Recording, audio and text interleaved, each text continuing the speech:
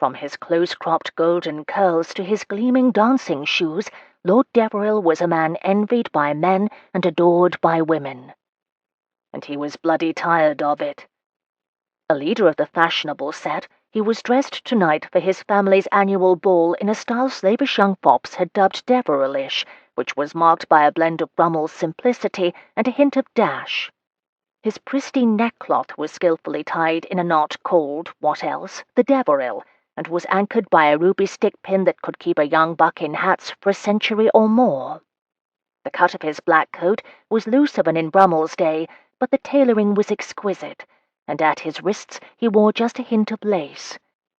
It was not, he reflected as he kissed the elderly Lady Sophronia Singleton's gloved hand and complimented her horrific scarlet turban, but he minded his popularity so much, given the snubs he'd endured from the hypocritical Ton when his father had still been drinking and whoring his way through London. The Ton's approval had been a welcome change at first. It hadn't happened overnight, of course. He had been ruthless in his social campaign for those first few years. He'd worked hard to establish himself as a man of substance as well as style. He gambled, but only enough to prove himself honest. He had his share of liaisons with willing widows and even kept a few mistresses. But though he'd enjoyed the affairs while they lasted, always in the back of his mind was the memory that he was proving to the world just how different he was from his father. And eventually his diligence had paid off. Whereas he'd left university still in the shadow of his father's notoriety, now he was considered a good 'un by the gentlemen and a catch by marriage-minded mammas. Given what his social status might have been then, Alec knew just how ungrateful it was for him to admit he was less than satisfied with it. His ennui sprang, he supposed, from the knowledge that if he so chose, this same pattern could continue on into his dotage. Breakfast at White's, horseflesh at Tattersall's, seeing and being seen in the park, followed up by some evening entertainment or other. The same people, the same food, the same conversation. "Why so gloomy, Deveril?" Colonel Lord Christian Monteith asked from his usual post, one shoulder propped against a marble column. "Trouble with the old cravat? Champagne not shining your hessians as bright as you'd like? Stick-pin poking you in the—" "Don't be an ass, Monteith." Alec raised his quizzing glass and a dark blonde brow, channeling his annoyance through the eyepiece. "Sorry, chap, that thingamy doesn't work on me," Monteith said apologetically. "My head's too thick. Its powers cannot penetrate to my brain." With a sigh, Alec tucked the glass away. "Should have known you'd ignore it." Taking up a position on the other side of Monteith's pillar, he nodded toward the ballroom floor. "Why aren't you dancing?" he asked. "Already did." "What, you danced once and having done your duty retired here to this pillar?"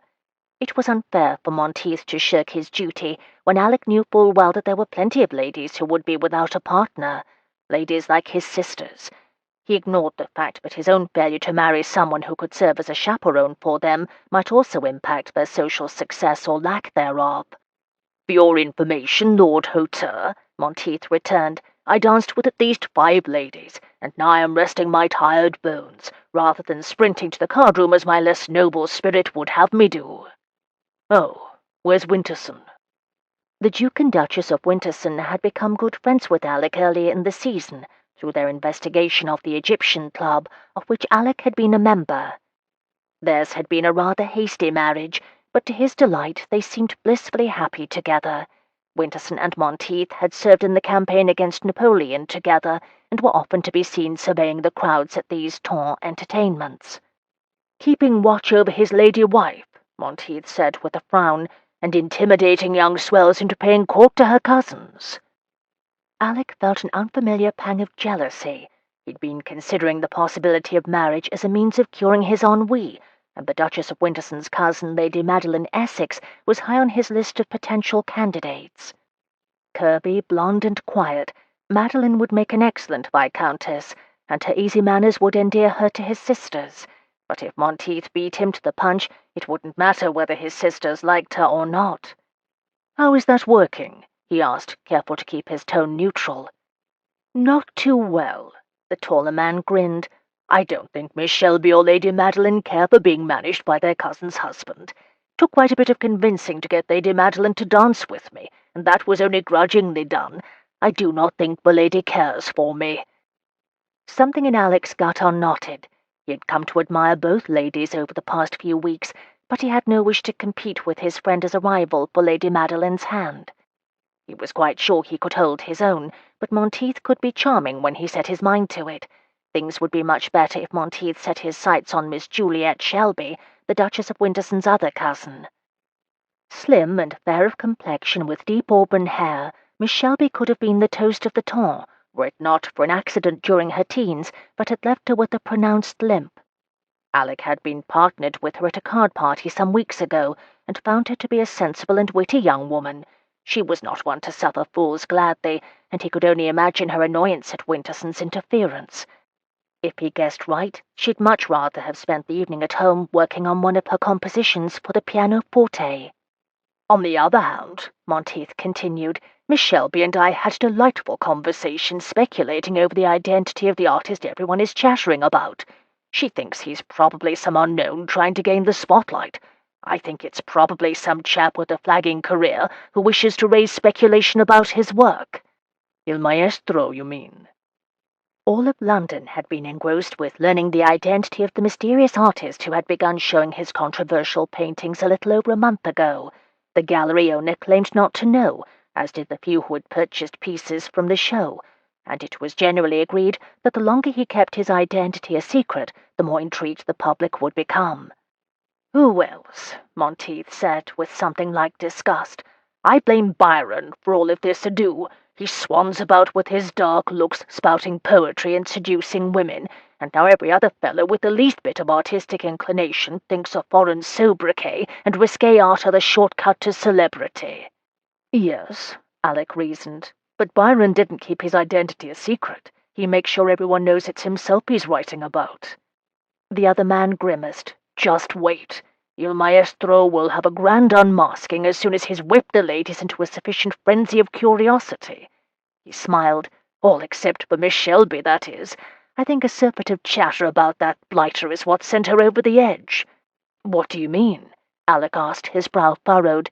"Is she unwell?" He did not like to think of Juliet ill, and it was the duty of a good host to ensure the comfort of all his guests, of course. Monteith's glib tone turned serious. "I think her leg might be paining her a bit," he said, "and of course her harridan of a mother refused to allow her to take the carriage home." On that point Deveril and Monteith were in firm agreement. Lady Shelby was one of the most beautiful women to grace the ton. She and her two sisters had taken society by storm when they'd made their debuts some 2.5 decades earlier. The daughters of an undistinguished Dorset squire, they'd been introduced to the ton by a distant cousin, and within months married 3 of the most eligible bachelors in town. Of the 3, Rose was the least admired, not because of her looks, which had only improved with age, but because of her unpleasant nature. "It would have surprised me to hear she had done so," he remarked. "Lady Shelby loves no one but herself, and even those feelings come with conditions." The other man made a snort of agreement. His respite from his guests over, Deveril took leave of his friend and wandered over to the line of chairs that had been set out for the matrons and those young ladies who either did not care to dance or had not been asked. An empty seat next to Lady Madeline Essex beckoned, but as he glanced up he saw a familiar figure slipping through the doors leading to a hallway off the family rooms. Changing direction, he threaded his way through chattering guests and finally made his way to the exit. When he reached the corridor, it was deserted, except for a few wandering pairs taking advantage of the less crowded room for quiet conversation, or perhaps for assignations. He was hardly one to judge. Turning into a side hallway, he saw what he was looking for. A familiar man was turning a key in the door of Alec's office.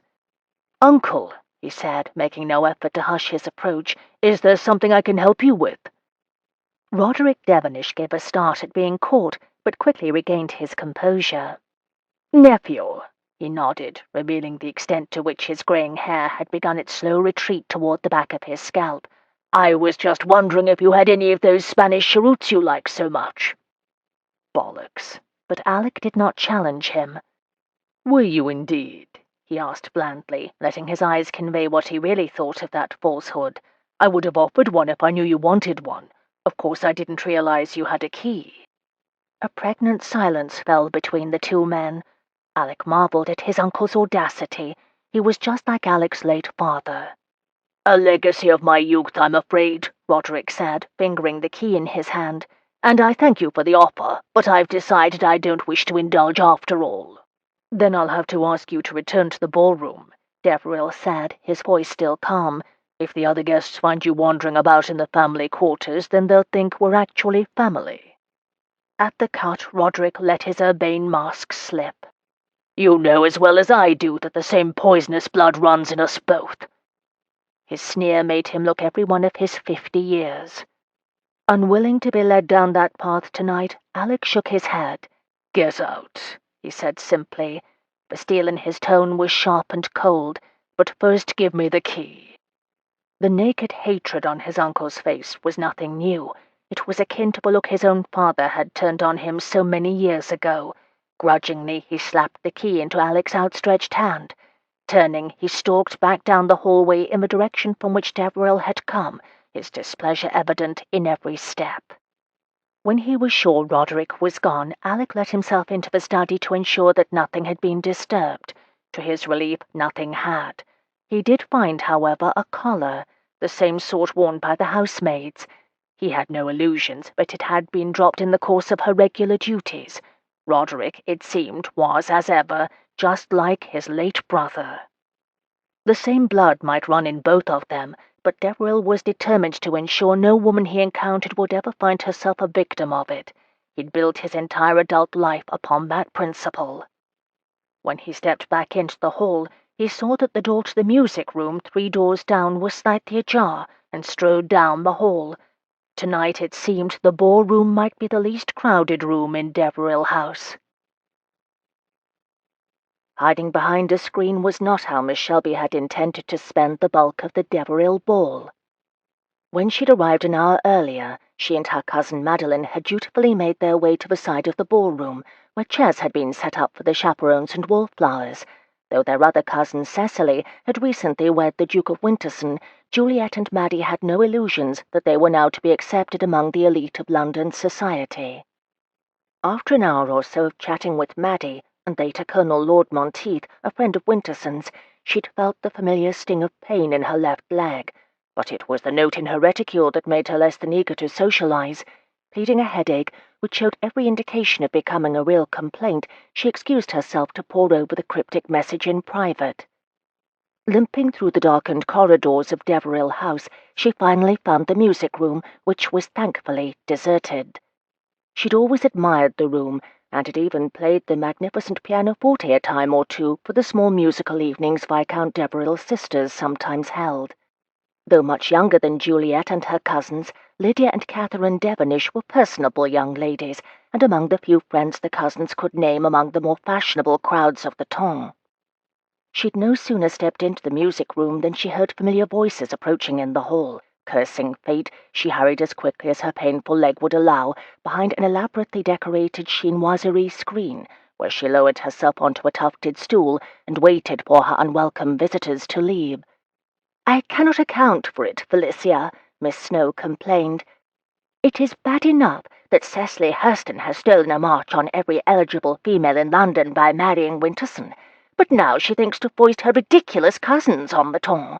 I had thought that Lydia and Catherine had more discernment than to allow such unfashionable people free rein in their ballroom. Or Lord Deveril, for that matter. I am sorely disappointed in the Devonish family at the moment." "Oh, I agree wholeheartedly," Amelia's bosom friend Lady Felicia Downs said. What a surprise! Juliet rolled her eyes. "It's insulting to anyone of taste," Lady Felicia continued. "As if we've forgotten how the ugly Ducklings languished with the rest of the ineligibles these past 3 years. Does Cecily Hurston really believe that her lucky marriage will erase Lady Madeline's plumpness or Miss Shelby's unfortunate limp?" Juliet could hardly be surprised at Felicia's unkind words, but hearing them aloud stung. For the 3 years since their debut, when Amelia had dubbed the unfashionable cousins the ugly Ducklings, they'd been subjected to one unkindness or another from the blonde beauty and her friend. Though she had hoped that Cecily's marriage to the Duke of Winterson would give the cousins a much-needed social boost, it would appear with Amelia and Felicia the change in status for Cecily had barely registered. And it most certainly hadn't erased their derision for Madeline and Juliet. Cecily Hursten may have trapped Winterson into marriage, Amelia said, but there is no way that Lady Madeline or Miss Shelby can possibly expect to make comparable matches. Why, the idea is preposterous. While it is certainly within the realm of possibility that Madeline will go on a strict reducing regimen, Amelia continued, warming to her topic, there is certainly nothing that Juliet can do about her unfortunate limp. I had supposed that one such as she would be confined to her home and not be thrust upon genteel society. I wonder what her parents were thinking, to bring her out as if she were any normal girl. Juliet felt her cheeks redden with anger. It wasn't as if she had never heard such sentiments expressed before. Indeed, her own mother had at times said similar things, though she had had the decency to keep her thoughts out of hearing of the public. So long as Juliet kept the true nature of her unfortunate injury secret, Lady Shelby had agreed that her daughter might attend as many society events as she wished. But to hear Amelia Snow, who had fooled the gentlemen of the ton into believing her to be a sweet and nurturing angel, express such sentiments was infuriating. "I dare say," Felicia responded, "they are hoping to marry her off to some aged lord who has already sired an heir. The idea of anyone else wishing to marry such an antidote is laughable. What man would possibly wish for the mother of his children to drag herself around with a walking stick?" As she listened to the two girls share their mirth at her expense, Juliet vowed to accidentally trip Amelia at the first opportunity. "You don't suppose they've already chosen someone, do you?" Amelia asked once her giggles had subsided. "Because I would dearly love to be present at that wedding. How does one stumble down the aisle, do you think? At least we would not be forced to see her dance at her own wedding. Imagine what a spectacle that would be. Carroty hair mixed with a halting gait. She will be as amusing as a performer at the circus." This came from Lady Felicia. The laughing fit brought on by that bit of mean-spiritedness was interrupted by a cough, a gentleman's cough. "Miss Snow, Lady Felicia," she heard a deep voice say, "how is it that you are not on the dance floor?"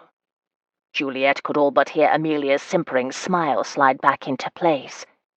"Your lordship," she cooed, "what a delightful entertainment you've hosted this evening. Felicia and I were just taking a bit of a rest in between sets." "I thank you for the compliment," Viscount Deveril said smoothly. There was that hint of annoyance Juliet heard in his voice. "I must ask you to return to the festivities," he continued, his voice definitely cool. "This room is for family use only." "And you two are not family," his voice implied. Juliet bit back a cheer. "We will leave at once," Amelia said, her voice thick with apology. Of course she would not wish to insult an eligible like Deveril, Juliet thought cynically. "We apologize for the intrusion, my lord," Felicia cooed. Juliet bit her lip to keep from laughing at the insincerity. "There is no harm done, ladies," Deveril assured them with more generosity than they deserved. "And I pray you," he added, "try not to stumble down the hall. One would hate to see the two of you make a spectacle of yourselves. This isn't the circus, you know." Behind the screen, Juliet's mouth fell open in astonishment. Had the Viscount Deveril, leader of the fashionable set, just delivered a set-down on her behalf? It was not to be believed. In the room at large, an awkward silence fell, no doubt while Amelia tried to come up with a suitable response. Apparently she was unable to do so, because Juliet soon heard both ladies thank his lordship again for the warning, and hurry away in a rustle of silk skirts and the firm click of the closing door. Waiting a few minutes more to ensure the room really was empty, Juliet was making to rise from her seat behind the screen when she heard the Viscount's now familiar voice. "You may come out now, Miss Shelby. Your detractors have gone back to the ballroom." Juliet dropped her head into her hands in frustration. He had known she was there the whole time. Damn, and double damn. Schooling her features, she rose awkwardly from her seat and stepped out from behind the screen. When he'd overheard Miss Snow and Lady Felicia mocking the Ducklings, Alec had been surprised by the jolt of anger he felt on their behalf, especially when Amelia made her degrading remarks about Miss Shelby. There was no other young lady of the temps who had both red hair and a limp. That her hair was a rich auburn rather than the hue of carrots, as the two spiteful ladies had implied, was, he supposed, beside the point. "Come now, Miss Shelby, you are not going to ignore me, are you?" Alec stepped farther into the room, and feeling the chill in the air, crouched before the fireplace to stoke it a bit, and to give his companion another moment to emerge from her hiding-place. He was rewarded after a minute or so with the sound of a gown rustling and an uneven gait sliding along the thick Aubusson carpet. "Here I am, my lord," she said from behind him. "I had best leave now. I too am sorry for intruding in the family rooms." Alec rose easily from his crouching position before the fire. It was clear from her expression that Miss Shelby wished to be quit of his company, and he could hardly blame her, but coming upon her here had given him an idea. "I'm afraid that was a bit of a fib I told Lady Felicia and Miss Snow in order to hasten their departure. This is one of the family rooms, but you are more than welcome to stay." He watched a series of mixed emotions flicker over her face, chief among them confusion. As her green eyes narrowed, he realized that she was really quite pretty when one stopped to actually see her. He supposed he was as guilty as anyone of defining her by her injured leg. "Indeed?" she asked, regaining her composure. "I thank you for the compliment, but I will leave as well. I feel sure my cousins will have missed me by now." As she turned to go, walking-stick in hand, Alec reached out a hand to stay her, but the touch must have startled her, for she gasped, and the sheet of foolscap she clutched floated to the floor. "My apologies," he said, releasing her immediately, then bent to retrieve the paper for her. "I only meant to request you to stay for a moment and talk with me. I have something I wish to discuss with you." He handed the note to her, and saw wariness in her green eyes as their gloved hands brushed. "What do you want of me?" she asked, distrust oozing from every pore as she tucked the note into the reticule hanging from her wrist. What was this, Alec wondered? She suddenly behaved as if he was some kind of lecher. "I mean you no harm, Miss Shelby," he assured her, truly. She must have found something trustworthy in his disclaimer, for she nodded once and allowed him to direct her to a chair near the enormous harp his sister Lydia played from time to time. "What was that about?" he asked before he thought better of it. He knew it was smart for a young lady to look out for herself, but there had been something else there in her eyes when she'd watched him. A faint blush suffused Juliet's cheeks, and Alec was struck by her prettiness. Her features were sharp, with a pointed chin and a narrow nose, and a creamy, smooth complexion, but it was her expressive green eyes that made her so attractive. "My apologies, my lord," she said. "I'm afraid I was overset, and I took out my pique on you." "Bad news?" he asked, his gaze dropping to her reticule. "Indeed," she said. That is, my friend has been called away on personal business." Her eyes clouded. "I would not be so worried, but she has in the past been stricken with melancholy to such a degree that—" "You fear she might harm herself," Alec said, understanding at once why she would be upset. He knew from personal experience what melancholy might make a woman do. "Yes," Juliet said, her expression relaxing at his words.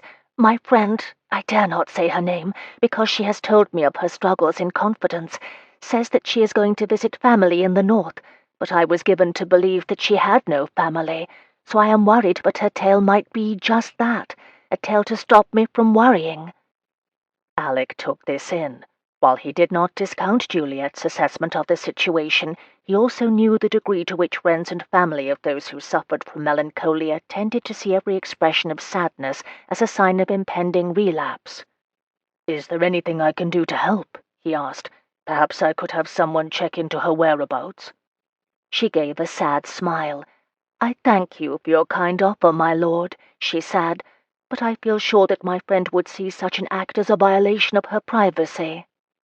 Alec gave a nod. He'd suspected as much, but seeing this young woman who clearly had her own struggles to endure had prompted him to make the offer. He mentally cursed Amelia and Lady Felicia for causing her even more distress. "But you wished to speak to me of something else?" his companion prompted. "I can hardly think what it might be, given the chasm that gapes between us." Her words stung, perhaps because there was some truth to them. Still, he could not fail to ask, "Because it is so unthinkable for someone like me to wish to speak with someone like you." "Well, you must admit that you are considerably more socially successful than I am," she defended herself. "Only consider how Miss Snow and Lady Felicia mocked me, and they are hardly the only members of the ton who say such things."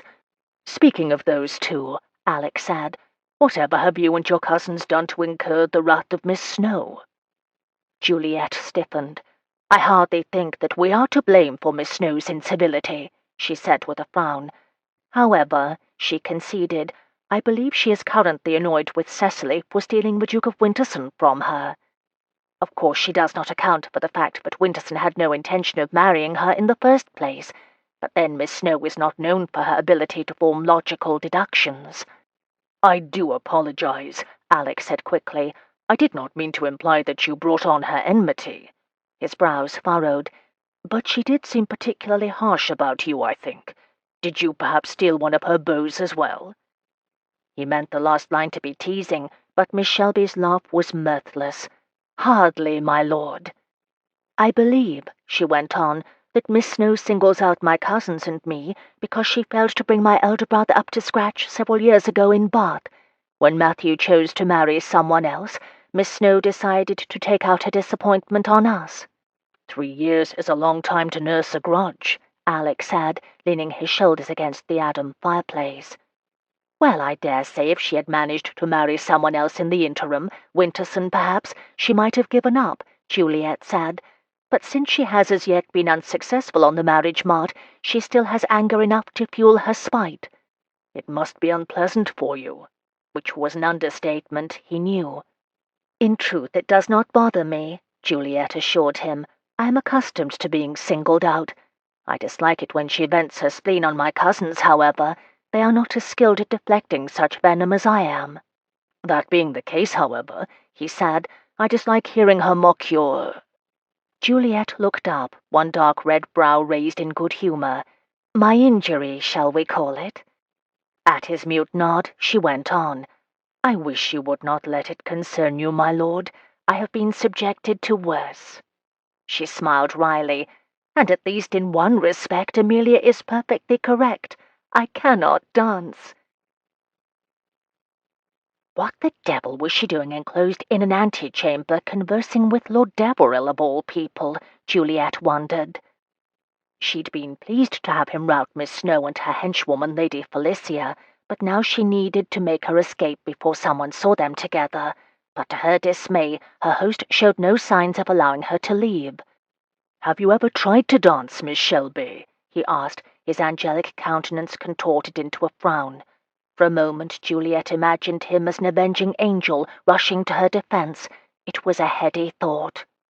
"Though I imagine her situation is quite different from yours," Deveril continued, "I know that my great-aunt Augusta, who suffers from a similar problem, found that while she cannot walk without a limp, she was rather good at dancing, something to do with having a compensatory sense of balance." Though she knew he meant well, Juliet rather doubted that Lord Deveril's great-aunt Augusta's ailment was quite as severe as her own. Still, it was kind of him to suggest it. "I have not tried to dance, my lord," she said, "but I can assure you that there is little chance of my being able to do so. I'm afraid my—" "I beg your pardon, Miss Shelby," he interrupted, "but if you haven't tried, then how can you possibly know?" His audacity surprised her. For as long as she'd known him, or more accurately known of him, Lord Alec Deveril had been held up as a pillar of good breeding and elegant manners. He was hardly the sort of man one would expect to interrupt a lady. Still, his question gave her pause. How could she know without having tried? She thought of the dance card that her cousin Cecily had given to her a week ago. Earlier that season, when Amelia Snow had left her reusable ivory and filigree dance card in the ladies' retiring room at the Buell ball, Cecily, then Miss Hurston, had snatched it up in hopes of using it herself. After all, it had been signed by the most eligible gentleman of the ton, and Amelia had just proven herself once more to be the most unpleasant and hateful young lady of the cousin's acquaintance. But now that Cecily was happily married, she had passed it on as a sort of good luck token to Juliet. She was not bold enough to trick the gentlemen into thinking they had signed up for dancing with her rather than Amelia, as Cecily had done, but she would like to put the dance card to use on her own. Perhaps have the gentlemen of the Beaumont scrawl their names on the ivory slats of the dance card in hopes of taking a turn about the room with her for a change. But since it had come into her possession, Juliet had been wondering just how she could make that happen. It was perfectly acceptable for young ladies who were unable to dance to sit out the set with a gentleman. But what if Lord Deveril was right? What if she could actually dance? The very idea was revolutionary. It could change everything. "I suppose you are right," she conceded at last. "I cannot know, never having tried. But I would hardly wish to try it in a ballroom full of spectators. If my mamma was worried that my playing the pianoforte would create a spectacle, she would have an apoplectic fit if she knew I was considering dancing." "Which," his lordship said with a grin, "is why you should have a select group of people teach you, perhaps just your cousins and a few other ladies and gentlemen." He looked so pleased with himself that Juliet nearly laughed aloud. "And I suppose you would wish to be a member of the party?" she asked. "Well, it was my idea," he said guilelessly. Juliet found herself smiling.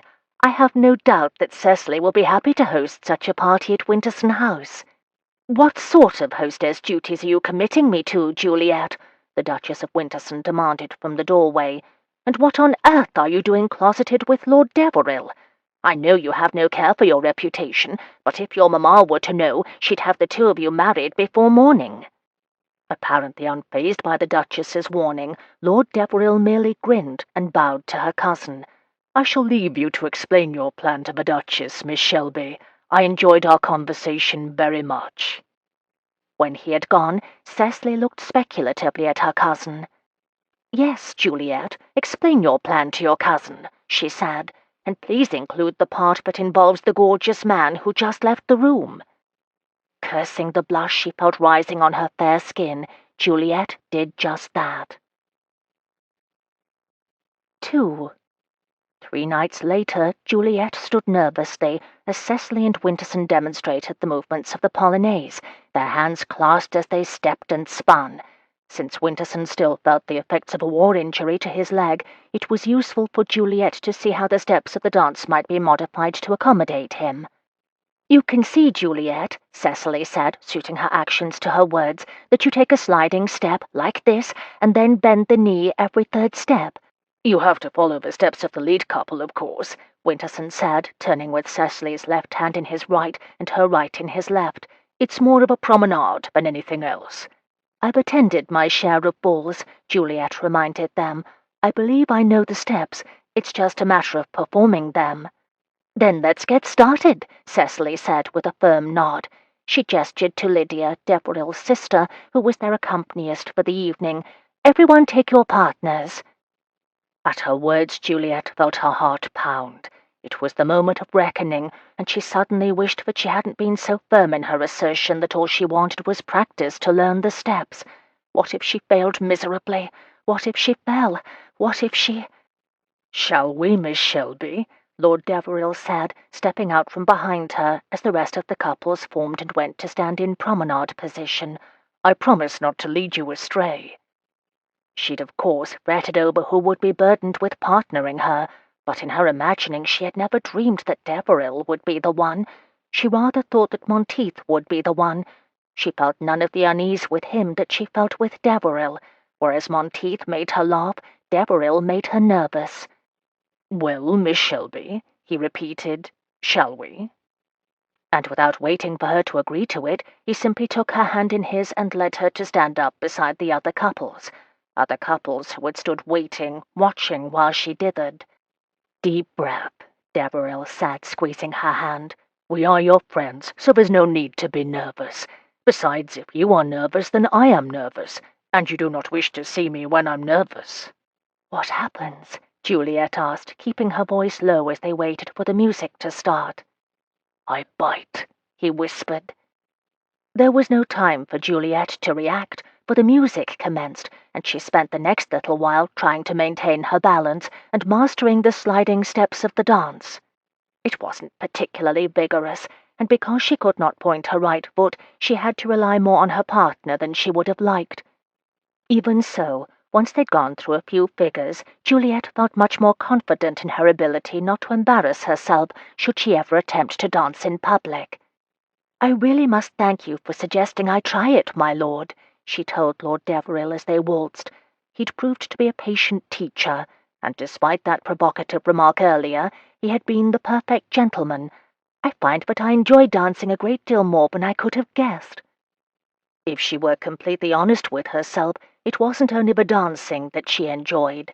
Being held in the arms of London's most eligible bachelor was something to anticipate, no matter how she tried to suppress her reaction. "I would never have had the audacity to even consider the idea if you hadn't suggested it," she continued, trying desperately not to notice how he smelled of cloves and sandalwood. "The pleasure is all mine, Miss Shelby." If Lord Deveril noticed that she was melting in his arms, he gave no indication of it.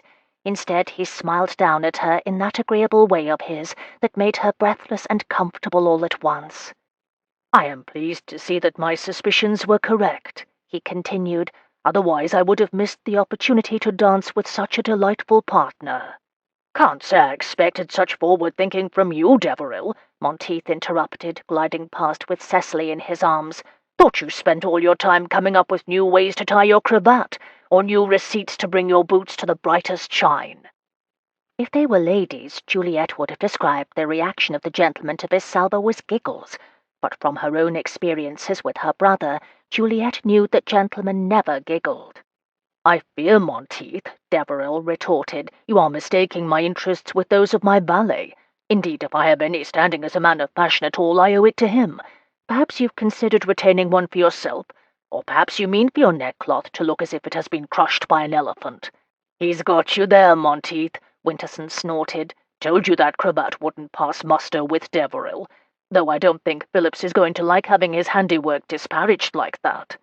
"Gentlemen, pray remember that you are supposed to be on your best, most charming behaviour," Cecily chided the men. "One's partners at a ball do not generally call out to one another across the room." "Well, not at Tong balls, anyway," Lord Fortenberry, who was dancing with Winterson's cousin Serena, said. "There are certain other entertainments where the social rules are a bit more flexible." "Yes, well, we do not discuss those in mixed company, do we, Fort?" There was a hint of steel in Winterson's tone. "Really, darling," Cecily said, "how are ladies supposed to know anything of the real world if gentlemen are forever protecting them from fast talk? If you treat us like children to be sheltered from every little hint of scandal, how will we deal with real scandal when we run across it?"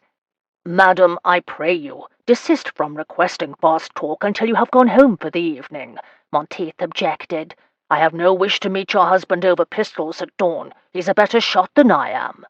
"And what are your feelings on the matter, Miss Shelby?" Deveril asked, diverting Juliet's attention from the other dancers.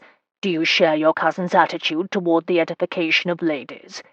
"I can hardly admit otherwise in her hearing, can I?" Juliet asked with a laugh. "Cecily can be quite persuasive on the matter, so I definitely share some of her more liberal leanings. However, I'm not sure I wish to know precisely what real scandal entails, or rather I do not wish to experience it for myself." "Ah, you are cautious, then?" Juliet refused to look up into his face for fear she'd reveal just how captivating she found him. Besides, he was only doing her a kindness. It hardly implied the man was ready to throw himself at her feet. "Indeed," she answered primly, "I would not wish to become the subject of talk, or rather no more so than usual." "I'm afraid that when you reveal your newfound dancing skills at the next ball you attend, you will inevitably become the subject of talk," Deveril told her, dipping his head a bit to look her in the face. "But only of the best sort," he assured her with a warm smile. "Society loves nothing better than a triumph." Juliet nodded, unable to voice her appreciation for his kind words. They danced along in companionable silence while the easy chatter of their friends sounded around them. Juliet revelled in the feel of his hands, one at her waist and the other clasping hers tightly. She had very few moments of this sort, when she could hide away in the deep recesses of her mind to bring out in times of trouble as a salve to combat loneliness.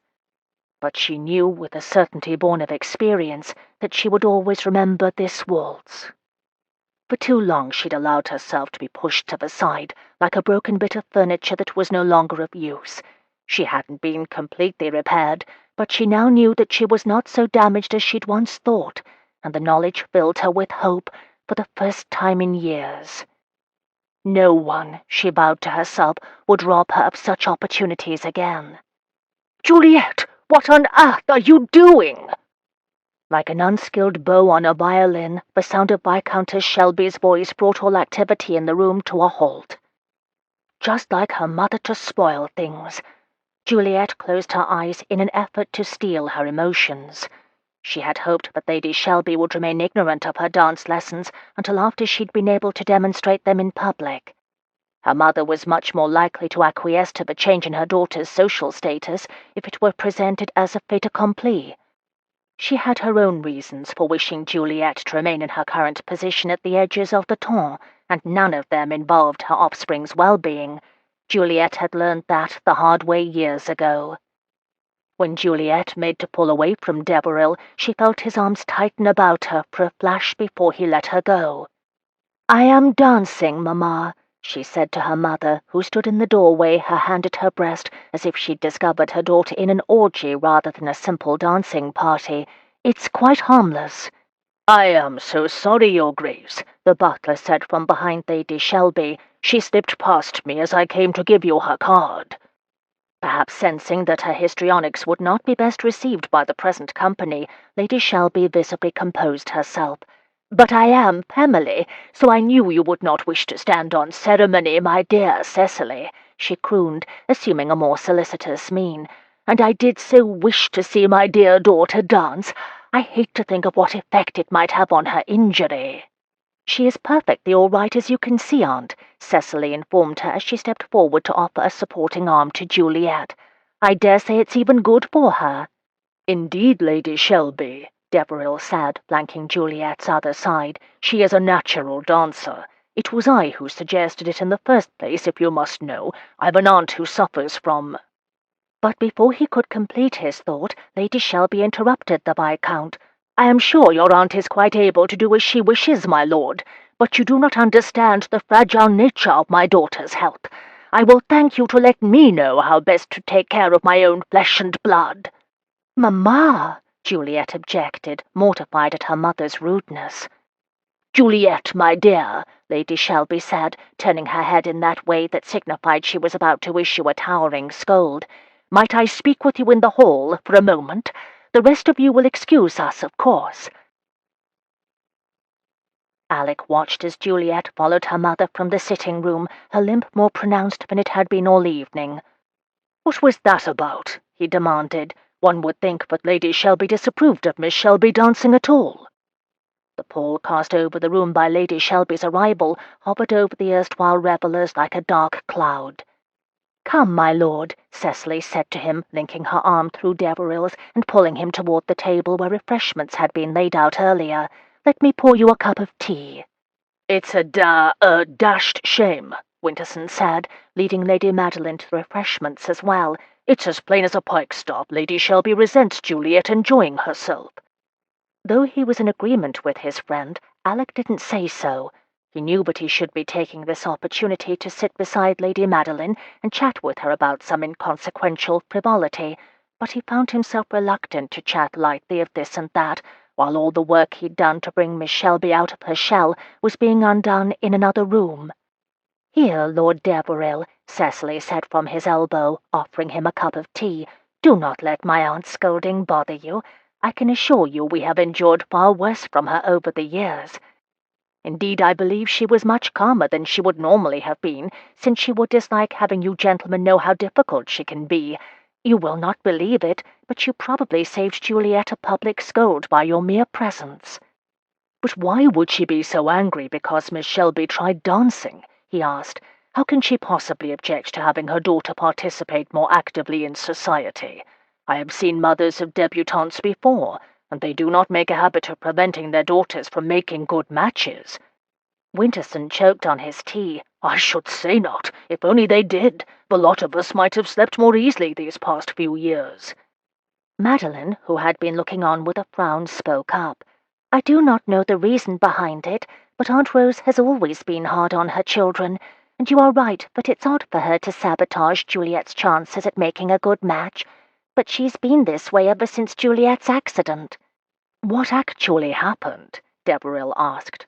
He knew it was perhaps rude of him to ask such a question, but he sensed the circumstances surrounding the incident that had left Juliet crippled lay at the heart of Lady Shelby's censure. "We are not even exactly sure ourselves," Cecily said, sipping from her own cup of tea. "The year Juliet was 14, her father was posted with the Foreign Office to the Congress of Vienna. And while they were there, something happened. Whether it was an accident or a deliberate injury, we don't know, but whatever occurred, it was grave indeed. I know that at one point they were unsure whether Juliet would even survive the injury, so it cannot have been minor. They remained abroad for 2 more years, and when they returned, Juliet was completely changed." "How so?" Monteith asked, stretching his long legs out before him as he reclined in an armchair. "You will not believe it, but before they left," Madeline said, "Juliet was the most animated of us 3 cousins." Alec felt his jaw drop a little. "You're joking," Winterson said, his brow furrowed. "Juliet? Quiet Juliet?" "I've seen it happen to soldiers," Monteith said, his face serious. "You have too, Winterson. We all have. A young fellow full of his own importance goes off to war and comes home a changed man." "Yes," Deveril said, "but a gently bred young lady living in polite society abroad is hardly exposed to the same sort of atrocities as a hardened soldier, no matter how close Vienna was to the Battle of Waterloo." "Whatever happened, it must have been very difficult indeed," Cecily said, "because the Juliet who left and the Juliet who returned were like night and day. And of course there was the injury." "Which was?" Monteith asked from his perch before the fireplace. "We don't know." Madeline's blue eyes were serious. "We have never known. Cecily and I agreed that we would wait for Juliet to tell us about it, thinking that for us to bring up the subject ourselves would perhaps be too intrusive. And there was a certain amount of—" she paused as if searching for the right word, "hesitation, I suppose, in her manner every time our conversation even approached talk of her time abroad, but we simply became accustomed to avoiding the subject altogether. As a result," Cecily continued, "we never did learn what happened to her, or why. All we know is that something definitely occurred that left Juliet with a bad limp, and that our aunt has tried her hardest to make sure that Juliet does nothing to draw attention to herself." "Why allow her to debut, then?" Alec asked. This whole business made no sense. He'd never particularly liked Lady Shelby, but he'd never considered that Juliet's unpopularity actually sprang from a concerted effort on her mother's part to prevent her from being accepted. One would expect her to simply forbid Juliet from going out in society at all. "Oh, Lord Shelby wouldn't allow it," Madeline said. "I think Juliet would have been just as happy not to make her come out at all, but her father insisted that she do so along with us. I overheard Lord and Lady Shelby arguing once at a house party. She was demanding that he give up his ridiculous insistence that Juliet be treated like any other young lady." Cecily scowled at the memory. "I will never forget the scorn in her voice when she spoke of Juliet, as if she were an embarrassment. That was not terribly long after Juliet made her debut. She had gone for a walk on the terrace with Lord Filton, and she'd slipped on a stone. You would have thought she'd fallen headfirst into the Serpentine at Hyde Park for the way Lady Shelby carried on about it." Deveril shook his head. He'd had no idea that any of this had been going on. He certainly hadn't done anything to ensure that any of the ugly ducklings, as Amelia Snow had dubbed them, were sheltered from the unkind members of the haute ton. A pang of shame washed over him at the knowledge. He'd been so busy worrying about himself, he'd not even noticed the dramas going on beyond the fringes of his more fashionable set of friends. "You didn't know," Madeline said softly. Deveril looked up to find the curvy blonde's gaze on him. She saw more than she let on, he'd wager. He was startled to remember that she was the one he'd originally intended to woo. Certainly he felt none of the dizzying array of emotions that Juliet inspired in him when he looked upon her. No, Madeline was a nice enough young lady, but he was not drawn to her in the same way as he was to Juliet, and perhaps that was all to the better. He had learned from his father's example just what hardships could arise from a match based on passion. Much better to marry someone he liked but felt no passion for. "No," he said at last, "I didn't know, but I cannot help but feel responsible somehow. If I had been more alert to her situation—" "You could have done nothing," Cecily said boldly. "Only Lord Shelby has ever been able to sway Aunt Rose, and even then he is not always successful. I dare say you weren't even introduced to us until last year. One can hardly blame you for failing to intuit that Juliet was being held back." A sharp cry from the hallway startled them all. Alec, his senses attuned from years spent with his brute of a father, knew all too well what damage a parent could visit upon a child, even an adult. Incensed, he stalked toward the pocket doors. He was arrested by a hand on his arm. "My lord, perhaps you should wait," Cecily said quietly. He pulled out of her grasp and continued to the door. Behind him, he heard Winterson bidding his wife to let him go. Ignoring the talk behind him, he stepped into the hallway, his dancing slippers echoing on the marble floor. He scanned the richly appointed room and saw the door to an adjoining chamber ajar, the warm glow of lamplight spilling into the hall. He could hear the sound of weeping, and for the first time stopped. What right did he have to intrude upon Juliet's pain? But something stronger than common sense made him press on, an urge he hardly understood leading him to seek her out. Carefully, he walked to the door and peered inside, so as not to startle her. To his relief, she was alone, and at first glance he saw no sign that she had been mishandled physically. She sat in a small chair before the fire, a handkerchief in one hand and what appeared to be a note in the other. "Miss Shelby," he asked, trying not to let his anger for her current state infuse his voice, "are you well?" She looked up, her eyes bright with tears. Stricken, she dabbed at her eyes with the handkerchief, made to stand. "Lord Deveril, I did not hear you come in," she said, her voice shaking but strong. "If you will but give me a moment, I will be back to finish our lesson." "Do not trouble yourself, Miss Shelby," he said, moving closer, wishing he could take her into his arms to offer comfort. But even the Duchess of Winterson, with her liberal ideas, would frown upon that, he suspected. He settled for a comforting hand on Juliet's shoulder. "Is there something I may assist you with?" he asked. "Shall I bring your cousin to you?" She closed her eyes as if to give herself strength, then shook her head. "No," she said softly. "No, I will be all right in a moment. I just needed a bit of time to myself." Her words implied that she wished him to leave, and he could not blame her, but he also knew that such situations, if left to be handled on their own, could lead to dire consequences. "Miss Shelby," he said, "was your mother very angry about the dancing, then?" She stared at him blankly for a moment, as if she didn't understand his question. Perhaps she had been struck by her mother. He didn't see any signs of it on her person, but clothing could hide bruises. He knew as well as anyone. But her words suggested otherwise. "Yes, my lord, she was quite angry, but that's not why I am overset." She sighed and looked into the fire, as if choosing her words carefully. He gave her the space she needed. Finally, she spoke. "My mother is fearful that my injury will bring shame on the Shelby name," she said. Her tears had gone now, leaving only resignation in their wake. "But I am accustomed to her histrionics now. The only real power she has over me is that of public embarrassment." Her lips curved upward in a wry smile. "I find it ironic that in her efforts to save herself from scandal, she creates them all on her own." She held up the note between her slim fingers. "It is this which caused my outburst," she said. "I am sorry to have given you the wrong impression." He pulled the chair opposite hers closer and took a seat. "Is it your friend, the one you spoke of the other evening?" "Yes." She tucked her handkerchief into the sleeve of her gown and smoothed the silk of her skirts. Then, as if she had decided something, she handed him the note. "You can read it if you like." He took it from her, his gloved fingers brushing hers as he clasped the missive. The paper was inexpensive, the sort that could be had at any common stationer's. On the outside, Juliet's name was written in a neat curving hand, the direction of her father's London townhouse beneath.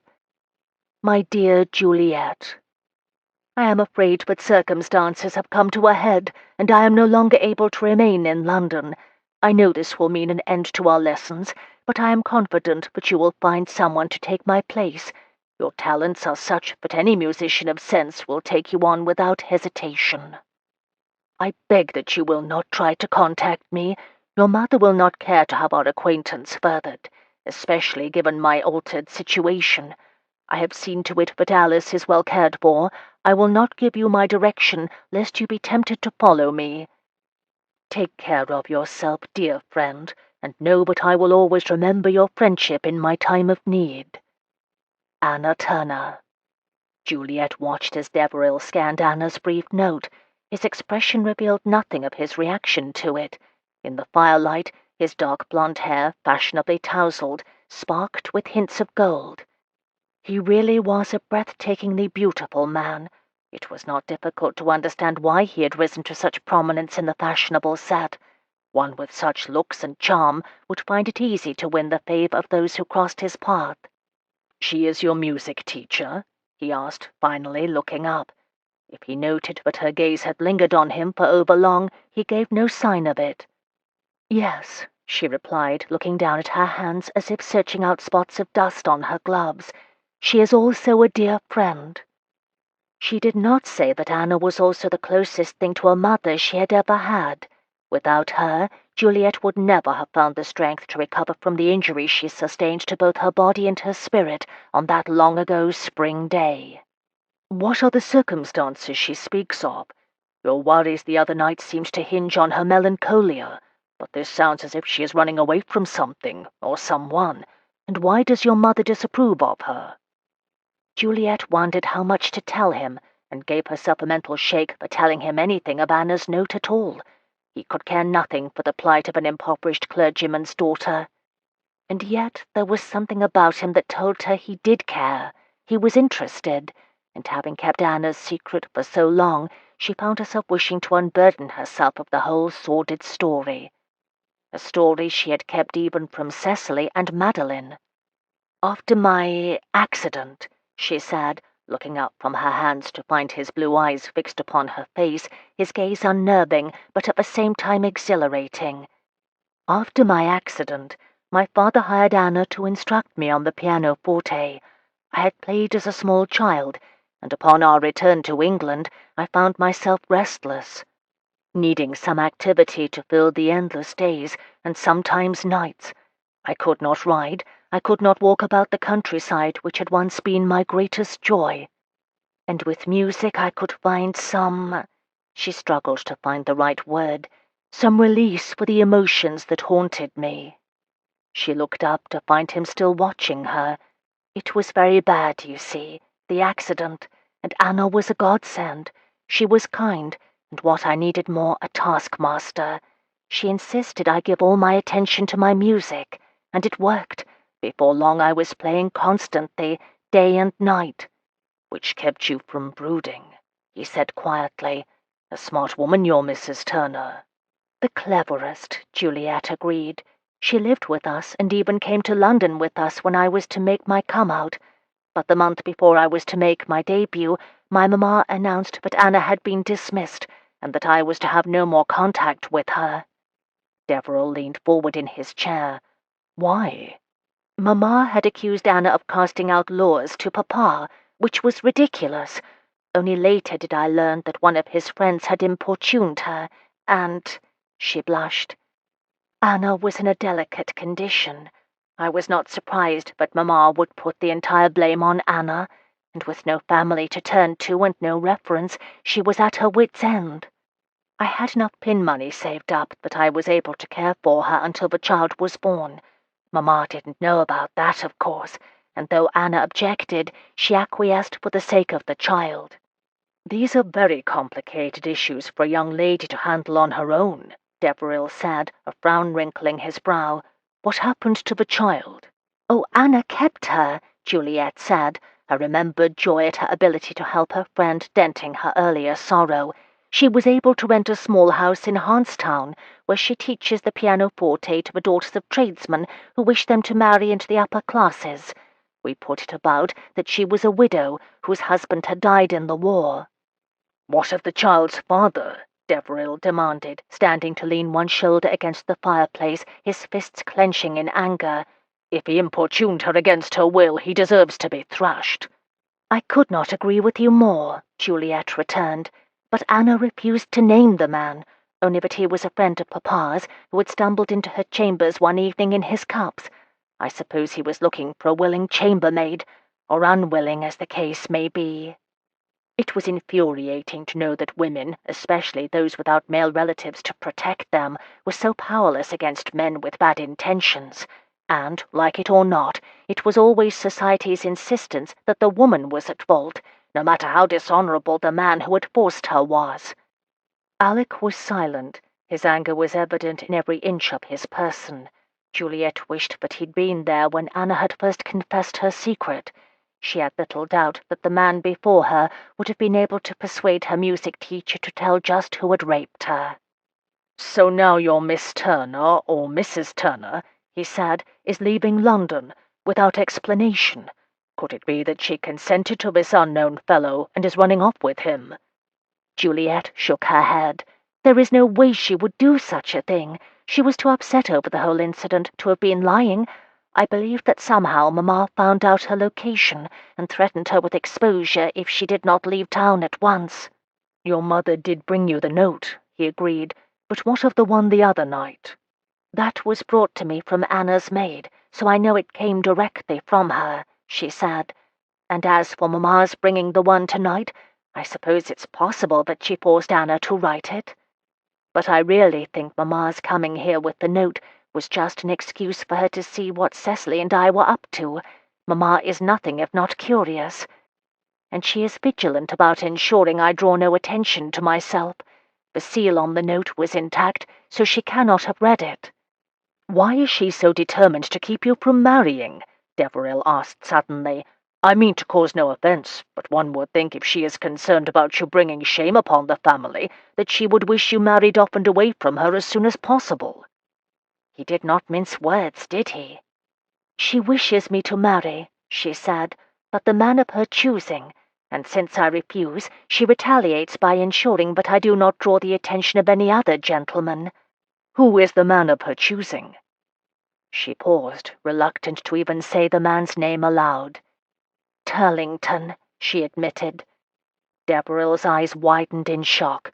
"I see why you would refuse." Lord Philip Turlington was a man of some 35 to 40 years old, who was well known throughout the ton for his artistic endeavours. While handsome enough, there was something about the man that made Juliet's skin crawl.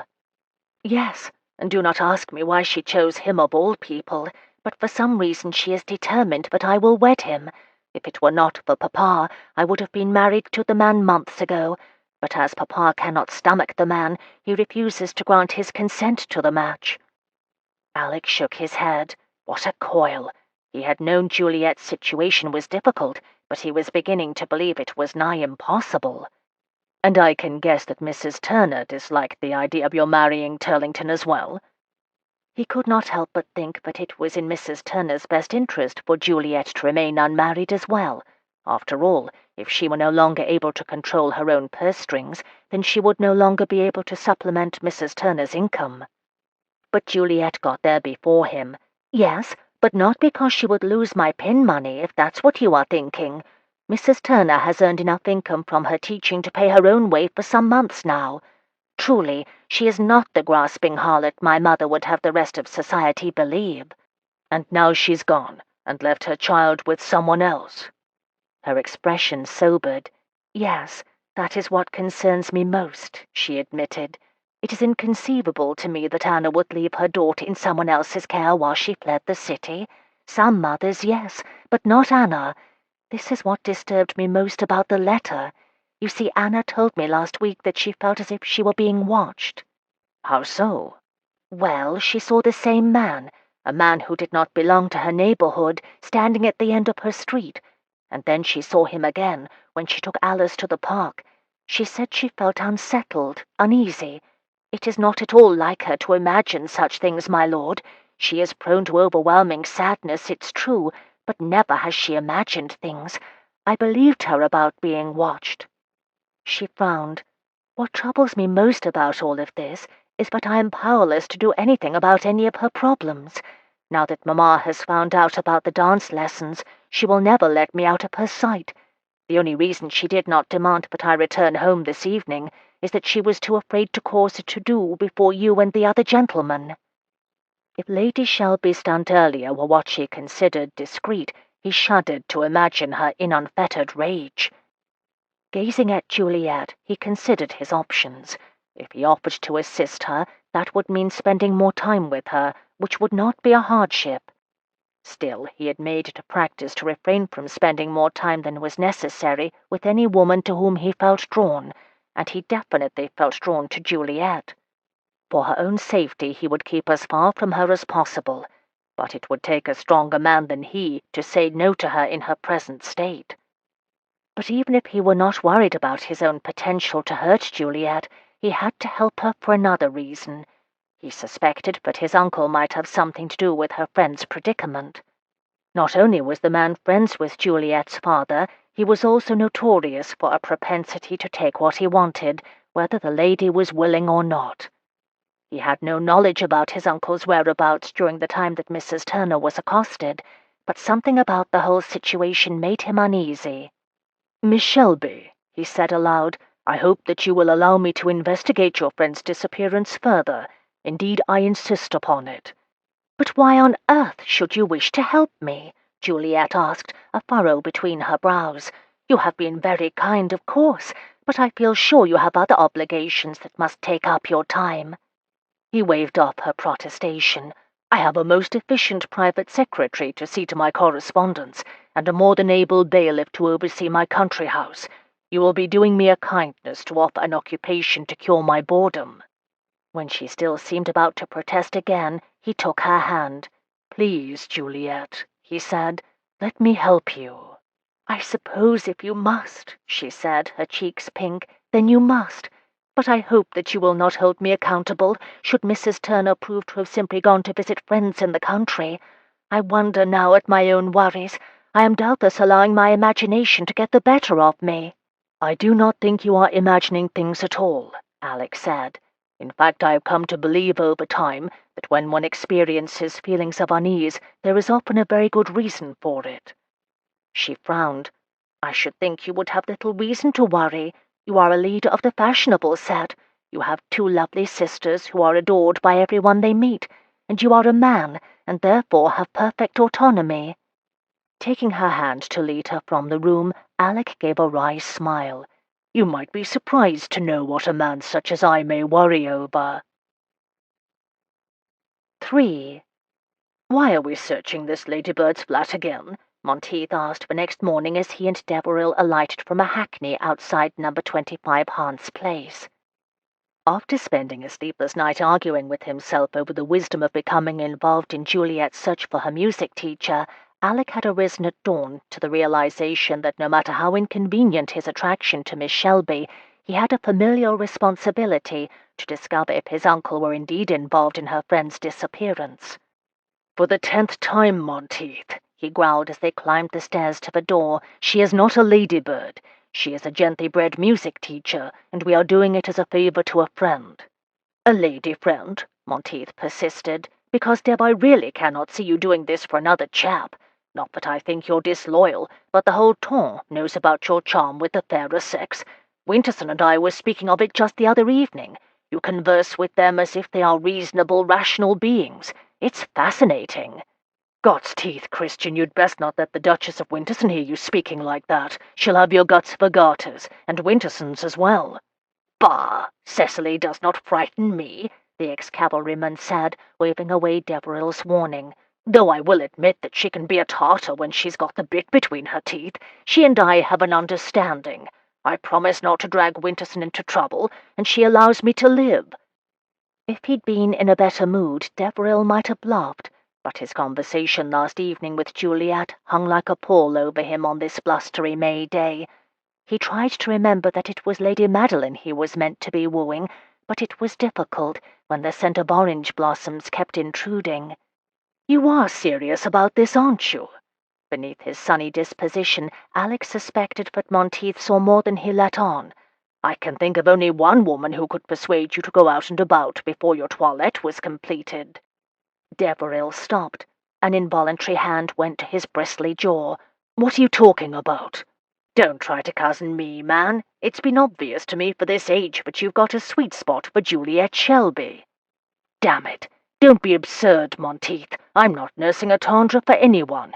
In fact, I've had my eye on Lady Sylvia Randall of late. She's just broken things off with Nash and—" Christian made a rude noise. "It won't wash, old fellow. Whenever she enters a room you practically light up like a lucifer match." "Double damn it.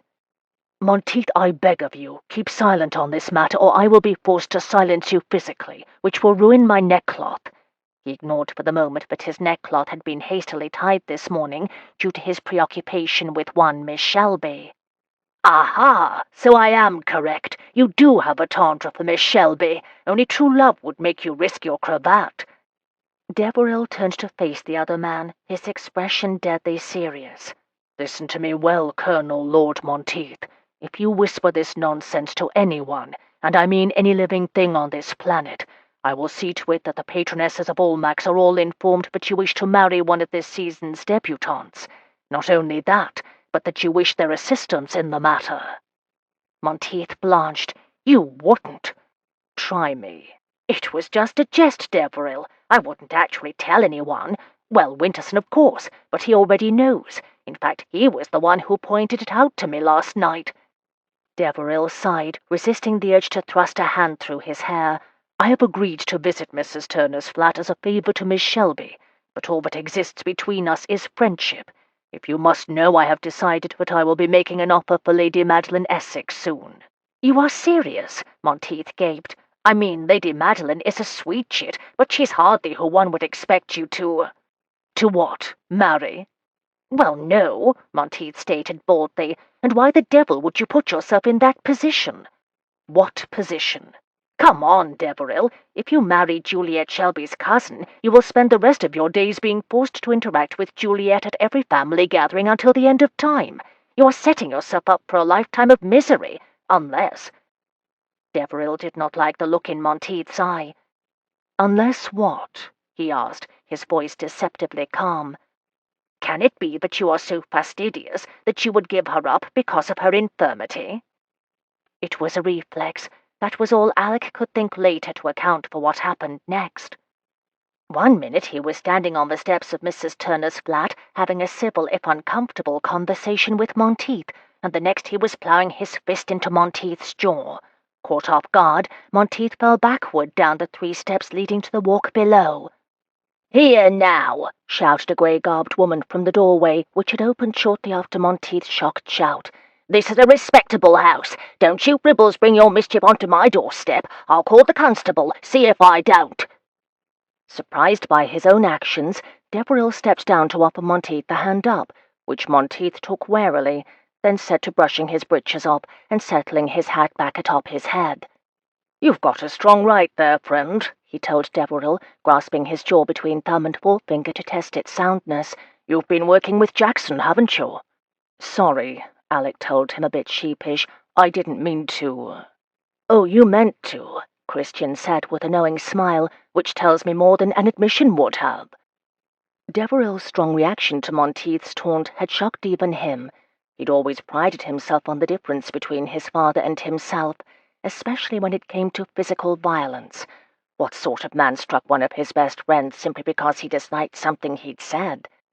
"That's no excuse," he told Monteith.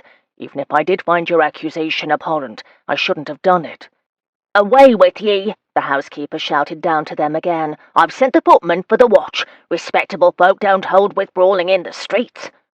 Deveril mounted the steps to stand before the woman, his most charming smile at the ready. "I do apologize, Mom, but my friend lost his footing." "Humph," she grumbled. "That's not what it looked like to me."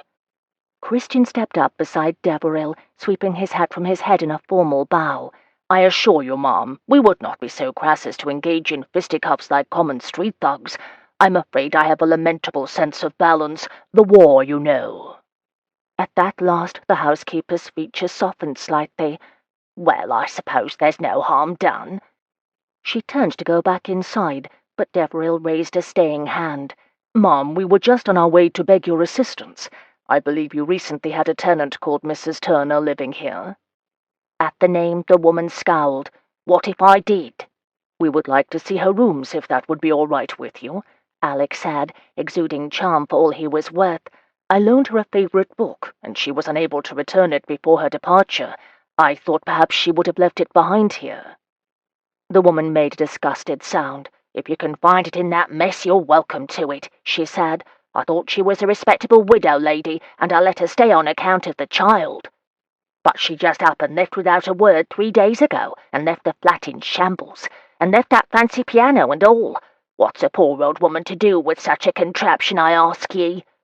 I asked Mr. Kimber in Sloane Street to come get the lot and sell it for what Mrs. Turner owed, on account of the child, you see." "What about the child?" Alec asked, a tickle on the back of his neck telling him that something was terribly wrong here. "Why, she left it here with me, didn't she?" the old woman said, her mouth pursed. "And not a penny did she leave me for the child's care. I would never have guessed but a genteel sort like that would just up and abandon her child. I know the quality has some strange ways, but if you'd seen her with the babe you'd be just as surprised as I am. I never would have guessed she had it in her to leave her child, and for a man, too." "Where is the child now, Mrs.?" Monteith asked, all levity erased from his manner. "Parks, your lordship," the old woman said. Then, her gaze sharpening, she looked from one to the other of them. "See here, you aren't the man who took her away, because I warn you now, but I will not let that little girl leave this respectable house to live in a house of sin. I don't care if she is the child's mother. I can make do." "No, no," Deveril assured her. "We are friends of Mrs. Turner's former pupil, and we've come at her behest. The young lady is afraid something untoward has happened to Mrs. Turner, and we agreed to come investigate." This seemed to satisfy Mrs. Parks. "That nice Miss Shelby, I reckon," she told them. "She is here every Monday without fail, and a proper young lady, make no mistake. It was her who convinced me to let Mrs. Turner let the flat in the first place. It's a shame her trust was so misplaced." Not willing to discuss Juliet with the woman, Alec indicated that he and Monteith wished to come inside, and the woman shrugged and opened the door for them to follow her in. While it was not a lavish establishment by any means, the house itself was clean and tidy. At least the entry hall was. As they followed her up the narrow staircase, Alec tried to imagine Juliet spending time here. He was so accustomed to seeing her in the fashionable haunts of London, even if she did manage to avoid the more lively circles, it was difficult to see her in this mean little house with its sparse furnishings. He wondered if she came unaccompanied or brought a footman along. He disliked thinking of her encountering the other inhabitants of Hauntstown unprotected. "Here it is," Mrs. Parks said, fitting the key into the lock. "I've got work to do in the kitchen, and the child will need to be fed. I'll leave the two of you here to yourselves. Just come and let me know when you leave so I can lock the door back." The two men stepped into the room, their boots echoing on the carpetless floor, and set to work, Deveril taking the small bedchamber and Monteith the parlour sitting-room. With only a small bureau and an ancient bedstead, the tiny room seemed even smaller thanks to the clothes and belongings scattered across the floor. A plain cotton night-rail draped haphazardly over the wash-basin, and one of the pillows had been sliced open, its feathers coating the bed and floor like a downy snowfall. When the obvious places to hide things like the bureau turned out to contain nothing more interesting than a sachet and a bedraggled ribbon, Alec began to search for less obvious locations. Thinking back to his school days, when secrecy had sometimes been necessary, he felt the undersides of the bureau drawers, in hopes that Mrs. Turner had affixed something there. And sure enough, he discovered a letter beneath the second drawer from the bottom. It had been franked by the Earl of Mounthaven, though the letter itself was from that gentleman's personal secretary, one Alistair McEwen. Since the notion of reading a lady's personal correspondence did not sit right with him, he tucked the letter into his coat to give to Juliet later. From the next room Monteith called out, Do you get the impression that someone has already been here before us?" Having moved over to search between the bed ropes and the mattress, Deveril had to shout from his supine position beneath the bed. "Yes, I do. In fact, it almost feels as if someone purposely ransacked the room to make it appear as if Mrs. Turner left in a hurry." "What the devil are you doing on the floor, man?" Monteith had wandered into the bedchamber. "This is no time for a nap." "Ha ha, bloody ha," Deveril said. Then, finding what he'd been searching for, he slid out from beneath the bed. Holding his find up for Monteith to see, he stood and brushed off his coat and breeches, knowing he'd be raked over the coals later by his valet. "A diary?" Monteith asked. "Not a very convenient location for it. Let's have a look." "I'd rather wait and let you, Miss Shelby, look at it first. There might be personal information here." Though he shook his head, Monteith didn't object. "Nothing in the parlor?" Deveril asked, giving the room one last glance before the two men stepped into the other room. "Nothing," Monteith affirmed. "With the exception of the baby's things, it looks as if Mrs. Turner took everything with her. Either that or she simply didn't have very much to begin with." They closed the door and stepped back into the narrow hallway, taking the stairs two at a time until they reached the apartments below. From the kitchens they could hear the baby crying loudly, but the sound of a loud smack silenced her momentarily. Then the wailing came again, this time louder. "Be quiet, or I'll give you another," they heard Mrs. Parks say menacingly. Deveril and Monteith exchanged a look. With silent agreement, they walked into the kitchen. At the sight of the two men, Mrs. Parks was all smiles, saying over the baby's cries, "My lords, I hope you were able to find some clue as to where this poor mite's mother has gone off to." "Indeed," Alec said, taking in the sight of little Alice, whose face bore the bright red mark of a palm print. "What's happened here?"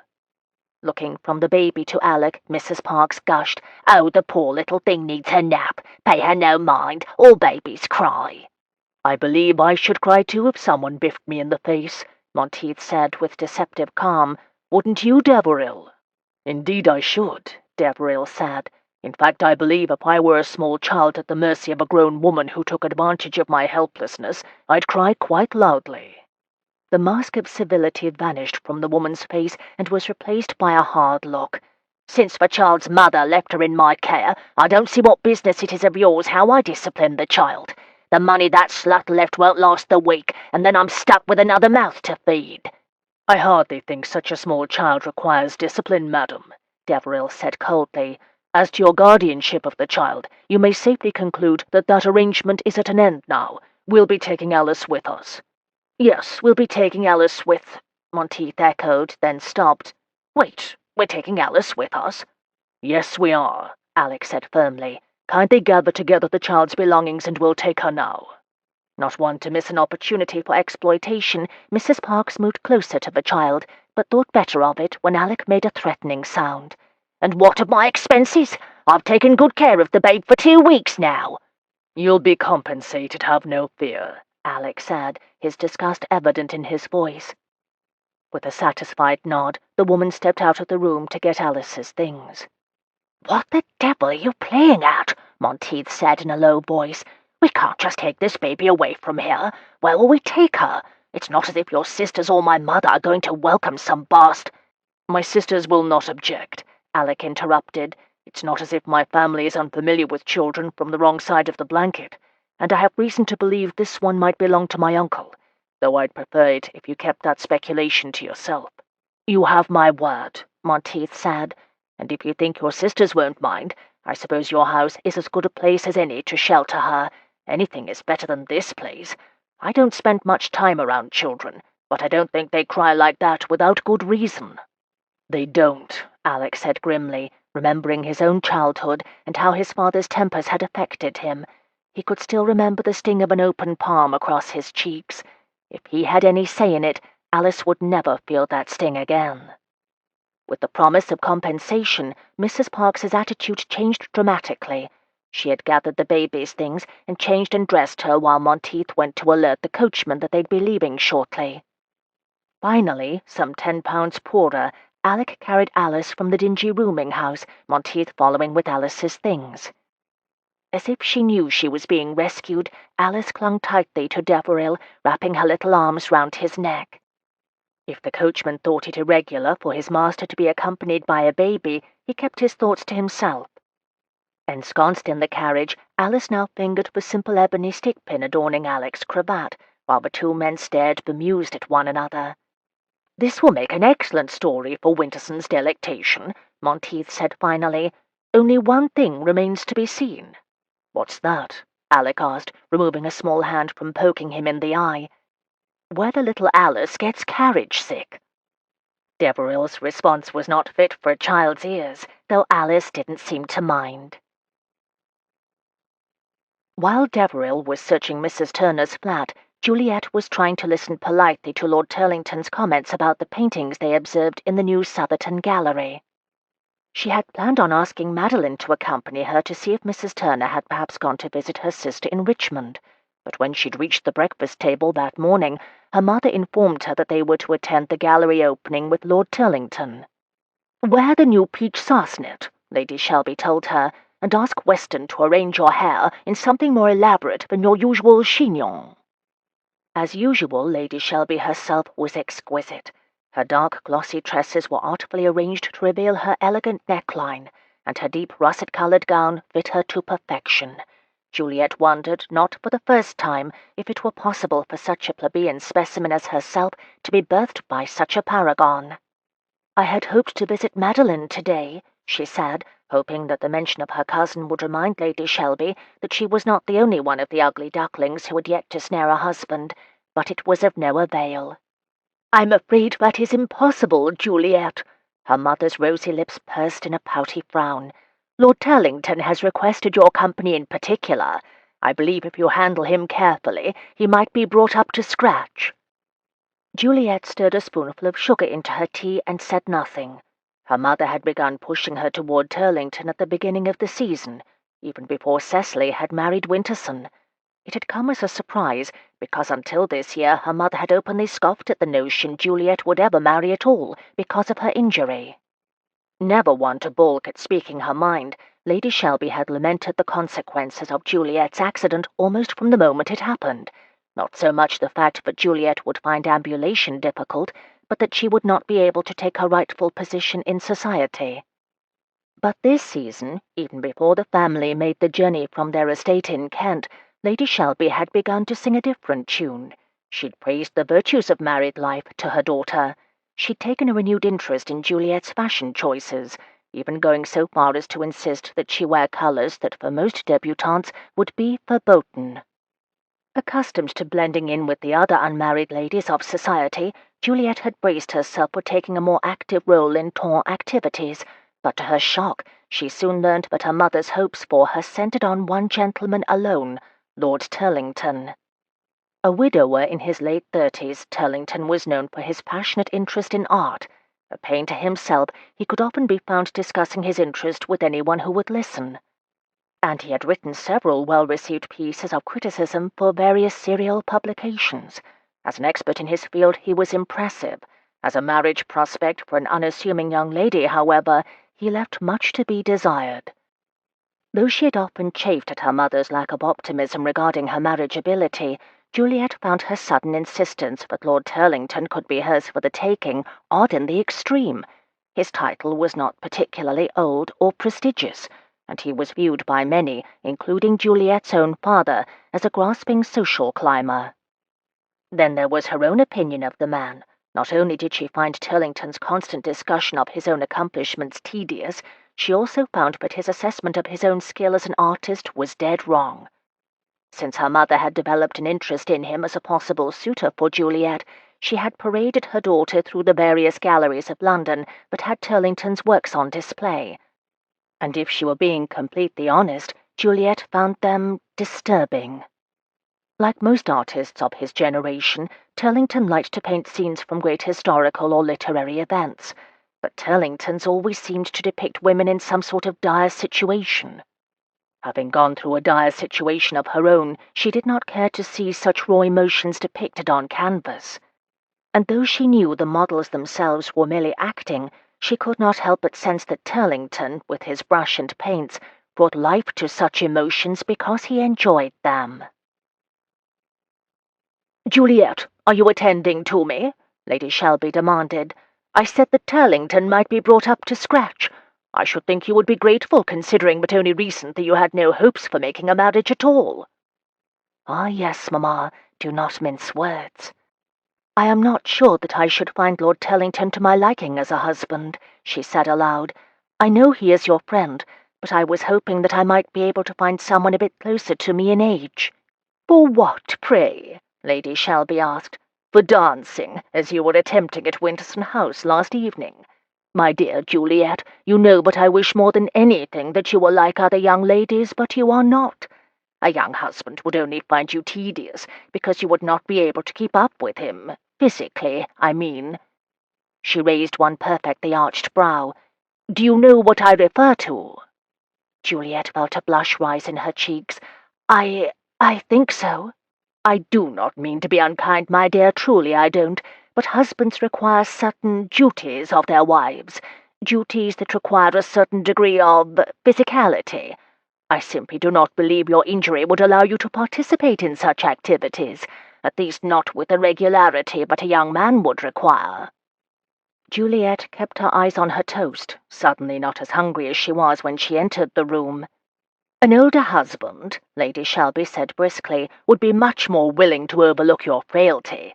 Indeed, I believe he might even be willing to let you continue with your study of the pianoforte. After all, you will need some way to occupy your time." Stunned but unsurprised at her mother's tactlessness, Juliet didn't bother to reply. It would do no good to argue with her, she knew, and upon the subject of Lord Turlington she was not to be gainsaid. "Come, finish your breakfast and we'll be off. Turlington has a new painting at Southerton's. It is of Desdemona, I believe, one of his new series based on the heroines of Shakespeare. I will try to persuade him to take us to Gunter's afterward. You will like that, won't you?" Lady Shelby rose and glided from the room, her smooth gait everything that Juliet's was not. Was this really what things had come to, she wondered? Was she to be forced into marriage with a man who repulsed her simply because her mother willed it? For the millionth time she wondered what had persuaded her mother to become so hell-bent on marrying her daughter off to Lord Turlington. To go from disbelieving that her daughter could marry at all to attempting almost daily to press her into marrying Turlington was strange indeed. She wished Anna were here to discuss the matter with her, or that she was somewhere that Juliet knew she was safe. Her letter of last evening had left her uneasy and worried. She wondered if Lord Deveril had been able to learn anything new during his visit to Hanstown. Unbidden, the memory of how she had felt in Lord Deveril's arms sent a little thrill down her spine. She had a suspicion that marital duties with the Viscount would be just as energetic and frequent as her mother had described. And despite her injury, she had a feeling that she would adapt to the situation if her husband was someone like Deveril, someone she could respect and care for, as opposed to the older and unsettling Lord Turlington. She tried and failed to imagine the older man investigating the disappearance of her former music teacher, as Deveril was doing. Turlington would dismiss the matter as beneath his notice, she had little doubt, which was another point in Deveril's favour. Not that Juliet was keeping a tally. What was most surprising with regard to Lord Turlington was her mother's sudden championing of the man as the ideal suitor. Something, Juliet was convinced, had made Lady Shelby change her mind regarding her daughter's marriageability, and Juliet wanted to know what that something had been. With a sigh for her wasted breakfast, she rose from the table, leaning on her elegantly carved walking stick, and made her way to fetch her bonnet and pelisse. When they arrived at the Southerton Gallery, it was to find the entrance teeming with curious visitors. "Never say this is all for your painting, Turlington," Lady Shelby cooed, making Juliet feel slightly ill. She'd been complimenting the gentleman lavishly from the moment he handed them into his carriage, and somehow managed to make it seem as if Juliet were the one making the compliments. "I'm afraid not, Lady Shelby, Miss Shelby," he said, ushering them through the crowd. "I believe this is for the latest work by Il Maestro." Juliet had read about the mysterious painter in the Times. His identity was unknown, and the subject matter he depicted was shocking in the extreme. While Juliet found Turlington's paintings disturbing, those of Il Maestro were outright frightening. Drawing from the Gothic tradition made popular by the novelists Walpole and Radcliffe, Il Maestro's paintings were bone-chilling, depicting all manner of unspeakable acts. And in a city where hangings were still viewed by some as jolly good entertainment, works like these were considered tame by most. "Mamma, please do not let us go inside," Juliet asked, her distress such that she actually clutched her mother's arm, something she had not done since a small child, when she'd been scolded severely for wrinkling her mother's sleeve. "Do not fear, Miss Shelby," Lord Turlington chided, chucking her under the chin as if she were a child. "It is merely artistic expression. It cannot harm you, though I approve of your diffidence. A lady can never be too careful about what she allows herself to be exposed to."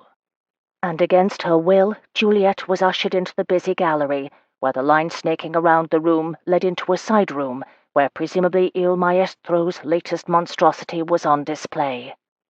When the line had moved but a little, Juliet took advantage of her mother and Lord Turlington's distraction as they discussed some esoteric art technique with an acquaintance to slip back into the crowd. Making her way past small groups of people, she finally reached the side entrance to the gallery, where she slipped into a small courtyard that had been set up for visitors to rest their weary feet. Taking advantage of a bench, Juliet gingerly lowered herself to sit and plied her fan in an effort to cool her overheated cheeks. "Ah, here you are," she heard from the doorway. She turned to see Lord Deveril, resplendent even in day wear of buckskin breeches and highly polished boots, with a bottle-green coat, snowy white shirt and neckcloth. "Lord Deveril," she smiled, feeling a little breathless to see him again, especially in light of the aforementioned duties. "I did not expect to see you again so soon." "But, Miss Shelby," he chided, bowing over her hand, "I did tell you that I would report as soon as I'd learned something." "Oh, of course, Mrs. Turner." She blushed to have forgotten her friend so quickly. "You are so kind. I had not expected you to learn anything so soon." "Well, the news isn't much, I fear," he told her, his expression serious as the gentle May breeze ruffled his golden hair. "May I?" he asked, indicating the seat beside her. She really shouldn't, but Juliet found it impossible to refuse him. She gave a small nod, and he sat beside her. Quickly he outlined his and Monteith's experience that morning at Mrs. Parks's establishment. "We found little to indicate whether or not Mrs. Turner's flight was voluntary or by force, though it did not appear that she'd packed a bag," he said, "and I found something that I thought would be of interest to you." Reaching into his pocket, he removed a small blue-bound book. "Oh," she cried, taking it from him, "it is her teaching notebook. I bought this for her last Christmas when she complained of running out of space in her old one." "I have only made a cursory examination," Deveril explained, his expression serious. "Not having been a friend, I did not feel quite right about invading her privacy in such a manner, but I thought that perhaps you would be the most appropriate person to read over it." "Thank you," she told him, her eyes filling with moisture. "You cannot know how much this means to me."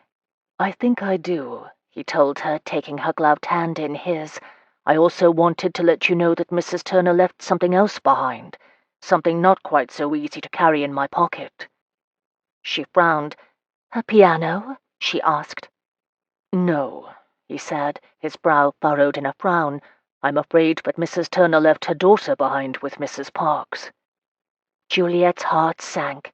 If Mrs. Turner had left baby Alice behind, then something was definitely wrong.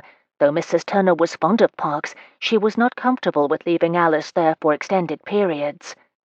"Where is she?" Juliet asked, rising from her seat, her need to be doing something, anything, urging her to action. She gripped her walking stick in frustration. "She cannot stay with Mrs. Parks. What if whoever has taken Anna comes for Alice as well?" Alec stood too, staying her with a comforting hand on her arm. "I have brought her to my house in Berkeley Square," he said, attempting to calm her agitation. "I thought it best, given your mother's dislike of Mrs. Turner and the circumstances of Alice's parentage." Juliet nodded. He watched as she took a deep breath and reined in her emotions. He suspected, given her past difficulties, that this was a skill she'd been forced to learn on her own in order to survive in her parents' household. "That is for the best," she said, her emotions once more under control. "I know Mamma would not agree to let Alice stay with us, no matter my wishes. But what of your own family?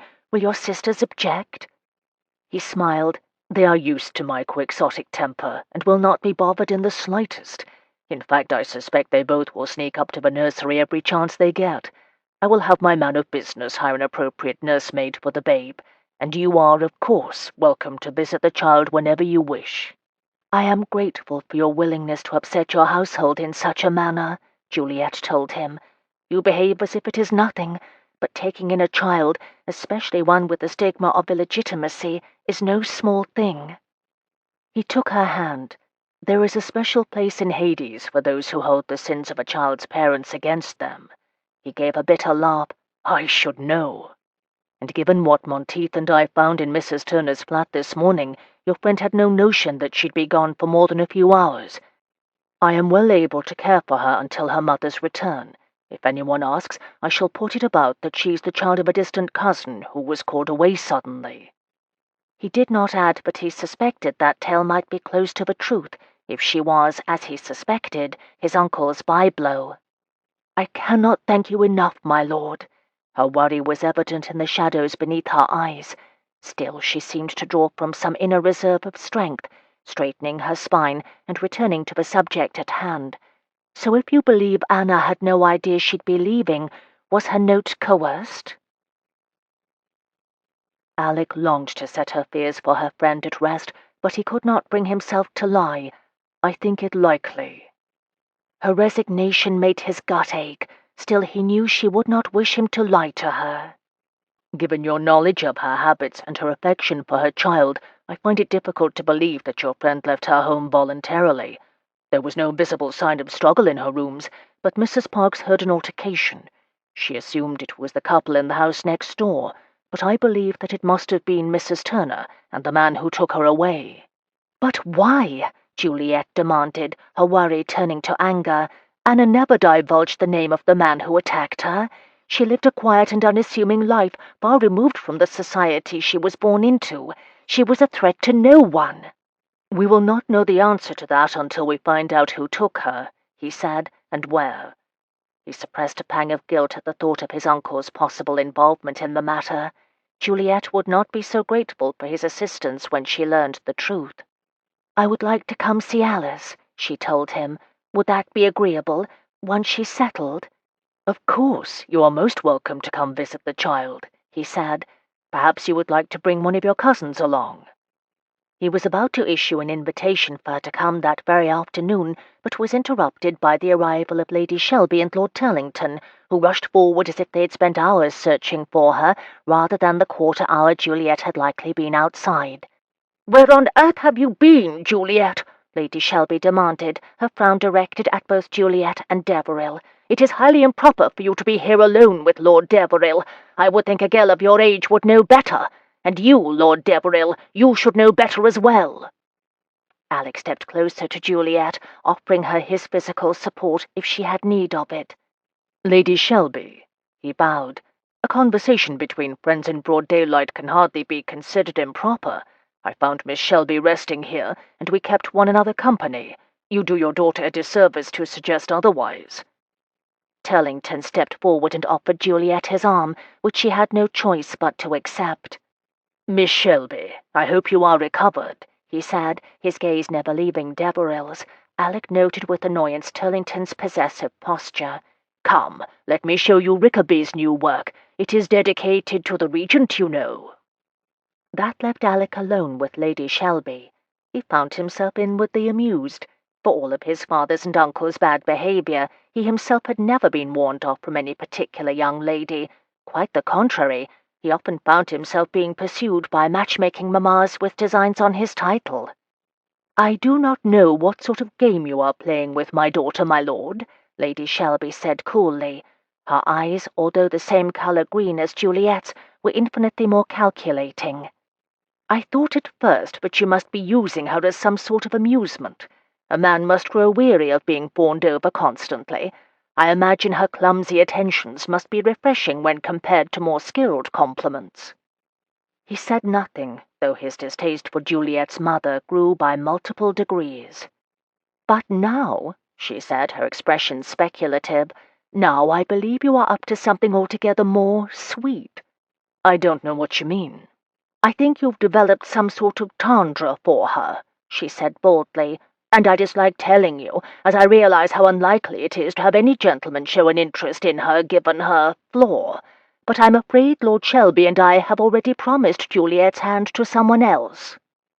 If this were true, Alex surmised, then no one had told Juliet about it. "I suppose you mean Turlington." Alec felt a muscle in his jaw flex at the idea of Juliet being manhandled by one such as Turlington. "Of course," Lady Shelby nodded.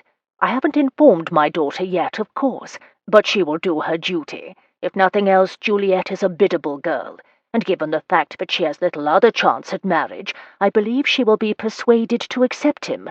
That is, so long as you maintain a safe distance from her."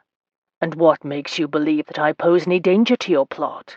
He gazed intently at a speck of dust on his coat sleeve, refusing to let his adversary know how attuned he was to her response. "Oh, come now, Lord Deveril, I know the signs, at least when it comes to my daughter. She all but bursts into flames when you enter a room." Though he was careful not to show it in any way, Alec inwardly cheered. But Lady Shelby's next words dampened his triumph. "Do not think that I do not appreciate your condescension. She is far too plain for a high stickler like you. Why, you've got waistcoats that are prettier than my Juliet, but I must ask that you curtail these little tete-a-tetes with her. Because while he is handsome enough, I know perfectly well that Turlington cannot hold a candle to you when it comes to looks and charm, and make no mistake, Juliet will marry him eventually. It only remains to be seen whether she does so willingly or through coercion. It will be a kindness on your part if you will allow her the illusion of making the decision for herself." And thinking she'd made her point, Lady Shelby sashayed back through the side door and into the gallery within. Stunned into silence, Alec watched her go with a mixture of astonishment and contempt. If he were honest, he did feel a surge of triumph at Lady Shelby's revelation that Juliet showed a preference for him, but that happiness was tempered by outrage on Juliet's behalf. Did she really have so little respect for Juliet's wishes that she would force her into marriage with Turlington?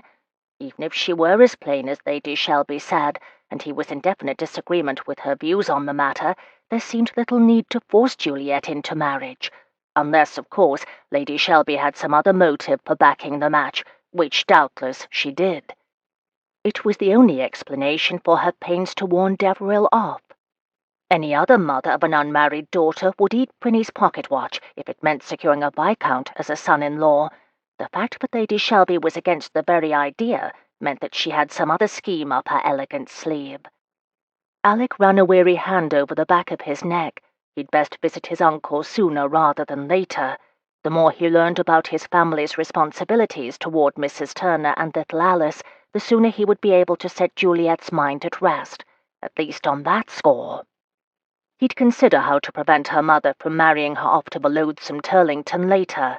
For that he'd need assistance from Monteith and Winterson.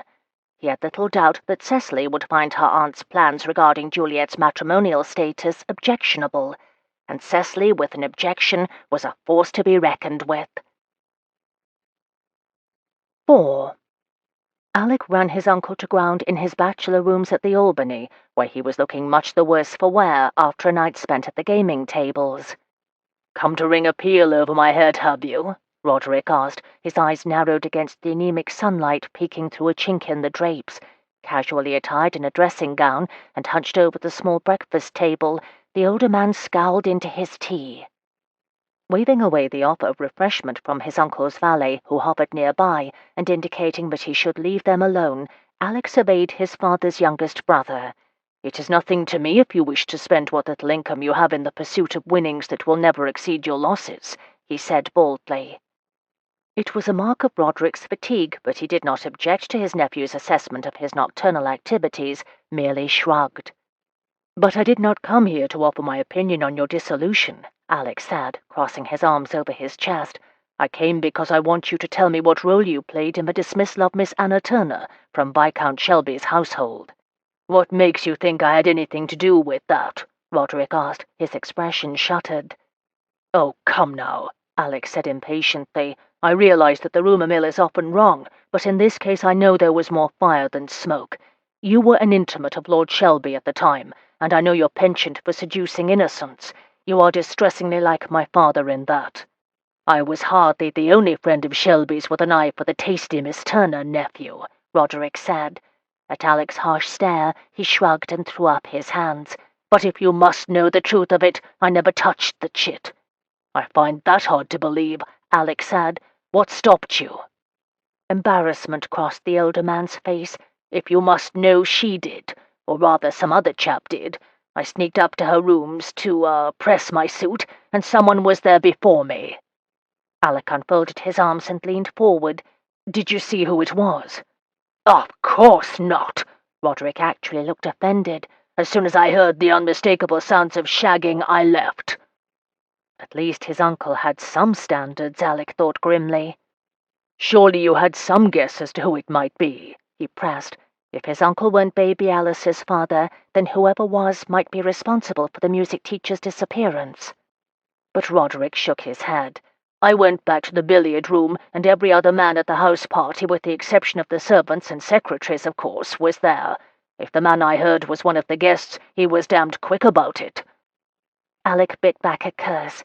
He had hoped that his uncle would give him some information that would lead to Mrs. Turner's whereabouts, but as so often happened with the man, he had only added to Alec's frustrations. Pushing back from the table, Alec rose. "Thank you for the information," he said grudgingly. "Not as if I have any use for it," the older man said. "I presume you're helping the Shelby chit in her search for the Turner woman." At Alec's nod, his uncle tilted his head and said with more sincerity than he'd offered in some years, "Watch out for that one, nephew. She won't settle for less than a happy marriage, and the men in our family are simply not made for happiness." Alec didn't bother informing Roderick that he was safe from Miss Shelby, given the arrangement her mother had already made for her with Turlington.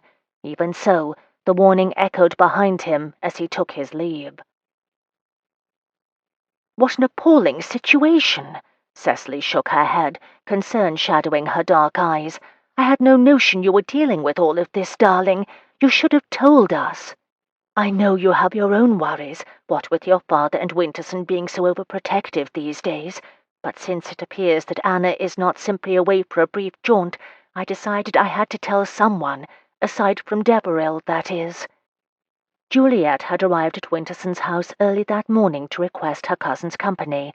She could hardly go to Deveril's townhouse unchaperoned, and Cecily was very interested in babies now that she was expecting one of her own.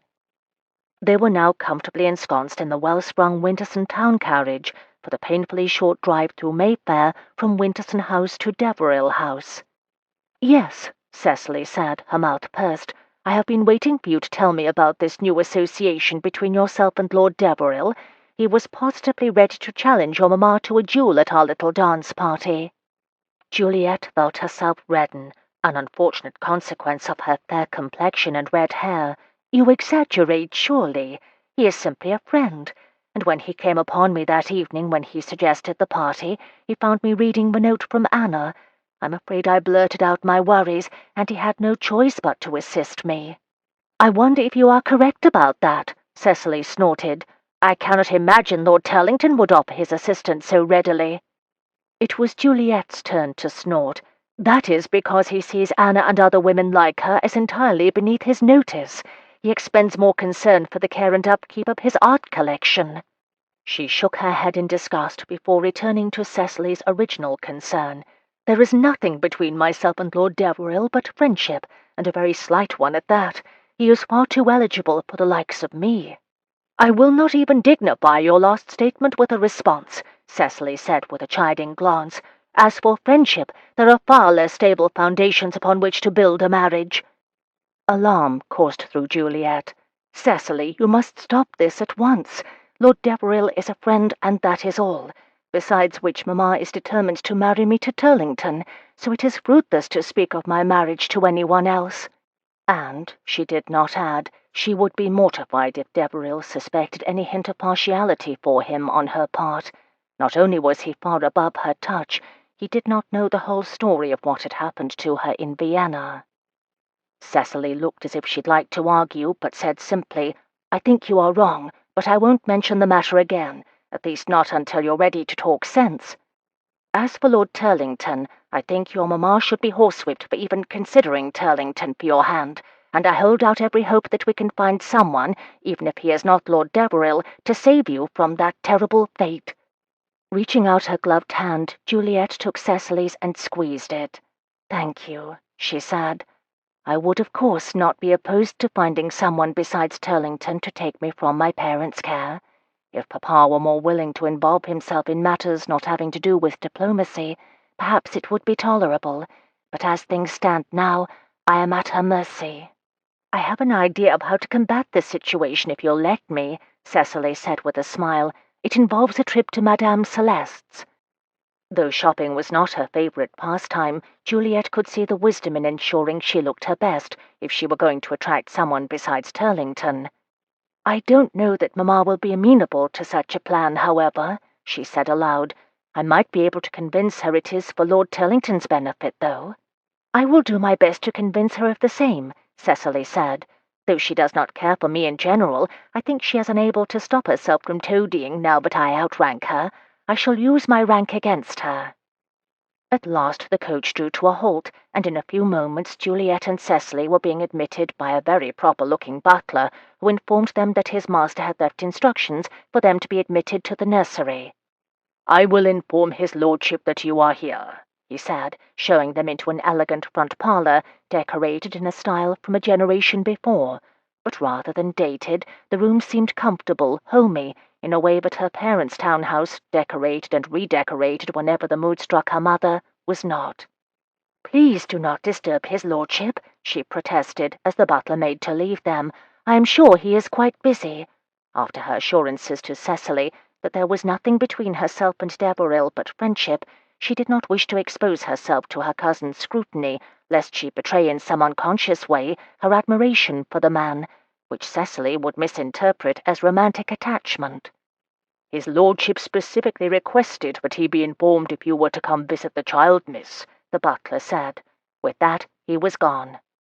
"I hardly think it odd that your friend would wish to see you when you come to visit," Cecily said guilelessly. "After all, that is what friends do." "Sometimes, Cecily," Juliet said crossly, "you are too cunning by half." Her cousin laughed. "That is just what Winterson says. If it is any consolation, he also says that I am a pain in the—" "Good morning, ladies," Deveril interrupted, stepping into the little parlour and immediately filling the room with his presence. "I am so glad you decided to come see our young visitor." "We did not mean to intrude," Juliet said quickly. "I am quite sure you are busy. If you'll just direct us to the nursery, we can go find Alice ourselves." Rather than clutching the lifeline she'd just tossed him, Lord Deveril waved away her suggestion. "Nonsense. I could use a break from the tedium of estate business. I will take you upstairs myself." Studiously avoiding her cousin's eye, Juliet allowed him to usher them into the main hallway and up the stairs to the third-floor nursery. Facing the back garden, the rooms were quite large and airy, the windows situated to capture as much of the meagre sunlight as London would allow. The nurse Alec had arranged for the child, Mrs. Pennyfeather, greeted them with a curtsy, though all eyes were on her charge.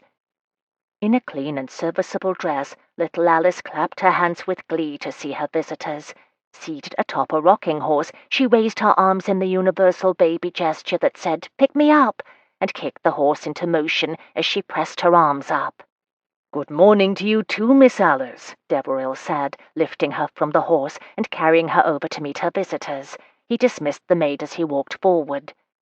"I'm afraid she's taken a bit of a liking to me," he told Juliet and Cecily, gesturing for them to take seats on the small settee situated on the other side of the room. "She was less than happy where her mother left her, and sees me as a sort of liberator from there." Bemused to see the fashionable Lord Deveril allowing his cravat to be ruthlessly wrinkled by a child in his arms, Juliet wished suddenly that he were not quite so perfect. Surely it was too much to ask that he was unkind to animals or made a habit of tripping old women.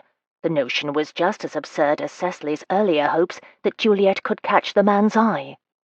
He was simply a decent gentleman, but he wasn't the only decent gentleman in the world.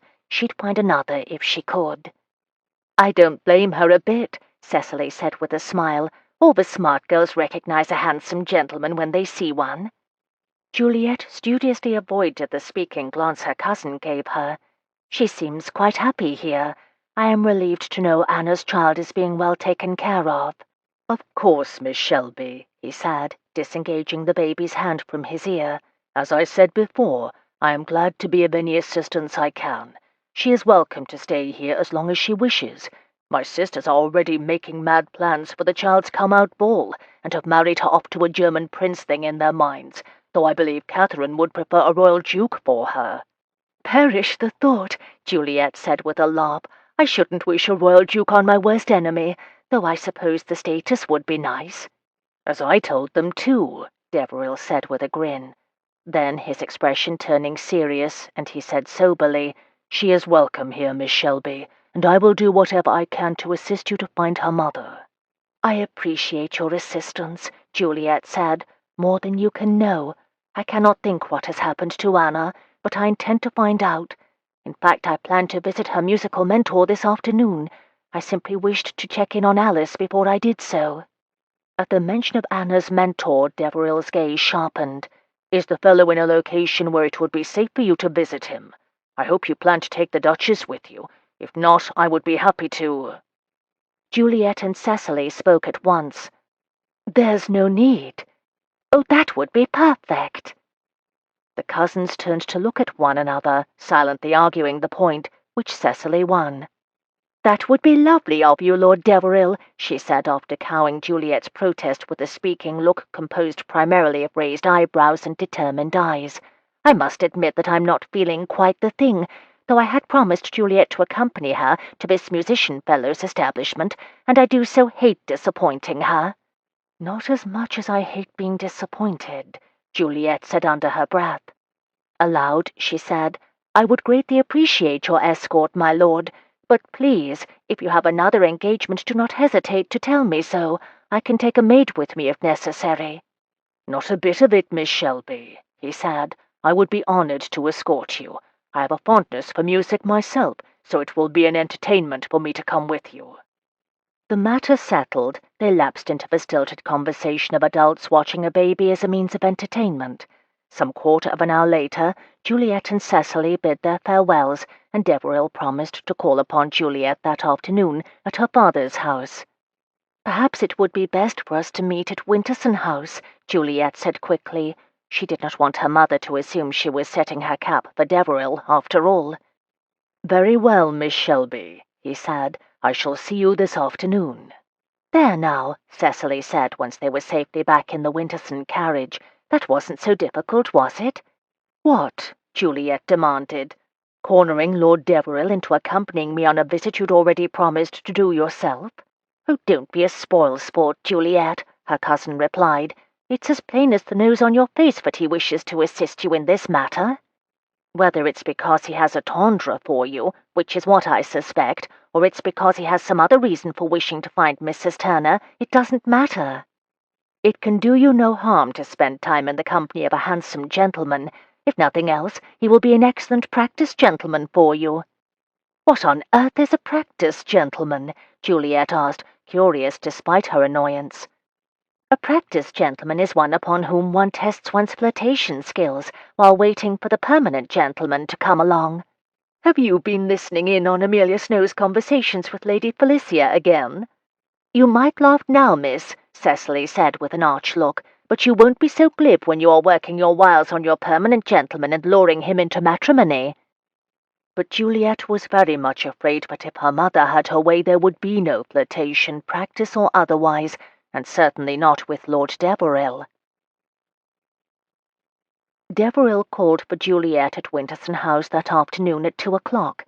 Juliet had changed into a serviceable wool gown, though her pelisse was a deep green colour that flattered her colouring. He longed to see her dressed in such flattering colours more often.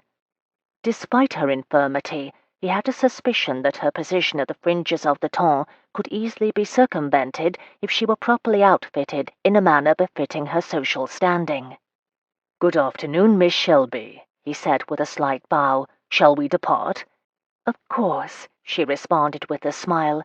"Thank you again for agreeing to accompany me to Signor Boccardo's studio. I cannot tell you how much it will relieve my mind if he has news of Anna." Once the formalities were out of the way, Alec offered Juliet his elbow and made to lead her down the front steps of Winterson House. She stared at his arm for a moment, as if she were unfamiliar with such simple gestures. Still she slipped her arm through his and allowed him to assist her without comment. It was such a simple courtesy, and yet Alec had the feeling that Juliet had become accustomed to fending for herself in such matters. Her arm where it held his was strong, and he was pleased to note that she trusted him to ensure her safety, and he noted to himself with a wry smile he was behaving like a damned halfling. No doubt Juliet received every sort of courtesy, and he was imagining himself into a white knight role out of simple vanity. Still, he didn't imagine her shiver when he lifted her into the curricle, so perhaps she felt the frisson of attraction between them as well. Even so, he made sure to keep an inch or so between them on the seat of his equipage, no mean feat in such a sporty vehicle. "What do you know of Signor Boccardo?" he asked once they were under way. "I believe you said he was Mrs. Turner's musical mentor." "Yes," she replied, watching avidly as they passed through the familiar streets of Mayfair. "He was engaged to teach music to the local squire's children in the village where Anna grew up. Her father was the local vicar, and she was allowed to take lessons along with the squire's children." "And she turned out to be more talented than the squire's children," he guessed, steering his horses within an inch of a passing cart. "Indeed," Juliet responded, reaching up to hold on to her bonnet as a breeze tried to catch it. "I'm afraid the squire's children weren't very nice about it either, though I suppose they were jealous of her talent as well. Still, when Anna's father died unexpectedly, Signor Boccardo and the squire were quite helpful in securing a position for Anna with a family in the country as their music instructor." They fell silent for a moment, and Alec had the distinct impression that Miss Shelby was gathering the courage to ask him something. When she cleared her throat, he knew he was correct. "My lord," she said tentatively, "I do not wish to pry into your private business, but there is something I need to ask you. Of course, if you do not wish to answer, you are perfectly at liberty to tell me so, and I do not like to—" "Miss Shelby," Alec said, cutting short her preemptive apologies, "you are perfectly welcome to ask me anything." He gave her a sidelong wink. "Within reason, of course." Her cheeks reddened. "Of course," she replied. He felt her bracing to blurt out her question, and he, in turn, braced to have it asked of him. Probably it would be something having to do with the rumors she'd heard about his father. It disappointed him that she would be intrigued by such gossip, but he supposed it was not unusual for young ladies to find scandal intriguing. "My lord, do you have a particular interest in finding Anna?" she asked, keeping her gaze firmly ahead of her.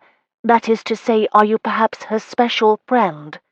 I couldn't help but notice how concerned you are for little Alice's well-being, and I can think of no other reason why you would be so concerned about finding her, and you were so ready and willing to assist me in my search for her." Before he could respond, she went on. "I wouldn't be shocked or surprised if it were true. I mean, it is not unusual for gentlemen that is to say, I know gentlemen have their intrigues, and I have guessed for some time that Anna was supplementing the income I gave her in some manner. And knowing how little she charges for her lessons, I know she has to be getting more funds from somewhere, and—" Alec had to put a stop to this before the poor girl talked herself into a swoon.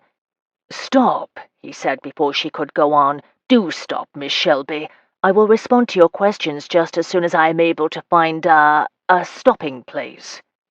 Though she was in mid-sentence, she stopped obediently, and he made a mental note to tell her how grateful he was for it. He turned his attention to the road, and was relieved to see that they were nearing Green Park. It would make as good a place as any to have their little chat. He waited until the curricle stopped moving before he turned to her. She stared studiously at her gloved hands, which were clasped together tightly.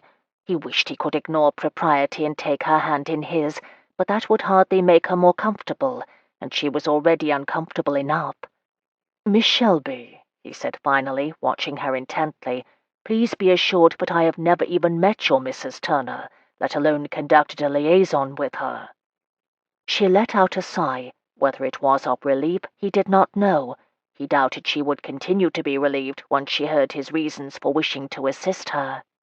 "There is, however," he went on, hoping she would not be too angry with him, "a member of my family whom I believe is, intimately acquainted with your friend."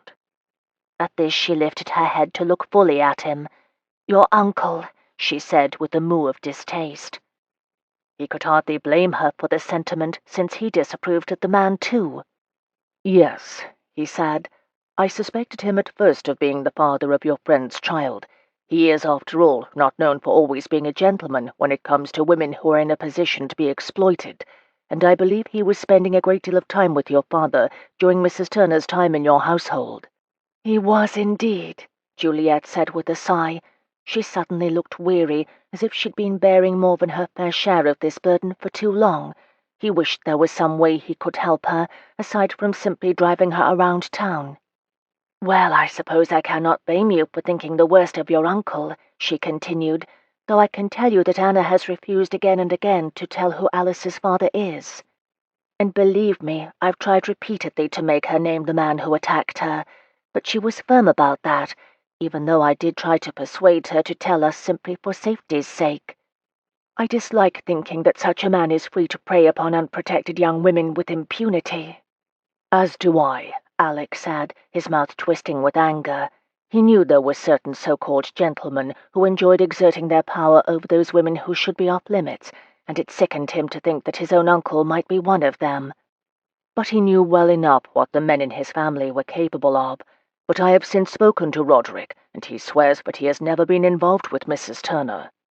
And though I do not trust the man as far as I could lift him, I do believe he is telling the truth in this instance." Juliet's brow furrowed still, however. "Then why have you continued to assist me?" she asked, puzzled. "You are under no obligation to help me, I assure you." "My dear Miss Shelby," Alec said, assuming his social mask once more, "cannot a fellow offer his assistance to a damsel in distress for no other reason than to enjoy her company?" She gave him a winsome half-smile. "I think a fellow can talk a great deal of nonsense," she said with a laugh. "Now do be serious. I can just as easily ask Cecily or Winterson to help me find Mrs. Turner. I do not wish to take advantage of your good humour." "Miss Shelby," he said, damning propriety and taking her gloved hand in his, "Juliet, I wish to assist you in this matter for your own sake, because I wish to help you find your friend, and perhaps a bit because I wish when it was needed that someone had lent their assistance to my mamma, who also found herself involved in a situation that was more than she could handle alone." If she was taken aback, she did not show it. Instead, Juliet looked down at their joined hands. When she glanced up, he saw that there was a suspicious moisture in her eyes. "Well, whatever your reasoning, my lord," she told him, "I thank you, and I feel quite sure that your mamma would be enormously proud of you." Pulling her hand away, she untied and retied the ribbons of her bonnet and turned to him. "Now that we've got all that out of the way, let's get to Signor Boccado's before the afternoon gets away from us. Alice needs her mamma." Resisting the urge to kiss her on the nose, Alec simply nodded, and giving his horses the signal to set off, he steered them back onto the pavement and toward Bloomsbury, where Boccado's studio was located. The silence as they drove to Signor Boccado's studio allowed Juliet to marvel at her own temerity. Had she really accused Lord Deveril of keeping Mrs. Turner as his mistress? Not in so many words, but that's what she'd done. She wasn't sure when the idea had first occurred to her, but the more she considered his continued offers of assistance, the more she'd begun to see the possibility as a likelihood. As soon as he'd mentioned his uncle, however, it had all become clear to her. Of course Deveril had suspected his uncle of being Alice's father. And if Alice were his uncle's bye-blow, it would make a great deal of sense that Lord Deveril would wish to take the child under his protection. That Alice was not indeed his cousin made little difference now. He had agreed to take care of the child, and as a gentleman he would do so whether the child was a relative or not. Juliet was still in a bit of a brown study when the curricle came to a halt before an unassuming house on a quiet Bloomsbury street.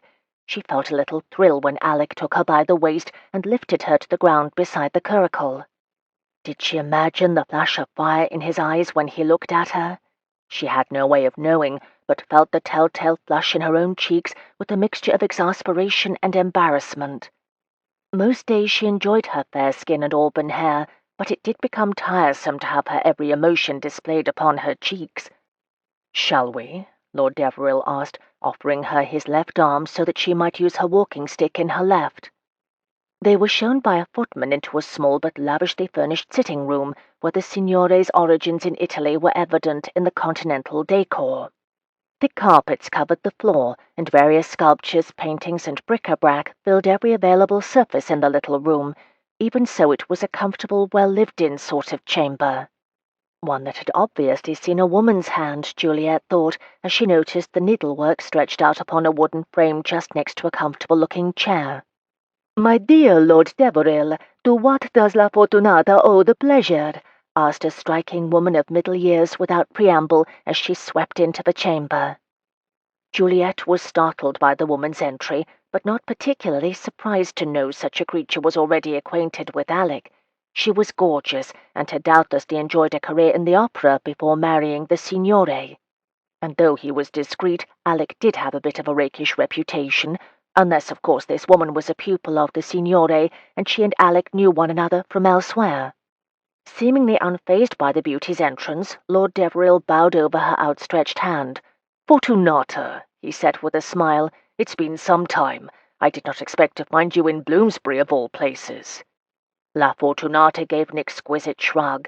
"It is where my Pietro has his studio, and so long as he must be here, then so too must I." She turned her gaze upon Juliet, a speaking brow raised as she looked her up and down. "This is your wife, my lord? She is not in your usual way, I think." Before he could correct her, Juliet took the bull, or the diva as it were, by the horns and broke in. "Goodness me, no! I am merely his lordship's acquaintance. We've come to see your husband about my friend who is missing." The beauty looked as if she wished to inquire why his lordship was paying calls with someone who was a mere acquaintance, but Alec cut in. "Miss Shelby is a friend, Fortunata, and I have agreed to escort her here today. I had no idea you'd be here." "Or you would not have come," Fortunata said, laughing heartily. "No, do not deny it. It is, how do you say, written all over your face." She turned to Juliet. "Have no fear, Miss Shelby. Your lord and Fortunato were never lovers. He knows me only because of my friendship with his friend Fortenberry, who—" "Yes, well, we don't wish to bore Miss Shelby with that tale," Deveril interrupted, his own countenance reddening. "Perhaps you might inform your husband we're here, Signoro Bocardo." Giving him a wink, the singer bade them be seated while she went to tell her husband that he had guests. Juliet watched bemused as the woman sashayed from the room. "What interesting friends you have," she said wryly as the door closed behind the other woman. "If I'd had any notion Fortunata had married this Bocardo fellow, there's no way I'd have accompanied you here," he said, giving in to impulse and thrusting his hands through his hair. "I'd heard Fortunata had married, but I had no idea the fellow would turn out to be your Signor Bocardo." "Yes, well, I'm glad to have met her," Juliet said with a laugh. "I shall have to ask Lord Fortenberry about his acquaintance with—" "You will do no such thing," he said, interrupting her. "Good Lord, Fort would swoon if you asked him about—" He was forestalled from continuing by the entrance of a man Juliet presumed to be Signor Bocardo. "My lord," the man greeted Alec before turning to Juliet, "and Miss Shelby." His expression softened on seeing her, and he hurried forward to take both of her hands in his and kiss her in continental fashion on both cheeks. "I have heard so many good things of you from Anna. She says your skill on the pianoforte is unparalleled to any of her other students." He was good-looking in an exotic sort of way. She could tell that he was a passionate man simply from the exuberance of his manner of speaking.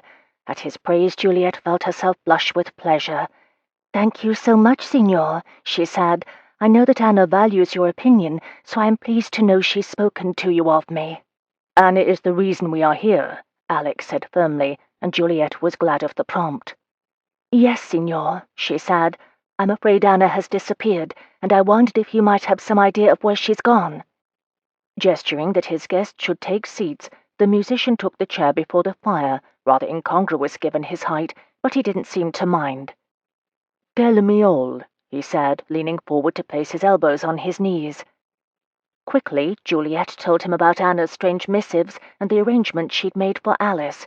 She also told him of her suspicions that Anna's notes might have been coerced in some way. When she was finished, Signor Boccardo shook his head in bafflement, and Juliet felt her heart sink.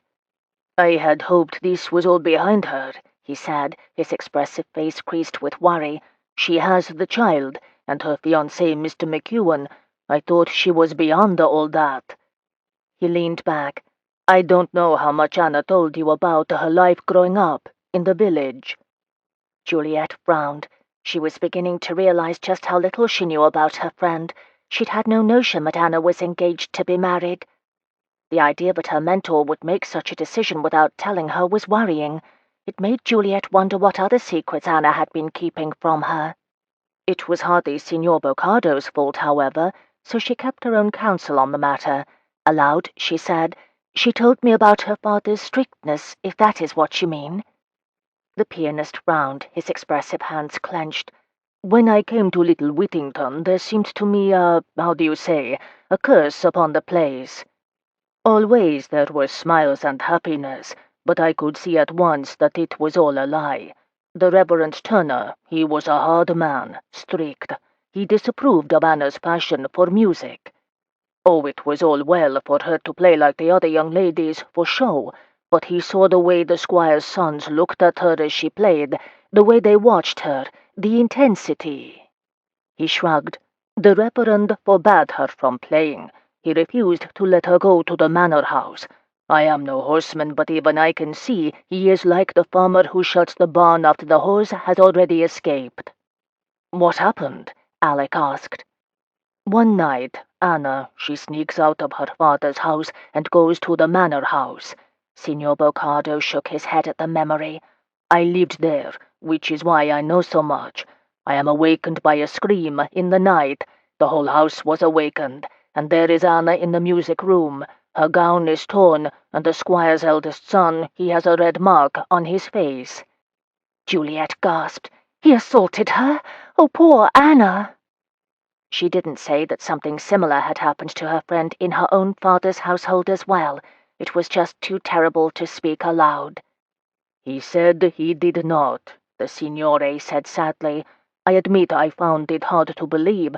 He was a good boy, but even good boys can fall prey to temptation. The vicar, though, he believed the boy, and condemned Anna for teasing the young man." "Of course he did," Alec said, disgusted. "That type always does." "He cast her out, didn't he?" Juliet guessed. "He did," Signor Boccardo said, nodding.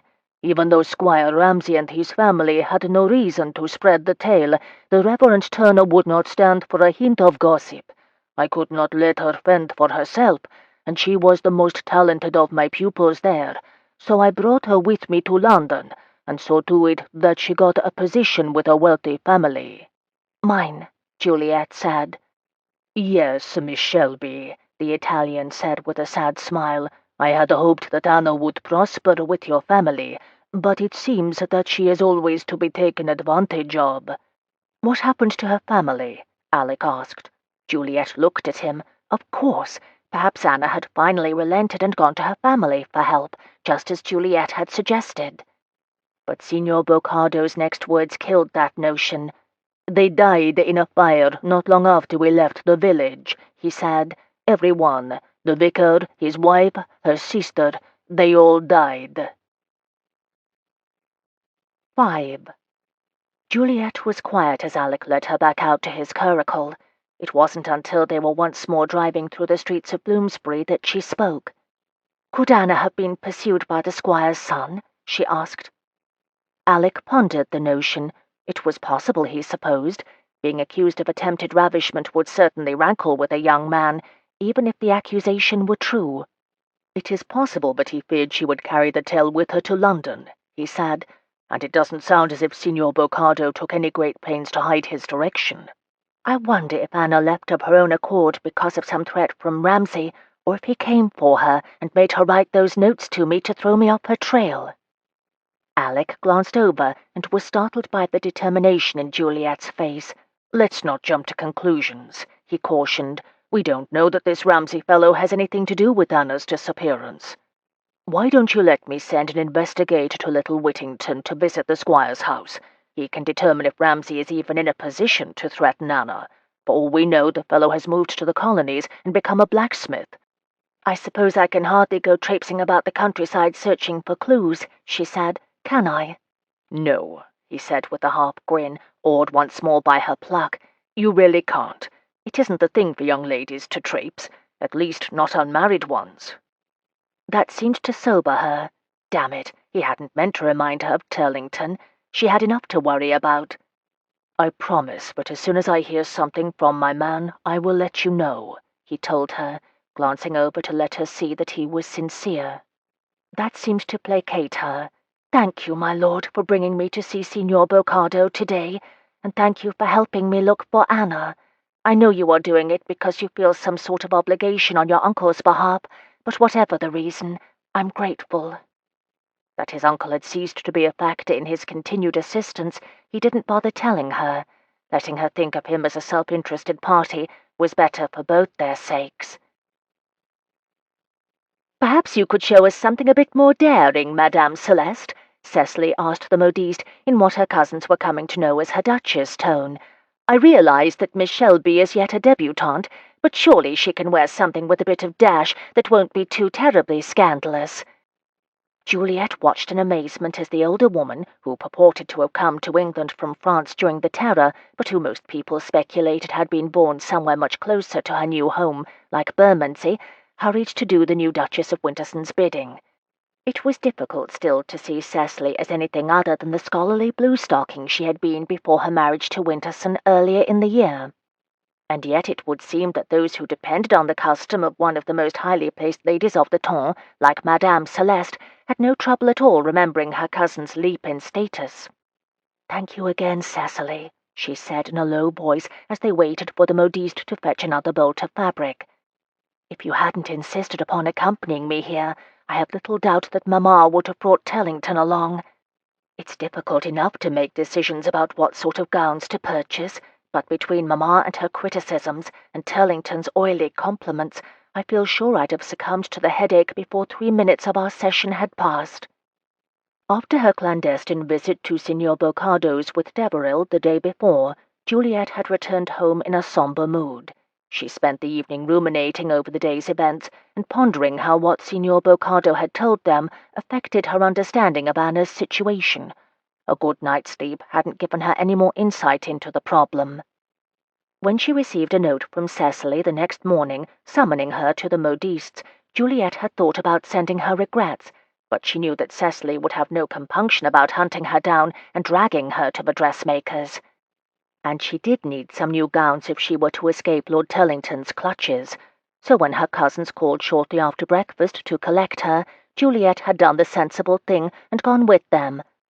"We are going to Madame Celeste's to buy you some shockingly expensive new gowns, and there is nothing you can say that will change my mind," her cousin had told her, and soon Juliet was doing the thing she loathed most in the world. Being fitted for new gowns. It had once been on Cecily's most hated list as well, but somewhere between meeting Winterson and becoming his Duchess, her cousin had learned to enjoy shopping. Juliet blamed Winterson. "I still cannot believe that your father has allowed Aunt Rose to coerce you into an engagement with Turlington." Cecily's mouth pursed as if she tasted something sour. "Has she that little confidence in your ability to find a husband on your own?" "Well, I can hardly blame her on that account. I have been out for 3 years now with no offers," Juliet sighed. "Not to mention the fact that I am one of the notorious ugly ducklings, thanks to Amelia Snow." The Duchess waved her hand. "Amelia Snow is a spiteful cat, and well you know it. Indeed, I believe most of the temps knows it as well, though they are so frightened of becoming her next target for scorn that they allow her to continue on unfettered." "Speaking of Amelia," Madeline, who was seated on the other side of the settee from Juliet, interjected, "when do you plan on using the dance card, Juliet? You can no longer use your leg as an excuse, especially since your successful lessons the other evening." If only her cousins knew the truth about her leg injury, Juliet mused. Perhaps then they would understand just how frightened she was to practice her newfound dance skills in public. Yet she did know that if she were going to find a husband for herself, someone besides Lord Turlington, or anyone else her mother might decide would suit, then she would need to make more of an effort to gain the Ton's notice. A flash to that moment earlier yesterday, when Lord Deveril had lifted her into his curricle, gave her pause, but she dismissed the memory. A man like Deveril would not need to settle for a limping pianist with a gorgon for a mother. If she wished to find a husband, she would need to cast her net as wide as possible. Hence the trip to Madame Celeste's establishment to choose a new wardrobe. Her mother might once have objected to such attempts at improving her appearance, but she had recently decided that Juliet owed it to Turlington to be at her very best, even if it meant drawing heretofore undesired attention to herself, and if Juliet could use her mother's own machinations against her, so much the better. Before she could respond aloud to her cousins, the modiste returned with 2 assistants in tow, each holding one end of a large bolt of green silk. "Is shade, I think," Madame hissed in her faux French accent. "It is the perfect color for the young lady's eyes, yes?" Juliet removed her glove so that she might feel the softness of the silk against her fingers. It was indeed a lovely color, and rather close to the color of her eyes. "Yes," Cecily nodded, "it is perfect, and I also would like to see something in a deep rose hue." "Are you sure it won't clash with my hair?" Juliet asked. "Mamma has always warned me against pinks." "It must be the right sort of pink, darling," her cousin soothed. "Trust me, I won't send you out before the lions in anything that doesn't suit you." "Lions?" a male voice sounded from behind them. "I did tell you she's grown bloodthirsty, didn't I, Deveril?" The 3 cousins turned to see the Duke of Winterson, carelessly elegant in buff breeches and a blue coat of superfine, followed by Lord Deveril, enter the room. Juliet felt her cheeks heat, and dared not let herself catch Deveril's eye. Her cousins knew, of course, about their errand yesterday, but she did not wish them to guess for a moment just how drawn she was to the man. "Dearest," Cecily sounded cross, "I thought I told you that I would see you this evening." Since discovering that she was expecting a happy event, the young Duchess had found her spouse to be a trifle overbearing in his efforts to ensure her health and safety. "Sheathe your sword, my dear," he said mildly, leaning down to kiss her cheek. "I have come to collect you at your stepmamma's request. She says that your father needs your assistance with some sort of documents, and refuses to be calmed until he sees you." Turning to Juliet and Madeline, he bowed. "Ladies, a pleasure as always." Since Cecily's father had only recently begun to recover from a life-threatening apoplexy, he had to rely on her for assistance with his scholarly work. Juliet could see that Cecily was torn. Before her cousin could respond, Juliet squeezed Cecily's hand. "Go," she said, smiling. "Maddie and I will be fine here on our own. Madame Celeste will not steer me wrong, lest she risk your wrath, as you well know. And you know as well as I do that your father would not have asked for you if he did not consider the matter to be urgent." "Are you sure?" Cecily still looked torn, but it was clear to anyone who knew her as well as her cousins did that she felt compelled to go to her father. "Perhaps I might be of assistance." Lord Deveril bowed to the 3 women. "I have often helped my sisters choose their gowns for the season," he said, "and I am quite conversant with the fashions making the rounds just now." Which, to Juliet's mind, was akin to saying that Mr. Wordsworth knew a bit about poetry. "Oh, would you mind terribly?" Cecily asked, her gaze lighting on the man who had set the fashion among London gentlemen since he'd come up from Oxford. "Not to suggest that Juliet and Madeline don't have exquisite taste, you understand." Her quick glance her cousin's way rather suggested the opposite. "But I would feel so much more comfortable knowing they had someone to act as a guide to them." Juliet and Madeline exchanged a look, but forbore from pointing out that until recently their cousin had been just as clueless as they were about fashion. One didn't wish to upset an enceinte lady, after all. "It would be my pleasure," Deveril said with a grin, suggesting that he knew just what the Duchess of Winterson's cousins were thinking. "Never fear, Your Grace," he assured her. "I will make quite sure that Miss Shelby does not choose anything that will endanger her reputation." "Oh, la!" Cecily laughed, rising from her seat and tucking her hand into the crook of Winterson's arm. "I have no worries on that score. If it were up to Juliet, she'd have Madame Celeste construct a cloak of invisibility that would shield her from all notice altogether. You must make sure that she chooses something that will make her stand out, Lord Deveril, something that will show the ton just what an exquisitely beautiful lady she is." No pressure, Alec thought to himself, watching Winterson and his lady leave the shop. Turning, he saw both Miss Shelby and Lady Madeline watching him expectantly. When Winterson had mentioned he was on his way to Madame Celeste's establishment, he'd agreed to go along to keep his friend company, though if he were completely honest, he had jumped at the chance to ensure Juliet was all right after their meeting with Signor Boccardo yesterday. Before he could say anything, however, Madame Celeste caught sight of him and hurried over. "My lord," she gushed, "how wonderful it is to see you. How can I be of service?" "My thanks, madame," he told the modiste. "I am here to assist Miss Shelby. I understand you have been helping her with color choices." "Ah, yes, my lord," she said, "but we need to take measurements and to choose patterns." "Excellent," he said with a smile. "Please bring the ladies some tea and the pattern books. Lady Madeline and I will go over the patterns while you take Miss Shelby's measurements." Though Juliet frowned, she didn't object as she was led into the back, where Deveril knew she would be poked and prodded to within an inch of her life. It was the way of fitting rooms the world over, or so he surmised, never having been the world over. When she was gone, he found himself startled to realize that he was alone with Lady Madeline. She was a nice enough girl, he supposed, but he had never really had occasion to speak with her much before. "You are growing fond of her," Lady Madeline said once Juliet had left the room. It was a statement, not a question. What the devil was it with the women in this family? Deveril wondered. Only yesterday he'd been accused of basically the same thing by Juliet's mother. Unlike Lady Shelby, however, he sensed that Lady Madeline's interest was out of concern for Juliet. Alec turned to look at her. "I don't know what you mean," he said. He liked Juliet, Miss Shelby, a great deal, but that was a far cry from fondness. They were friends, that was all. "I've seen you watch her," she said, taking a sip of the tea one of the seamstresses had brought them. "Have no fear. Your secret is safe with me." He made a non-committal noise. It could hardly be called a secret, given the number of people who had informed him of the so-called fact in the past few days. And, he reminded himself, his connection to Juliet was strictly one of obligation and friendship. He had agreed to help her find her missing friend, and until they learned something definitive about Mrs. Turner's whereabouts, that was how their connection would remain. Though he was horrified at the notion of Juliet being married off to a snake like Turlington, there was little he could do to stop such a thing from happening, especially given his own family history. "She dislikes him," Madeline continued conversationally. "Turlington, that is, if you are worried at all about his having a prior claim or some nonsense like that."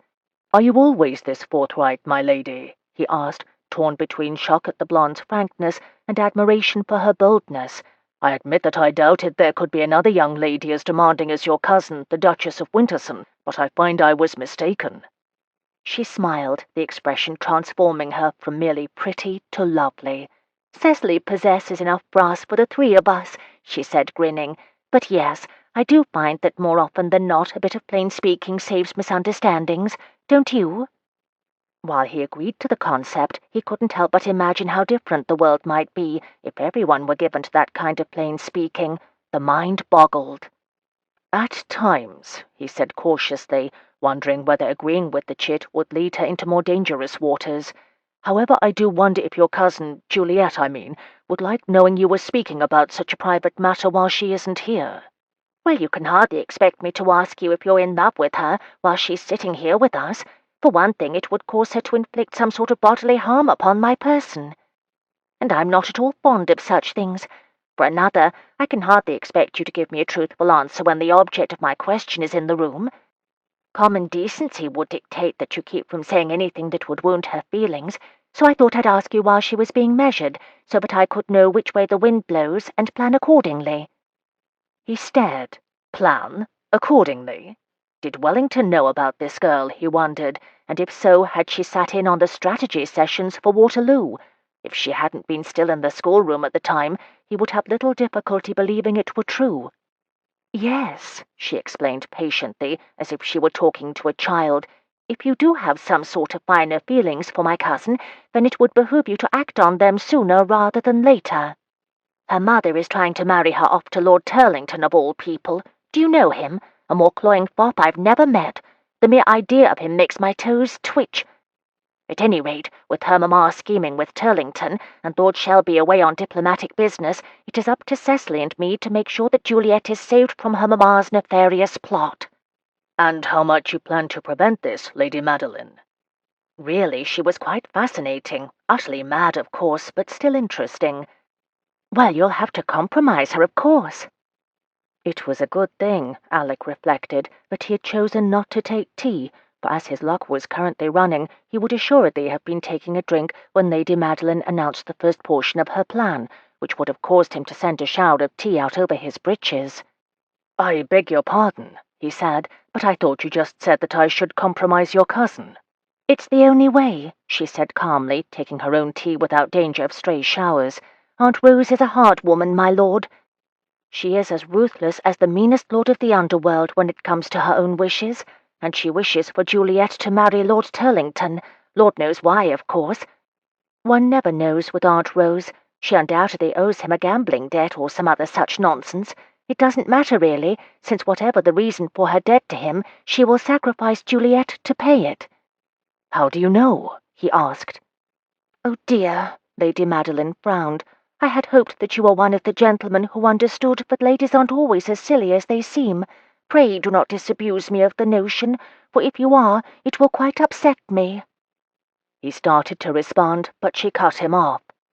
"As I was saying," she continued, "you need to compromise Juliet, and the sooner the better. It's quite easy to get into her bedchamber from the trellis at the back of her father's townhouse. We've gotten in and out of there half a dozen times in the past few years." "Wait," Alec held up a staying hand. "Lady Madeline, I know you mean well, but really, I cannot simply go about compromising young ladies just because it has been asked of me." "No one has made mention of young ladies, my lord," she snapped. "Only one young lady needs compromising, and I must assure you that it will be the easiest thing in the world." Alec felt his eyes goggle. "Oh, don't be a goose," Madeline chided. "Of course I don't mean that Juliet is of easy virtue. Goodness, you men can be so old-womanish at times. I simply mean that getting into her bedchamber will be quite easy. And once you are found out, and really all you'll need to do is ring for a servant, and the word will spread like wildfire, then Lord and Lady Shelby will be at great pains to cover the whole thing up. Which they will do by marrying Juliet off to you post-haste." She smiled at him and took another sip of tea, as if she had just told him about a new scheme to provide food to the starving. He was starving, but it was for a large glass of brandy to soothe his nerves. "Lady Madeline," he began, only to be interrupted by the arrival of Madame Celeste with an armful of fashion plates. "Ah, yes, excellent. Madame Celeste." As if she'd not just encouraged him to creep into her cousin's bedchamber and ruin her, Lady Madeline brightened at Madame Celeste and began to thumb through the sketches. "Oh, this is lovely," she said, pointing to a simply styled morning gown. "I believe this would suit Juliet admirably." Still slightly stunned, Alec nodded and turned his attention to the fashion plates, but all he could think of was Miss Shelby, flushed with sleep, and laid out on her bed as if she were his for the taking, which was utterly ridiculous, he firmly told himself. He had no such designs on Miss Shelby, and the sooner he realized it, the better. Even so, it was going to be a long, long afternoon. 6. In the back of Madame Celeste's establishment, Juliet was trying her best to keep from disrobing in front of the seamstresses. "Can you not simply take my measurements while I remain clothed?" she asked the modiste, whom the frustrated first assistant had summoned. "I am not comfortable with removing my garments for an audience." Juliet knew it was odd of her to be so adamant, but she knew how gossip was spread, and if anyone at Madame Celeste's guessed her secret, all her years of maintaining the fiction that her accident had merely left her with a mangled foot would have been in vain. For her own part, she cared little of what the ton thought. She had long ago come to the realization that the loss of her foot had been a small price to pay, when compared with what might have happened that day in Vienna. Since returning to England, she had become aware of just how many people died from simple blood loss when physicians removed their mangled limbs. The only embarrassment, to her mind, came from the knowledge that she had survived not because of any divine providence, but simply because of an accident of birth. If she'd been born to a poorer family, it was doubtful that she would have received such excellent care. Expecting the modiste to be impatient with her request, Juliet was instead surprised to see compassion in the woman's eyes. "You do not wish to show the scars, eh?" Madame Celeste gestured to her feet. At Juliet's nod, the older woman nodded. "All right, then. You will go into the little room and remove your clothing. We take the measurements from those." Relieved that she would not be forced to defend herself further, Juliet followed the first assistant to the fitting room. "Take off everything but your shift," the assistant told her as she unfastened Juliet's gown at the back. "I will wait just outside so that you may hand them to me. It will take longer this way, you know." But Juliet didn't care about the time, so long as her secret remained secret. She undressed quickly, and, clothes in hand, she opened the door, giving the assistant her stays, corset, and gown. Now, shivering in her shift, she lowered herself to the overstuffed chair situated in the corner of the tiny room, wishing all this might have been accomplished without her being separated from Madeline and Deveril. She wondered what the two of them were discussing while they examined fashion plates. She had noticed the way Deveril watched her cousin, had even been made jealous by it. It was ridiculous for her to mistake his interest in helping her find Anna for an interest in her, but when she felt the intensity of his gaze, she had a difficult time remembering just why the notion was so foolish. There were a number of reasons why it made more sense for a man like him to set his sights on Madeline rather than Juliet. For one thing, Madeline was healthy and hale. In fact, she was ridiculously robust and enjoyed nothing more than a vigorous ride in the park or a country ramble. For another, Madeline, with her fashionable blonde crop and short stature, was to Juliet's mind the epitome of a pocket Venus. Yes, she might be lumped in with Juliet and Cecily, well, just Juliet now really, as an ugly duckling, but there was nothing remotely ugly about Lady Madeline Essex. She might have a tendency to speak her mind over much, and had at times entered into discussions that made her less than comfortable company, but overall, Juliet thought that with the exception of the highest sticklers, Madeline had far more chance of marrying well and overcoming her less than stellar social status than she did. Which was, of course, why Juliet spent her time waiting in the back of Madame Celeste's shop, imagining her cousin and Lord Deveril, their angelic blonde heads together, getting along famously, and planning to elope to Gretna Green as soon as the opportunity presented itself. He would declare himself on bended knee, a beam of sunlight shining down from the heavens to denote their approval of the match, while Madeline, a light wind ruffling her golden curls, smiled her acceptance of his proposal. And they would live happily ever after in connubial bliss, while Juliet grew older, and having refused her mother's insistence that she marry Turlington, lived as an unpaid servant with her brother Matthew and his unpleasant bride, the former Miss Snow. It was on these unhappy thoughts that Juliet dwelled as she heard an exclamation from the other side of the door and the murmur of voices. "She can't be gone," hissed the first assistant. "She promised me that she would be back today at the latest." "Well, according to her note, she won't be coming back," said a second, harder voice. "Let me see it," the first assistant demanded. The rustle of paper indicated that the note had exchanged hands. "Why would she do this?" asked another voice, doubtless one of the seamstresses. "Jane needs this position if she wants to get her daughter back. And why would she go off with such a one as him? She said she'd never trust a man again." "For enough money I'd go off with old Baggy Eyes. At least he's got the blunt to pay for nice clothes and a fancy house. It's a sight better than being ordered about by Madame and her hoity-toity customers." "That's because you're no better than you should be, Hetty," said the other girl. "Jane ain't like you. She don't want a man's money. She wants an honest wage and a way to get her baby back. I don't believe it. She wouldn't leave London again, not when she's so close to having enough money to bring her little girl back." "I don't like it," the first assistant said, her voice clipped. "I don't think she would leave on her own either. And didn't she say she thought she'd been followed last week?" "Aye," said Hetty. She said some gent she didn't know was following her from her rooms to here and back again." Juliet shivered. She remembered Jane from a previous visit to Madame Celeste's with her mother. She had seemed a gentle, well-mannered young woman, not at all the sort who would leave behind her child for a frivolous reason, and unfortunately Jane's plight sounded quite similar to Anna's, from the mysterious note to the man following her to the existence of a child. "Right," she heard the first assistant say sharply. "No more about Jane. We'll lose our own positions if we don't get back to work." "But Maggie, what if whoever took Jane takes a fancy to me or Hetty? What then?" The first assistant, Maggie, made an impatient noise that sounded much like Madame Celeste. "Just stay together. Don't go anywhere alone." "Are you going to tell Madame?" Hetty demanded. "Maybe she'll hire another footman to watch out for us." The silence was deafening. So much for Madame, Juliet thought wryly. "Just be careful," Maggie repeated. "Now, Hetty, take these back to Miss Shelby and escort her to the front." Juliet heard the rustle of fabric as the first assistant handed her clothing back to Hetty. At the brisk knock on the door, she opened it to peek out. "Here are your clothes, miss," Hetty, who was rather unfortunate-looking, said quietly. "Let me know and I'll do up your back. You're ready to leave, I think." "Thank you," Juliet told her, closing the door again to keep her curious eyes from looking at her feet. Quickly she got dressed, and a moment later, her walking stick in hand, she was following the seamstress back to the front of the shop. "I heard your conversation about your friend," she told the girl as they walked. "Can you tell me where she lived?" Hetty stopped and turned to look at her. "Begging your pardon, miss," she said, "but what can you care about a shop girl going missing?" If she'd asked such a question of Lady Shelby, Juliet guessed that her mother would report the insolence to her mistress at once. Since she was hardly her mother, she simply shrugged.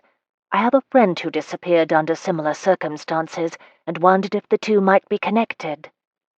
This seemed to satisfy Hetty, for she gave a brisk nod and told her Jane's address, which happened to be one street over from Mrs. Turner's flat.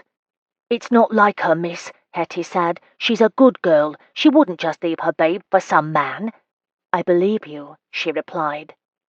When they reached the sitting-room where she had left Madeline and Deveril, Juliet was surprised to see only Deveril there. "Miss Shelby," he said, bowing over her hand, "I hope your fittings were not too tedious." "They were fine, my lord," she said briskly. "But what has happened to my cousin?" "Ah," Deveril smiled. "She recalled a previous appointment and begged me to ask your forgiveness for deserting you." "But we came in her carriage," Juliet said, her panic at being left behind with Deveril rising, even as a small part of her rejoiced to know that they hadn't been out here this whole time making cock-eyes at one another. "I suppose I can have Madame call for a hansom." "No need," he told her. "I brought my curricle. We'll be perfectly respectable." "Oh, but I couldn't," Juliet protested, though the idea of riding beside him in such a small conveyance had its appeal. "I couldn't put you out like that. You must have other things to occupy you, surely." "Nothing at all," he assured her, "and I can have Madame deliver your gowns to your house." "But there has been no time to—" She very kindly offered to send along a few gowns she had made up for another customer who was delinquent in paying for them, after they are altered to fit you, of course. Juliet was surprised at his temerity to make such a decision for her. As if reading her mind, he smiled at her. "Your cousin gave her permission, I assure you, Miss Shelby. I can be a bit overbearing, but I do have my limits." She blushed at being so easily caught out. "I apologize, my lord, for doubting you." "Shall we go?" he asked, offering her his elbow. As Hetty handed her the pelisse she'd worn in earlier, Juliet remembered the seamstress's conversation about their friend Jane. "My lord," she pressed a staying hand to his arm, "I wish you to listen to a story for a moment." She nodded to Hetty, who related the story of the missing Jane, elaborating a bit more on her friend's situation. It seemed that Jane had fallen in love with a scoundrel who had promised to marry her, but then refused when she discovered she was with child. She had gone to stay with her sister in Bath for the birth, and upon her recovery had returned to London and attained a position with Madame Celeste. "It makes no sense for her just to go off with some man again, my lord," Hetty said. "It's a lie, and we all know it. Something has happened to Jane. Either some abbess has stolen her and put her to work, or worse.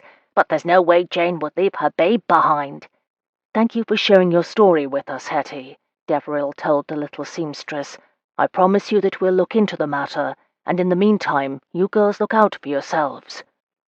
He did not speak until they were seated in his curricle, his hands expertly steering the horses from Bond Street toward Mayfair. "It does seem suspicious," he told Juliet, taking them within an inch of a lumbering apple cart. "Not only the fact that there is a child involved again, but also the note. With Mrs. Turner, the note makes sense, seeing as how you were her closest friend, but with Jane Pettigrew, there is risk involved with leaving a note. After all, very few women of her class are even able to read. As an explanation, the note in her case leaves much to be desired." Juliet considered. True, but there is generally someone in their lives who can read a note to them, and the more people who know the note's contents and hear the explanation, the faster the lies spread. I suspect before the day ended that the news Jane had left town with a man was all over London.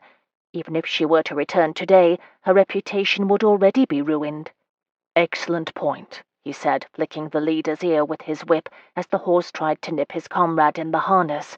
"I wonder—" "What?" Juliet demanded, trying not to pay attention to the feel of his warm thigh pressed against her own.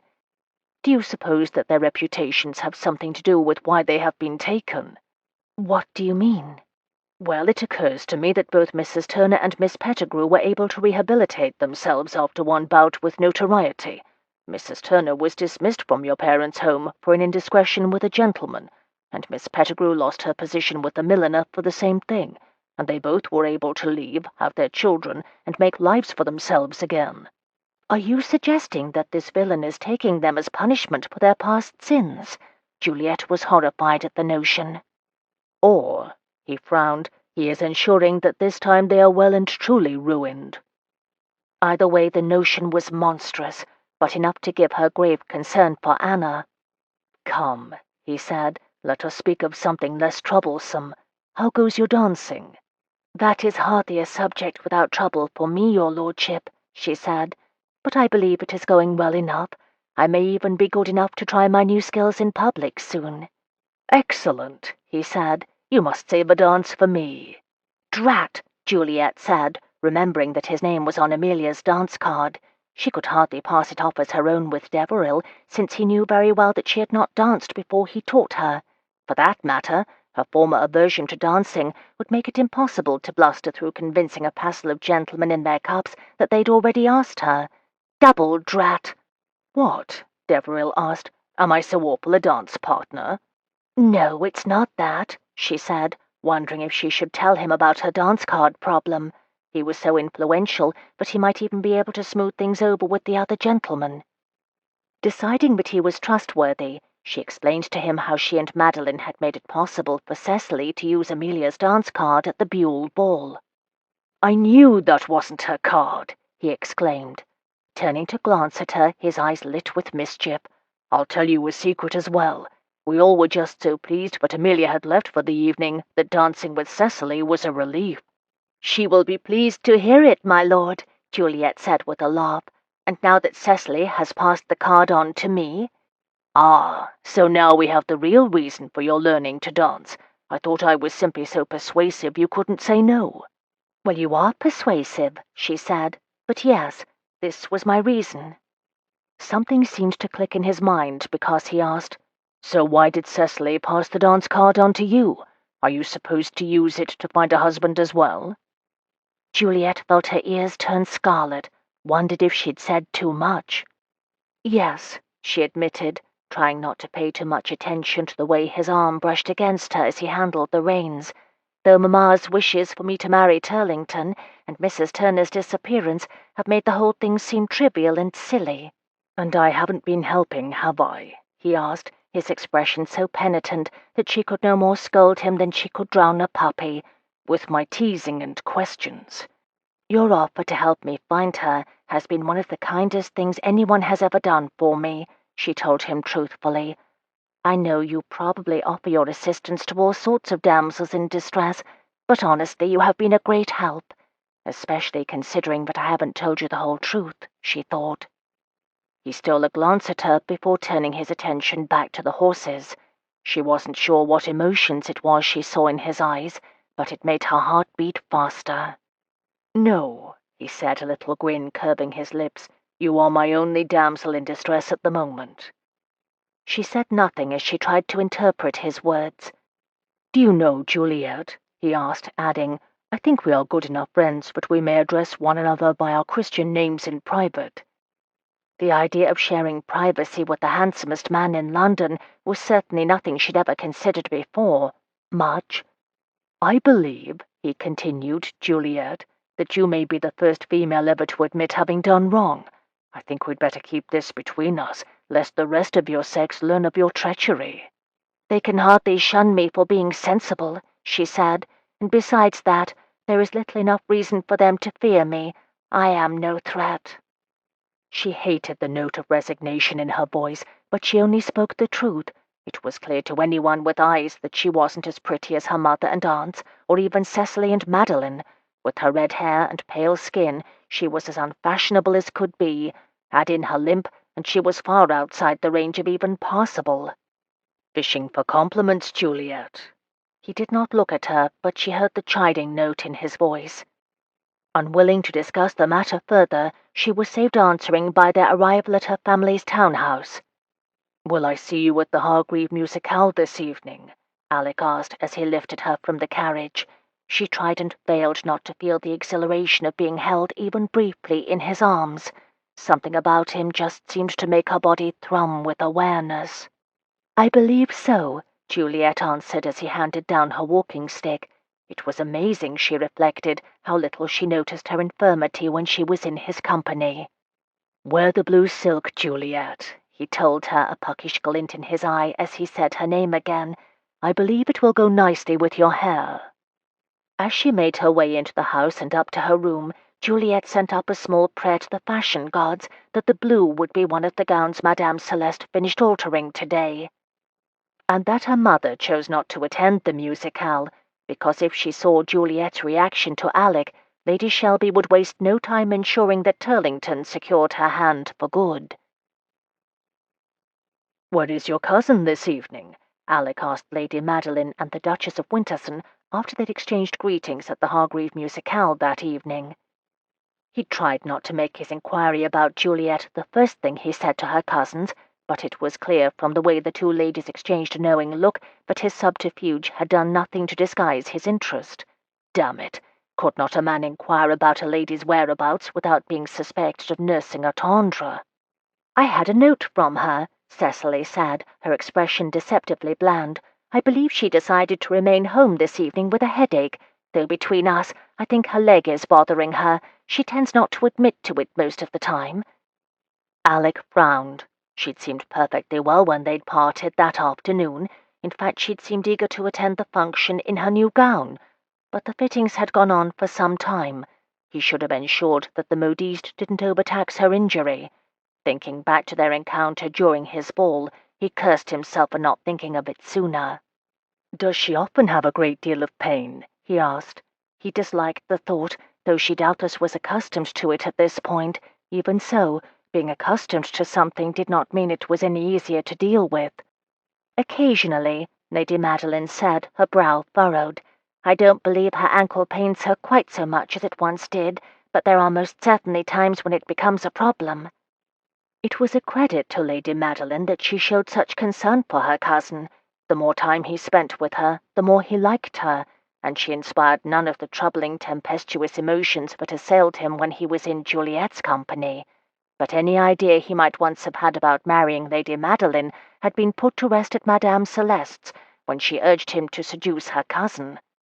"You know," Madeline said, her brown eyes thoughtful, "I believe on nights such as this, Juliet can often be found resting in the back garden of her father's townhouse." Cecily nodded. "She does enjoy the night breezes, doesn't she? And if she cannot be found in the garden, she may sometimes be playing the pianoforte in the little sitting-room. It has the prettiest French doors opening out into the garden." Alec looked from one of the women to the other. Coupled with Madeline's scandalous suggestion of the afternoon that he climbed the trellis outside Juliet's bedchamber to her rooms, he was beginning to feel like a heroic pawn in the cousin's version of a Shakespearean drama. But I would make haste to get there before Lord and Lady Shelby return from whatever engagement they have attended this evening. I believe they planned to attend the opera with my stepmamma," Cecily continued. "If I were going to go meet with Juliet, I mean." "Which we certainly will not be doing," Madeline nodded. "Why would we when we are here at the musicale, and it is about to start? But if I were leaving, I would do so now before anyone realized I had even come." "You really think that I would be mad enough to intrude upon your cousin at home, knowing that her parents are out?" Alec looked from one to the other. Neither seemed the least bit put out by his distress. "Well, we can hardly control what you do, Lord Deveril," Cecily said with a cat-in-the-cream-pot smile. "We simply wish what's best for our cousin." "Definitely," Madeline said. "In fact, I would argue that time is of the essence, considering that Lady Shelby seems determined to marry Juliet to the loathsome Lord Turlington." "Who," Cecily said, "by the way, is here. I just saw him speaking with Lord Fortenbury." It was a sign of Deveril's agitation that he gave in to the urge to run his fingers through his artfully disordered hair. Telling himself that his valet's ire was the least of his worries, he excused himself and hurried from the music-room and out into the night. When Juliet had arrived home that afternoon, it was to find her mother waiting for her. "My dear daughter," Lady Shelby breathed, pulling Juliet close in an unexpected embrace, enveloping her in the heavy rose scent she wore in deference to her own name. "You will never guess what has happened. At long last." A knot of anxiety formed in Juliet's belly. There were very few things that moved her mother to actual emotion, and so far the only things that Juliet had been a part of had been very bad indeed. "I do not know, Mamma," she said carefully, untying her bonnet so that she had something to do with her shaking fingers. "Silly chit," Lady Shelby chided with unaccustomed cheer. "It is the best news imaginable. Lord Turlington has spoken to your father." It took a moment for the news to sink in. "Spoken to Papa about what?" she asked, hoping that she had simply misunderstood her mother's announcement. "Don't be obtuse, child." Lady Shelby's good cheer was beginning to flag a bit in the face of her daughter's lack of enthusiasm. "He asked your father for your hand, and Lord Shelby has accepted." The silence in the entry hall was deafening. "Come, Juliet, do not be missish." Juliet's mother changed her tone. "You cannot have expected some fairy-tale nonsense or the like. When you lost your foot in that ridiculous accident, I thought there was no chance you'd ever find someone willing to marry you. And here not only has someone offered, but he is a handsome lord with no qualms about your injury. Surely even you can see how providential this is." "And the fact that I have no wish to marry Lord Turlington," Juliet demanded, "has that no bearing on the situation?"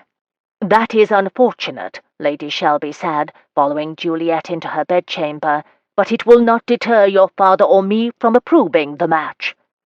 All traces of good humour were gone now from Lady Shelby's angelic visage. Even as she approached her middle 40s, she was a stunning woman, and if Juliet had been graced with but a fraction of her mother's beauty, she would not now be having this argument. "I will apply to Papa," Juliet said, limping to the window in her agitation. "He will not allow you to force me into a marriage I have no interest in." "He will tell you to do your duty," Lady Shelby snapped. "I have tried to make this as easy as possible for you, but you have spent your time mooning over Deveril instead of becoming better acquainted with Turlington." "I do not wish to become better acquainted with Turlington," Juliet said fiercely. "Mamma, he makes me uncomfortable. Surely even you can understand that there is something not quite right about the man." "I understand no such thing," her mother snapped. "He is a handsome and fine gentleman who has been the soul of patience with your missishness. The time has come for you to stop this childish nonsense and accept his suit." "It is not childish for me to wish for a husband who has some real affection for me," Juliet retorted, desperation making her voice shake. "Mamma, why are you doing this? What hold does Turlington have over you?" At her question, Lady Shelby's face paled. "You have no idea what you are speaking of," she hissed. "Now I suggest you lie down for a while before we depart for the opera." "But I have promised Cecily and Madeline that I would attend the Hargreave musicale this evening," Juliet protested, though when compared to the news that she was engaged to Turlington without her consent, The knowledge that she would be unable to attend the musicale was a minor inconvenience. "Well, they will have to live with disappointment," Lady Shelby said, her voice cold. "As will you, daughter. In fact, I will instruct Turlington to procure a special license so that you may be married as soon as possible. I believe next week will give me enough time to plan a celebration." Not if I have anything to do with it, Juliet thought, watching her mother exit the room.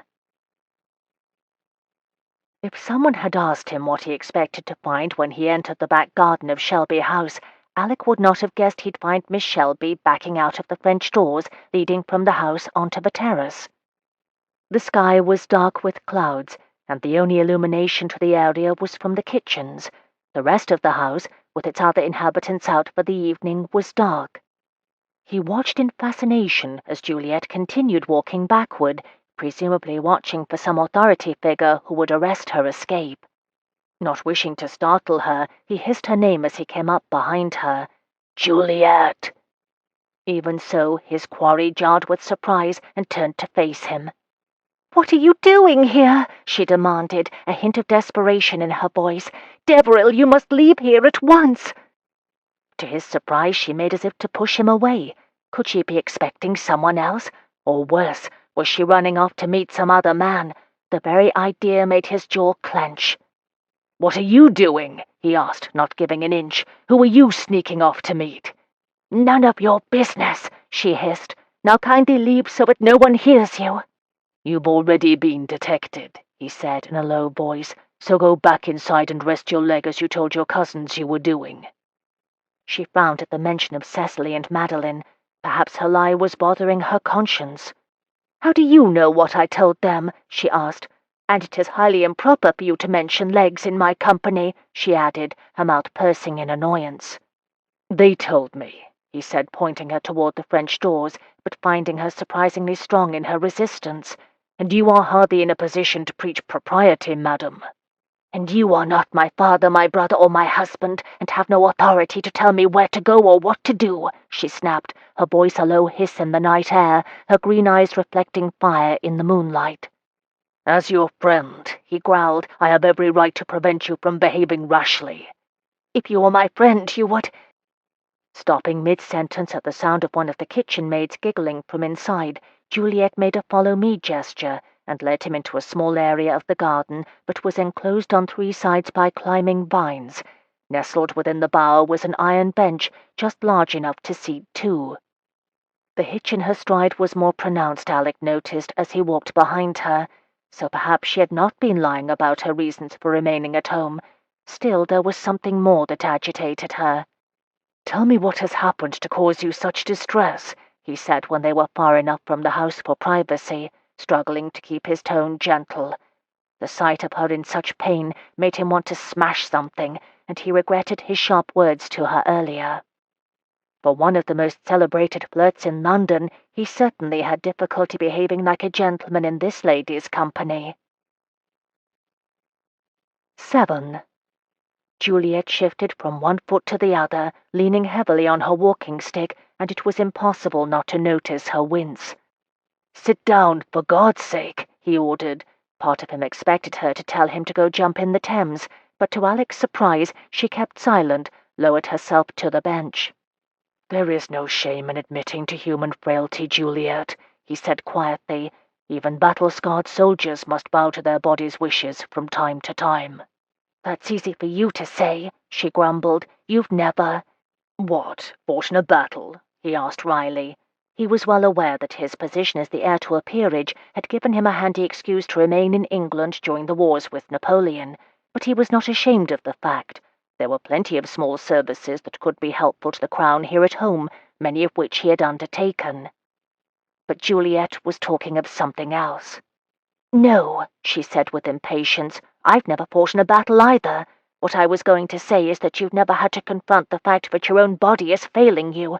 You're a young man. You're fit. You're handsome. You're in the prime of health, and with a few exceptions, your body will do whatever you tell it to do." Thinking of one particular part of him that seemed to have a mind of its own, he disagreed, but did not say so aloud.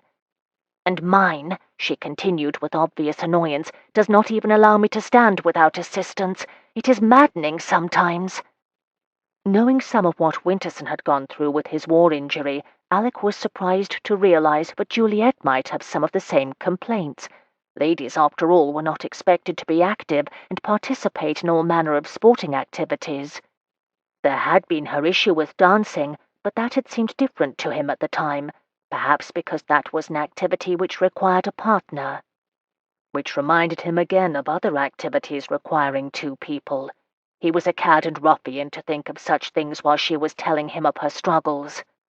"So it is the state of your health that has you in such a fit of pique?" he asked, firmly returning his mind to the subject at hand. "Not my health," she admitted with a frown, twisting the silver ring she wore on her right hand, around and around and around. "Well, not only my health."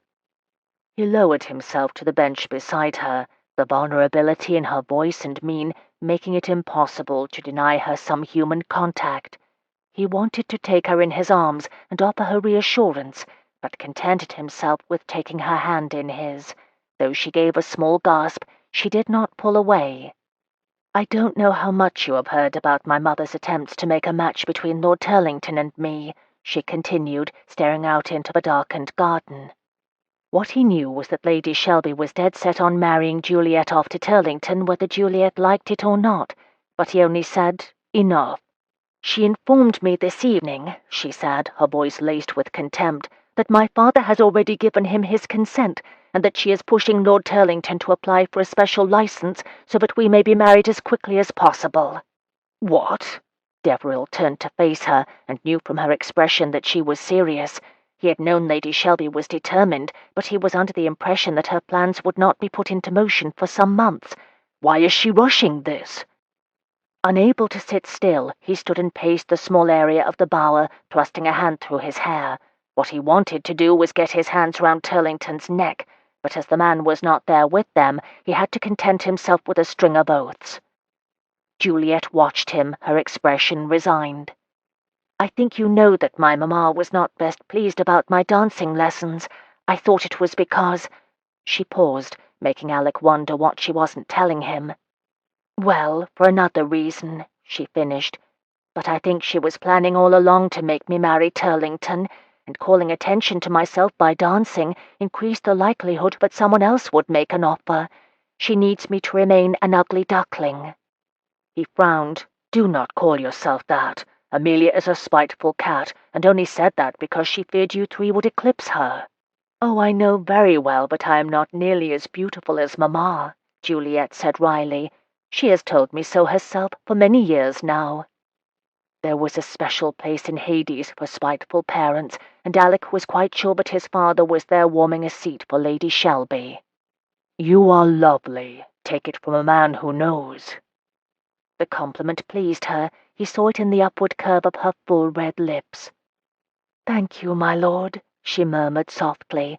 If he hadn't known she was untutored in the art of seduction, the downward cast of her dark lashes and the smile as ancient as Eve would have fooled him, but Juliet Shelby was as innocent as she was beautiful, and the sight of her resting in a moonlit bower of roses was as tempting a sight as Alec had ever seen.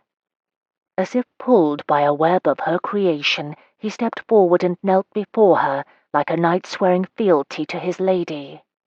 "May I kiss you, Juliet?" he asked, even as his mouth took hers. The contact sent an immediate rush of desire through him.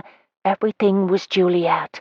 The scent of blossoms, her soft lips, the little moan of surprise she made as he opened his mouth to suck at her bottom lip. Unable to stop himself, he tasted the seam of her lips, pressing with his tongue until she let him in. He took her shoulders in his arms and felt a surge of triumph as she lifted her arms to twine about his neck, one hand stroking into his hair. Her kiss was passive, untutored, and even that gave him a thrill of excitement. The knowledge that he was the first to hold her like this aroused a primitive possessiveness in him that he hadn't known he was capable of. But she was not to be a passive partner for long. Just as she'd taken quickly to dancing, Juliet learned to mimic his movements, sliding her own tongue along his, even as her firm breasts thrust against his chest. He pulled her closer. Lifting one hand to stroke the underside of her breast, he stroked upward, caressing the hardness of her nipple with the palm of his hand. Juliet gasped as she felt Alec's hand brush the butt of her nipple, the contact sending another wave of sensation downward to the ache that had been building between her legs. She knew it was dangerous to engage in such licentious behavior, but her mind was drugged with desire and the need for more. Before tonight she'd barely ever touched a man, with the exception of taking their arms to walk into dinner and the like, but that was so commonplace it hardly registered. This, however, this maelstrom of scent and touch and sensation had her heady with excitement.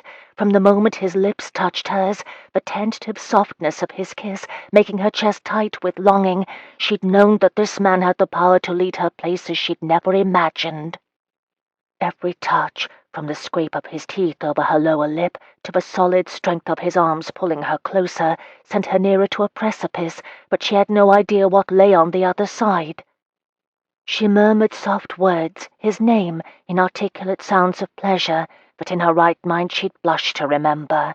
But here in this garden bower, away from every worry, every problem, she felt removed from the rest of the world.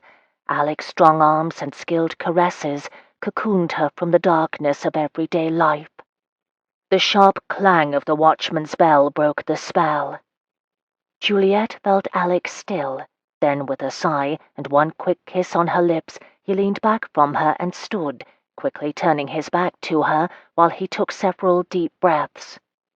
She took a moment to catch her own breath, the rush of sensation slowly subsiding into a low, nameless ache.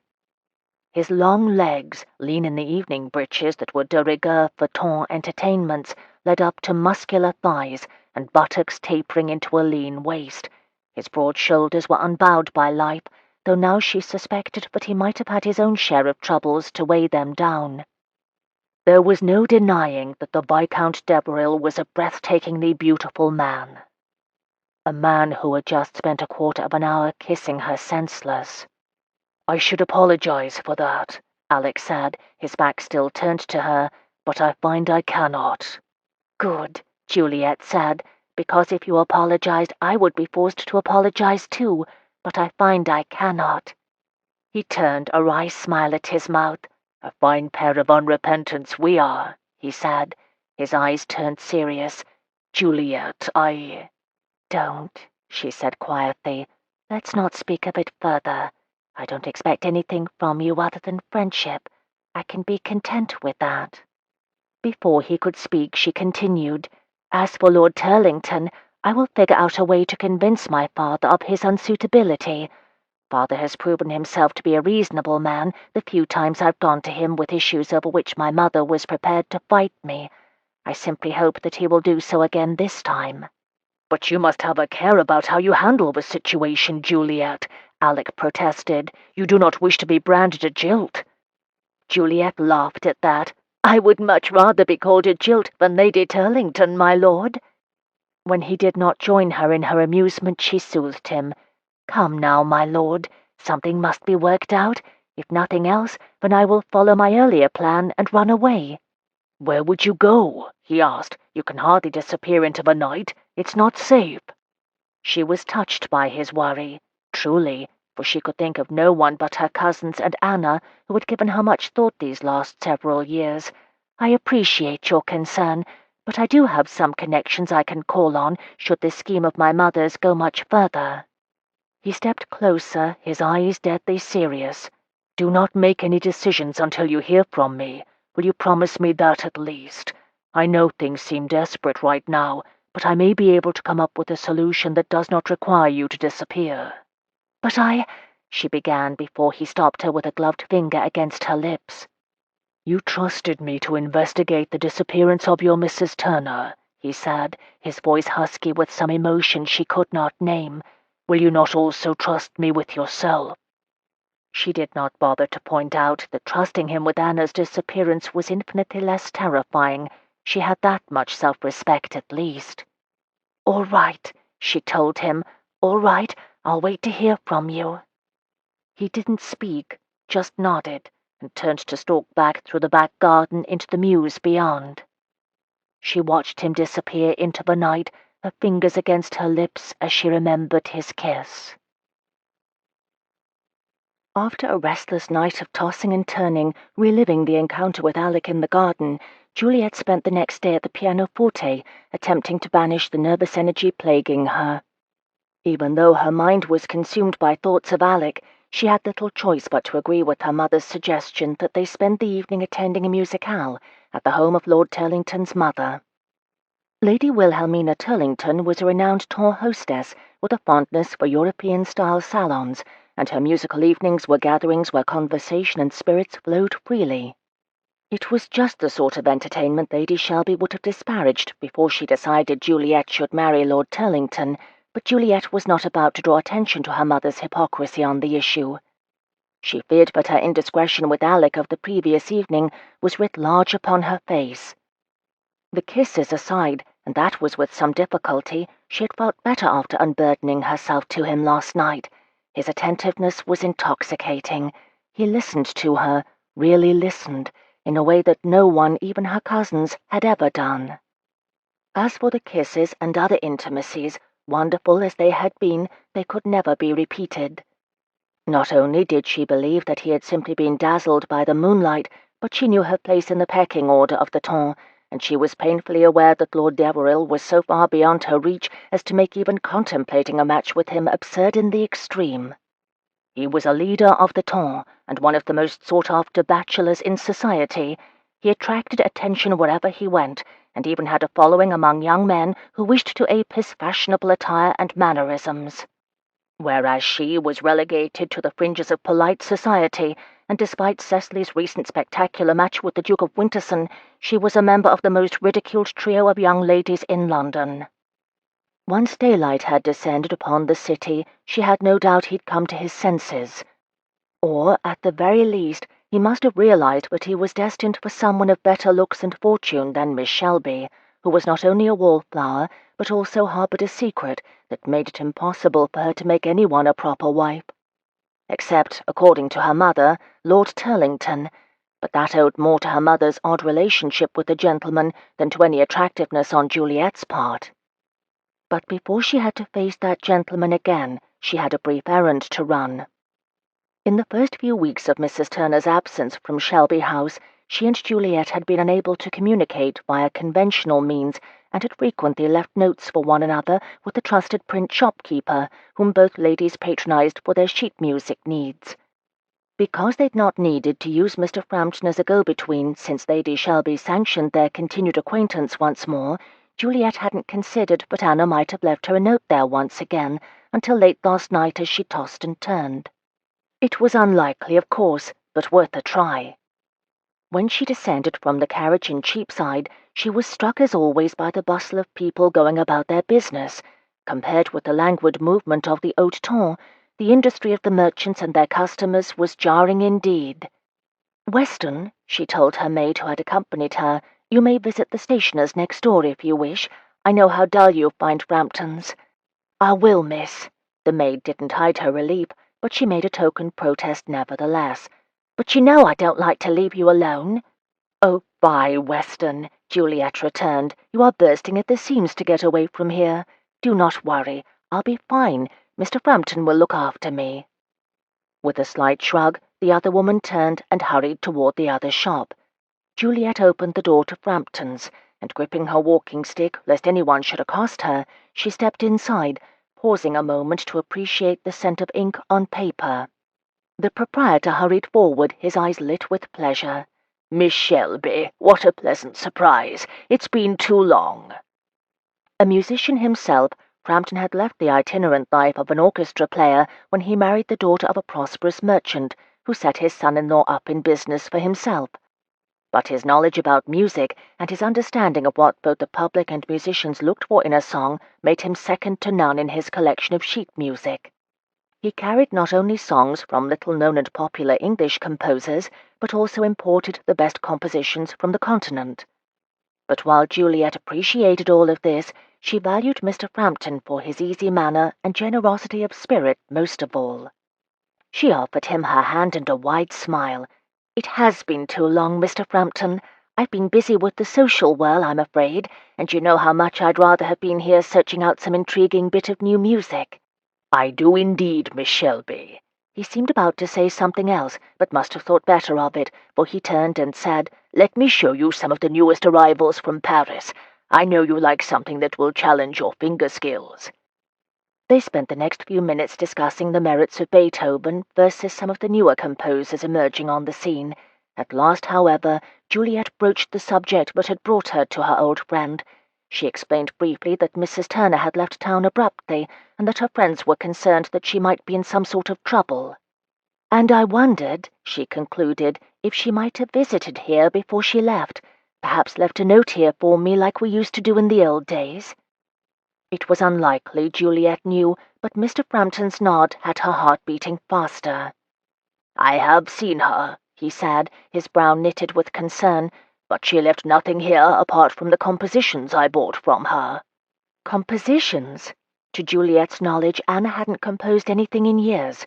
She always said that a truly skilled musician had no need of writing her own tunes, that coming to the piece fresh, without any preconceived notions about just what had influenced the composition, was the best way to reach the true meaning of a song. Indeed, Mr. Frampton stepped behind the counter where he displayed new sheet music and removed a sheaf of pages. The sound of the bells at the entrance to the store caused him to look up at the new customer. Handing the music to Juliet, he excused himself and left her to stare down at the precisely marked notes that began to sound in her head as she read them, playing the tune they spelled out as surely as if a pianoforte were there in the shop. She knew the song well. She'd even played it herself, working to master the particularly tricky fingering at the end of the fourth measure. Anna hadn't broken her rule about composing, however, for these weren't her compositions. They were Juliet's. Anna had stolen her pupil's original compositions and sold them. The sense of betrayal was like nothing she'd known before. She tried to think of rational explanations for Anna's deception. It was entirely possible that she'd needed to leave London in a hurry, and Juliet's compositions had been the fastest way to get funds. But it was still a blow to know that rather than simply coming to her and asking, Anna had taken advantage of their friendship and taken something so personal and sold it. She was so lost in her thoughts, but she didn't hear the footsteps behind her until she felt a tentative hand on her arm. "Juliet!" Closing her eyes, she took a deep breath and turned. There stood Alec, looking unaccountably thunderous. The sound of his voice sent immediate warmth straight to her stomach and lower, as she remembered last night's interlude in the back garden. Turning, she saw that Alec was just as well turned out as ever, and her own expression must have been forlorn indeed, for he immediately frowned. "What's wrong?" The way he stood at attention, as if he were ready to go slay dragons for her, made her heart squeeze in her chest. "What's wrong?" she asks. Alec asked the question aloud, but it was clearly rhetorical. "Perhaps you might tell me why you are alone in a print shop with no proper chaperone." His harassed tone immediately set her back up. "I'm not sure what business it is of yours. I am not a child, and you are neither my father nor my brother." Something almost feral flickered in his blue eyes, and Juliet realized her mistake, a sensation that was not alleviated when he stepped closer. "No, I am neither your father nor your brother, but that does not mean I have no interest in keeping you safe." Juliet's heart pounded in her chest as she looked up at him. She inhaled the scent of sandalwood mixed with warm mail, and she found herself remembering in excruciating detail what it had felt like to be wrapped in his arms. Biting her response, she lifted her chin. "I am perfectly capable of taking care of myself, simply because I am not like other ladies." He interrupted her before she could complete the thought. "No, you are not like other ladies," he said firmly. "You are more—" He stopped before he could complete the thought. "You are as vulnerable as any other unchaperoned lady," he finished, "and as such you should not expose yourself to danger by shopping unattended in this part of town. Have you any idea how much some enterprising fellow might ask your father for in ransom, or how much a canny abbess might charge a man for the privilege of deflowering you?" At his crudity she recoiled. Seeing he'd shocked her as he'd intended, Alec relented. When he'd spied the Shelby coat of arms gracing the carriage in the narrow lane, he'd at first thought Lord Shelby must be visiting a mistress.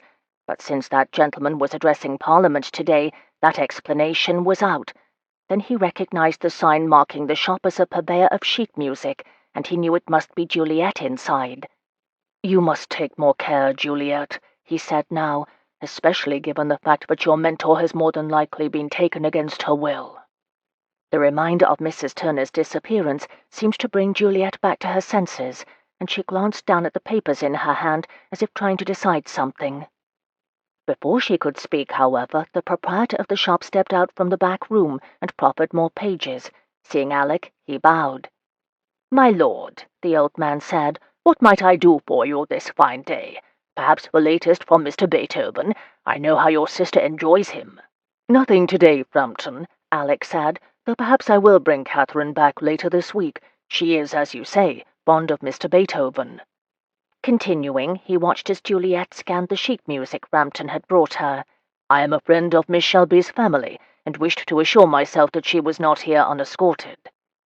If Frampton read more into the situation than was warranted, Alec was not going to disabuse him of the notion. He was perfectly content to let the man, and anyone else who might happen by, know Juliet was not without friends. Turning his attention to Juliet, he asked, "Do you wish to purchase those?" She looked up, pain evident in her eyes, but she quickly shuttered the emotion. "Yes, Mr. Frampton, please wrap these and any others by the same composer." Giving him her card, she continued, "If you should get any others in, please contact me as soon as you can." At her speaking glance, Alec swallowed the question on his tongue and stood silently with Juliet as they waited for Frampton to prepare her package. They were haggling over who would be paying for the purchases when a blousy young woman whom Alec took to be Juliet's maid entered the shop. At the sight of Alec, the maid's eyes grew round. "Miss," she said quickly, "I asked if they had any more of the green ribbon, but they did not. I hope I didn't keep you waiting for too long." Juliet's lips twitched, though whether it was from her maid's poor acting skills or for another reason, Alec couldn't say. "It's all right, Weston," she said. "Lord Deveril is a friend." At that, Weston nodded. "Shall I have John bring the coach around?" Before she could respond, Alec intervened. "That won't be necessary, Weston. I shall take Miss Shelby up in my curricle with me." He met Juliet's gasp of protest with a quelling look, and apparently reading the message there, she remained silent. After bidding Mr. Frampton good day, they made their way out into the street, where Alec handed her into the curricle. It was some few minutes while he navigated the narrow lane and they set off for Mayfair before he spoke. "I realize that you are accustomed to a certain degree of latitude, given your mother's lack of propriety herself," he said, "but you must promise me that until we figure out what happened to Mrs. Turner, you will not go anywhere unescorted." "Don't you wish to know why I was there?" Juliet asked, skirting his question. Really, the woman was maddening, Alec thought, staring out over the horses' heads. "I'm listening." Quickly she explained how she and Anna had used Mr. Frampton's shop as a means of exchanging letters. "So what did you discover?" Alec asked, admitting to a grudging respect for her ingenuity, if only to himself. "I discovered," Juliet said with a hard edge to her voice, "that my friend, or rather the woman I thought was my friend, has been taking compositions that I wrote for myself and no one else, and selling them to Mr. Frampton for publication." He wasn't sure what he'd expected, but it hadn't been that. "Are you sure?" he asked, hoping for her sake that there had been a mistake of some sort. Her laugh was far too cynical for one so young. "I'm quite sure, though I suppose I can take some comfort in the knowledge that she didn't attach her own name to them, but instead invented a pseudonym for Mr. Frampton to attach to them." He was silent as he negotiated the curricle past an erratically driven apple cart. Finally, when they were nearing a less congested stretch of road, he spoke. "Can there have been some reason for Mrs. Turner to do something like this? Perhaps she needed more funds than she was able to earn on her own." Thinking to Winterson and his lady's use of codes to unravel a mystery earlier that season, Alec said, "Could she have been sending some sort of message through them? Something only you could understand?" Sighing, Juliet allowed her shoulders to bow in weariness. "I don't know. I suppose it's possible. I hadn't time to read through all of them, just a cursory glance to assure myself that they were indeed my compositions." "And they were?" Again the bitter laugh. "Yes, they're mine. I didn't even know that my own copies were missing. I suppose Anna must have taken them by mistake after a lesson, and then simply saw a means to earn some money. I only wish she'd come to me if she needed more funds. Didn't she know I'd give her more if I could? For Juliet's sake, he said, perhaps she knew you were dealing with your own problems and didn't wish to ask for more. It cannot have been easy for her to take your charity after her child was born. No, she said, sighing, it wasn't. I had to appeal to her love of the babe to get her to take as much as she did. She straightened in her seat. So why would she stoop to outright theft now? It makes no logical sense. She must have had another reason to do it. She needed funds for something she couldn't tell me about. Alec considered this. What would she be unable to tell you about? I don't know, she said thoughtfully. Her expenses were minimal, and Alice wasn't ill, so it can't have been a physician. What about blackmail? Juliet gripped his arm, and he felt the touch straight through his coat. That's it! She nearly vibrated with excitement. It has to be. Nothing else makes sense.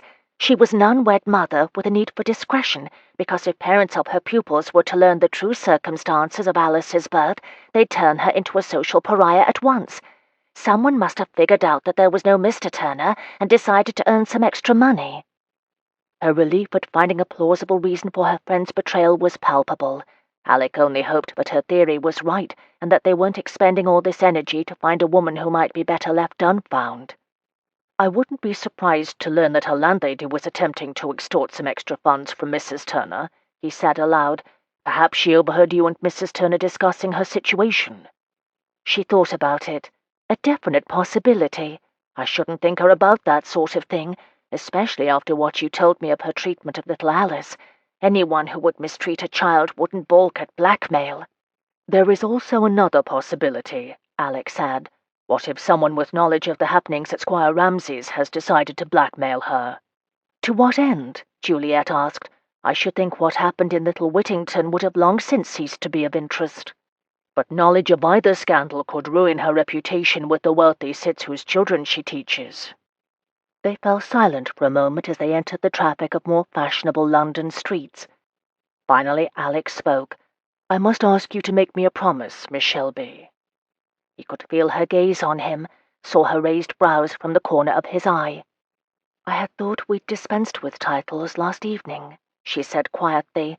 It was a bold statement for her, and he liked to think that her comfort in his presence made her able to speak her mind. Glancing around to ensure they were not under scrutiny, he pulled the curricle down a relatively quiet street and drew the horses to a halt. Keeping the reins firmly in his left hand, he turned to her, dipping his head a little to see beneath her bonnet brim. Juliet, he said seriously, meeting her frank gaze with one of his own, I will not endanger your reputation by addressing you by your given name in public, and I won't apologize for what happened last night, though I suppose I should if I were a true gentleman. I can think of no one who is more qualified to call himself a gentleman than you, she said, and if you apologized for last night I would draw your cork. Her use of the cant phrase startled from him a laugh. So what is this promise you wish to coax from me? She asked, her expression impish. Really, if the rest of the ton were aware of this side of her personality, Amelia Snow would find herself with serious competition for her position as reigning toast. You cannot go out searching for clues to Mrs. Turner's disappearance on your own. It is too dangerous. At this point we have no way of knowing whether your friend left of her own volition or was spirited off by someone up to no good. I won't allow you to risk your safety. At the mention of Mrs. Turner, Juliet's expression fell, and she grew serious. Alec despised himself for breaking her good mood, but he could not stand by while she put herself in harm's way. If you must go out in search of your friend, he said seriously, then at least take Cecily or Madeline with you. I won't suggest that you contact me, because that would endanger your reputation, but I will be sure to seek you out at social occasions so that we can compare notes and determine what our safest course of action might be. Then you won't call on me yourself? Her question was offhand, as if she were wondering aloud whether it would rain later, but he was not fooled by her studied indifference. He reached out a gloved finger and tipped her chin back so that he could look into her eyes. Juliet, he said softly, I am the last man you wish to become involved with. The men in my family, my father. A quick nod told him that she was not unaware of his father's and uncle's reputations. "Last night was—" He searched for a way to describe their encounter in the darkness of the garden. "It was sweeter than anything I've known in a long while," he said finally, "but it cannot happen again. For your sake, you deserve a man who can give you a lifetime of happiness, and I'm afraid I am incapable of doing that." "If you don't mind, my lord," she said curtly, "I would like to return home now. I have an engagement this evening, and Mamma will be looking for me." He supposed he was asking too much for her to acknowledge his clumsy attempt to warn her off. Perhaps she hadn't been as affected by their kiss as he'd been, and besides, what sort of self-important bastard demanded to be forgiven for protecting a woman from an entanglement? Their drive was silent as they reached Shelby House. A footman stepped forward to assist Juliet from the carriage, and Alec accepted her cool thanks and farewell with good grace. "If you wish to visit Alice," he said, unable to stop himself before she turned away, "I am gone most mornings. I will leave word with my staff that you are to be allowed in whether I or my sisters are there or not." She nodded her acknowledgment, then turned, and for a woman with such a severe leg injury, she managed to mount the steps in a remarkably speedy fashion.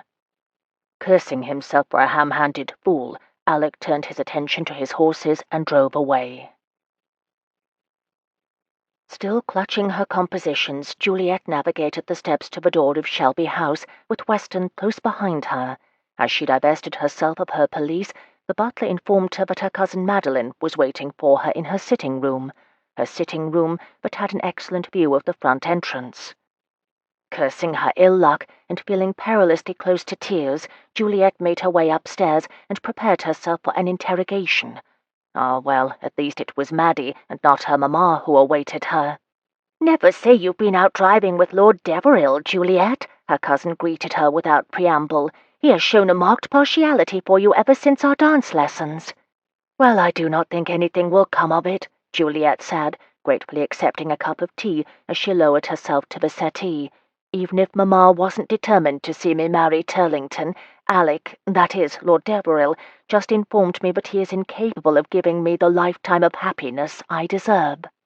Madeline's mouth dropped open. "Incapable? You don't suppose he means that he cannot?" Juliet gave a startled laugh despite herself. "No, I don't think that's what he meant. He was speaking about the men in his family in general." "Oh, that." Maddie waved away the notion. "He is just being noble, then. This happens all the time in novels. The hero is drawn to the heroine despite himself, and then ruins everything by pushing her away."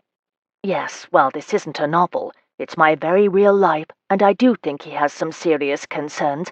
His father was Devil Deveril, after all. Perhaps the sins of the father—" "Except that Lord Deveril has never shown the least propensity to behave like his father. Indeed, quite the opposite. He does have a bit of a rakish reputation, but nothing so troubling as his father, or his uncle, for that matter." Juliet knew Maddie was right. Alec was as far from his father's type of man as a son could be. He was a gentleman through and through, and would no more seduce and abandon her than he would leave little Alice in the care of an abusive woman. "I fear you are right," she said aloud, "but that doesn't mean he'll change his mind. So I will put him from my mind and concentrate on finding Anna. I doubt Mamma would approve Lord Deveril's suit if he were to ask anyway, so the whole matter is moot."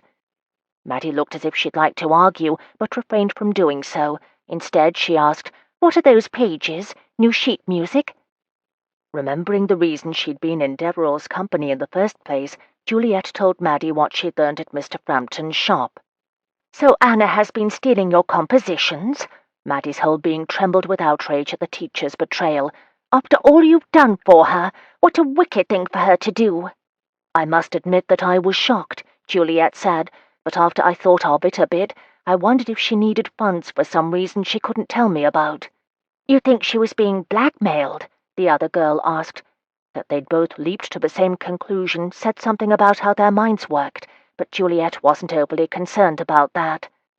Between Juliet's dealings with her mother and Maddie's extensive reading, they were both acquainted with the darker side of human nature.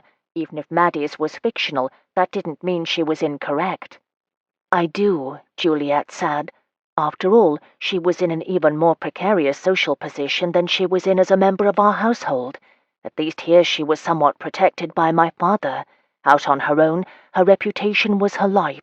One blemish could mean ostracism, and therefore a loss of the only means she had to make a living. "Who knew the real circumstances of little Alice's birth?" Maddie asked. "You don't suppose your mamma told anyone, do you?" "No," Juliet assured her. "She knows, but if she reveals any of Anna's secrets, Anna and I will reveal hers. I never thought that I'd be in a position where I'd have to blackmail my own mother, but I suppose given who my mother is, this is a small enough price to pay."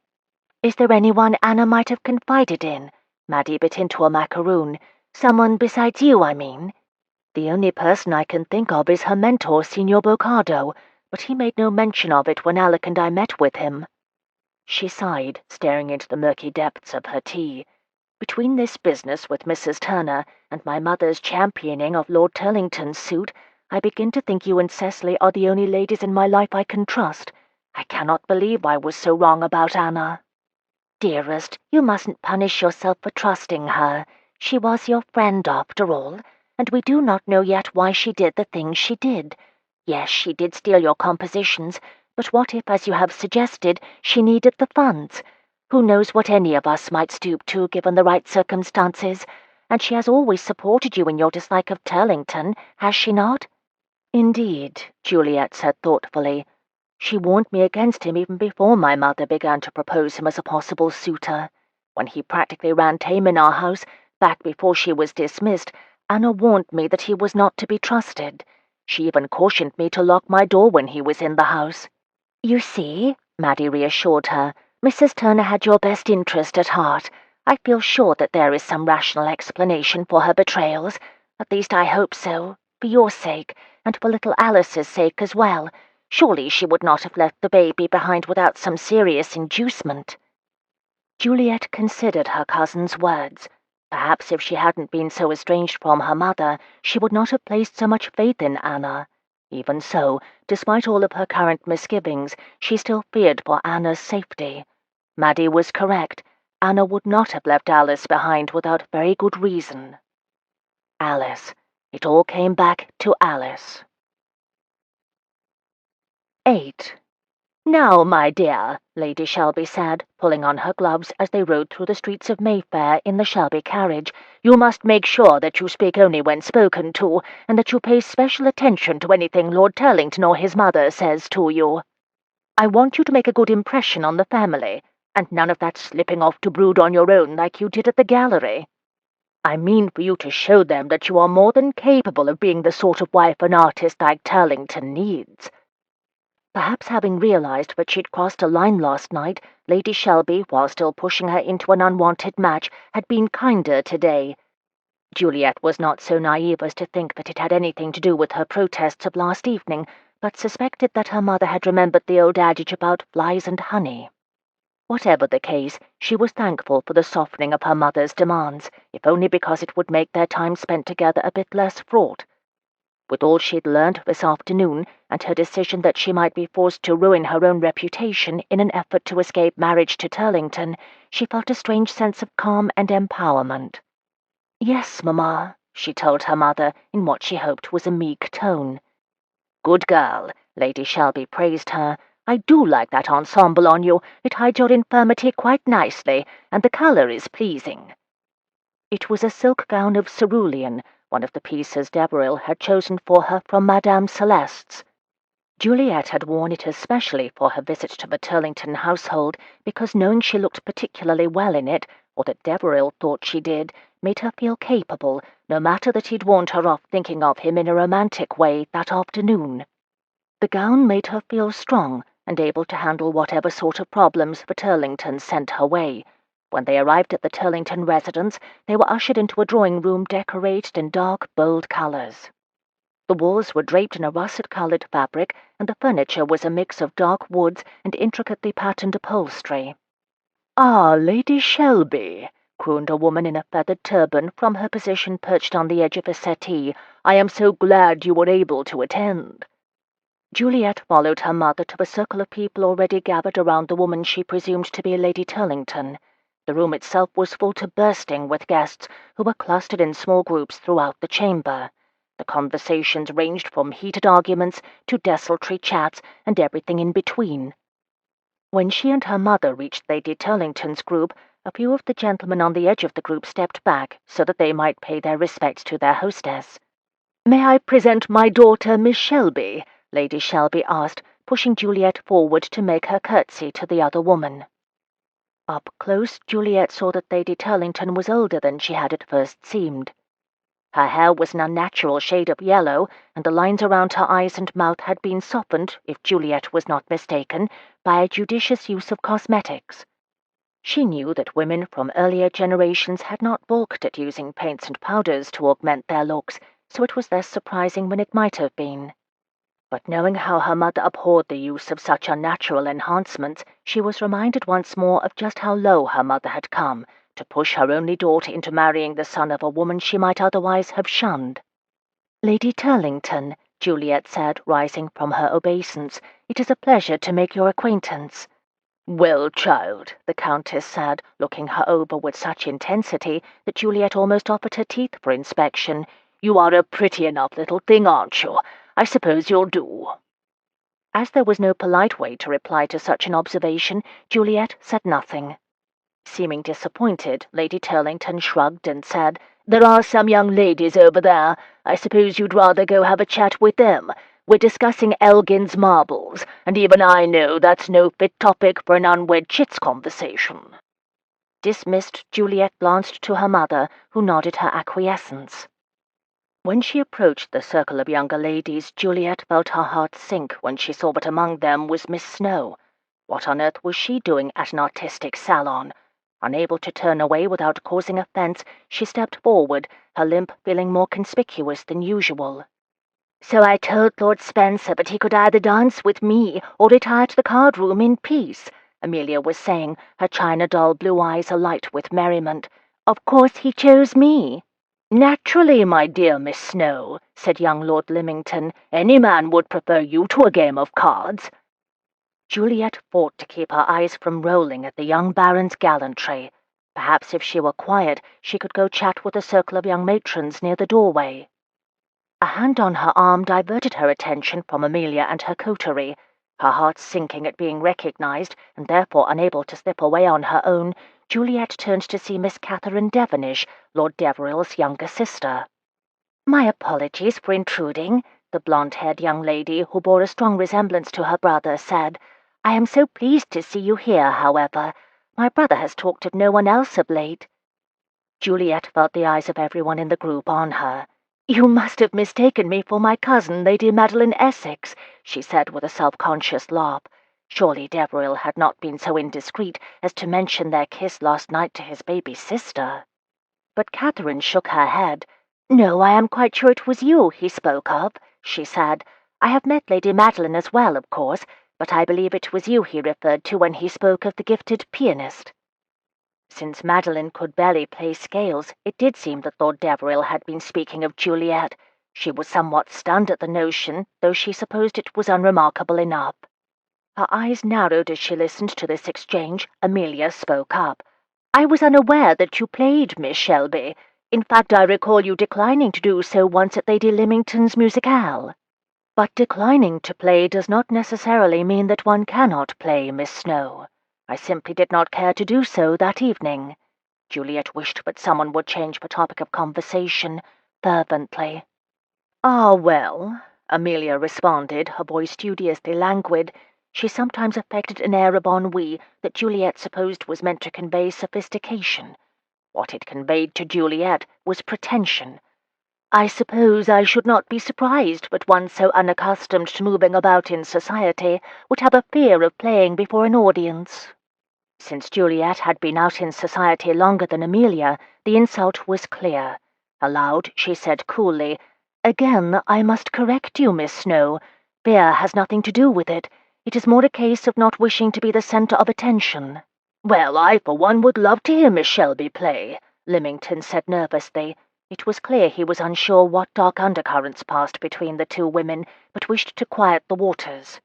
"So would I," Amelia chimed in, "if, of course, Miss Shelby is willing to break her rule against being the centre of attention, though honestly I think it is a bit—" She paused as if searching for just the right word. An inward tug of competition rose in Juliet's chest. She had long wished for some way to put Amelia in her place, or to show her that there were other young ladies besides her small fashionable circle in the ton. Yes, she had helped Madeline arrange for Cecily to use Miss Snow's dance card earlier in the season, but this was a chance to best Amelia all on her own. And, she thought with satisfaction, to show just how superior an instructor Mrs. Turner really was. "I think it's a splendid notion," said Lord Turlington as he strode across the room to Juliet's side. She had not seen him since that day at the gallery, and the time and distance had done nothing to improve her opinion. She felt the hairs on the back of her neck rise as he touched her arm. Cursing her sharp tongue for drawing their group to his attention, she pretended a civility toward him that she did not feel. "Come, Miss Shelby," he said, offering her his arm, which she had no choice but to accept. "I will show you and the others to the music room, where you may play and entertain us." Her stomach knotted. Her desire to put Amelia in her place was at war with her dislike of drawing attention to herself, and what would Mamma say when she found out? Calling upon the reserve of inner strength that she had long used to steel herself to the scorn of her peers, Juliet took Lord Turlington's arm and allowed him to lead her toward the music room. Alec arrived at the Turlington townhouse in Half Moon Street later than he had planned. As he handed his hat and gloves to the butler, he was informed that the guests had moved to the music room. Despite his warning to Juliet that afternoon, he had been unable to resist the urge to see her tonight, and to protect her from both her mother and Turlington. He heard the piano music before he reached the room. If he wasn't mistaken, it was a sonata by Beethoven, the one he and Juliet had discussed at Frampton's. He'd heard the same piece mangled terribly by a pastel-gowned debutante only last week, but this was different. Whereas the debutante's rendering had made him want to cover his ears in anguish, this pianist prompted another kind of anguish. That sweet, sad feeling that only a well-crafted bit of poetry or music or prose could evoke. When he entered the music room, the assembled company was quiet. All eyes were on the figure at the piano, whose deft fingers flew over the keyboard. If her auburn hair escaping from its tidy chignon were not clue enough, Alec would have known it was Juliet by the tilt of her head. Could he really have become so attuned to her every mannerism that it took only that to identify her?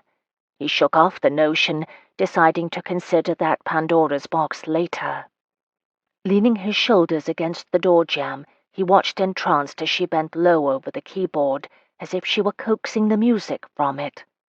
If this was the result of her training at Mrs. Turner's hands, then that lady was indeed a gifted instructor. He was not pleased to see that it was Turlington who stood behind her, turning the pages as she played. Though it put him in the position of dog in the manger, he would do whatever it took to make sure the man stayed as far away from Juliet as possible. Especially given what he'd learned of the other man that afternoon at White's. Turlington, it seemed, had a reputation for deep play.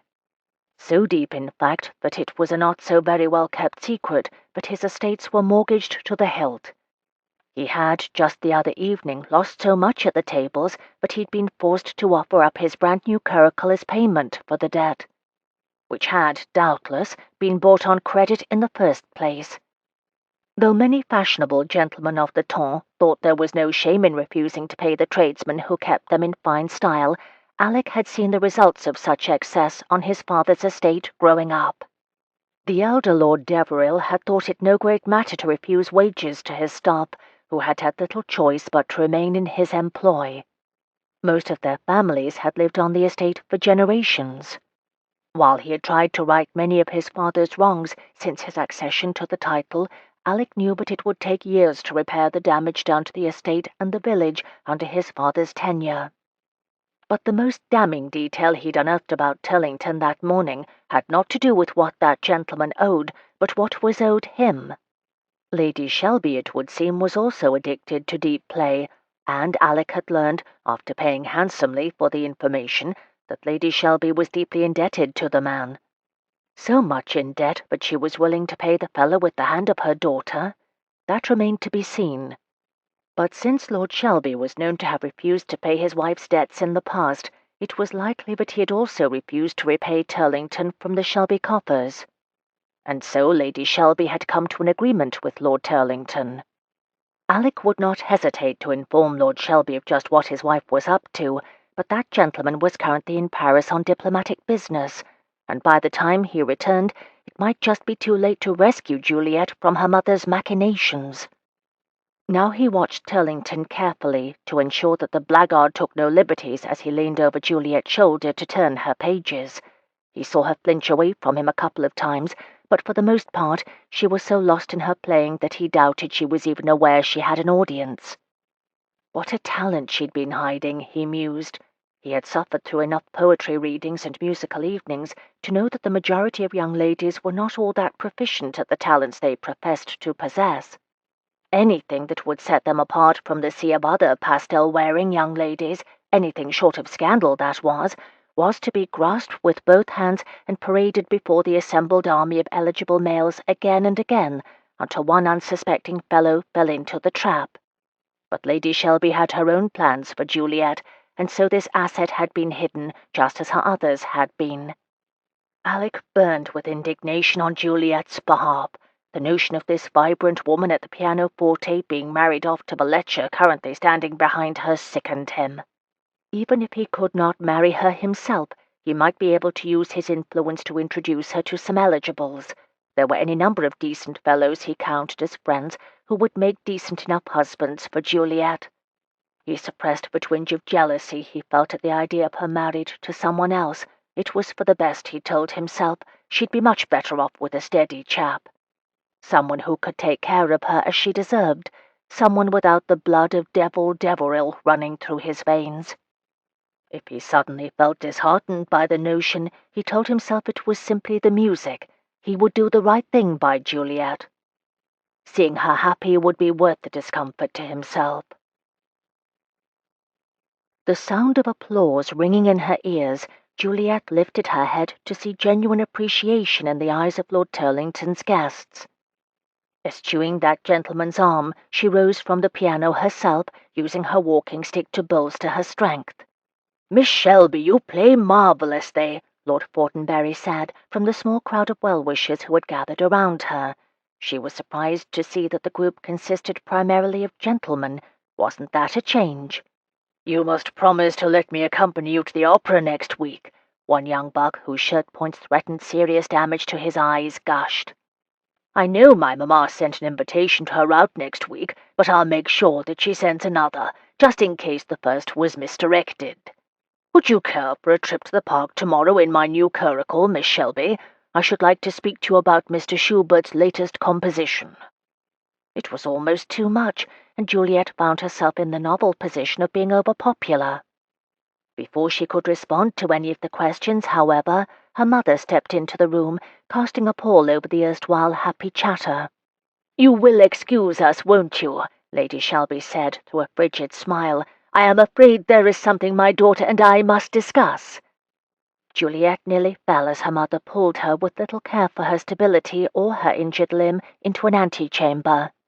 "What do you think you're doing, Juliet?" her mother demanded once they were out of earshot of the rest of the gathering. "You are not to attract the attention of anyone but Lord Turlington.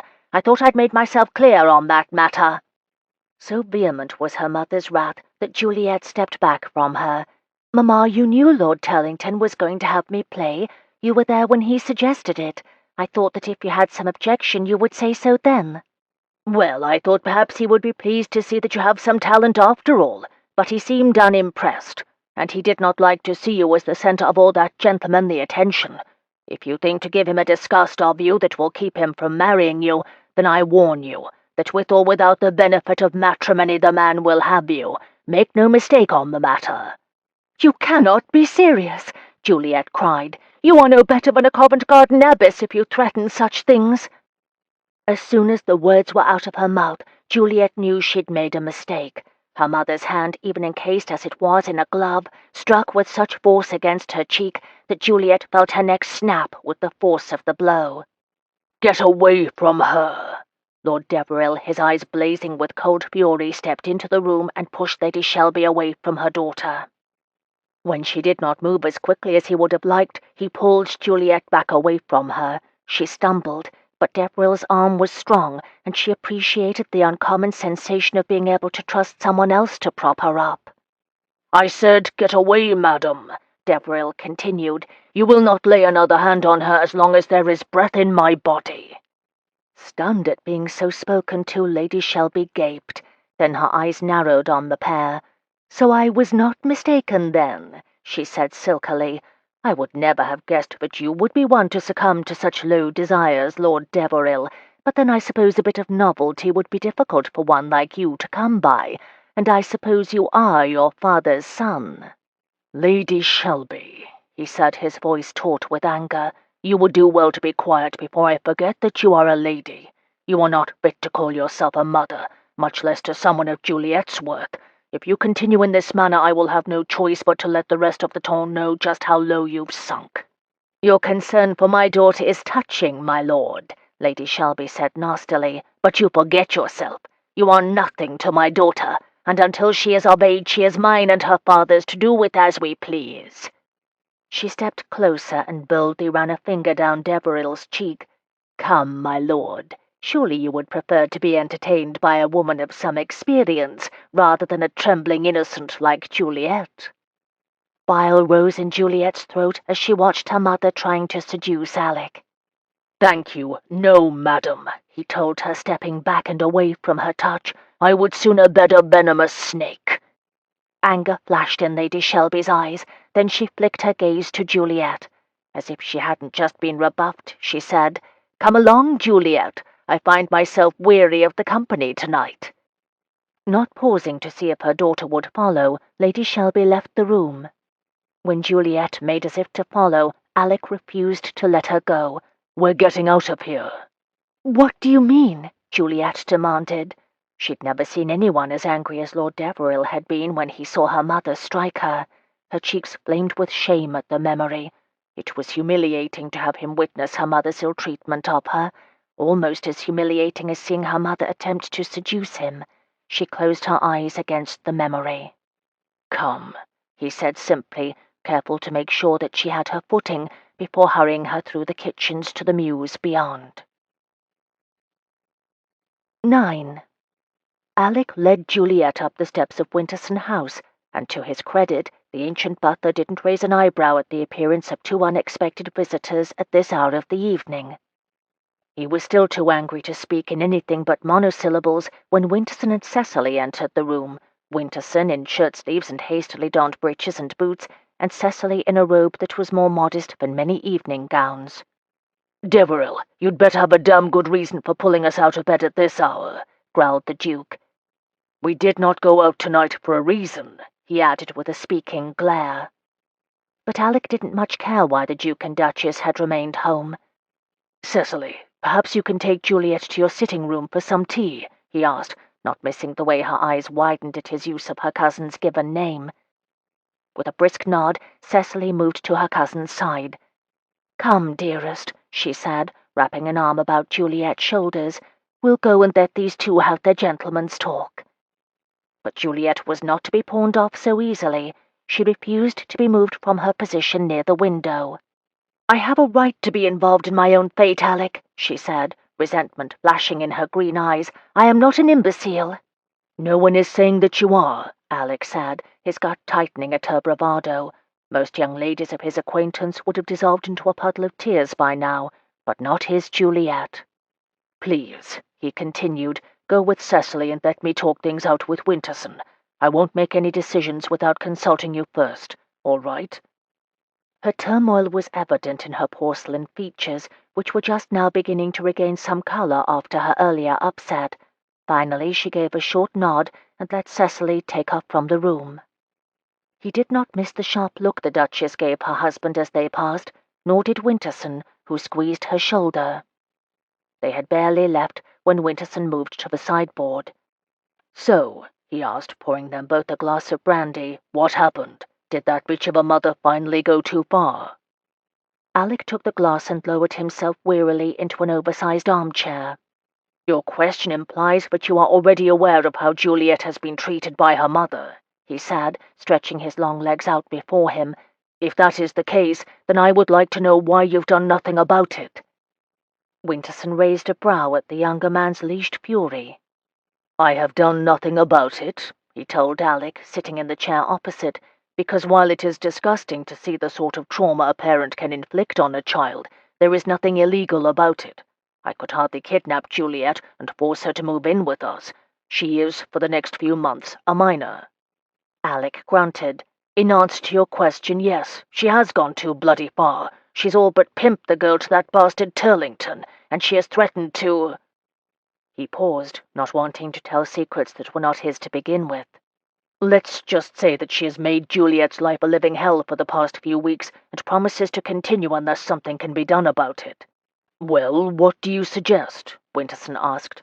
"I can offer to let her come here, but there's nothing I can do if Lord and Lady Shelby demand to take her back."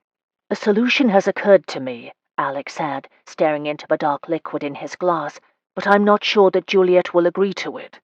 "So," Winterson said carefully, "the wind blows in that direction, does it? I must admit I thought you were moving toward a match with Madeline, but I do think you are better suited for Juliet." Alec stood, stalking over to stand before the fire. "I did," he said, "at one time consider asking for Madeline's hand. She would be a much safer choice for me, I think. We are friendly, and I think we would get along well enough together. But Juliet needs me more," he said, "and there is the small matter of the fact that I have all but compromised her already." Winterson's smile turned to a frown. "Perhaps you'd care to tell me what the hell that means," he said with deceptive calm. "Did you compromise her a little or a lot?" Alec turned from gazing into the fire. "It depends, I think, upon what your definition of the term entails. Did I take her virginity? No, but I certainly have done more with her than is allowed by convention. Enough so that I was considering marrying the girl even before tonight's incident."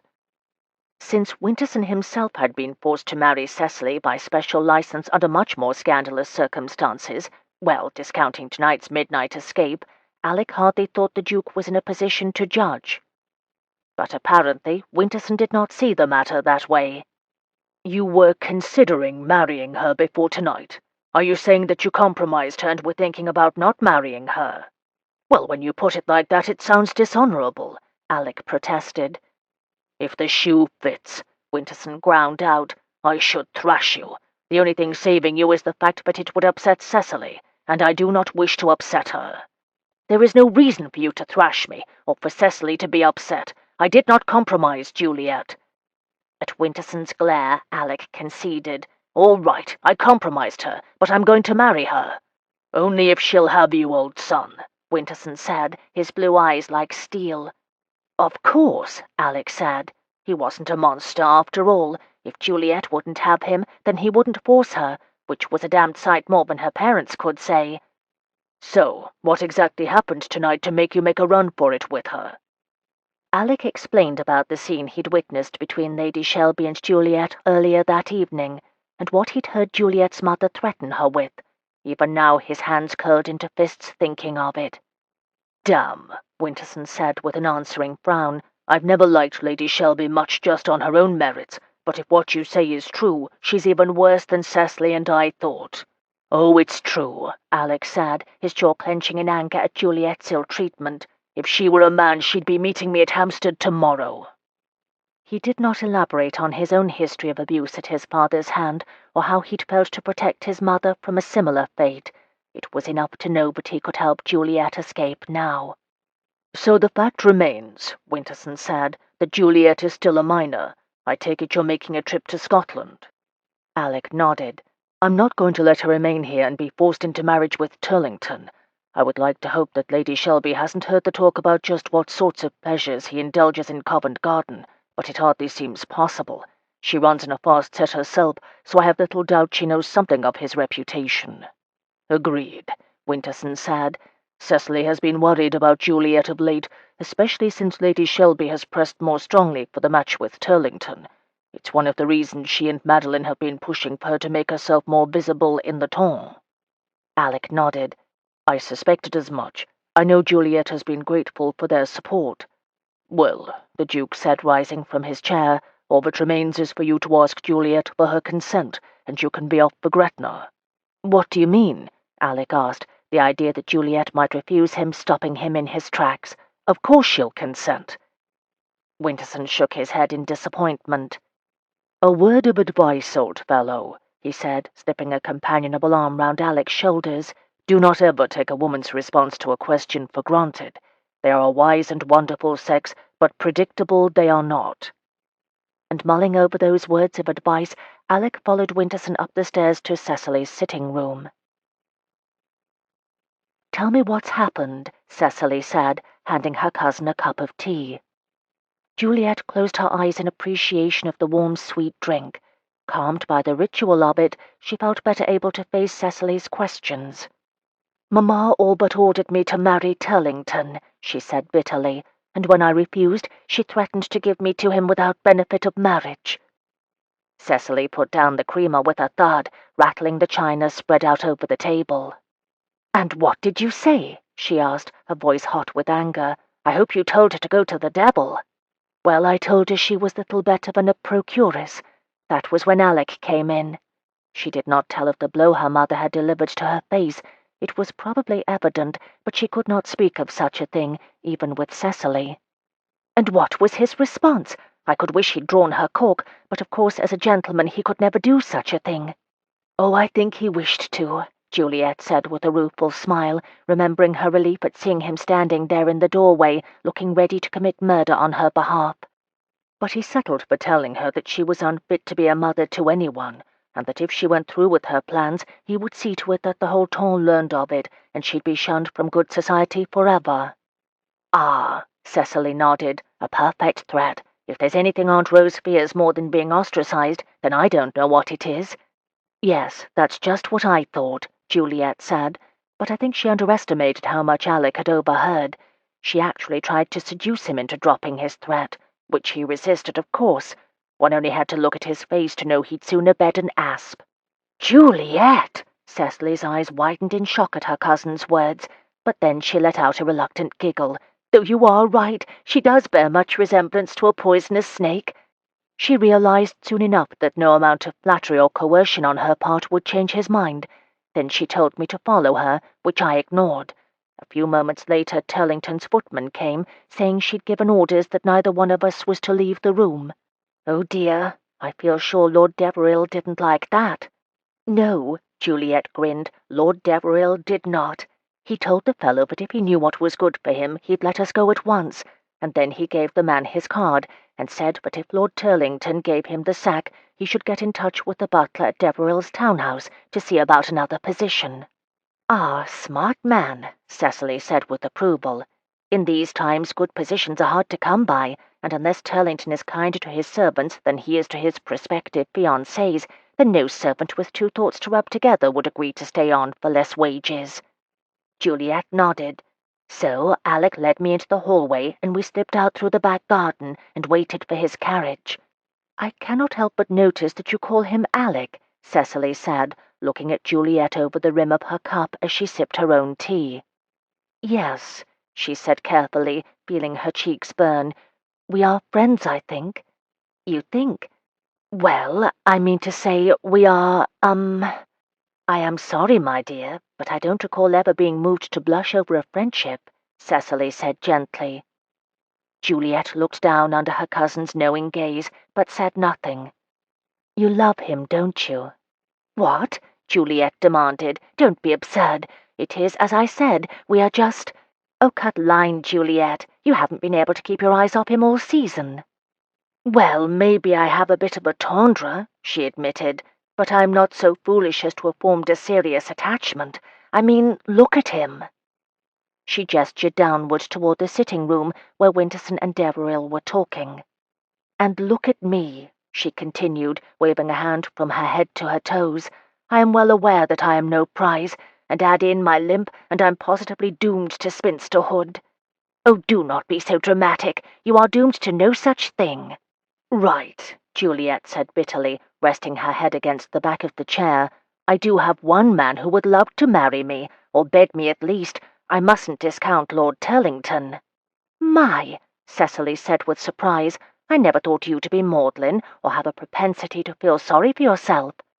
Juliet sighed and passed a weary hand over her eyes. I am having a trying time of it just now. My apologies." "There is nothing to apologize for," her cousin said, touching her lightly on the shoulder. "I am a beast to tease you, but I really do hate to hear you say those things about yourself. It is nothing more than what your mother wishes you to think, because she is a spiteful, jealous cat who cannot endure the idea that her own daughter might be more appealing than she is." Smiling ruefully, Juliet reached up to cover her cousin's hand with her own. "I wish you were right, but I have seen myself in the glass, and I'm nowhere near as beautiful as she is, though I will admit that I am certainly a much more pleasant person." "Darling, you are far and away more pleasant than any of the fabulous Featherstones, and that includes my own dear stepmamma." Juliet was saved a response by the sound of Winterson opening the door. He stepped into the room, followed closely by Alec. "Come, Your Grace," the Duke said, leaning down to take Cecily's hand. "Let's go have a drink in the other room." The Duchess frowned. "What do you mean? We have tea right here, and weren't you and—" Then, catching her husband's meaningful glare, her eyes widened. "Oh, yes, of course. We keep the special wine in your study, don't we? I for one could use some. It's been a very eventful evening." She paused before Deveril, but Juliet couldn't see what passed between them, just that he gave her a nod that seemed reassuring. What on earth was going on? The air seemed to vacate the room along with Winterson and Cecily, but as Alec watched Juliet, her green eyes glistening in the firelight, he realized that he wasn't the only one suffering an attack of nerves. "Are you well?" he asked, stepping closer to where she perched on the edge of a chintz-covered chair. He noted with a hint of annoyance that she'd torn her gown in their haste to exit Turlington's house. The reminder of just what she'd run away from tonight solidified his resolve to ensure she was never so mistreated again. "You did not hurt your leg, did you, in our haste to leave?" Wiping her gloveless palms on the skirt of her gown, Juliet shook her head. "No," she said, "I am fine." Though she was clearly not at ease, she was also not cowering from him. That was something, at least. Stopping before her chair, he went down on his haunches before her so that they were eye to eye. This close, he could see the tiny freckles that dusted her cheeks and nose, and the darkness of her lashes against her pale skin. Her face, though pretty enough, boasted something that most ladies of the temps wanted but could never have: character. It shone in her intelligent eyes and her expressive mouth. "You know why I am here, do you not?" he asked softly. She was not stupid, his Juliet. She knew what he meant to ask. "But," she said quietly, "you need not do it. I am sure that Winterson and Cecily would be able to find somewhere." His eyes dropped to where her hand twisted nervously in the fabric of her skirt. She was not entirely composed, it would seem. He covered her hand with his, stopping its motion. "No," he said firmly, his voice harsher than he'd intended. "You should not have to spend the rest of your days running from them." She kept her eyes downcast. He lifted her chin with a finger so that he could gauge her emotions. "I don't think you wish that either," he said softly.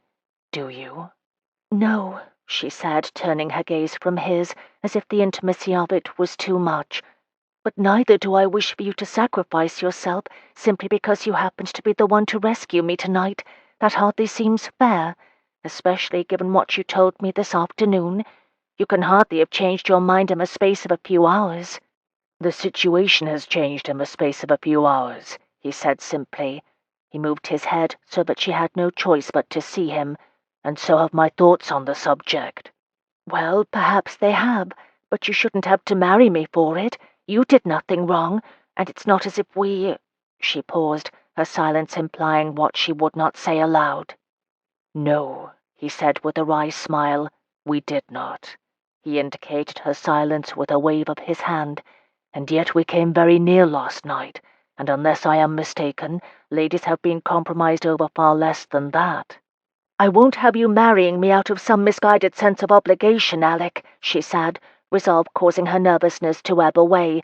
"If the choice is between you and Turlington, then of course I would choose you. But there is a third option. I can marry neither of you and live on my own. Indeed, I had all but decided as much this afternoon." After our discussion, you mean? Don't flatter yourself, Juliet snapped. You aren't the only man in London, you know.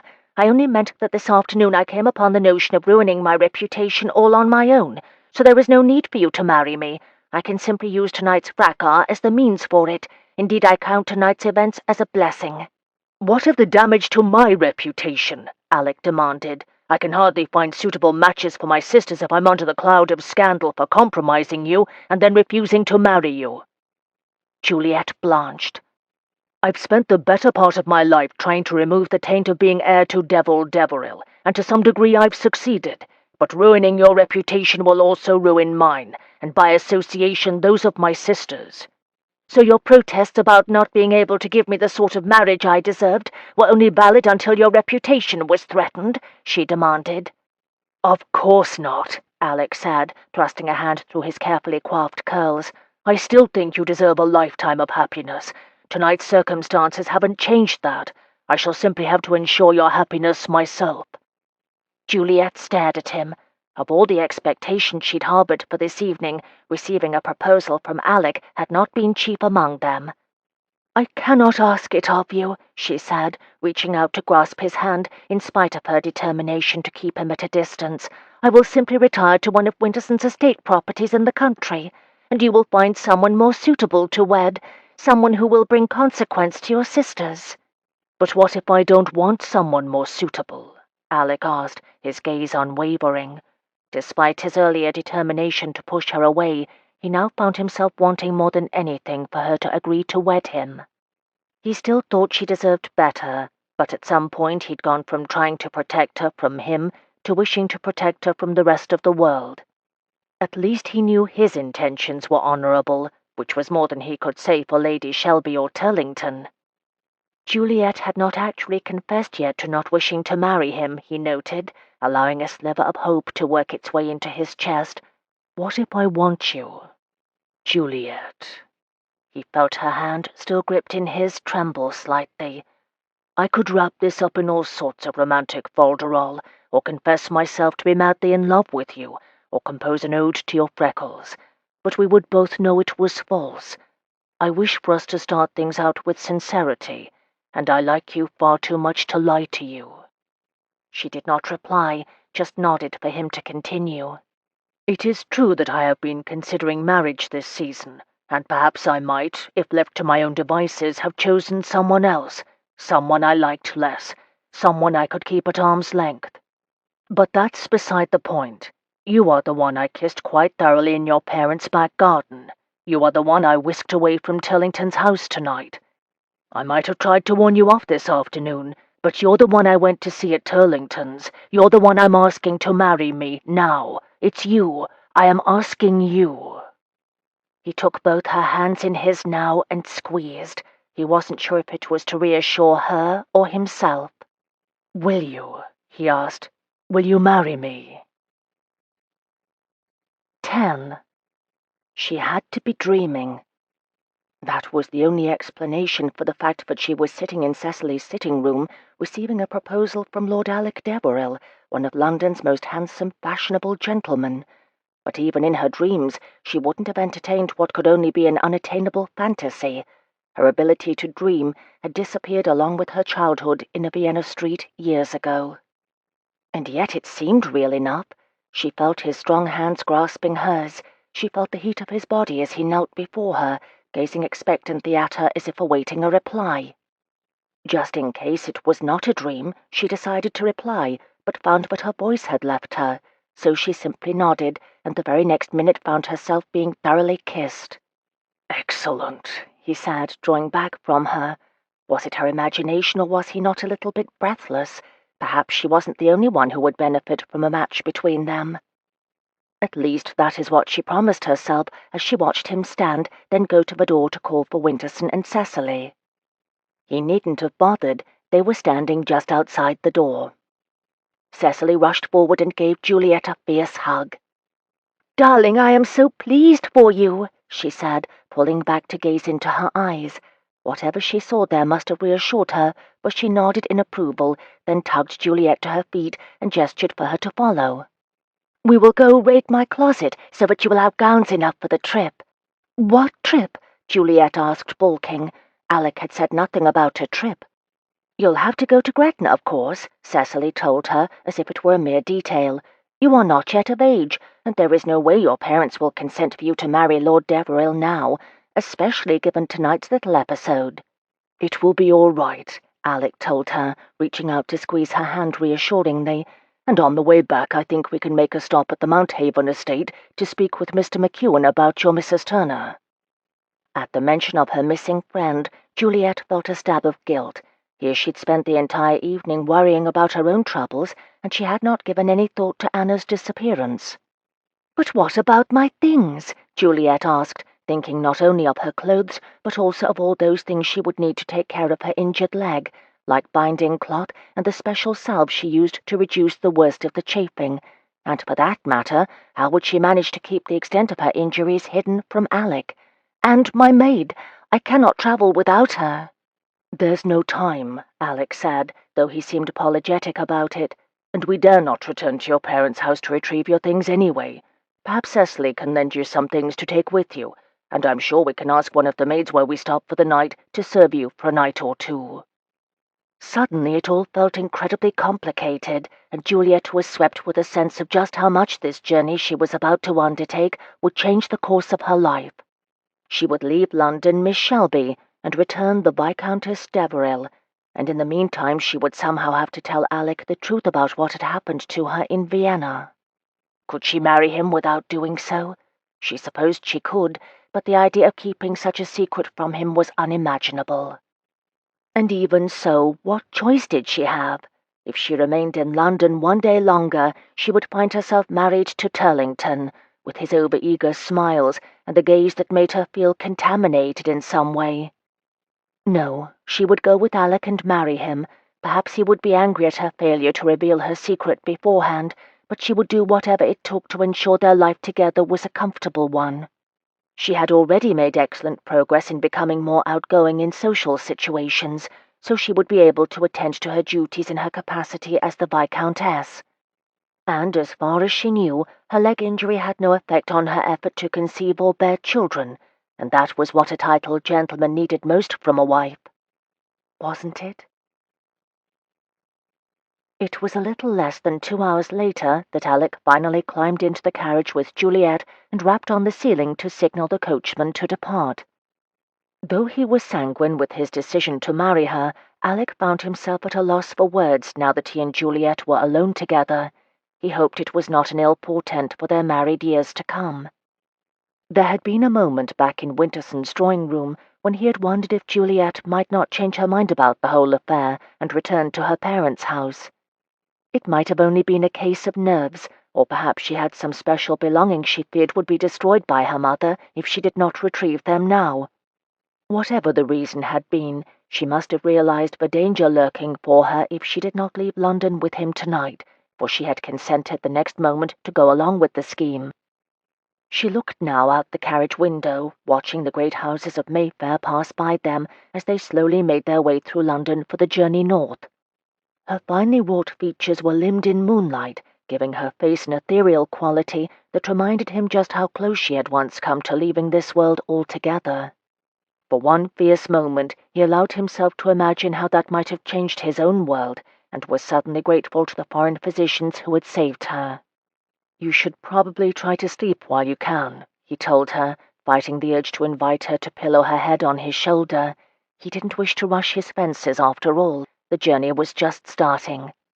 "I will, thank you," Juliet said, not turning from her position at the window, "though I doubt I will be able to sleep. I am still too overset from the fracas with Mamma and Lord Turlington, I think." He would not have thought so from her attitude at the time. Her calm had been one of the reasons he'd wondered whether or not she needed rescuing at all. He knew, of course, from their discussion the other evening that she had no wish to marry Turlington, and her mother could hardly be said to hold her daughter's undying affection. Yet tonight, or last night he supposed, she had stood up for herself with a strength of mind he'd often wished to possess himself in his earlier interactions with his father. There had been no tearful pleading, no histrionics, no dramatics. Those had come not from Juliet, but from Lady Shelby herself, and all the while Juliet had stated again and again that she would not do as her mother wished and consent to marry Turlington. He had been willing to let Juliet fight her own battle until Lady Shelby had crossed the line and threatened to give her daughter to Turlington without marriage, and then there had been the blow. That had been when he made his presence known and stepped in to offer her his support. Only then had Juliet seemed to break. What sort of trauma must she have dealt with in her young life? But it was an act of kindness that brought her to tears rather than an act of aggression.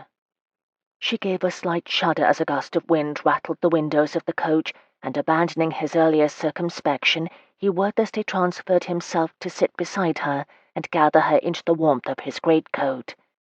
"Rest," he told her, tucking her head into the crook of his neck. At first she held herself away from him, only allowing her head and shoulders to touch him, but gradually she began to relax, and before 5 minutes had passed she had let down her guard completely and drifted off to sleep. Closing his own eyes, Alec tried not to consider just how right it felt to have her soft body pressed snugly against him. A more prudent man would have resisted the urge to offer her comfort, thus risking his own ability to remain emotionally untangled from her. But it was nearly 3 o'clock in the morning, it was cold, and he was damned if he'd make her sit alone, pillowing her head upon the carriage window, when he had a perfectly good shoulder to offer. If he also revelled in the sweet, clean scent of rosewater on her skin, and the way that her body seemed to fit perfectly against his, well, he would set about making the terms of their relationship plain as soon as she was out of harm's way. Until then, it would be best to ensure her comfort, so that she did not risk going back to her mother and Turlington. His head pressed against the soft silk of her hair, he slept. They made the journey in 6 days' time, stopping only to change horses and for meals. By the time they arrived in Longtown near the Scottish border, Juliet felt as if every bone in her body had been struck with a hammer. While the coach was fast and well sprung for its kind, it was still no substitute for the large, elegant travelling coaches she was accustomed to travelling in. As the miles passed behind them, Juliet and Alec discussed any number of topics from music to literature. Juliet was a fan of poetry, while Alec preferred histories. Their opinions upon the current political climate and the state of the continent now that Napoleon had been defeated led to spirited arguments, and Juliet was pleased to note that he did not discount her opinions on such matters simply because she'd been born female. What they did not talk about, however, was Alec's childhood and Juliet's life during and after her accident. Juliet told some amusing stories about her family's travels abroad at her father's various postings with the Foreign Office, but she was always careful not to brush upon that fateful day in Vienna, but it changed her life forever. If Alec found her omission odd or particularly revealing, he didn't say so, and as if by mutual consent, Juliet did not press him about what it had been like growing up as the only son of Lord Deveril. She was relating the tale of the day she and her brother had smuggled a puppy into the nursery when the carriage came to an abrupt halt. Frowning, Alec said, "You know where the pistol is. Take it out and wait for me to get back." Opening the carriage door, he jumped down, and Juliet, her heart pounding, felt her heart rise in her throat. So far there had been no hint that her parents had discovered her destination, but she knew her mother would not like being thwarted. The thought of what she might do to retaliate for Juliet's defection gave her a chill that had nothing to do with the weather. She and Alec had been careful to introduce themselves as Mr. Thomas Gidney, solicitor, and his sister, Miss Annabel Gidney, at each of the inns where they had stopped along the way. As such, they slept in separate chambers, much to Juliet's relief. There had been more than enough opportunities to reveal the true nature of her injury to him, but the more time passed, the more difficult it became to broach the subject. Though she did not care to admit such a thing to herself, a small part of her greatly feared that should Alec learn that she was not only crippled but maimed as well, he would find some way to escape marrying her. Nothing he had said or done up to this point had led her to believe that he would be so cruel, but knowing as she did that there were very few options for her now if she did not marry him, she kept silent. Careful not to reveal her leg to the maids who assisted her at the inns where they stopped for the night, she also refused for Alec to tuck hot bricks beneath her feet, even though the coach grew colder and colder as they moved farther north. telling him that the heat pained her injured leg, she did warm her hands when she could, and managed to keep her secret. After that first night, when she had fallen asleep on his shoulder, whenever he sensed that she was growing tired, Alec reached for her, and though she had never thought herself a particularly touch-friendly person, she found herself becoming more and more addicted to hearing his steady heartbeat beneath her ear while she slept. So much so that she had difficulty falling asleep once she was tucked into her solitary bed when they reached the inn. Now, hoping that a slight mishap was what had caused the carriage to stop so abruptly, she listened carefully for sounds of shouting or any sort of fracas that might explain why it was taking Alec so long to return. All was quiet, however, and she was just about to retrieve the volume of Shelley's poetry she'd been reading before the stop, when the carriage door wrenched open and she was staring into Turlington's watery blue eyes. She gave a little cry of dismay. "Well, well, well," he said, his gaze raking over her with a possessiveness that made her skin crawl, "if it isn't the little bird who flew from the nest. Come, pet, it's time to come home." Gone was the civilized veneer that marked Turlington as a leading member of the ton. His usual sang-froid had been replaced by the dirt and dishevelment of days filled with hard travel and too little sleep, and the intensity of his gaze frightened her. Shrinking back against the squabs, Juliet fought to hide her fear, knowing instinctively that Turlington would enjoy it.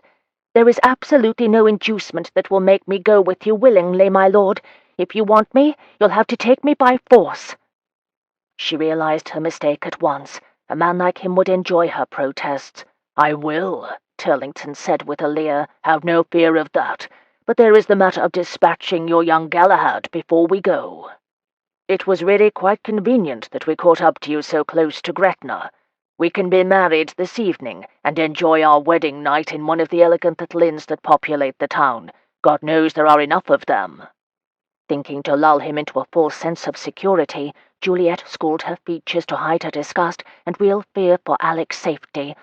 "I knew you would find us," she said, careful to sound defeated. "I should have known escape was too much to hope for." "Well, you were up against myself and your mamma," Turlington preened, patting her on the cheek. Juliet fought hard not to flinch. "Your young Deveril is hardly cunning enough to thwart us. The good news for you is that you need have no fear of bumping into him in town. Where we're sending him, he will be gone for a long, long time." Juliet blanched, trying to determine if Turlington was merely trying to frighten her or if he told the truth. Ultimately, she decided the man could not be trusted, and she would not be at all surprised if he hid the truth about Alec's whereabouts. So, biding her time, she made a great show of appearing to acquiesce, and then secretly planned her escape. 11. Alec knew something was not right as soon as he stepped out of the carriage. For one thing, it was too quiet on the road, and there was no sign of his coachman or outriders. For another, an unfamiliar coach was stopped in the middle of the throughway, blocking the road.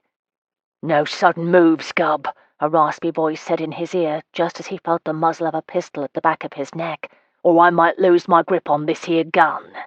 "Where is my coachman?" he asked, raising his hands to indicate that he had no intention of struggling. "And my outriders?" "They're all tied up snug on the other side of the carriage," the voice said. "No need to worry about them, or the little lady. She's going right back to the hospital where she belongs." "Hospital?" "I don't understand you," he said, his mind working to figure out a way to extricate himself and Juliet before the man behind him made good his threat. "Oh, her ma'am told us all about it," the man said, pushing him forward to the front of the carriage. "Takes a cold-blooded fellow to steal a girl away from them that's got her best interests at heart just for the sake of a fortune. Not that I wouldn't be tempted myself, of course. A fortune would make things a bit easier, I can't lie. But this gal's not in her right mind, and that's why I agreed to help." "Wait," Alec begged. "What do you mean, not in her right mind?" Obviously, Turlington and Lady Shelby had concocted some sort of story to convince this man to help them kidnap Juliet.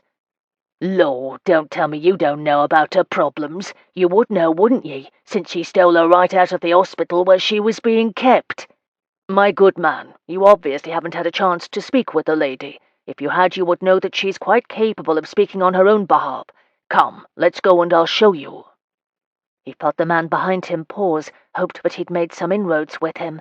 but the pistol pressed hard into the back of his head. "They said ye'd deny it," the man holding him said. Deciding that argument would not be the means by which he effected their escape, he threw back his elbow into the man's midsection and ducked as the gun discharged in a cascade of powder. Catching the man's shoulders behind him, he flipped him over his head and onto his back. The wind knocked out of him, his attacker lay stunned, while Alex searched him for a weapon. He found only a knife, which he took from the protesting man. Unwinding his neckcloth, he used the knife to cut it in half and used each piece to bind the man's hands and feet. "When you learn the truth of the matter, you'll be glad I stopped you before you harmed me," he told the fellow. "It's a hanging offense to murder a peer." Shouting from the other side of the carriage drew his attention. "Alec!" he heard Juliet shout from the other side of the carriage. Not wanting to alert Turlington and Lady Shelby to the fact that he was free, he made his way to the edge of the carriage and peered around it. He saw Turlington and Lady Shelby each with an arm locked onto Juliet's arms, marching her toward their parked carriage. Aside from the coachman, he could see one outrider waiting for them. "Be quiet," Lady Shelby said through clenched teeth. "Deveril is not going to help you. If you had simply listened to me and accepted your fate, none of this would have happened. Turlington will make you an excellent husband." "Yes, if I wish to be overcome by revulsion night and day," Juliet responded, still trying to break away from them. "Alec!" "You will keep a civil tongue in your head, miss," Turlington snapped. "Do not forget your mamma's offer to give you to me without benefit of marriage. It is only through my good will that you are getting a ring on your hand at all. I might yet change my mind if you continue to insult me." Since they had their backs to him, Alec crept around his carriage, keeping close to the vehicle. He found his own driver slumped over the box, and to his relief, still alive. Careful not to make noise, he searched the cubby where he knew the fellow kept an extra pistol, and was rewarded to find their attackers hadn't checked for it themselves.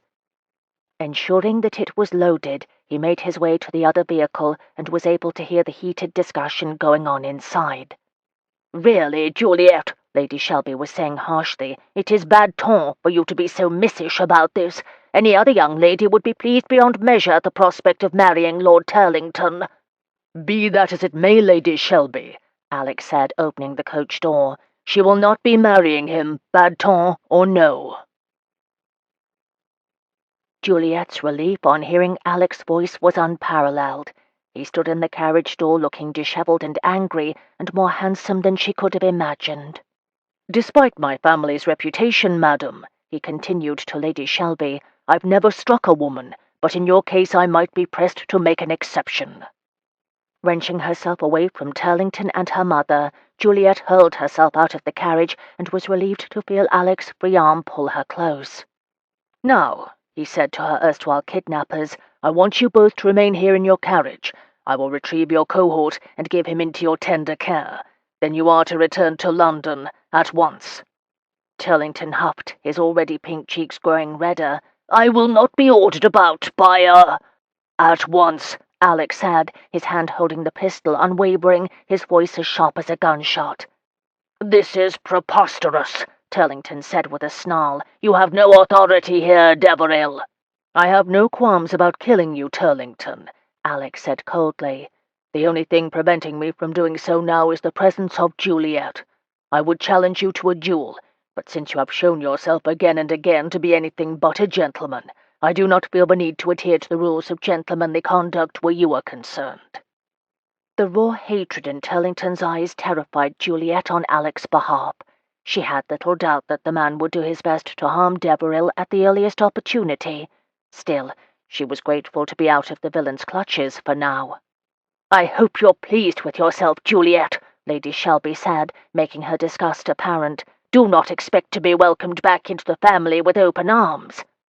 Whereas at one time Juliet might have been cowed by her mother's words, in Alec's arms she felt none of the old fear as she faced her now. "The only family I need," she said firmly, "knows of your cruelty, and has assured me that they will support me. I have no fear of losing them, and they are all that matter now. As for father, I doubt he'll even notice I've gone." Which was little more than the truth. Though she did love her father, Juliet had long ago realized that he was far too concerned with matters of state to trouble himself over his wife's misdeeds. Before her mother could protest, Alec said to her, I would not recommend your recounting this misadventure to your cronies back in London, Lady Shelby. If any word of this gets out, I will see to it that your own schemes to marry your daughter off to your lover is known to every gossip-monger in the beau monde. You will be unable to show your face in polite society ever again." Lady Shelby glowered at him, but did not speak.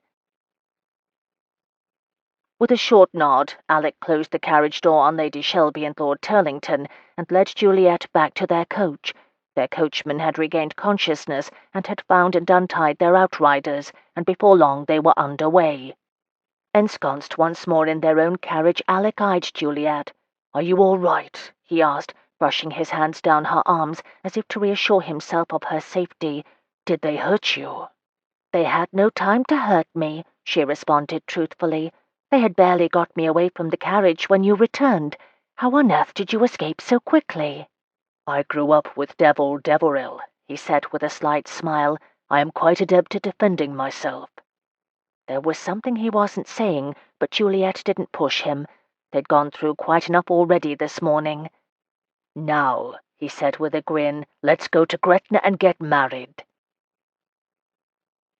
Gretna Green was a town very much aware of its most precious resource, and it wasn't the scones in the ramshackle tea-room at the edge of town. Rather than retire to the inn to refresh themselves, Alec and Juliet went at once to the blacksmith shop, which dealt almost exclusively with young couples crossing the border from England to marry. The man who presided over their wedding was, to Juliet's surprise, not a blacksmith at all, but Robert Elliot, grandson by marriage to the original Gretna blacksmith, Joseph Paisley. "Now," the man said, "who have we here?" Alec quickly told the Scotsman their names, and the man gave a broad grin. "Mother," he called to his wife, who was seated at the pianoforte in preparation to play a musical accompaniment to the ceremony, "we've got ourselves a Romeo and Juliet." "Then I shall have to play somewhat special for them," she said, flipping quickly through her stack of sheet music. "Now then, Romeo," Mr. Elliot instructed, "you stand here, just so, and you, Juliet, will walk down this short aisle to meet your groom at the altar." It was indeed a very short aisle, but Juliet, a posy of violet but had cost Alec an exorbitant amount, clutched in one hand and her walking stick in the other, waited in the rear of the shop while Alec followed the blacksmith minister to the front. "He's a handsome laddie," Mrs. Elliot said to Juliet as they waited for the signal from Mr. Elliot. "It's plain to see yours is a love match and no mistaking." Before Juliet could correct the woman, she launched into a wretched performance of a popular ballad based on the story of Romeo and Juliet. As neither Mr. Elliot nor his wife seemed to mind the unhappy end that those famous lovers met, Juliet supposed she shouldn't either. Her head held high, she walked carefully down the short aisle toward a smiling Alec, and was relieved when Mrs. Elliot brought her song to a premature end. The ceremony itself borrowed much from the Church of England service, or as far as Juliet could tell it did. When Elliot joined their hands together, and Alec slipped his signet ring onto Juliet's finger and pronounced them married, she felt as much emotion as she might have done had they gone through all the pomp and circumstance of a fancy London wedding. And when Mr. Elliot slipped up and referred to her bridegroom as Romeo, she felt a giggle escape her. "Och, man, kiss your bonny bride," Mr. Elliot said with a beatific smile, and he didn't need to say it twice. As Alec touched his lips to hers, Juliet silently vowed to keep him from ever regretting this marriage made in haste. "Let's go back to the inn and order luncheon," Alec said with a crooked grin. "Getting married makes me hungry." Juliet's cheeks heated as she caught the possible double meaning of his words, but he seemed not to notice the entendre. Deciding to go along with the jovial mood, Juliet smiled up at her new husband. "Me too," and they walked in companionable silence to the inn. 12. Seated across from Alec, in the private dining room he'd arranged for their wedding luncheon, Juliet felt the return of her old nervousness around him. After their extended trip to Scotland, she thought her anxiety was gone forever. But the weight of his emerald on her finger, coupled with the knowledge that they were now bound to one another till death did them part, made it impossible for her to eat more than a few bites of the excellent venison pie. Whereas they'd found plenty to talk about on the journey to Scotland, Now the ease between them had been replaced by a tension that had everything to do with the ring now snugly fitted to her ring finger. As if sensing her thoughts, Alec reached across the small table and took her hand in his. "It's all right to feel nervous," he said softly, his thumb caressing the back of her gloveless hand. "New experiences are always a little terrifying, don't you think?" She looked up at him from beneath her lashes to see the now familiar crooked smile that gave his perfectly formed features a boyish quality that made him even more handsome. "But you aren't anxious," she couldn't help pointing out, a shiver running through her at the light touch of his skin on hers. It was hard to imagine this handsome, perfectly mannered gentleman, who seemed to be at ease with everyone he met, feeling out of his depth at all, ever. "What makes you say that?" he asked in mock surprise. He raised his left hand as if taking an oath. "I am utterly terrified, I assure you." Juliet sighed. "I find it difficult to believe that you've never done this before." She waved a hand in the air to indicate she was speaking of the private parlor, the meal, and not necessarily the circumstances. "But I've never done this with a wife," he said, his blue eyes serious. "Never with you." Her chest constricted, and she looked away lest he see just how much she'd been affected by his words. "Juliet," he continued, "you are not alone in any of this. We are partners now. Partners look after one another." She fought a laugh. "You need the least looking after of anyone I've ever met." "I think you have me confused with some other paragon of perfection," he said with a shake of his head. "I am just a man, my dear, just like any other, and I shall need your support just as you'll need mine." "Is that how marriage works?" she asked, really wanting to know his opinion on the matter. "I've only had my parents' union as a model," she said, "and they can hardly stand to be in the same room with one another. I find it difficult to believe that they managed to—" She broke off, a blush stealing into her cheeks. "Quite," Alec said. "My own parents were much the same." Remembering his father's reputation for brutality, Juliet felt a stab of sympathy for her new husband. She was going to change the subject, but he surprised her by continuing. "Their marriage was arranged, so I don't believe there was any promise of love between them, but when he wished to be, my father could be quite charming. I have little doubt he worked his wiles on my mother until she adored him. It was his way, you see. I saw it happen enough over the years, and not only with my mother. He would entice her with gifts and kind words and wooing. Then once she was in his thrall, he'd become controlling and cruel. I can't count the number of times Mamma attempted to leave him. In the end, she only found her escape through death." "It was a carriage accident?" Juliet asked carefully, not wanting to endanger their rapport, but sensing that he needed to speak of the only parent who had shown him any affection. Alec blinked and seemed startled by the question, but then recovered his aplomb. "Yes, a carriage accident. My sisters were still in the nursery, and I was preparing to go up to school. It was—" There was something about his mother's death that he wasn't telling her. Juliet knew this as well as she knew her own soul, but she also knew that pressing him for an answer before he was ready to tell her would only make him loath to speak to her about such things. Taking his hand in hers, she let the moment pass. "I don't think Mamma and Papa would ever actually live apart," Juliet said. "They are both too concerned with appearances to do anything so public. Papa has his diplomatic reputation, after all, and Mamma enjoys the status his position gives her. They make the occasional public foray to keep the gossips at bay, but for the most part they keep to themselves." "The very fact that neither of us has been sent to Bedlam is a miracle, is it not?" Alec asked. He seemed grateful that she hadn't pressed for more information about his mother. "Between the two of us, we have seen enough of unhappy families to write a slew of Greek tragedies." "At least you are a man," she said with more vehemence than she'd intended. "For ladies, I think there is very little to recommend the married state. Even now that there are fewer arranged marriages, men still have the advantage in most situations." "How so?" He leaned back in his chair, seeming genuinely interested to hear her opinion on the matter. "Well, what options are there for a woman who does not wish to marry?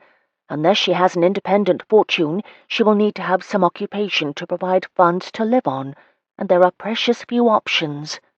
Especially for a gentlewoman. There is governessing, which pays precious little and entails teaching someone else's children while fending off advances from the gentleman of the house.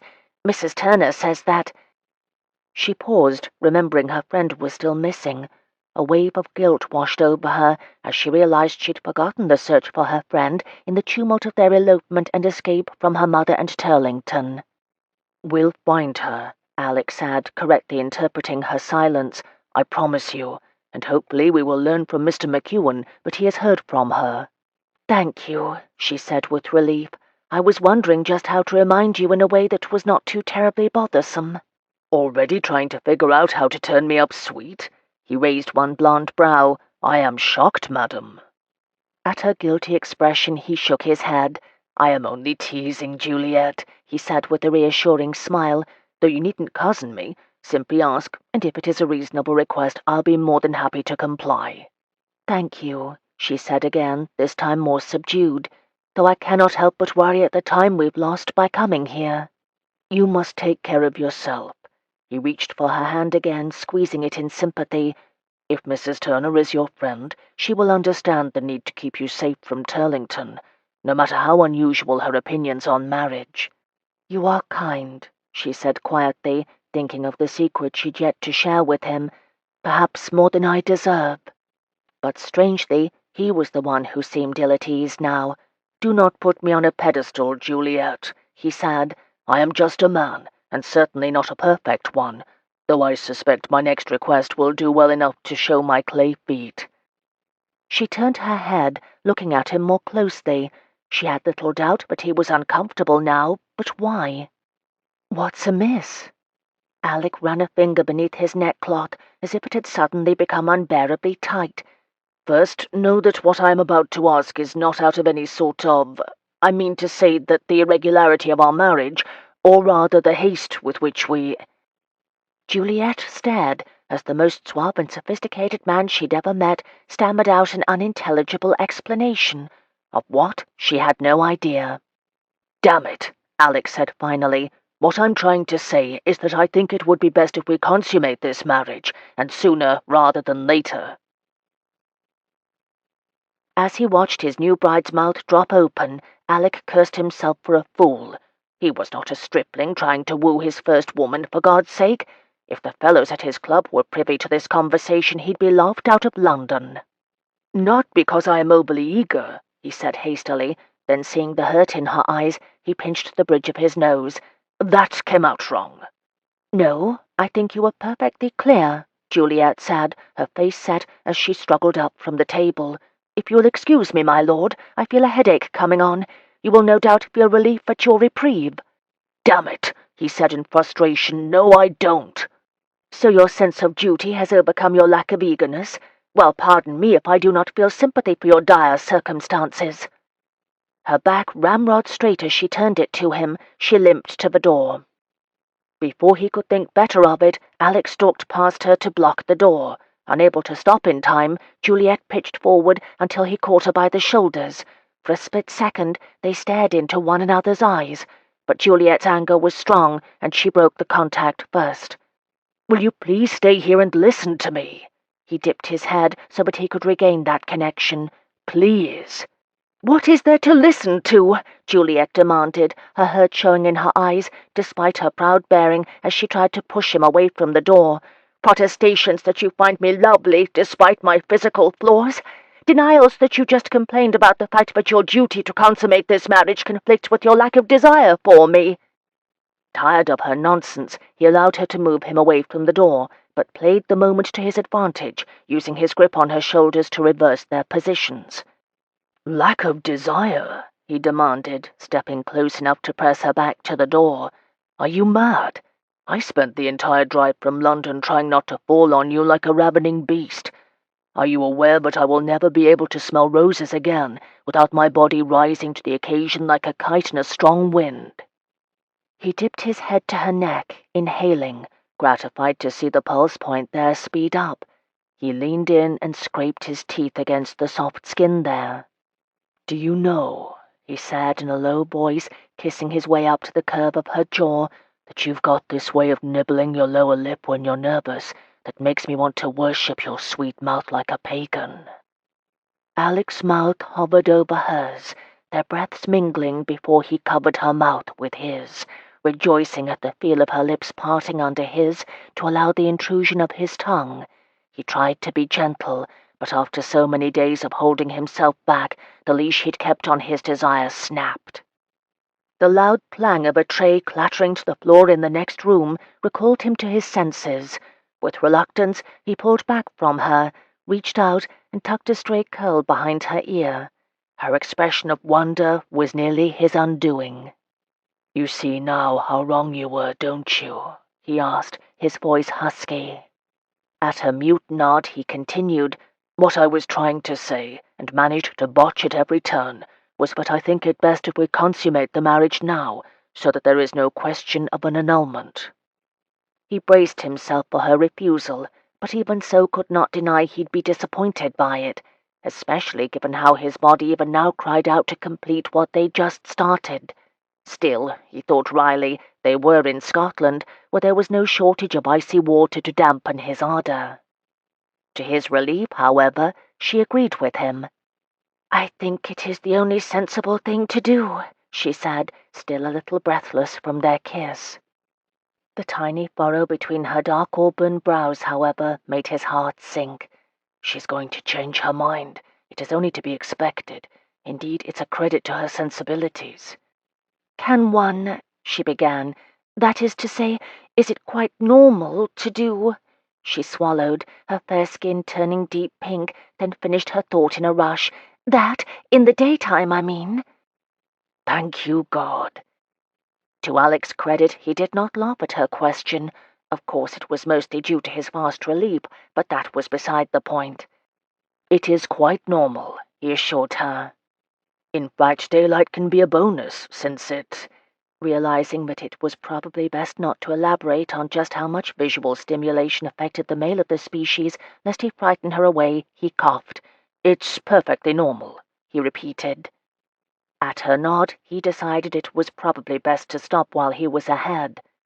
"Why don't you go upstairs and have a bath and rest a bit, while I go see to the horses?" Juliet's relief was evident as she nodded. They walked in silence up the stairs as Alec escorted her to their rooms. At the door she turned to face him. "Thank you," she said, her expression grave, "for everything." He did her the courtesy of not misunderstanding her words. By marrying her, he'd saved her from an almost certain life of misery tied to Turlington. "The pleasure is mine, Lady Deveril," he said sincerely, "always." With a short nod, she turned and entered their rooms, her walking stick making a faint tattoo as she went. Because she'd been unable to bring her maid with her, Juliet had to have one of the maids on staff at the inn assist her with her gown. But mindful of keeping her foot a secret, she dismissed the girl as soon as her gown was unbuttoned and asked for a bath to be brought to their room so that she might soak away the aches their journey had caused her. "You can go back down, Weston," she told the maid once the steaming water had been emptied into the hip bath. "I can see to myself from here." Once the door closed behind the maid, Juliet felt the anxiety and stress of the past several days descend upon her like a blanket of chain mail. Preparing for her bath, she removed her gown and sat in her chemise and stockings upon the small chair she'd asked the maid to bring her. Bending forward, she unlaced her left boot and removed it. Then, moving to her left, she unlaced the corset that held the upper portion of her prosthetic lower leg and foot in place and removed the device, lowering it to the ground on its side. Breathing a sigh of relief at being able to rub some feeling back into the stump of her calf, she removed her garter and stocking from her left leg and finally slipped out of her chemise. Bracing one hand on the chair and one on the rim of the tub, she transferred her weight from the chair to the tub's side and lowered herself into the steaming water, fragrant with lavender oil. Alone and relaxed for the first time in 2 days, Juliet had thought she'd be more traumatized by the scenes with her mother and Turlington, but instead of dwelling on her mother's betrayal, her mind kept returning to the scene here in this inn with Alec. Dipping the sponge into the water, she lathered it with a bar of lavender soap that Cecily had insisted she pack in her suitcase of borrowed clothing, and washed the dirt of the road from her body. Slowly she moved the sponge over the soft skin of her arms, wondering what it would feel like if Alec's hands were sliding over her. The thought made her heartbeat quicken. That kiss downstairs had been nothing like she'd imagined embraces between married people to be. It had been wild and raw and unsettling. It was hard to imagine elegant, urbane Alec behaving in such a manner. But when he'd pressed her against the door and brought her hand down to feel the evidence of his desire for her, she'd known instinctively that this man, the one who was not afraid to show how desperate he was to have her, was the real one. The sophisticate who set the fashion and entertained the ton with his wit she now knew was a facade. How ironic that the two people who did their utmost to hide themselves from the ton were now married to each other. As she worked her way down her body with the sponge, she wondered what he would say when he discovered her secret. A part of her had felt guilt at not informing him of her deformity as soon as he'd proposed. He had a right to know that his wife was more crippled than he had guessed, and yet, now that her goal of escaping from her mother had been accomplished, she knew that she could not have risked his rejection. No, she knew she'd done the right thing in not telling him, but as the moment when she would reveal her secret drew near, she could not help the shudder that ran through her at the thought of how angry he would be. She'd convinced him to buy a pig in a poke, and though she might think the ends had justified the means, that did not mean that she relished his anger. In the weeks she'd come to know him, one of the things she'd most appreciated about his personality was his innate sense of fairness.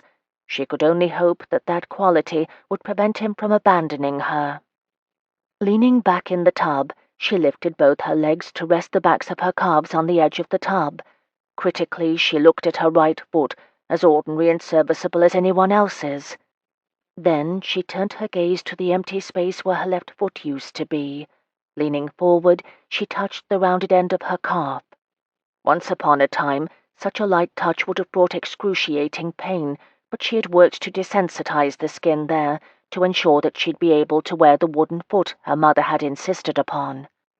"Does it still pain you?" Alec asked. Juliet gave a little cry of surprise and brought her legs back into the tub with a splash. I didn't hear you come in, my lord." She was mortified that he'd learned of her secret this way, and that he'd seen her ugly stump before she'd been able to prepare him for the sight of it. "I didn't mean for you to," was his calm response as he moved farther into the dressing room. "I was sitting down in the tap room, wondering just how much time to give you, when it occurred to me that you were likely up here worrying about how to reveal your secret to me." Hugging her knees to her chest, Juliet could not respond. Of course he was right, but that did nothing to assuage her distress at having him learn the true extent of her injury in such a manner, not to mention the fact that she was stark naked. "I apologize for interrupting your bath, but you cannot stay in there forever," he said, sitting on the chair she'd used earlier to get into the bath. "I wasn't planning to," she said, disliking the defensive tone in her voice. The little dressing room seemed even smaller with him in it. Sneaking a look at him, she saw that he was in his shirt-sleeves and had removed his cravat and boots. His attire was so much an element of his personality. It was odd to see him thus, as if she were seeing a medieval knight without his armor. "It's been over an hour," he said with a raised brow. "Too much longer and you'd be as wrinkled as Prinny's neckcloth after a debauch." Juliet gazed down at her knees. The water had grown cold, and his nearness sent a shiver down her spine, but had nothing to do with the temperature of the water. "How much did you see?" she asked finally. She'd need to know before she could begin to explain just why she hadn't told him. "Enough," was his maddening reply. What did that even mean? Enough that he knew he did not want to consummate the marriage, enough to know he was disgusted by her, though a little voice in her head informed her that look in his eyes was not one of disgust, nor was it the other emotion she dreaded from him, pity. "So," she said, not daring to look him in the eye just yet, "you know my secret now. I won't blame you if you wish to wait to consummate the marriage. It is reasonable for you to feel some diffidence now that you've seen the extent of my infirmity. I apologize for deceiving you, of course, but I could not stay with my parents, and she had wanted him. It was as simple as that. She only hoped he would leave quickly so that she'd be able to weep in private. "Juliet," he said firmly, Juliet, look at me." Gently he took her chin in his hand and turned her so that she faced him. "I already knew," Alec said, his blue eyes intense, so compelling she could not look away. "I've known since the first dance lesson." 13. Alec fought to keep from gathering her up, dripping from the bath and kissing her senseless, if only to prove to her that her injury had changed nothing between them. He told the truth. He had known since the dance lesson. His great-aunt Augusta had walked on a peg leg, and once he actually began to watch the way that Juliet walked, he'd seen the similarities in their gaits. It had explained much about her.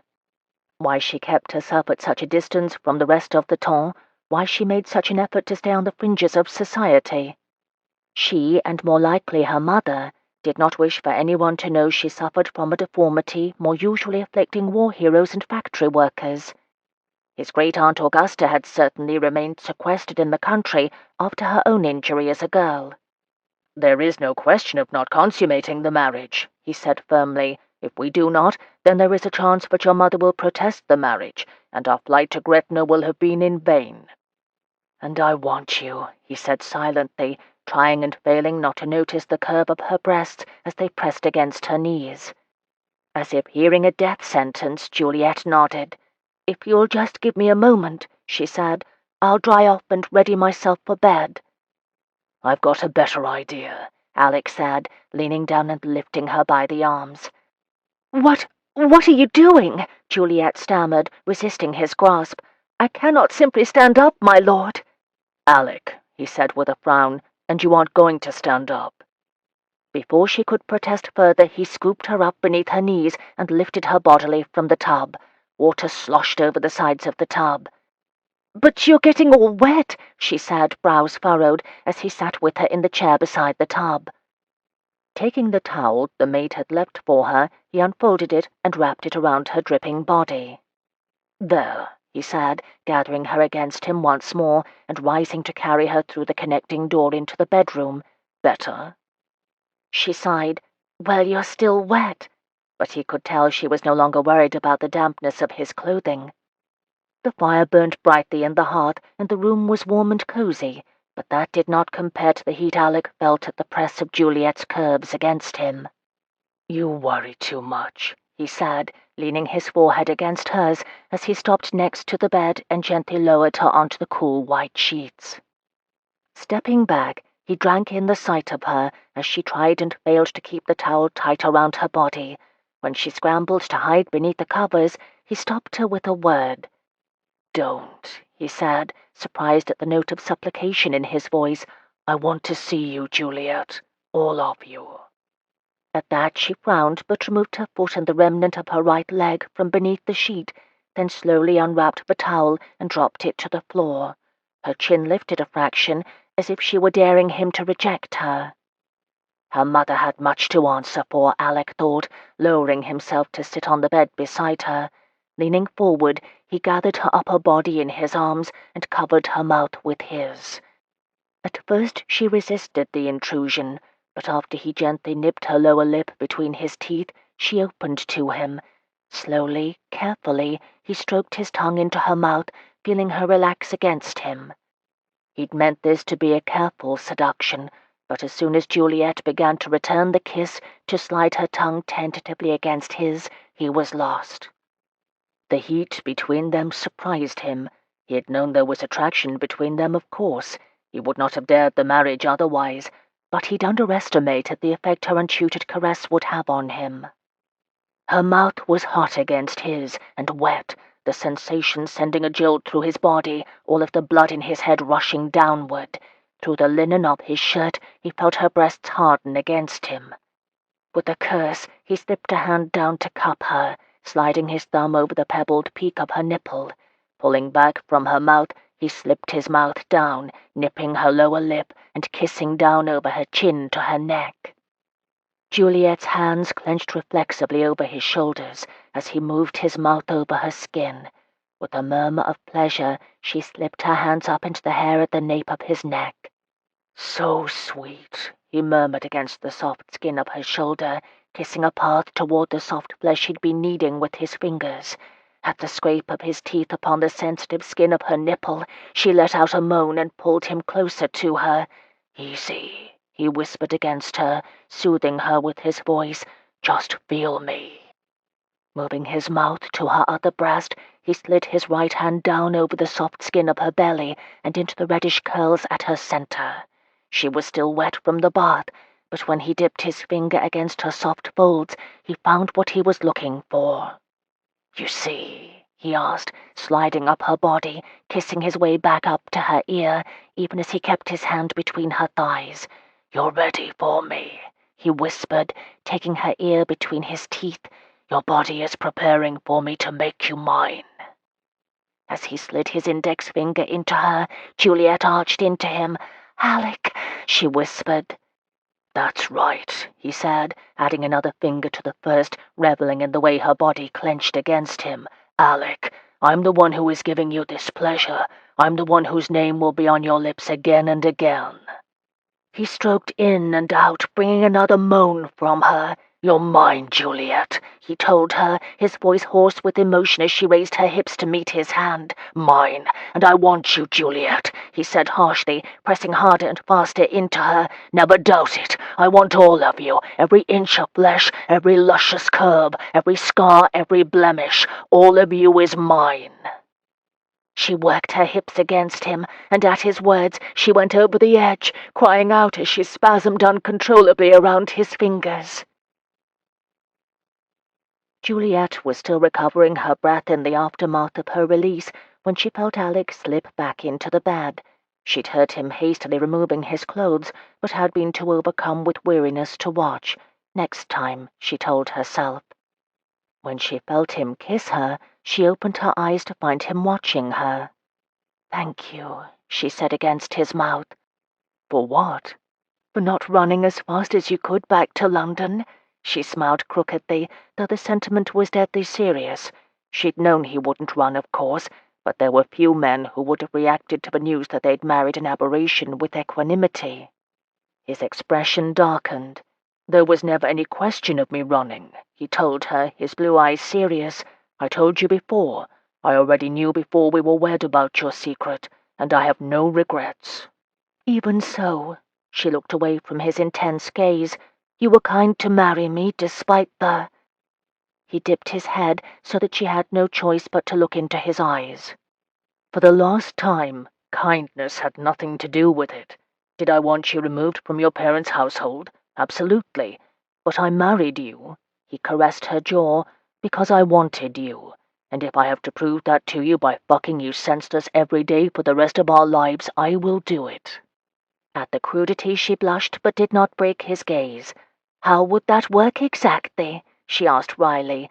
"Would we have a set time every day, like the dinner hour, only we'd call it the fur—" He stopped her words with his mouth, and setting Juliet's senses afire, rolled on top of her. "Nothing so regimented," he said, bracing his arms over her and sliding his body against hers so that she shuddered at the feeling of skin sliding upon skin. "We'll do it whenever we please, in every room of the house." "Even the butler's pantry?" she asked, her breath short as she felt the press of his erection against her stomach. "Especially," Alec said, widening her legs so that he could rest his hips between them, "especially the butler's pantry." Juliet felt a bubble of laughter rise in her chest at the absurdity. Unable to keep it in, she laughed. "Wench," Alec said with mock severity, "it is wretched bad form to giggle while I'm making love to you." "I am sorry," she said even as she laughed. "I cannot help it. These whole few days have been so dreadful at times, but now, here with you, I'm just so She stopped, just in time to keep herself from blurting out the truth, that being here with him in the circle of his arms made her happy, he asked softly against her ear. Juliet was grateful that he wasn't looking into her eyes, because just as quickly as the laughter had come upon her, now she felt the odd urge to weep. But her relief was short-lived. Nuzzling over her face, he kissed her on the end of her nose. "Juliet," he said, curving a hand over her hip, "I want to make you happy. There's no shame in feeling it."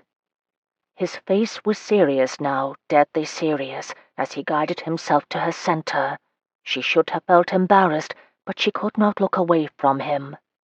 "This may hurt a bit," he said, pressing forward into her wetness.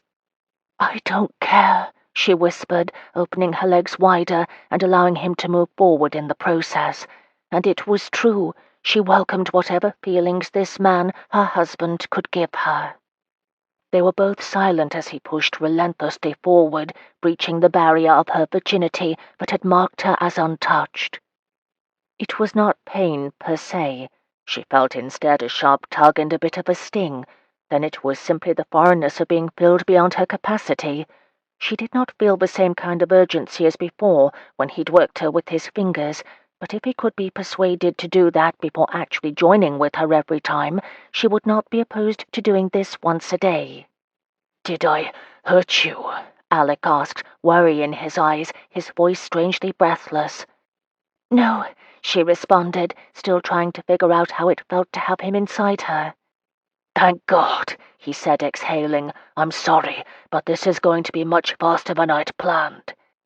She was about to tell him it was no matter, but then he began to slide back out of her. "But I thought—" Her words were stopped as he pressed back in again, which felt very much like the euphoria that had filled her earlier with his fingers, only more. In and out, he slid his body deeper and harder each time he came back into her, and Juliet closed her eyes and let the urgency overtake her. God, Alec thought, thrusting into her. This was progressing much more quickly than he'd anticipated, but he'd underestimated his own response to the feel of her wet heat gripping his cock. He hadn't been this overwhelmed since he'd lost his virginity. Again and again he moved in her, reveling in the clasp of her body around him, each gasp she uttered making him grow harder. "Sweet," he said against her neck, feeling the grip of her hands pulling him by the buttocks back against her. "All mine." "Oh, yes," she breathed, tilting her hips so that he gained a precious inch more. Unable to control himself, he moved faster. He was on fire for her. It was nothing like the careful, gentle seduction he'd planned for her. Juliet deserved every bit of control he could muster. And yet, from the first moment of skin upon skin, he'd been lost against the primitive drive to mark her, to take her with his body, so that no other man would mistake her for an available mate. God, he sounded like an animal, but he felt like one. As if to prove it to himself, he lightly bit her neck as he drove into her. She must not have minded, because Juliet gave a little cry and moved in an uncontrolled frenzy against him. Her sheath gripped him in pulse after pulse of release, as she trembled with the orgasm overtaking her. The exquisite pleasure of it was too much, and Alec followed her over the precipice into his own release. Thrusting into her again and again, he finally gave a hoarse cry and spilled himself into her welcoming body and collapsed.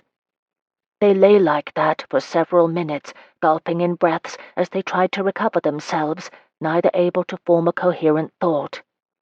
When Alec realized he was probably crushing her under his weight, he rolled over onto his back, disengaging himself from her.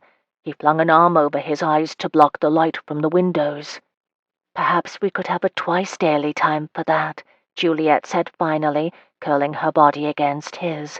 He slipped his other arm around her, pulling her closer. "Just until I become proficient." "That would take lots of practice," he said, smiling. "Are you sure you're willing to devote that much time to it?" "It's how I learned the pianoforte," she said, and from the shift of her body he knew she'd remembered about Anna's disappearance. He sighed and took the hand that had been on his chest and kissed her knuckles. "We'll find her," he said quietly. "Have no fear of that." "I just know how it is to be alone and afraid. I do not want that for her." He kissed the top of her head, thinking of just how familiar she must be with feeling alone and afraid. "Juliet," he said, "I need you to tell me how it happened." He didn't need to say just what he was speaking of. They both knew what he spoke of. She stiffened against him, and for a moment he feared she might refuse. But finally she pulled the sheet up around her, as if she needed a shield to speak about it. He wanted to protest, but knew better than most how essential one's armor was when going into battle. As she had done in the bath, she pulled her knees to her chest. With her hair tumbling down over her shoulders, the morning sun lending it a reddish-gold glow, she had the look of a fallen angel, or Eve suddenly weary of her nakedness. Hating the distance she'd put between them, but knowing it was what she needed to tell her story, Alec loosened his grip, giving her the freedom to pull away if she wished. To his relief, she stayed. Staring out into the room, she began to tell her story. 14. When Napoleon was defeated for the first time in 14, Juliet began, thinking back to that late summer 4 years ago when her life had changed forever. Papa was dispatched from India to Vienna to assist in the negotiations for the peace. Mamma and I had been in England, rusticating as she termed it, but as soon as she heard that there was to be a gathering in Vienna, she began making preparations. I believe she was just as pleased with Napoleon's defeat for her own reasons as she was for the sake of peace.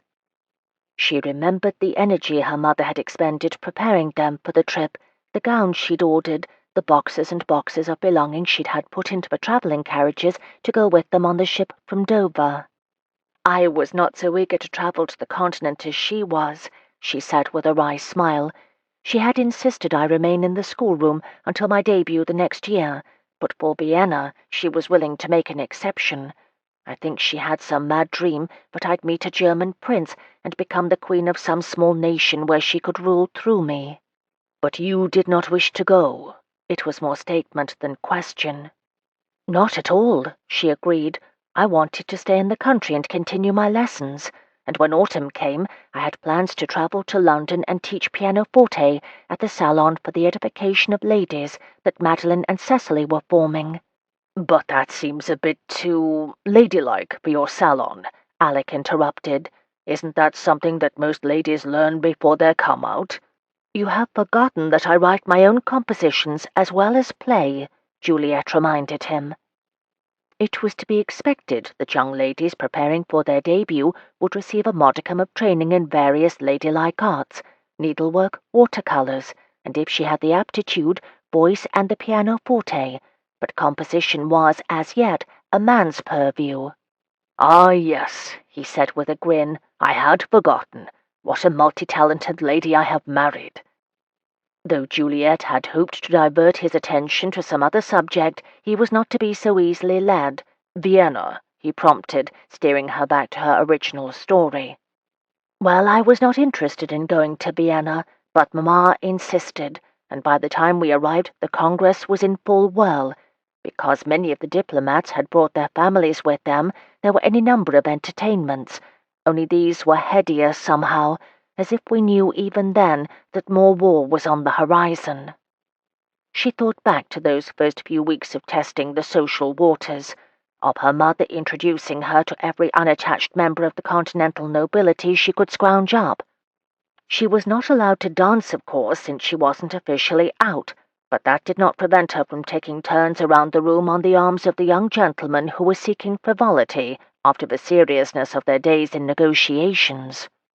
We'd been there a few weeks, Juliet went on, when I had had enough. Mamma was particularly insistent upon my paying more attention to an aging archduke. He was nearly my father's age, and he smelt of patchouli. Of course I tried to tell her that I had no interest in the man, but as she often is when she's got the bit between her teeth, she was having none of my protests. Indeed, she used the same sort of strategy with Archduke von Baber as she did with Turlington. If Mamma cannot get someone to assent of their own free will, she maneuvers them into a corner from which there is no escape. Alec squeezed her hand, and Juliet was glad again to have escaped her mother's plans this time.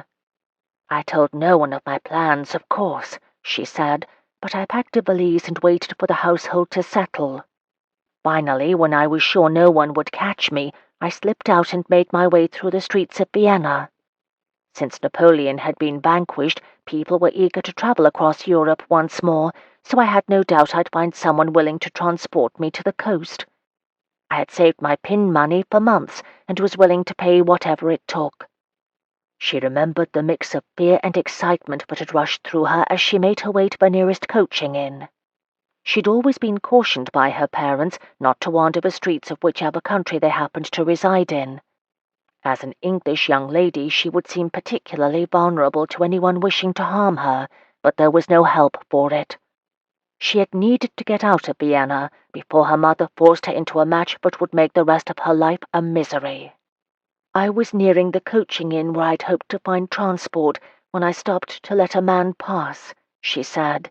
He was limping badly, and as he got by me, he instinctively reached out for support, only it took me off guard, and I was pushed into the path of an oncoming carriage. Alec swore. I was able to swing my upper body away and protect my head, but my right foot was trampled by the horses, she said, her voice sounding far away to her own ears, as if someone else were telling the story. I didn't know it at the time, but Mamma had suspected I'd tried to run, so she'd sent one of the servants, a man who has been with our family since Papa's first journey to India. I had been pulled from the street by a group of men who had been loitering outside the inn when I heard Mr. Sankori ordering one of them to return to our house and inform my parents. The pain was... She stopped, swallowing at the memory of pain so excruciating it had made her swoon. Wordlessly, Alec pulled her against his chest. Needing the support of his body, she did not protest. Somehow the comforting circle of his arms made the telling of the tale less horrific than it had been in the past. Mr. Sankori had them get a litter, and the men who had seen me fall lifted me onto it and moved me to the inn. By the time Mamma and Papa arrived, I had been given laudanum to dull the pain. Though I could still feel it, it seemed farther away somehow, as if it were happening to someone else. "Your parents must have been frantic," Alec said. Oh, they were appalled, not only by what had happened to me, but also because I think they wondered how it would affect them. Would what had happened to an English citizen on the streets of Vienna affect the negotiations? At least that's what I imagined Papa considered. Mamma was simply crushed that her dreams of running a German principality were shattered. She felt Alec's grip tighten, but he remained silent. When the physician came and announced that my foot would need to be removed, I think you could have heard Mamma's screams all the way back in London. As I learned later, she was given a strong sleeping agent, and as Papa needed to go make arrangements to control just what bits of the tale he wished to have told to the public, he left. I was there with my maid Weston and Mr. Sankori. The doctor was the personal physician of the Duke of Richmond, who was in Vienna for the talks, and as Papa had lined his pockets with enough gilt to ensure his silence and his best work, he made sure that the removal itself was as comfortable as it could be. Odd how she felt the need to describe the amputation in a way that lessened the horror of it, perhaps because she sensed that Alec would suffer for her if she told just how awful it had been. What she could remember of it, that is. She had fainted not long after the procedure began. When it was finished, the problem became blood loss. I have since learned more about the way physicians often perform such surgeries, and it's appalling how many people die from the removal alone. I was fortunate to have an experienced surgeon to treat me, but even he was powerless to stop the bleeding of my wound. "Thank God you were in Vienna, and not in some battlefield hospital," Alec murmured against her hair, "though I do not think I will ever be able to forgive your parents for leaving you to suffer through it alone." His ire on her behalf warmed her. I had Mr. Sankori. He has been closer to me in his way than my parents have been. He has been with my family since my father's first trip to India. Indeed, she continued, it was Mr. Sankori who saved my life. If he hadn't been trailing you, there's no telling what might have happened to you, Alec agreed. No, she corrected him. I mean, he is the one who suggested the treatment that finally stemmed my blood loss. Without Mr. Sankori, I would have died there in Vienna.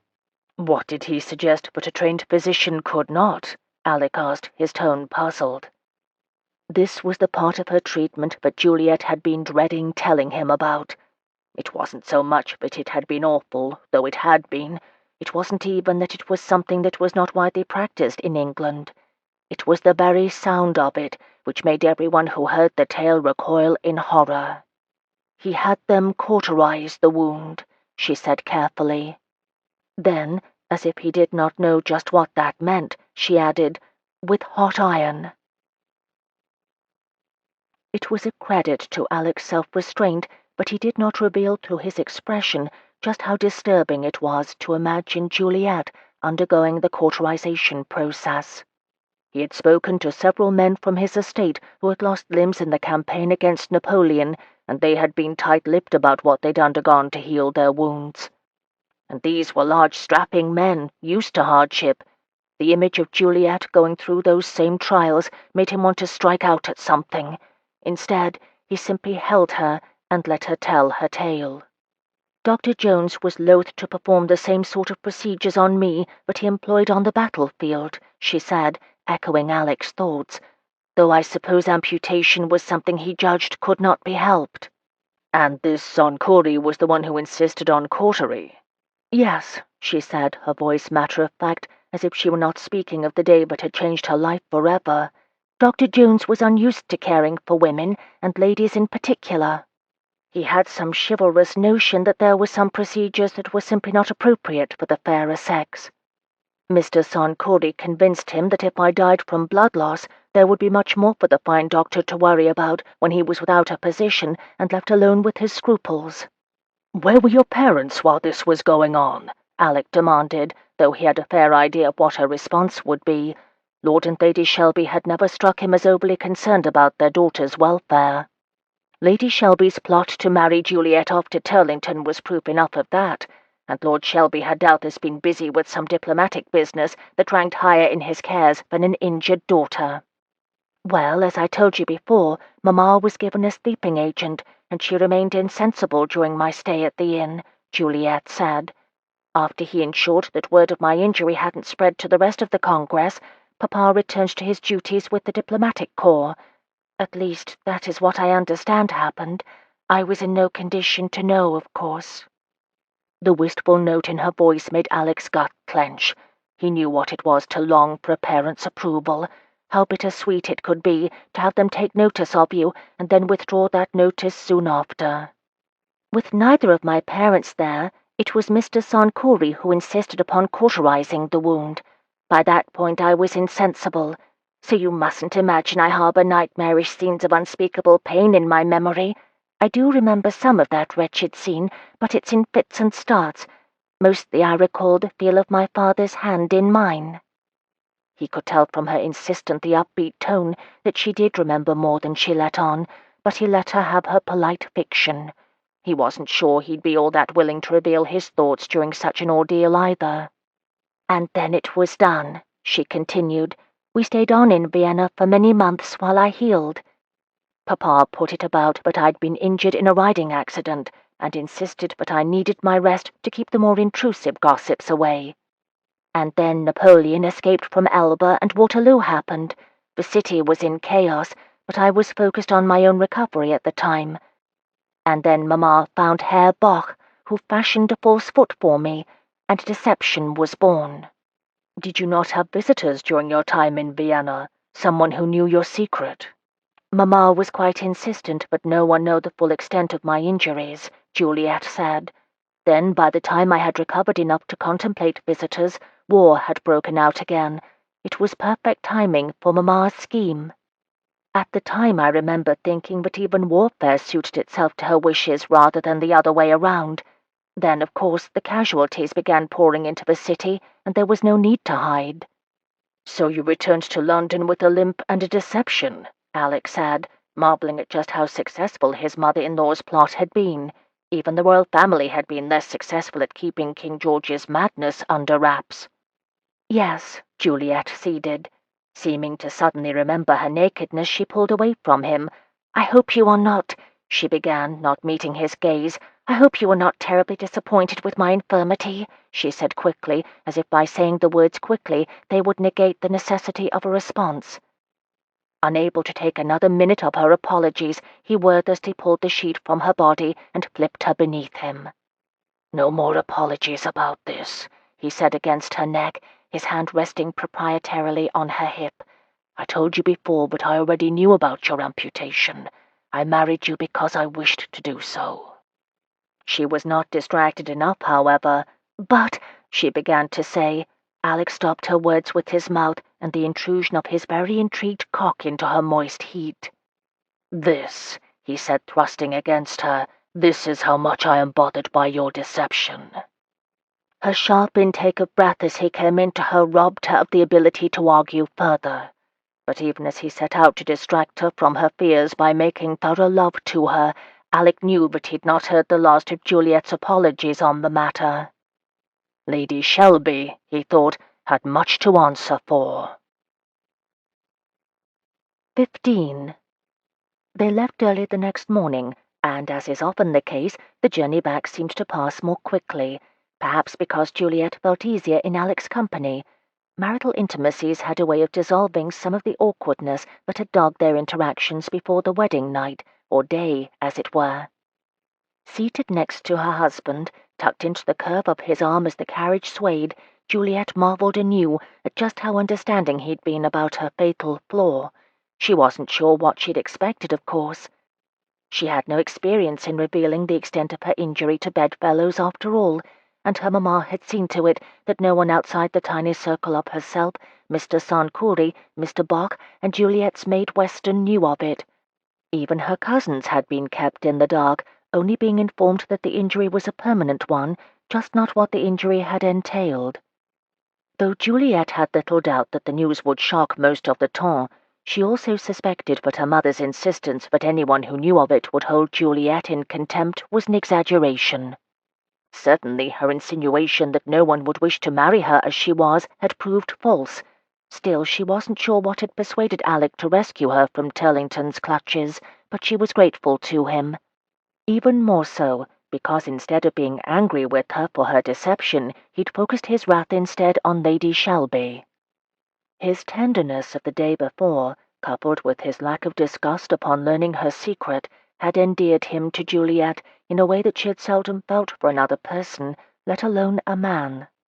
If she were not careful, she'd find herself losing her heart to her own husband.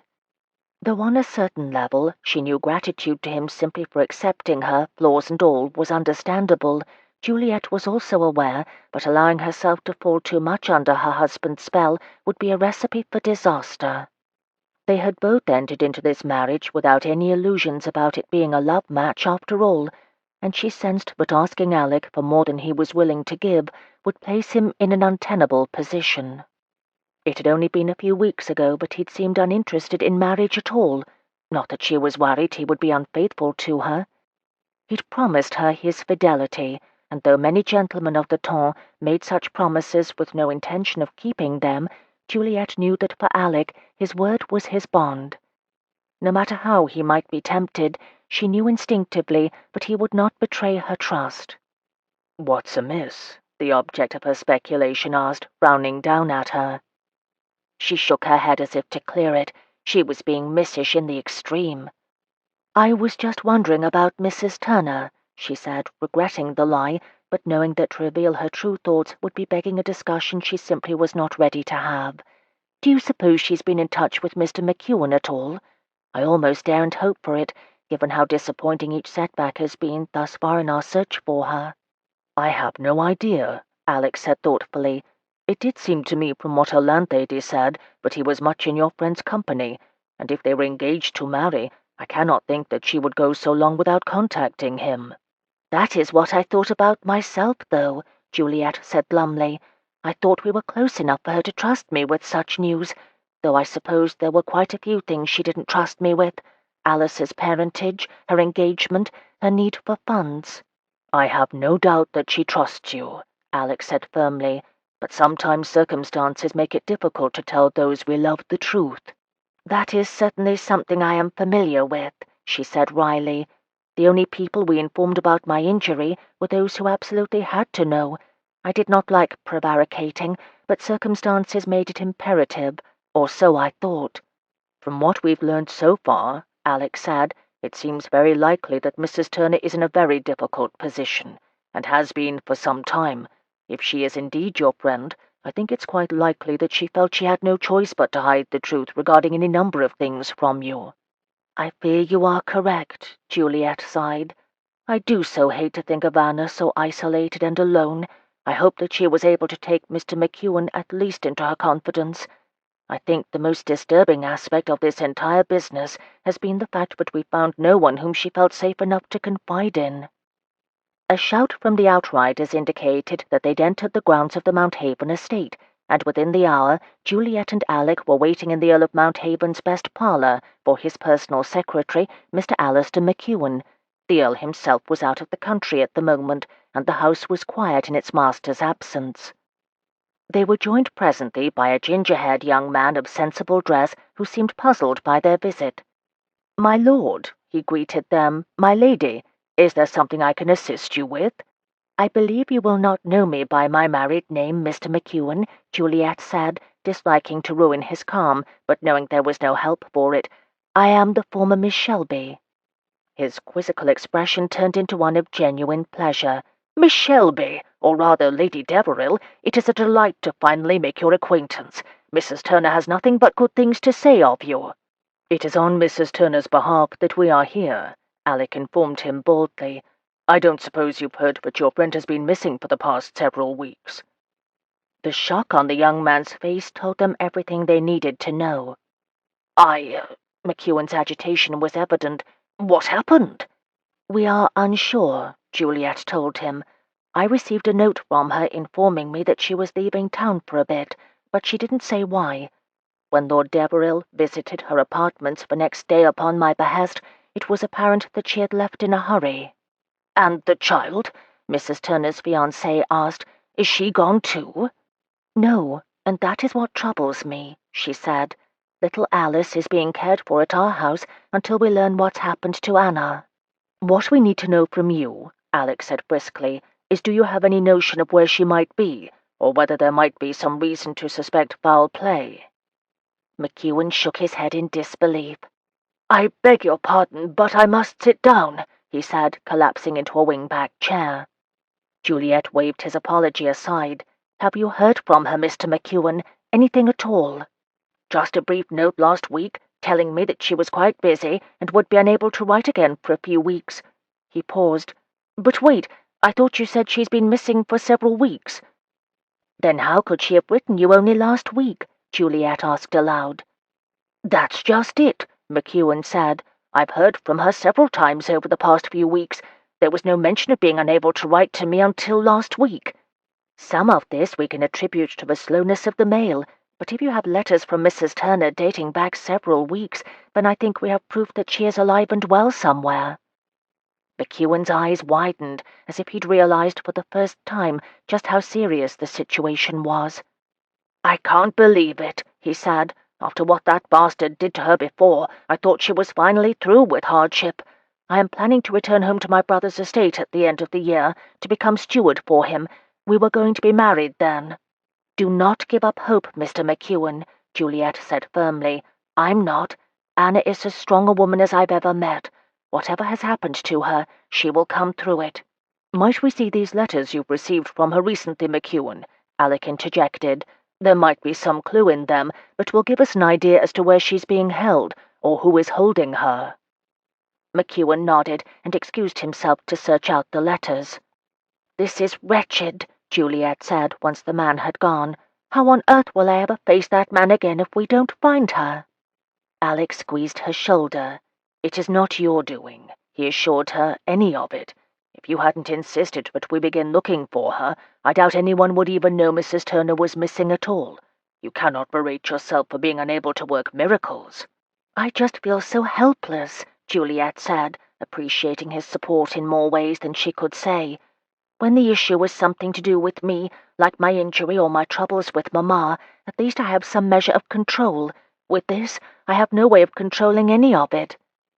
He was about to respond when McEwen returned bearing the letters. "There are only 3, he said, handing them to Juliet, "and I've checked the handwriting, and it is definitely Anna's." With Alec reading over her shoulder, Juliet scanned the missives, which chronicled fictitious anecdotes about the baby, Anna's student, and various other daily minutiae. In truth, they were rather dull as love letters went, though there were heartfelt farewells at the end of each. In fact, it was the conclusions that had Juliet frowning. Please know that no matter what happens, no matter what separates us, I will always love you. Does she always end her letters with such declarations? Juliet asked, disliking to embarrass the man, but needing to know his answer. We both, that is to say, McEwen stammered. I do not ask because I don't believe them, Mr. McEwen, Juliet told him gently. I ask because it sounds very much like something she would say if she feared never seeing you again. McEwen blanched. Not as such, he said. We do speak of our affection, of course, but this is more dramatic than she is normally wont to write. Juliet exchanged a look with Alec, who said, What's this here about an artist wishing to paint her portrait? Anna had mentioned it in all three of the letters. In the first, she'd spoken of how flattered she'd been by the artist's request, and how much she regretted having to deny him. Then, in the second, she'd spoken of how she admired the man's work, which she'd seen in the National Gallery, hanging among England's finest artists. But it was the mention in the third letter that made Juliet's heart clench with fear. I regret not agreeing to the request by this fine and gifted artist to allow him to capture my likeness on canvas. What a satisfaction to know that I might serve to warn other women away from the same mistakes I've made. Did this not strike you as odd? Alec asked the other man. The secretary thrust a hand through his now thoroughly dishevelled hair. She is always teasing me about my having taken up with a fallen woman. She knows I don't blame her for what that bastard did to her. How could I? I think the joking is her way of dealing with society's condemnation. Since he did not appear to know about Anna's earlier encounter with Squire Ramsay's son, Juliet did not tell Mr. McEwen of it. But given the fact that she'd been victimized not once but twice by men she trusted, Anna's references to herself as a fallen woman were even more disturbing. She has always had a dark sense of humor, she said aloud. I doubt anyone who has endured what she has could emerge without a healthy sense of the absurd. But what about this artist? Alec interjected. Who is he, and why has Mrs. Turner mentioned the fellow in only the letters she's written since she went missing? If I were to hazard a guess, this artist sounds suspiciously like Il Maestro. Juliet bit back a gasp. The idea that Anna was being pursued by Il Maestro was at once believable and disturbing. Though she had never considered Anna to be a fallen woman or the like, the more she learned about her friend, the more she wondered if her friend thought of herself in those terms.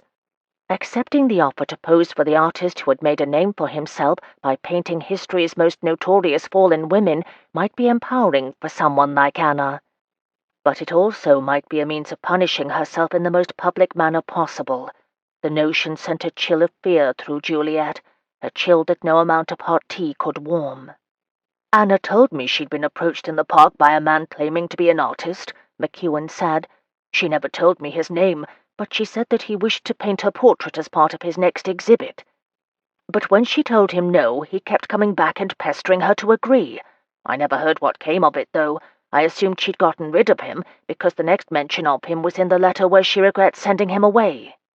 Did you believe her? Juliet asked. McEwen shrugged. I have 3 sisters, and I know how apt to change their minds ladies can be, he said. I assumed she'd thought more about it and decided she'd made a mistake. So yes, I suppose I did believe her. Whether she decided to pose for Il Maestro or not, Alec said gravely, I believe this mysterious artist might be the last person to have seen Mrs. Turner before she disappeared. Their journey back to London was overshadowed by Juliet's increased fears regarding Anna's whereabouts. Her disappearance had been troubling, of course, but behind the worry there had always been a hope, however false, that she had simply taken a trip to see some relative or friend who was heretofore unknown to them. But the interview with Mr. McEwen and his revelation about the mysterious artist had made that scenario seem more and more unlikely. They arrived at the Deveril townhouse in the falling London twilight, and with a prescience known only to superior servants, Alec's butler, Mr. Hamilton, had the entire household staff assembled almost as soon as his master assisted his new bride from the carriage. Though she had known her position as Alec's wife would involve any number of such formalities, Juliet couldn't help the knot of anxiety forming in her belly as she took in the assembled men and women to whom she would serve as mistress for the duration of her marriage. Her sentiments must have communicated themselves to Alec, because he leaned down and said softly, "We don't have to do this now if you don't wish to. They will all still be here in the morning." But Juliet knew from her years of travelling from post to post with her parents that it was best to establish oneself with the servants from the beginning, if only to ensure that they respected her as their new mistress. Her pride also prompted her to do whatever she could to counterbalance any weakness her physical infirmity might convey to them. Though her will was strong enough, she had found that many assumed her to be a shrinking violet simply by dint of her limp. So she gave her new husband a brief shake of the head and allowed Mr. Hamilton to introduce her to the men and women standing before her. She made sure to repeat each one's name and commit to memory some little detail that would help her remember each of them tomorrow. As she moved closer toward the end of the line, Juliet noticed Alec's sisters, waiting for them just inside the entryway. "I am so pleased you're home," the shorter of the two, Catherine, an ash-blonde with her brother's blue eyes, said. "Congratulations to both of you, and welcome home, Juliet." And before she knew what to say, Juliet was clasped in an impulsive hug. "You might give her a moment to catch her breath, Cat," Lydia said wryly. "Apologies for my sister, Juliet, but she has the manners of a barn cat." Looking from one to the other of her new sisters-in-law, Juliet found herself surprised but pleased by their warm welcome. They'd known one another for some years, since they were both out and active in the social whirl, but even so, they might not have been best happy at their brother's marriage. They were at once recognizable as Deveril's sisters. Not only did they share their brother's eye color, but there was something about the underlying bone structure of their countenances that just seemed Deverilish. Though neither was as pretty as their brother might be called handsome, they were each attractive in their ways, and there was an animation about their mannerisms that gave Juliet the impression of barely restrained energy. She had little doubt that their brother had been led on a merry dance once he'd assumed their guardianship. "Neither of you is particularly well-mannered, Lydia," their brother said with an affectionate grin, "though it isn't as if I haven't spent good money to see it drummed into your feather-brained heads." "Fie on both of you," Cat responded with a decidedly unladylike snort. "I have been waiting this age to welcome Juliet into the family, and there is nothing either of you can do to dampen my enthusiasm." "It is Lady Deveril now, kitten," her brother returned, "and no one is trying to dampen your enthusiasm. We are simply urging you to restrain yourself a bit. You'll scare her off if you aren't careful." Juliet took in their familiar banter with interest. Her own relationship with her brother was nowhere near as easy as Alec's with his sisters seemed to be, and since she'd been dreading this meeting, given the haste with which she and Alec had been married, she found the scene to be reassuring. "Do not scold them on my account, Alec," she said, holding out her hands to each of her new sisters. "I am grateful that they aren't scandalized beyond repair at our elopement. In fact, I find their enthusiasm refreshing." She felt him wrap a reassuring arm about her waist as he said wryly, "You say they are refreshing now, but you've not been faced with it across the breakfast table before you've had your morning tea." "Don't listen to him, Lady Deveril," Lydia told her with a grin. "He only teases us so because he is jealous that we command more attention than he does these days. There was a time when our brother was quite the talk of the town." "But no more," Cat added lightly. "He has become an old sober-sides in his dotage." "I suppose I'd best hire some footmen to carry me about in a sedan chair and begin taking the cure for my gout," Alec returned with a mock sigh. "Do you see what abuse I am forced to take from them, my dear?" Juliet coloured at the endearment, though it was innocent enough. "I hope you will both leave off calling me Lady Deveril and continue calling me Juliet. We are still friends, after all." "Of course," said Cat warmly, squeezing her hand. "We are truly pleased to welcome you to our home," Lydia said, her eyes crinkling at the corners in just the same manner that her brother's did. "Already I can see that you've managed to lighten Alec's mood. He's been so serious since our father—" But Alec broke in before she could complete her thought. "Warm though your welcome has been, it was a long trip home from Gretna, and I for one am exhausted." "Of course," Catherine said with a guilty start. "We hadn't meant to keep you here chattering in the entryway. I am so sorry, Juliet. What beasts you must think us." "I'll have cook send something up for you both at once. We have already dined, and we have that Lydia paused as if searching for a word. "That thing that we are doing, don't we, Cat?" "Huh?" Catherine asked, looking askance at her sister. "What thing? What are you—" Juliet saw Lydia's elbow make contact with her sister's ribs. "The thing," she said meaningfully.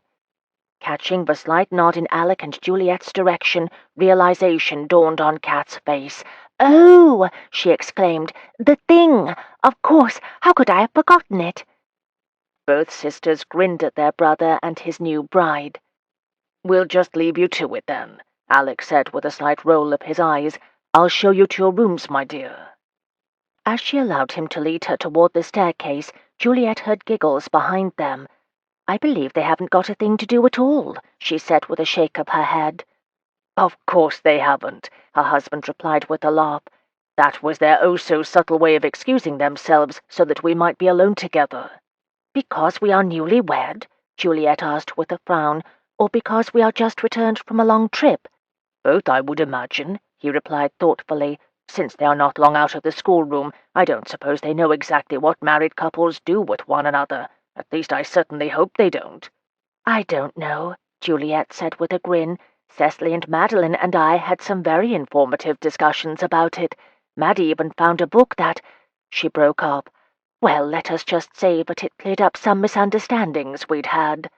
"About what?" Alec asked as they reached the second landing, his gaze fascinated. Juliet felt herself turning red and refused to meet his eyes.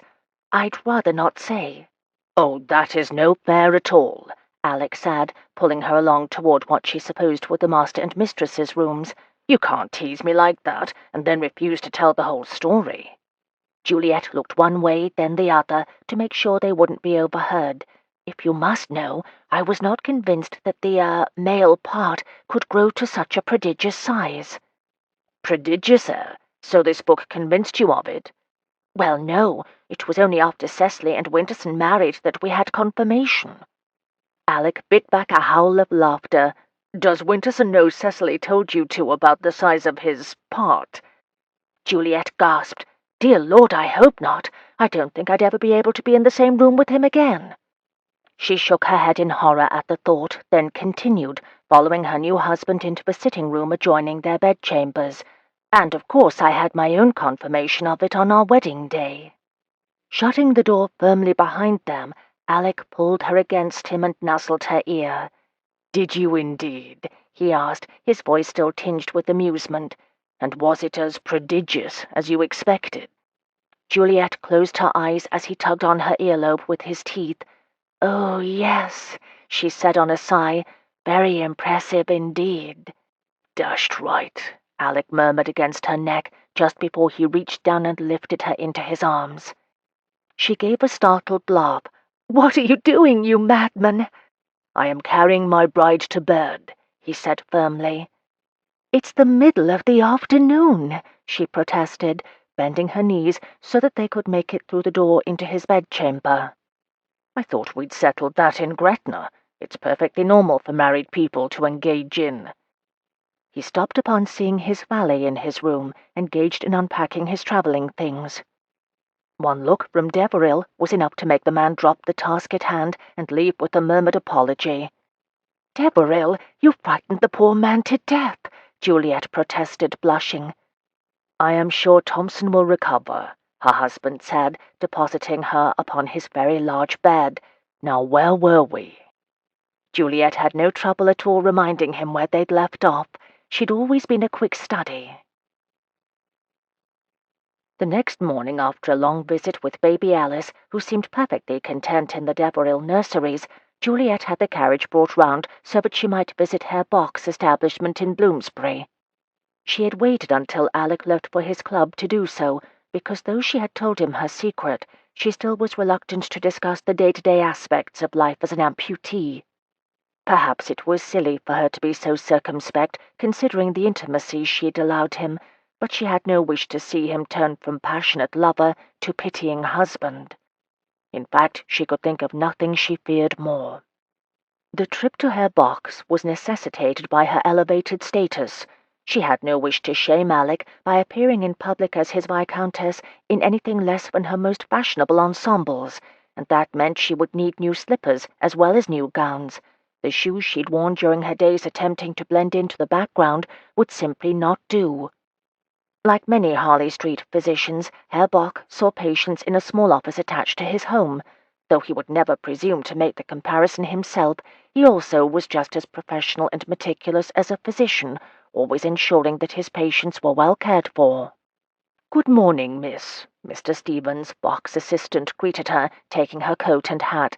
"Mr. Bock is waiting for you." From the moment he'd arrived in England 3 years ago with Lord Shelby's other staff, the craftsman had insisted on taking on the customs and mannerisms of his new home, and when barely a year into his time there, he'd insisted upon setting up an establishment for himself. "For it seems to me, Miss Shelby," he'd said, "that there are others here who might need my help learning to walk again." And though Lady Shelby had been livid, her husband had reminded her that the man was hardly an indentured servant, and was free to come and go as he wished. Even in the face of a promise to increase his fees exponentially, Bock had stood firm. A few weeks later he'd found this little house in Bloomsbury, and to Juliet's delight had set about bringing his skill to those who needed it.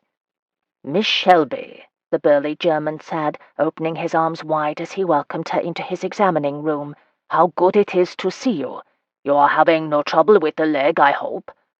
Basking in the friendship she'd shared with this man who had saved her from life at the margins of society, where she would be kept completely out of sight, Juliet took his outstretched hands.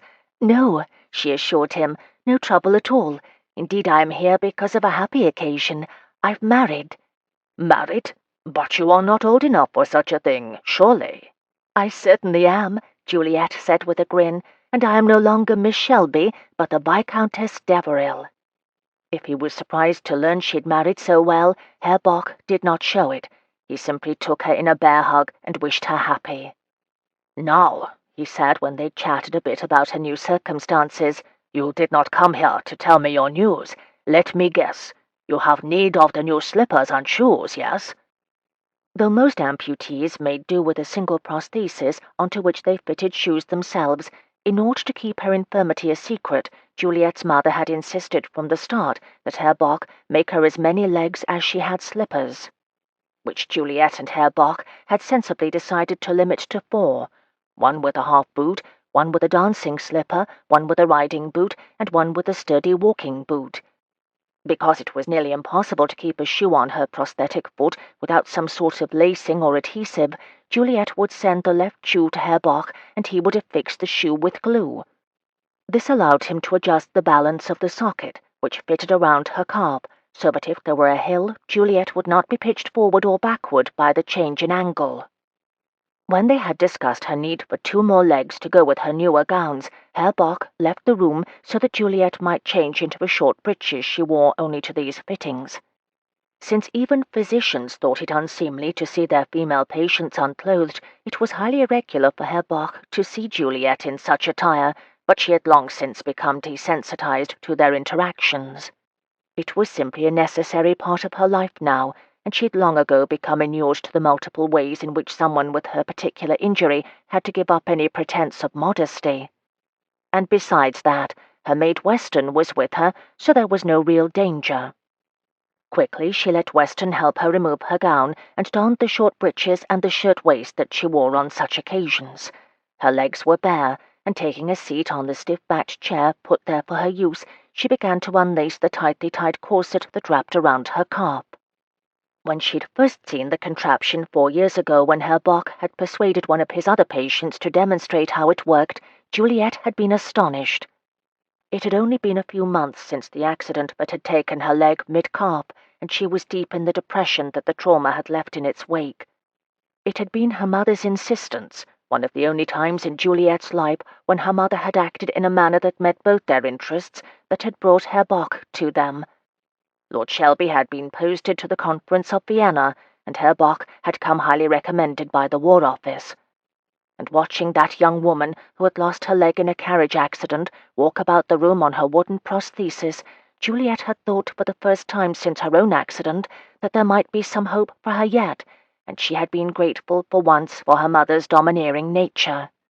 Only later that evening had she realized that Lady Shelby's plan had been less about seeing that Juliet could lead a normal life than ensuring that Lady Shelby would not be embarrassed for the rest of society to know she had a crippled daughter. Still, motives aside, her mother's shame had brought Juliet into contact with Herr Bock, and that at least was something to celebrate. The leg itself was simple enough.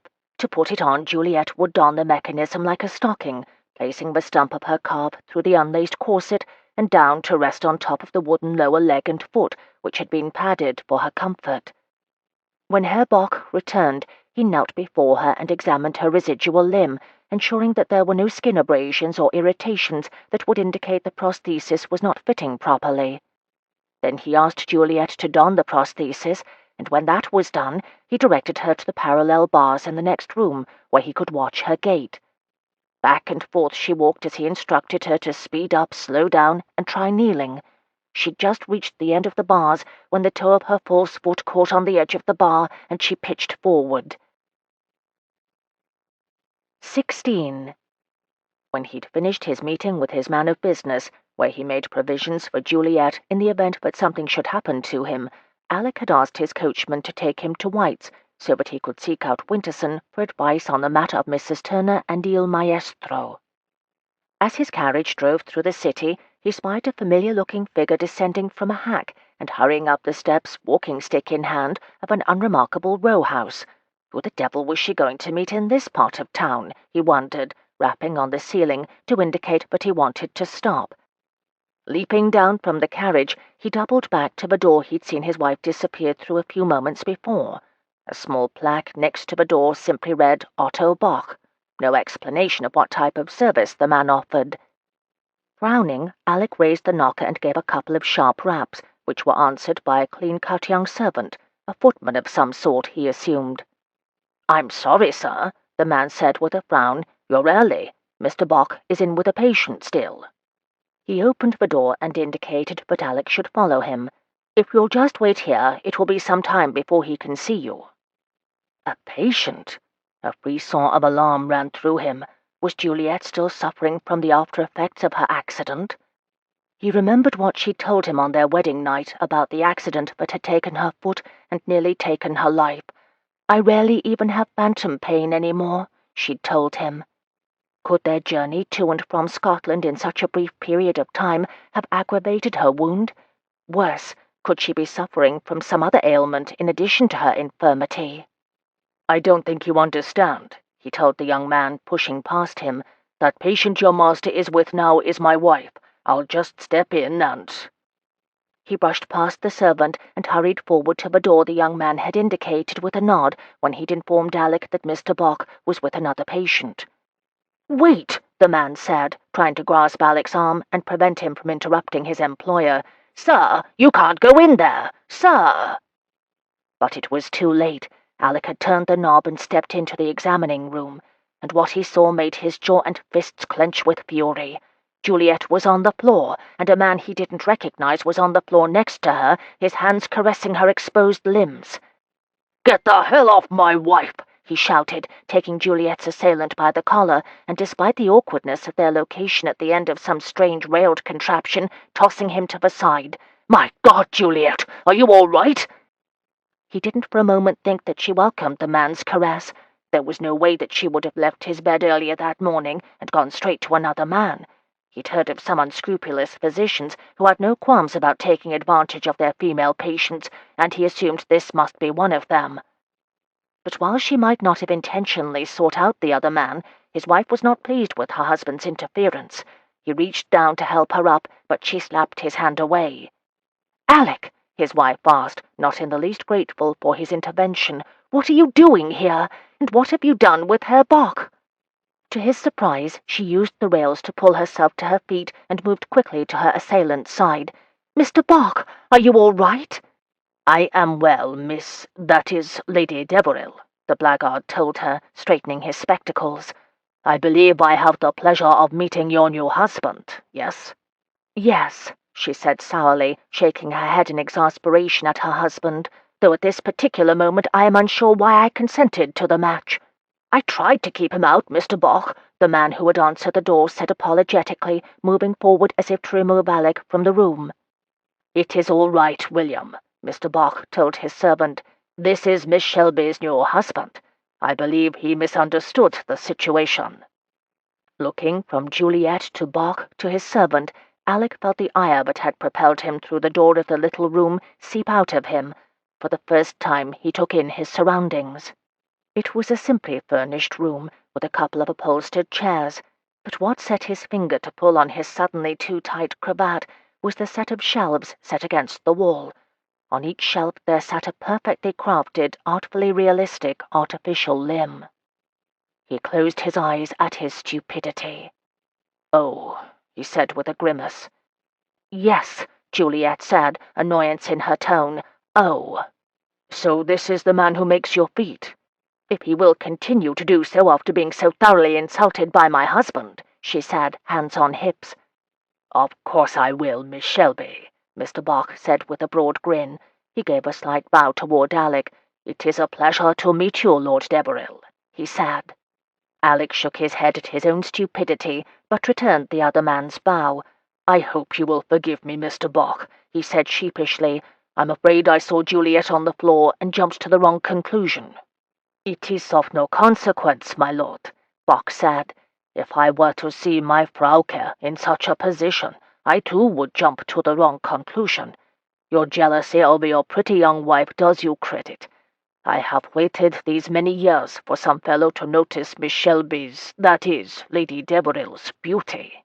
"I am lucky they did not," Alec said with a grin. "Otherwise I would not have been able to snap her up." Juliet looked from one to the other of them and frowned. "If you two are finished speaking of me as if I were a valuable objet d'art, I would like to continue with my fitting, please." Looking slightly abashed, Alec nodded.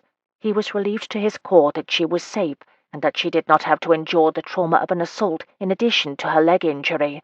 He would have liked to stay and watch the fitting process, but assumed, since he was now in her black books, that she would prefer him to wait outside. "Would you like to stay, my lord?" Mr. Bach asked before Alec could turn to go. "If it is agreeable to Lady Deveril, that is." Alec looked to his wife, whose annoyance with him was still evident, but she must have seen something that placated her in his expression, because she gave a brisk nod. "Yes, that would be agreeable to me," she said, her face carefully devoid of emotion. Alec wondered if she were bracing herself for him to reject her offer. He could not imagine her parents had ever been particularly interested in the process by which her injury was rendered palatable to the judgmental haute ton. Indeed, he doubted they'd even done more than obtain Mr. Bach's services initially. Neither Lord nor Lady Shelby struck him as particularly concerned with seeing to their daughter's comfort or welfare. "I'd like that," he said aloud, stepping forward to take his wife's hand in his. "I am sorry, my dear," he said softly, so that only she could hear. Mr. Bach, perhaps sensing that they needed a moment, discreetly excused himself to attend to some no doubt fictitious task. At Juliet's nod, Weston followed, leaving them alone. "I suppose I can forgive you, since you were attempting to protect my virtue," she said reluctantly. "How did you even know I was here?" "Why did you feel the need to keep your appointment a secret from me?" he asked, answering her question with a question. "I would hardly forbid you to see the man who ensures that you are able to walk on your own."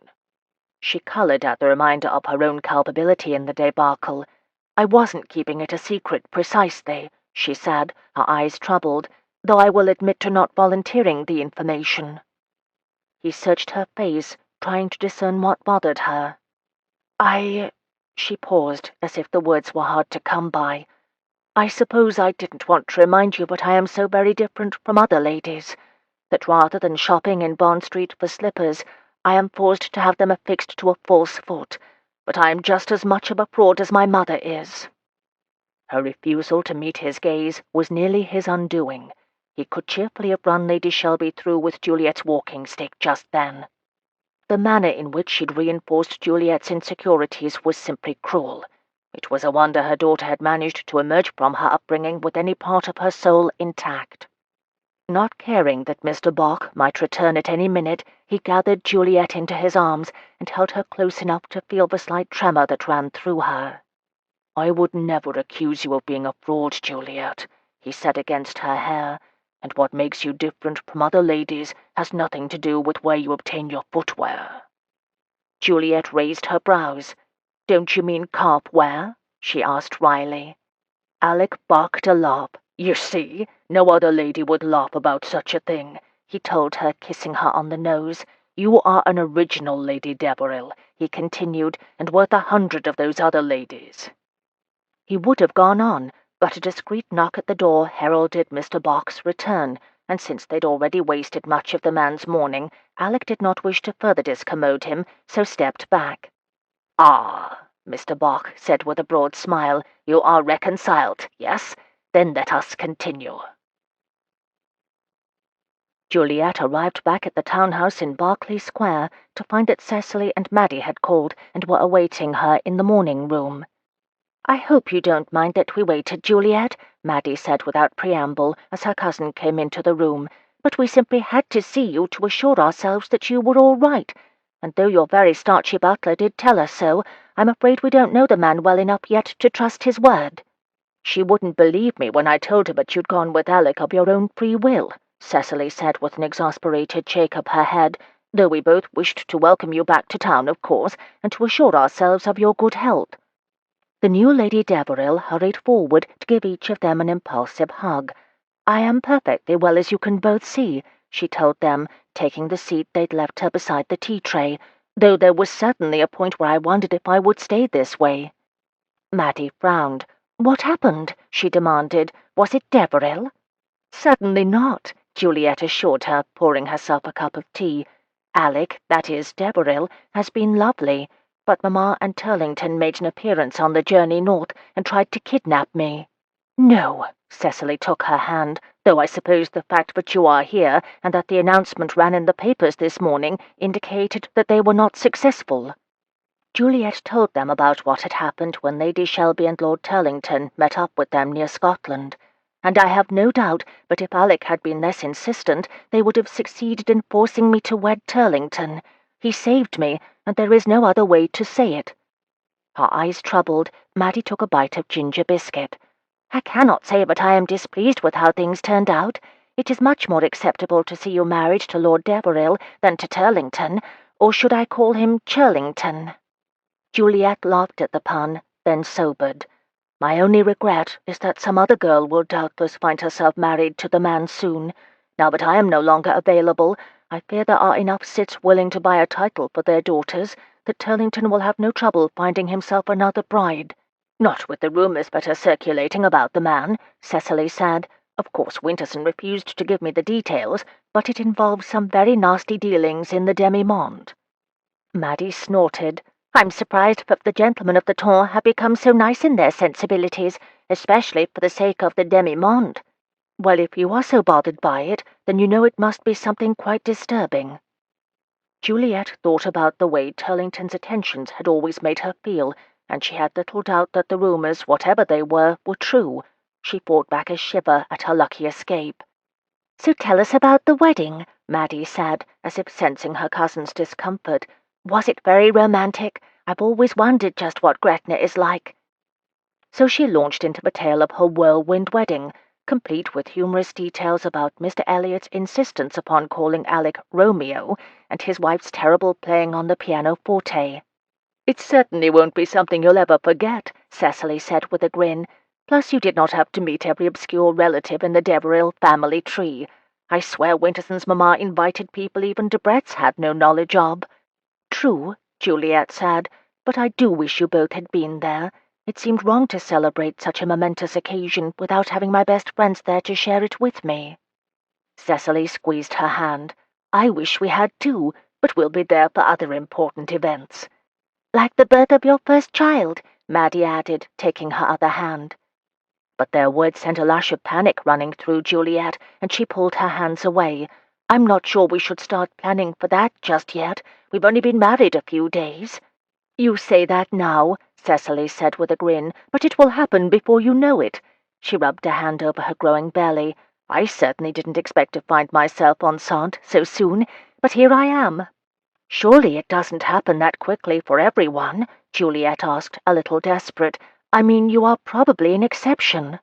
"Juliet," Maddie said, exchanging a troubled look with Cecily, "you sound as if you don't wish to have children." The room felt exceedingly close all of a sudden, and Juliet pulled slightly at the neckline of her gown. "It's not that I don't wish to have children," she said, knowing that her tone was a bit strident. "I simply don't know if I will be able to, or if I should." "Don't worry about it now," Cecily soothed, rubbing her cousin's hand. "There is plenty of time for you, though I personally think you'd be an excellent mother." Juliet smiled wanly at her cousin. "Thank you, dearest.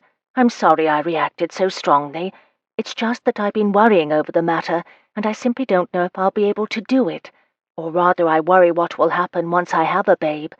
What if I turn out to be as terrible at mothering as my own mother is? The idea of inflicting such heartache on my own flesh and blood is horrifying." "I think the fact that you are concerned about such a thing means that there is little danger you'll do so," Maddie said, reassuring her. "I sincerely doubt that Lady Shelby wondered for a moment about her ability to be an even passable parent. I think together you and Deveril will be an excellent team. With his gregarious personality and your quiet observation, you're a perfect match." Her cousin's words and her succinct assessment of hers and Alec's personalities was so astute that Juliet wondered whether others would come to the same conclusion. She hoped so, because when news of the way she'd snagged one of the town's most popular bachelors got out, she'd be facing some serious scrutiny from all the young ladies who'd had their eye on him. It would go a great deal in her favor if their marriage was thought to be a love match. "Thank you both," she told Cecily and Maddie. "I know I sound like a pea-goose, but it's always been something I've worried about, especially given how easy it is for harm to come to children, even from the outside world. Look at poor little Alice and what she endured at the hands of that horrid Mrs. Parks." "How goes the search for Mrs. Turner?" Maddie asked, pouring each of them another cup of tea. "As far as I know, there have been no developments here. Or," she added with a grin, "not that I've been able to winkle out of Lord Monteith." Juliet explained to them their encounter with Mr. McEwen and his mention of the artist who wished to paint Mrs. Turner. "That is awful," Cecily said, giving a shudder, "especially the way she seemed to be sending a covert message through her letters." Cecily had been integral in the decoding of messages left by Winterson's brother earlier in the year. "I know," Juliet said, frowning. "I thought for a bit that Turlington might be the artist, but Alec seems convinced that it's Il Maestro, and I cannot say that I disagree, which is troubling. The man's paintings are so disturbing." "Agreed," Cecily said with a shiver. "But how will you question Il Maestro if you have no notion of who he is?" Maddie's eyes lit up in that manner that always heralded an idea that would get them into a wealth of trouble. "What if," she mused, "we put it about that we wish to commission a painting by Il Maestro?" "Does he even take commissions?" Juliet asked. "I thought he only did them for his own amusement." "I noticed a few weeks ago that the Wallingfords have a painting of St. Joan in their morning room that has all the hallmarks of being one of Il Maestro's works. And since Lord Wallingford spends all of his time gambling, there can be no danger that he himself is Il Maestro." "So you're just going to ask Lady Wallingford where she got it?" Cecily asked, sceptical. "No," Maddie said with a grin. "Juliet is." "I reckon you are right that we need to find out who this Il Maestro is, and then perhaps he'll lead us to Mrs. Turner." Thomas Greenshaw, Bow Street runner, took a gulp from his tankard of ale. Alec had sent round a note first thing that morning, requesting a meeting with the man. Though he hadn't been comfortable saying so to Juliet, the tale that McEwen had told them about Mrs. Turner's encounter with the artist had bothered him. There was something about the story that struck him as odd, though he couldn't quite pinpoint what that was. Either way, he was intelligent enough to know when to call in expert advice. And that time was now. Though Greenshaw projected an air of idleness with his slow movements and bored expression, Winterson had assured him that the man was one of the brightest men who'd served with him in the peninsula. And thus far his assessment had proved correct. The runner had quickly grasped the importance of finding Mrs. Turner, and finding her quickly. Not only for her own sake, but also because her connection to Juliet made things dangerous for the new Viscountess as well. "I checked with every one of my connections in the East End for word of a lady matching your Mrs. Turner's description, but no luck." Greenshaw wiped a large hand over his mouth. "If she's being held anywhere in the rookeries, I haven't heard about it, nor have me contacts, so this bloke must be hiding her in plain sight." "You may be right about that, but where?" Alec tapped his fingers impatiently on the rickety table he and Greenshaw occupied in the Cat and Pickle, a rather dismal little establishment on the edge of Whitechapel. "The gossips have long guessed that Il Maestro is a member of the ton, but if so, he could have hidden her anywhere." "What I need you to do, Greenshaw," he told the man, "is to make a thorough investigation of anyone who might be soliciting young women for the purposes of painting them. I do realize that there are any number of artists who take their models from the servant class, but this feels different, and there's an artist in particular I wish you to seek out. Actually, there are two." Greenshaw's gaze sharpened, and though Alec couldn't quite put his finger on what changed, something about the other man's posture communicated his attention. "First, I want you to learn as much as you can about the affairs of Lord Philip Turlington." Though Greenshaw didn't take notes, Alec knew he was making a mental note of everything he said. "My wife's mother was, until our marriage put paid to the notion, extremely intent upon having Turlington marry Juliet. I wouldn't be surprised if the man spirited Mrs. Turner away as a means of capturing Juliet's notice, or even with the intention of using Mrs. Turner's freedom as a bargaining chip to control her." "And this Turlington is an artist, my lord?" "Yes." Alec's jaw hardened. "He is known for his society portraits, which is how he met Lady Shelby, and his style is quite similar to that of Il Maestro, our other suspect. In fact, I wonder if Il Maestro and Lord Turlington might even be the same person. Their styles are quite similar, and Il Maestro's exhibits are fast becoming the only art London can talk about." "Aye," Greenshaw nodded. "Even I've heard of the fella, and I ain't what you'd call an art lover. This is the bloke what paints for suffering ladies, right?" "That's right," Alec confirmed, pleased that he wouldn't need to explain the importance of Il Maestro to the runner. So far, no one knows the identity of the artist, or for that matter his models, and as you say, they are all suffering. I ain't exactly the type what will blend into the crowd what normally moves in such circles," Greenshaw said with a frown and another gulp of ale, as if emphasizing his point. "But I reckon I can get some information from Turlington's servants and the people who work in the galleries where this maestro shows his paintings. Most people are clumsy about hiding their secret identities. It just wants someone with a sharp eye to follow the threads." And according to Winterson, Greenshaw had a very sharp eye indeed. Still, all it took was one missed clue for the trail to go cold. "Be careful not to disclose who you're working for," Alec warned. "I do not wish for any of this to lead back to my wife. She's had enough difficulty of late." "Don't you worry, my lord," the runner said with a cheeky grin. "I can be right discreet when I sets me mind to it." "Excellent." Alec stood and watched as Greenshaw unfolded his long-limbed form and rose, his head almost reaching the tavern's low ceiling. The two men wended their way through the tap-room toward the entrance, the smell of sweat, ale, and plain cooking enveloping them as they walked.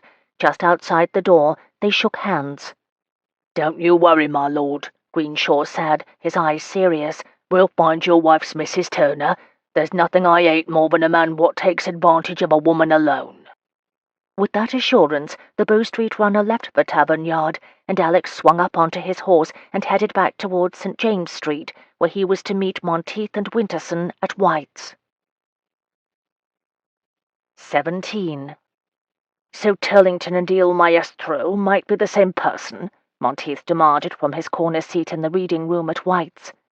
"That's what we need to find out," Alec admitted. He and Juliet had gone over and over the possibilities of the artist's identity, but aside from Turlington, whom they both agreed might be at the head of their list simply because they disliked the man, they could come up with no other possibilities. "Couldn't we simply inquire at the Royal Academy for a list of members? Though the fellow has moved to other venues since then. His first exhibition took place there, so he must have been a member at some point." Winterson leaned back in his chair and stretched. "It's a good suggestion." Alec ran a hand over his face in weariness. He felt as if they were talking in circles, though I'm not sure they'll simply turn over their membership list to us without question. You saw yourself how close-mouthed these societies can be when you dealt with the Egyptian Club. They are hardly welcoming to non-members. "True enough," Winterson said, but we can at least try. I suppose it might be easier for us to find something than for your runner to do so, Deveril, Monteith said thoughtfully. If the society is reluctant to speak to peers of the realm, then they'll be downright close-mouthed with someone like Greenshaw, especially with his Bow Street credentials. We all know it matters who you know and who will vouch for you, Alex said grimly, which is why Juliet is so worried about her Mrs. Turner, though I cannot say I trust the woman as much as Juliet seems to. There have simply been too many instances where what Mrs. Turner has claimed and what was the truth have been two very different things. Speaking of your lovely wife, Winterson said, I hope she is getting on well. There was an unspoken question there, one that both irritated and impressed Alec. He was grateful for Winterson's help in their elopement, of course, but Juliet was Alec's responsibility now. She is well enough, he answered mildly. She seems to be getting on well with my sisters, and if I am right, she is even now enjoying a cause with the Duchess and Lady Madeline. Good God, Monteith grumbled. If those three are plotting, then no man in London is safe. At the suddenly intense glares Alec and Winterson levelled at him, Monteith threw up his hands in surrender. No offence to either of your wives, but even you must admit that mischief seems to follow those three wherever they go. Still haven't forgiven Cecily for that incident in the park, Winterson asked dryly. No, and I doubt I ever will. I'd rather fight an entire battalion of French soldiers than attempt to come up with ways to tell my best friend, but I've accidentally gotten his wife killed. At the reminder of the incident, all three men frowned. Danger did seem to be something that followed the three women wherever they went. But Alex suspected it had less to do with their propensity for mischief than with the fact that none of them was content to simply accept the roles that society dictated they adhere to. While Juliet might be the most retiring of the three, even she had shown herself to be dedicated to throwing off the societal yoke when it was necessary to doing what she thought was right. She'd already proved that, with her refusal to marry as her parents wished. Thankfully, Winterson said, interrupting Alec's thoughts, that incident is behind us and unlikely to be repeated. Since we are still speaking of our wives, Alec said, I would ask that both of you keep your ears open to any gossip that might circulate about Juliet. I know her mother and Turlington were quite angered at being thwarted, and I would not be surprised to learn that they were attempting to make her pay with her reputation. As if conjured by the very mention of his name, Turlington entered the room, and to Alec's disgust made a beeline for their table. As always, Turlington had dressed with a colourful disregard for current fashion. The man's waistcoat was a gaudy striped affair, which he wore beneath a bright blue coat. His shirt points were so high, but it was doubtful he'd be able to turn his head with any degree of comfort. For an artist, he had shamefully bad taste in clothing. Deveril, he said, apparently ignoring the Viscount's companions, I could not help but see the notice in the papers this morning. May I wish you happy of your new bride? Inclining his head, Deveril said, You may indeed. I hope now that you will leave us to our conversation. You wound me, my lord, Turlington said with mock affront. I should think you would be more welcoming to the man who has information about your wife's beloved friend and teacher. The only reason I don't lift you up by that frightful cravat and toss you from this room, Turlington, Alec growled, is that I don't wish to cause my wife distress. If you really have information about Mrs. Turner, then spit it out and leave. Otherwise, just leave. Turlington, like most bullies, was taken aback to find his prey fighting back, but the glint of humour in his eyes showed that he enjoyed provoking Deveril. I had supposed that since you cost me a fortune by stealing the little cripple from me, that you would be more receptive to my overtures. Funny how ungrateful some people can be. Alec clenched his teeth so hard he feared cracking them, but he'd vowed long ago that he would not become the kind of man his father had been, brawling and duelling over every provocation. Still, he wanted the man out of his sight before he lost his temper. State your business. Seeing that he would be unable to goad Deveril into a fight, Turlington dropped his languid pose. Fine. I am leaving for the continent soon, and thought you might like to know that Lady Shelby has been boasting that she got rid of Mrs. Turner. She was afraid that the pianoforte teacher had too much influence over Miss Shelby, that is, Lady Deveril, and she told me she'd hidden her away before she could talk her former charge out of marrying me. The man frowned. Not that she was ever disposed to do so. Why are you telling me this? Alec demanded. He might have spent 100 years prognosticating about what Turlington would do next, but he would never have arrived at the scenario going on before him. Turlington shrugged. Lady Shelby is a cold bitch, and she owes me a substantial debt, which is why she was attempting to sell me her daughter's dowry. Her continued non-payment has forced me to retrench to the continent. So you're giving her back a bit of her own? Deveril asked, frowning. With interest, Turlington nodded. Now, gentlemen, if you'll excuse me. When the man was gone, Alec turned to his companions. What the hell was that? Then you don't think his explanation was sincere? Winterson asked. No, I do not, the Viscount said frankly. That's what disturbs me. Turlington must already know I hold Lady Shelby in little esteem, given her attempt to force Juliet to marry him. So why is he trying to stir up even more enmity between us? It isn't as if I can think less of her. So you don't think Lady Shelby has anything to do with Mrs. Turner's disappearance? Monteith asked, his expression troubled. I don't know. What bothers me more is Turlington's sudden decision to throw Lady Shelby to the wolves. Alec pinched the bridge of his nose. Why do I get the feeling that he is trying to protect someone else by doing so? They really are lovely, Juliet told her husband, as they rode in their carriage for a short distance between their townhouse and the Wallingfords. She reached up a hand to stroke the emeralds at her throat, unable to believe that such beautiful gems were hanging on her neck. Thank you again. Alec had surprised her with them that evening as she dressed for the Wallingfords' ball. Since it was to be the first temps entertainment they would attend as a married couple, Juliet had taken great care with her appearance, donning one of her new gowns from Madame Celeste's establishment, a deep green silk that set off her creamy complexion and contrasted beautifully with her auburn hair. Her maid Weston had been about to fasten her pearls when Alec had appeared in the connecting door between their rooms.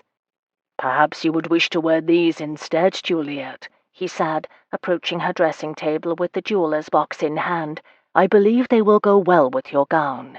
And he who was known throughout the temps for his faultless taste would know. Juliet turned just in time to see the warmth in his eyes as he drank in the sight of her. Warmth that sent memories and a jolt of desire coursing through her as she remembered just what it had been like to feel his strong body against hers, to feel his hands on her body, and his groans of pleasure vibrating through her chest. As if he knew exactly what she was thinking, his gaze darkened, and for a moment Juliet wanted to dismiss Weston and suggest to her husband that they stay home this evening. But when she remembered just why it was so important for them to go to the Wallingfords tonight, she got control of herself, and to her relief or sorrow, Alec appeared to do the same, though there was still a lingering hint of desire in his eyes.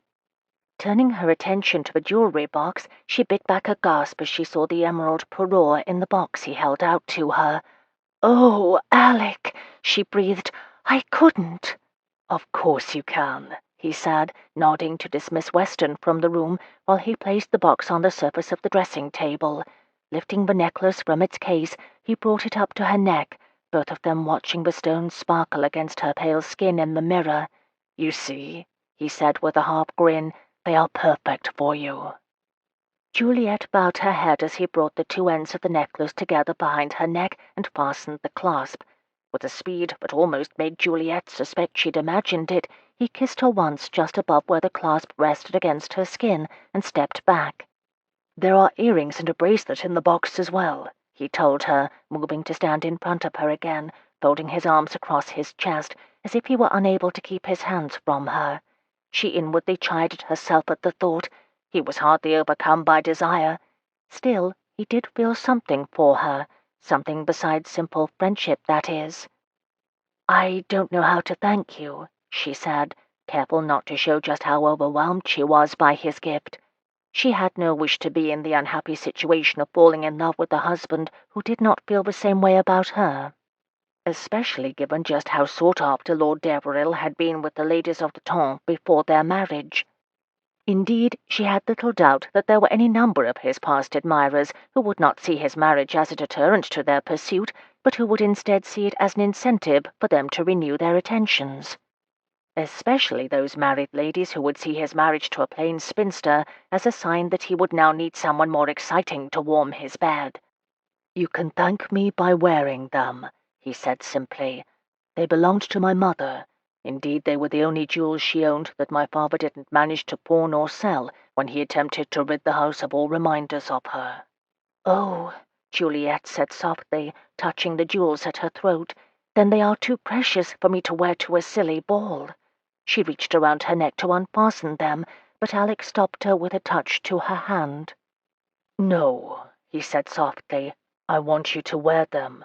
I know she would have liked you, and I wish for you to have them." Juliet looked up at him.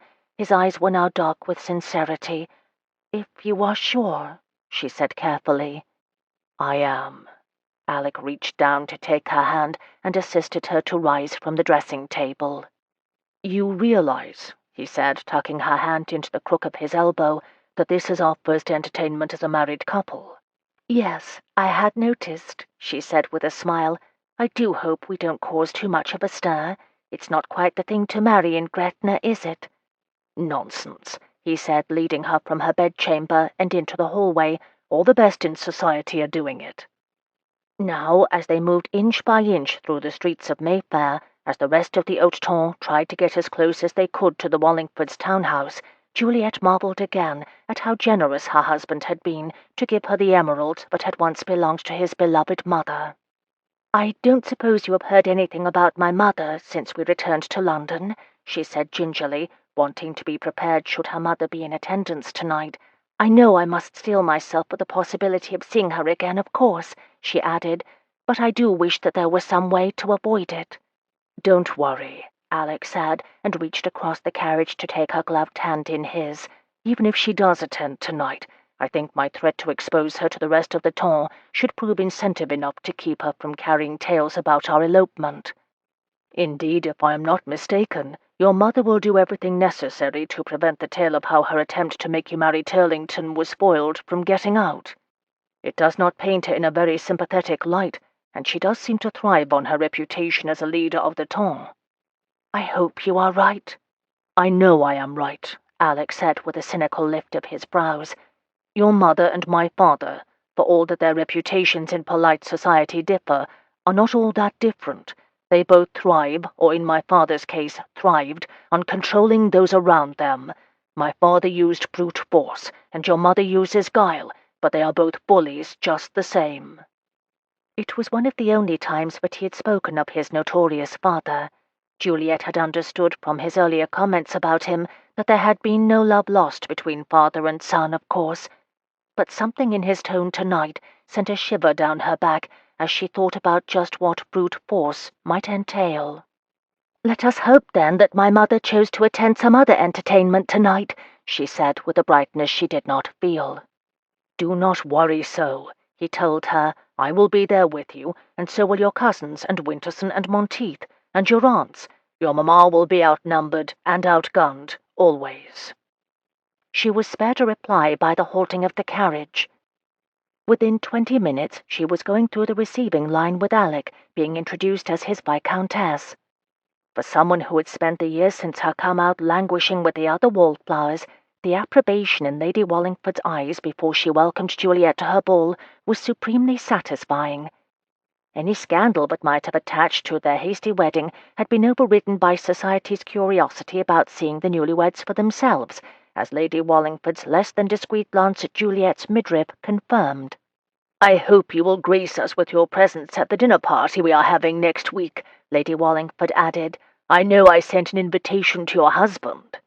"I'm afraid we'll be unable to attend, my lady," Alec said, before Juliet could respond, his hand resting in solidarity on the small of her back. "We are otherwise engaged." With that, Alec led her to where the butler stood announcing the guests to the room at large. Any sense of annoyance at his high-handedness was overcome by awe, as a hush fell over the crowd as he proclaimed them to be the Viscount and Viscountess Deveril. But the quiet lasted only a moment before the room erupted into a cacophony of whispers and chattering. "You two have certainly set the cat among the pigeons," Cecily said, as she and Winterson approached them. "I don't think there's been this much excitement at one of Lady Wallingford's balls since Freddie Tipton put Blue Ruin in the punch bowl." "I take it the dancing hasn't started yet?" Juliet asked, surveying the chattering masses on the periphery of the ballroom. She could hear the orchestra tuning their instruments in the balcony. "I think they were waiting for you two to arrive," Winterson said with a roll of his eyes. "The ton is nothing if not curious." "Well, we will just have to give them something to talk about," Alec said firmly. "Do you feel up to dancing, Lady Deveril?" Juliet glanced around the room full of guests, not quite managing to mask their looks of curiosity. She had not danced publicly since that first heady dance lesson in Cecily and Winterson's best parlour. She had thought to sit tonight's dancing out, thinking that it was scandal enough for her to appear as Alec's wife, much less to engage in an activity she had heretofore eschewed. Still, there was something about the energy of the room, a sense of hushed expectation hovering in the air, that told her there was no better time to reveal her newfound dancing skills. "In for a penny, in for a pound," she told Alec with a wry smile. "Honestly, I do not think we could inspire more talk if we stripped naked and played piquet in the middle of the ballroom." "It's a good thing I brought this, then," Cecily said with a grin, removing Amelia Snow's pilfered dance card from where it hung around her wrist and slipping it over Juliet's hand. "You left it that night. Let us think of it as a duckling good luck charm." "Speak of the devil," Winterson said in a low voice as Amelia and her boon companion, Felicia, came toward them. "Let the games begin," Alec said, tightening his hold around Juliet's waist. The blonde beauty was, as always, exquisitely attired, this time in a pale blue satin gown that brought out the blue of her eyes, which were narrowed in speculation for a flicker of a moment before she switched to her normal, deceptively friendly smile. "My dear Lady Deveril," she said with a cat-like smile, "how lovely to see you now that you are returned from Gretna. I hope you found the blacksmith to be worthy of officiating at the marriage of a couple of your station." "I'm afraid our wedding was performed by a rather prosaic minister, Miss Snow," Alec informed her, lying through his teeth. "I could not, in good conscience, allow my impetuosity in spiriting Juliet, that is, Lady Deveril, off to Gretna, to rob her of the respectable marriage she deserved." "It was really quite a lovely ceremony," Juliet added, enjoying the way Amelia's eyes narrowed at their show of solidarity. "Of course, now my parents wish they had given their consent, but at the time they were quite adamant that Deveril wait the requisite period for the banns to be called." "And I simply could not wait that long," Alec said with a rueful grin. Like Lady Wallingford had done, Amelia allowed her gaze to rest on Juliet's midsection a bit longer than was polite. Part of Juliet resented the notion that they'd married because they had to, but another, more selfish part loved that people actually thought someone like Alec would be so overcome by passion for her to anticipate their vows. "Well, I certainly hope you will not regret your impulsiveness," Felicia said with a solicitous smile that was counteracted by the hard glint in her eyes. "The ton can be very unforgiving about such things." "I thank you for your concern, Lady Felicia," Juliet said with an equally false smile, "though I do not see how you would be in any position to know." "I hope you will excuse us," Alec said cheerfully, "but I would like to dance with my bride now." "Cecily," Juliet said, turning to her cousin who had been watching their exchange with Amelia and Felicia with undisguised interest, "will you and Winterson take my walking stick, please?" "Of course, my lady," Winterson said with a grin. "With pleasure," Cecily said, taking the ebony stick from her. "Enjoy your dance." When Deveril and Juliet moved out onto the ballroom floor to take their places in the set that was forming, Amelia and Felicia stared after them, stunned. "Juliet cannot dance," Amelia said, her mouth hanging open in shock. "She is Felicia began, then upon Winterson's clearing his throat, continued. "That is, she is, injured." "I think you'll find, ladies," Cecily said, with satisfaction at seeing the gossips who had made hers and Juliet's and Madeline's social lives unbearable for the past few years so taken aback, that when my cousin is determined to do something, there is very little that can stop her. "She's going to make a fool of herself," Amelia said harshly, her eyes never leaving Juliet, as she and Deveril stood waiting for the dance to begin. "More than she already has after that silly elopement." "I will thank you to keep your opinions about my daughter to yourself, Miss Snow," Lady Shelby said, as she stepped up to the group. "How is your mamma? Still keeping company with Bertie Knighton?" It was well known in the ton that Mrs. Snow was engaged in a torrid affair with the much younger Bertie Knighton, and that Amelia disapproved heartily. As Lady Shelby had intended, Amelia held her tongue about Juliet and Deveril. "I believe we should go have some lemonade, Felicia," she said, pulling her friend along behind her as they left the small group. "Malicious cat," Lady Shelby said with a scowl. "Her family might be as rich as Croesus, but they are only 2 generations from the shop." That she herself was only 1 generation from the shop didn't seem to bother Lady Shelby. "What brings you to Juliet's defence, Aunt Rose?" Cecily asked cynically. "Are you the only one allowed to speak ill of your daughter?" "Don't be melodramatic, Cecily," Lady Shelby waved away her niece's remark. "I am trying to ensure that the talk caused by their elopement is not compounded by spiteful cats like Amelia and Felicia. And make no mistake, I blame you for this dancing nonsense," she continued, her accusing gaze firmly on Cecily. "If you hadn't married Winterson so precipitately, Juliet wouldn't have become so determined to remove herself from the ranks of the wallflowers. I have worked so hard to ensure that she blends into society without drawing attention to her deformity, but you had to ruin things by compromising yourself with Winterson." Cecily was all too grateful that Winterson had stepped away to chat with Monteith. "My actions aside, Aunt, I should think that you would wish for your daughter to find happiness, which she clearly has. I wished for my daughter to do her duty and marry as her father and I saw fit. Since she chose to defy me and elope with Deveril's son, then I am forced to ensure that she does not embarrass herself further, though it would appear that I am too late for that." She gazed grimly at the dance floor, where Juliet and Deveril went through the motions of the set, Juliet perhaps more careful about her movements than the other dancers, but acquitting herself better than some without her handicap. "What is so terrible about Juliet dancing?" Cecily asked, truly puzzled. "I do not understand why it threatens you so much. There are any number of dancers who are clumsy and lack all coordination, which she certainly does not. She might have been dancing all this time, but was not allowed to do so simply because you feared her inability to perform some of the steps would embarrass you." "Don't be a widgeon, Cecily," Lady Shelby said hotly. "I do not wish for her to dance, because there is a danger that she will reveal the true extent of her injury in doing so. I was doing it to save her embarrassment as much as for myself." "If it is a matter of her tripping," Cecily said. "It is a matter of her false foot falling off," Lady Shelby said in a low voice. "She is missing her right foot. That is her injury." The words were no sooner out of Lady Shelby's mouth than Cecily heard a gasp from behind them. Her mouth agape, her eyes wide, Lady Felicia stood stock still, as if Lady Shelby's words had paralyzed her.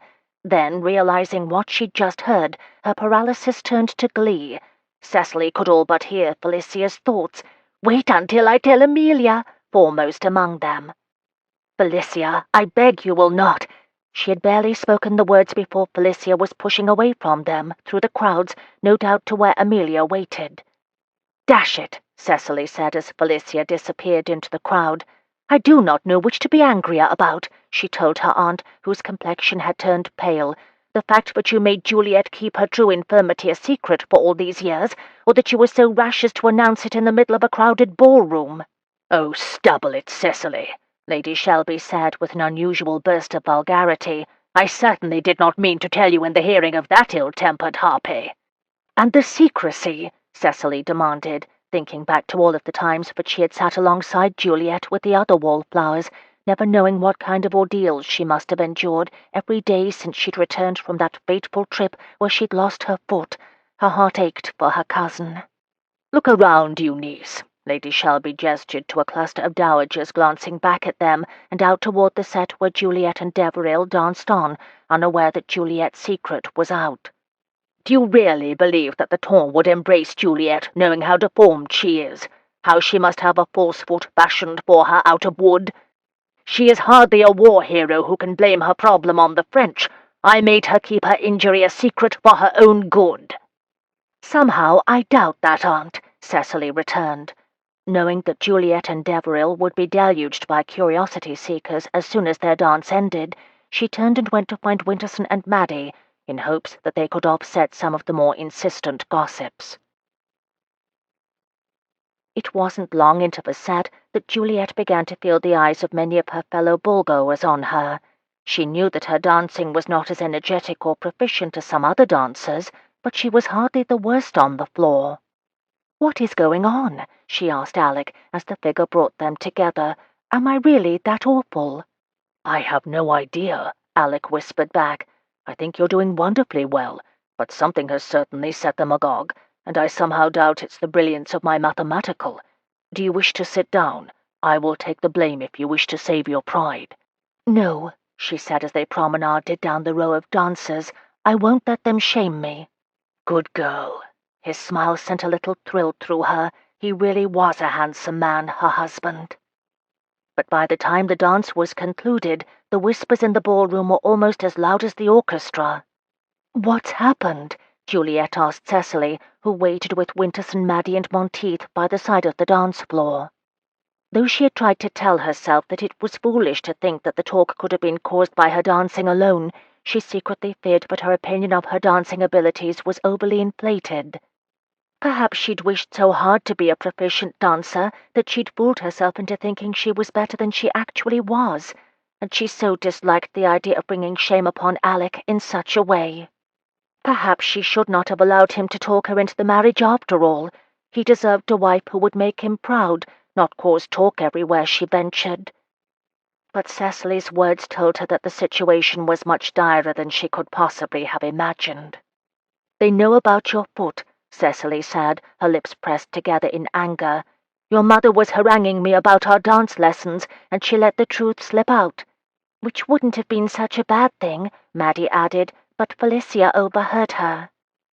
"Oh." Juliet closed her eyes and heard bits and pieces of the chatter around her. "In a carriage accident." "Can't imagine what possessed Lady Shelby." "Deveril got himself a pig in a poke." "There's a servants' hall just off the card room," Winterson said in a low voice. "No one will think less of you for leaving before they begin approaching you with questions." Juliet bit her lip.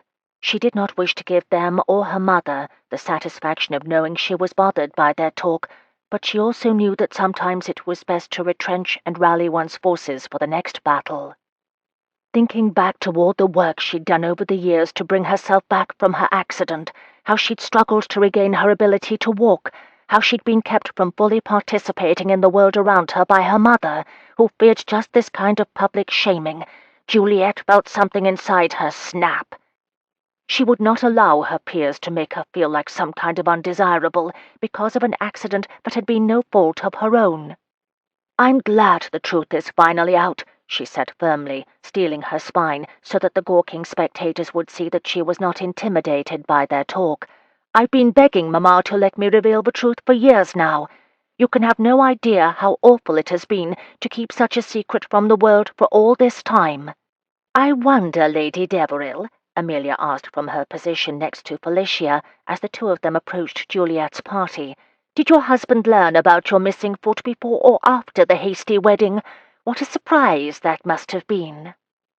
Juliet felt Alec stiffen next to her, and realized that even if she did wish to stand her ground, it would perhaps be better for her husband's safety if they took Winterson's suggestion and left via the servants' hall.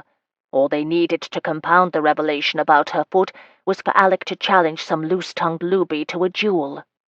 Before he could speak, she tugged on Alec's arm and said, "Please, may we leave, my lord?"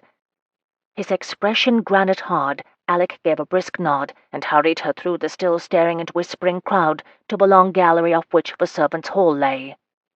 They had just entered the gallery when Juliet looked up at a row of paintings decorating the walls and stopped abruptly. "What is it?" Alec demanded. "Is it your injury?" Juliet shook her head and lifted her gloved hand to point at the first painting. It was a depiction of Desdemona, dead from strangulation at Othello's hands, lying on a mussed bed. It was a skillfully done work, with brushstrokes so delicate that one could barely make them out on the canvas. But it wasn't the technique of the artistry that made Juliet stop. It was instead Desdemona herself. "Good God!" Alec exhaled. "It's the missing seamstress, Jane Pettigrew." Juliet's embarrassment at having her secret revealed was replaced by dread. She had only met the young woman a couple of times, but there was no mistaking her in the painting before them.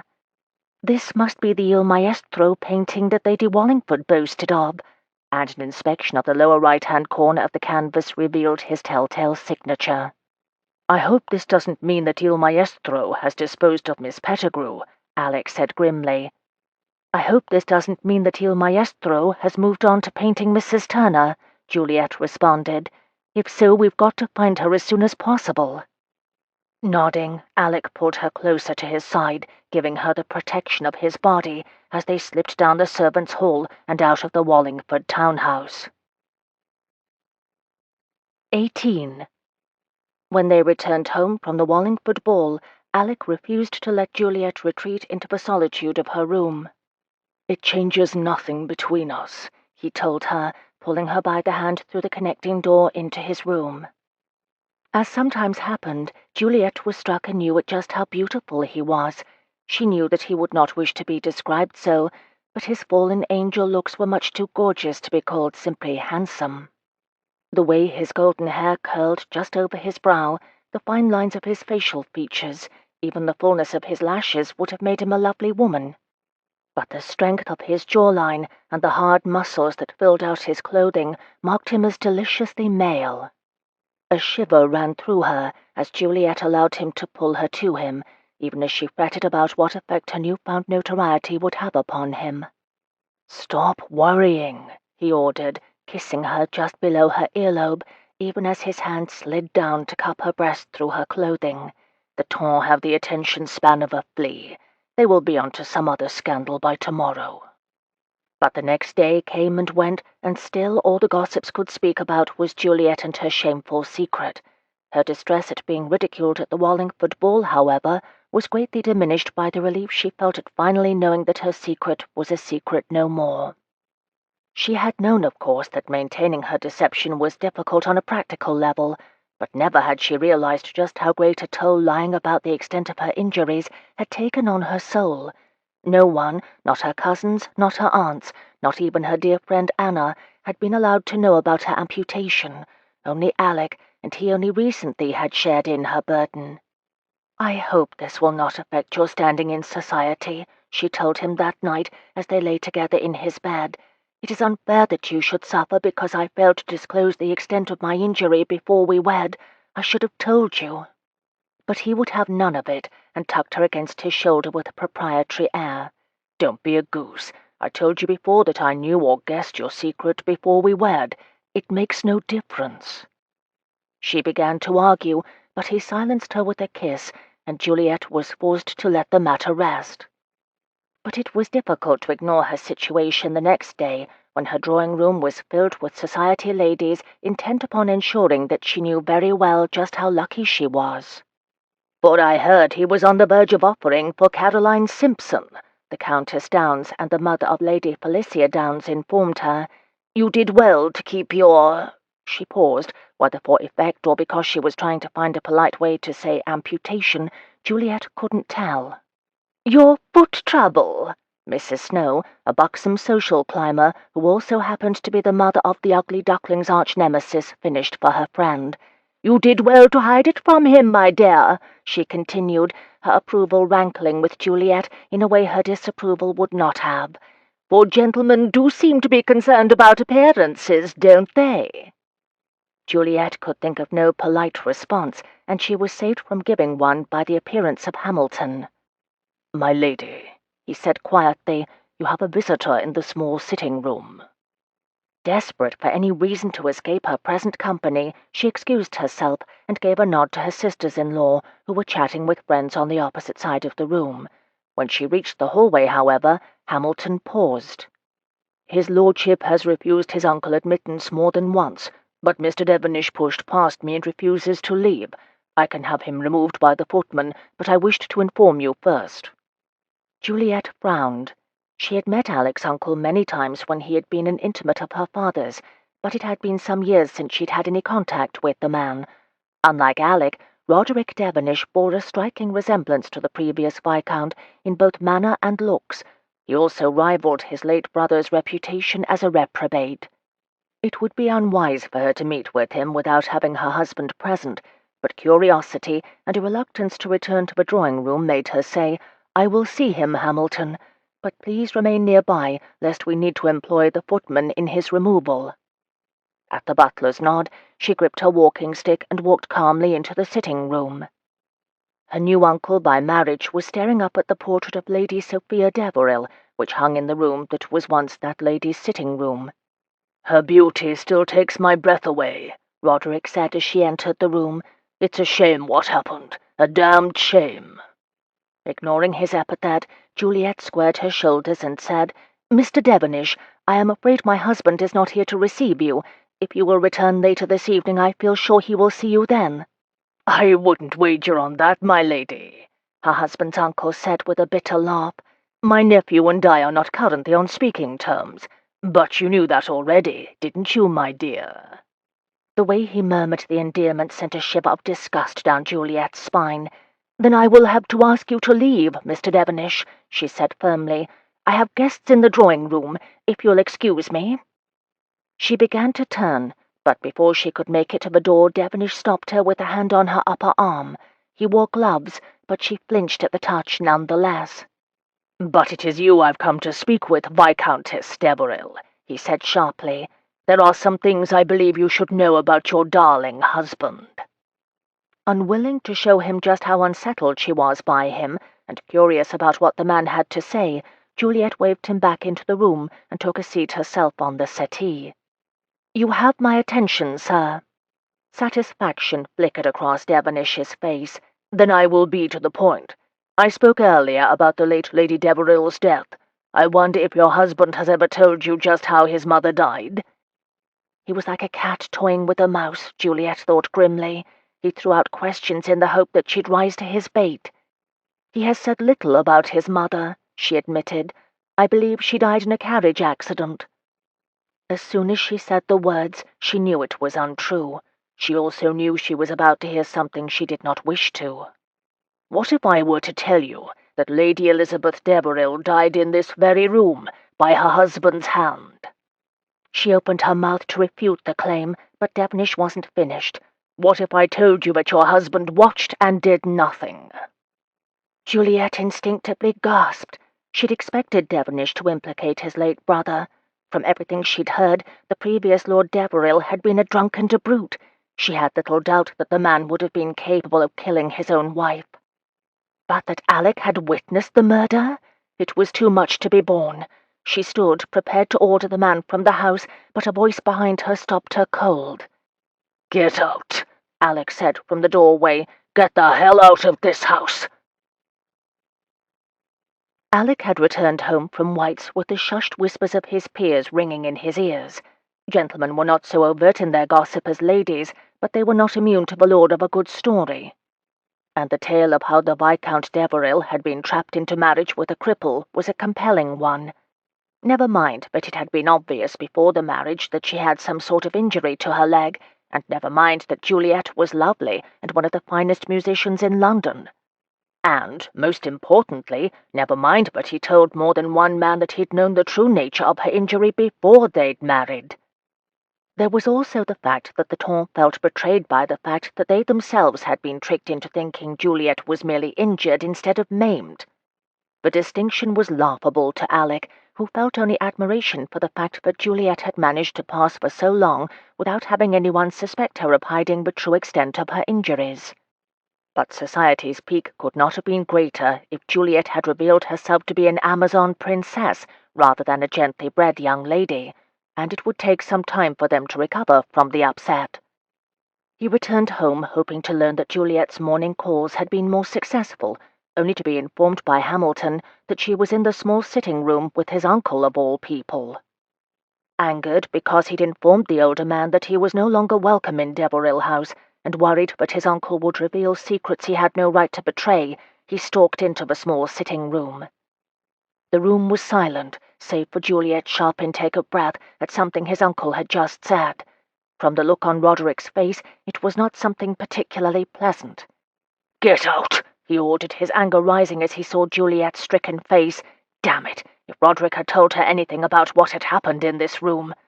"Get the hell out of this house!" he repeated, unable to stop himself from raising his voice even as he saw his uncle's pleased expression. "Ask him, my dear," his father's brother said with a cryptic smile. "Ask him about what happened here in this room."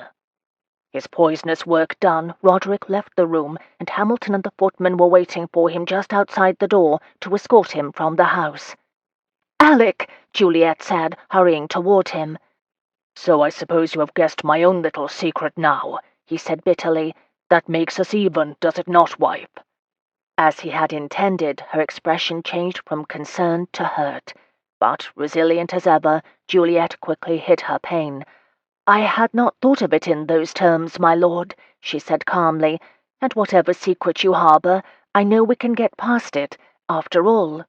"There is no need to get past it, as you so eloquently phrase it," he said, knowing he was behaving like an ass, but unable to stop himself.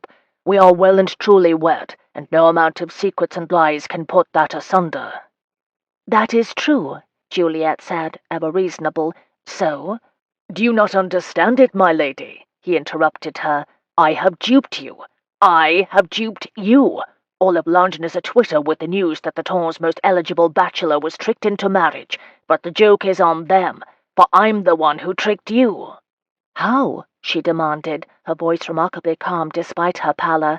"How have you tricked me?" Stepping closer, he lifted her chin with a finger and said quietly, "I let you think that I am a decent man. I let you think I am worthy of you." She shook her head, as if trying to keep the words from worming their way into her ears, but the truth, as Alec well knew, was more insidious than the deadliest poison. "I let you think," he told her, kissing her gently, then stepping away from her, dropping his hands as if she were a hot coal. "I let you think," he continued, backing from the room, "but I am not the son of a murderer." Unable to watch the confusion on her face turn to loathing, he turned and fled the room. When Alec finally stumbled home that night, in the wee hours of the coming day, it was to find his bed empty, and the connecting door between their rooms very firmly closed. Just as well, he told himself.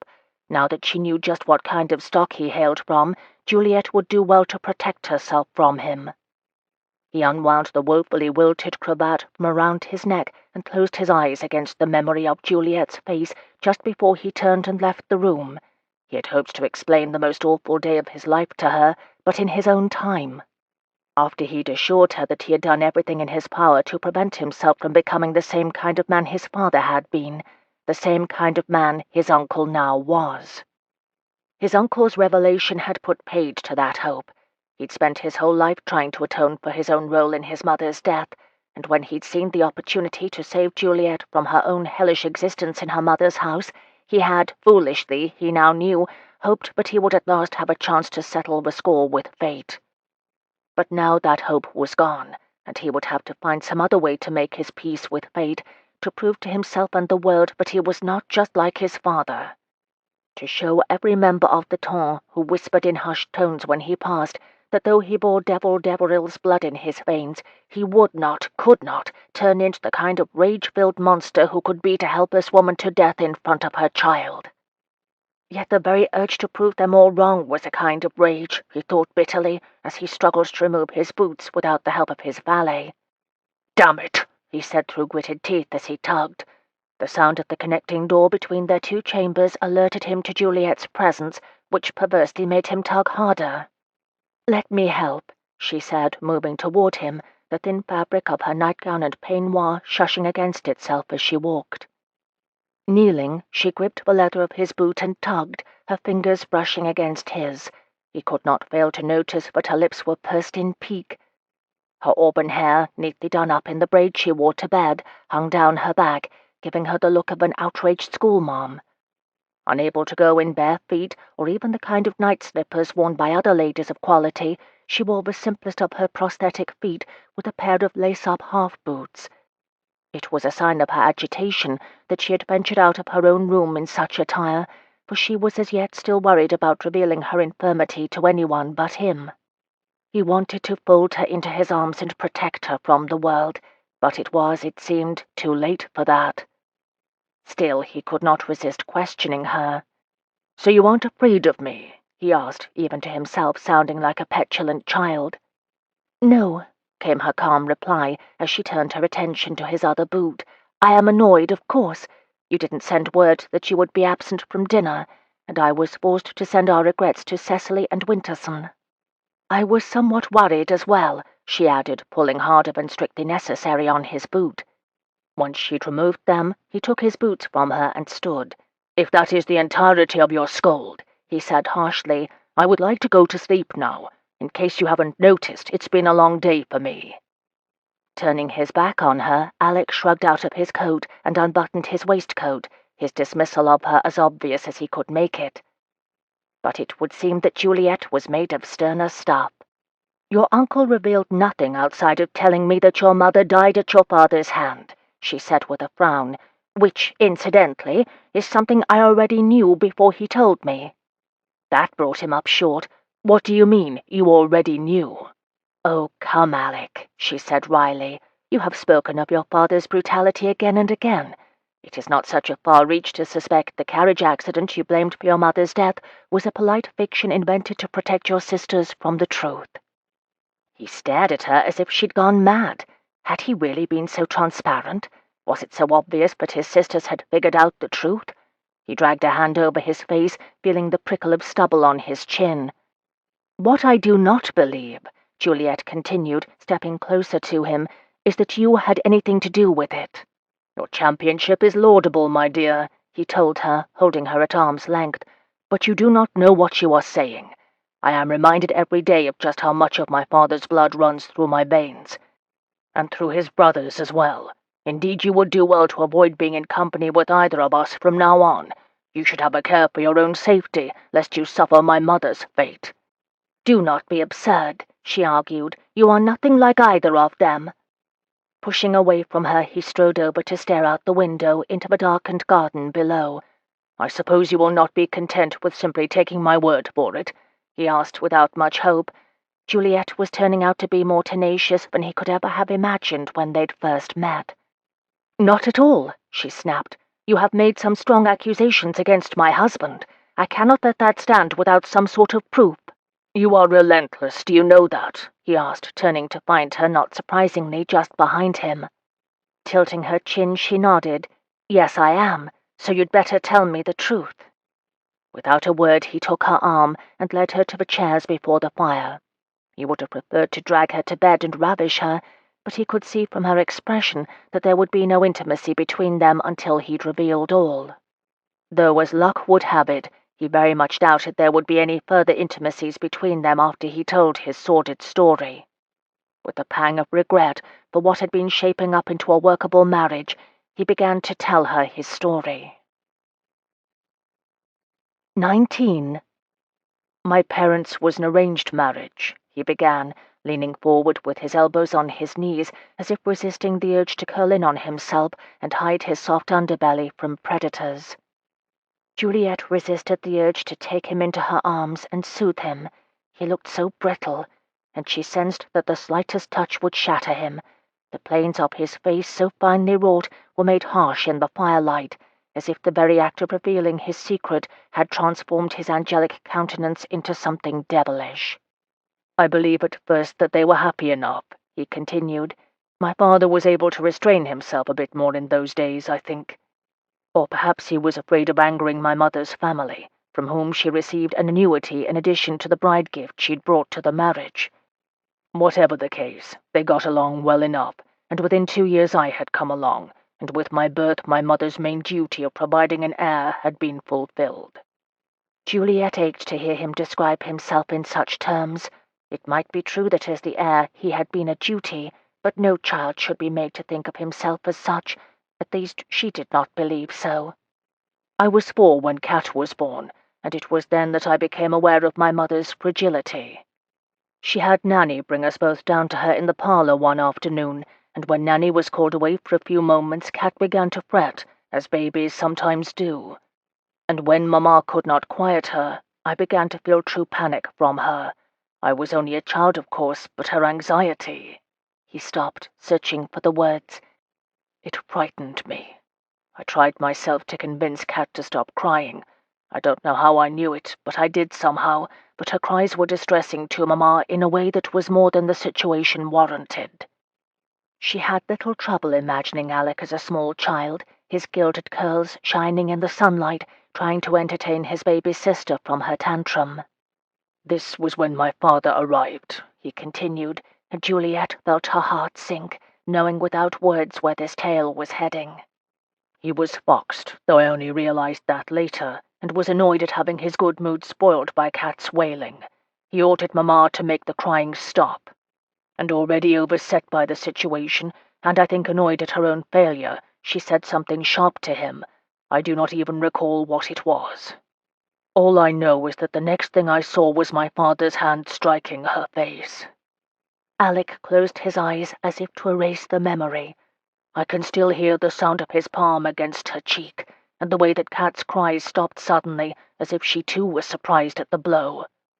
Of course she started up again almost immediately, this time with a wail fit to wake the dead, and by this time Nanny had returned, and she hurried us from the room, but not before I looked back and saw my mother cowering before his raised hand.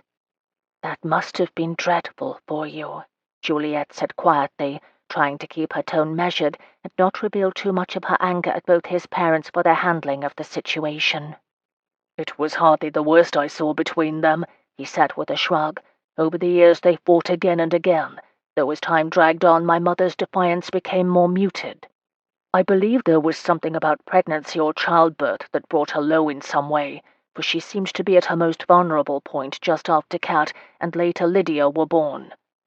And there was something about her very fragility that seemed to bring out the worst in my father, as if he scented blood and knew it was time to go for the throat." To hear him describe his parents so hurt Juliet's heart on his behalf. Still, she needed to hear it all. "Tell me the rest," she said quietly. With a slight nod, he continued.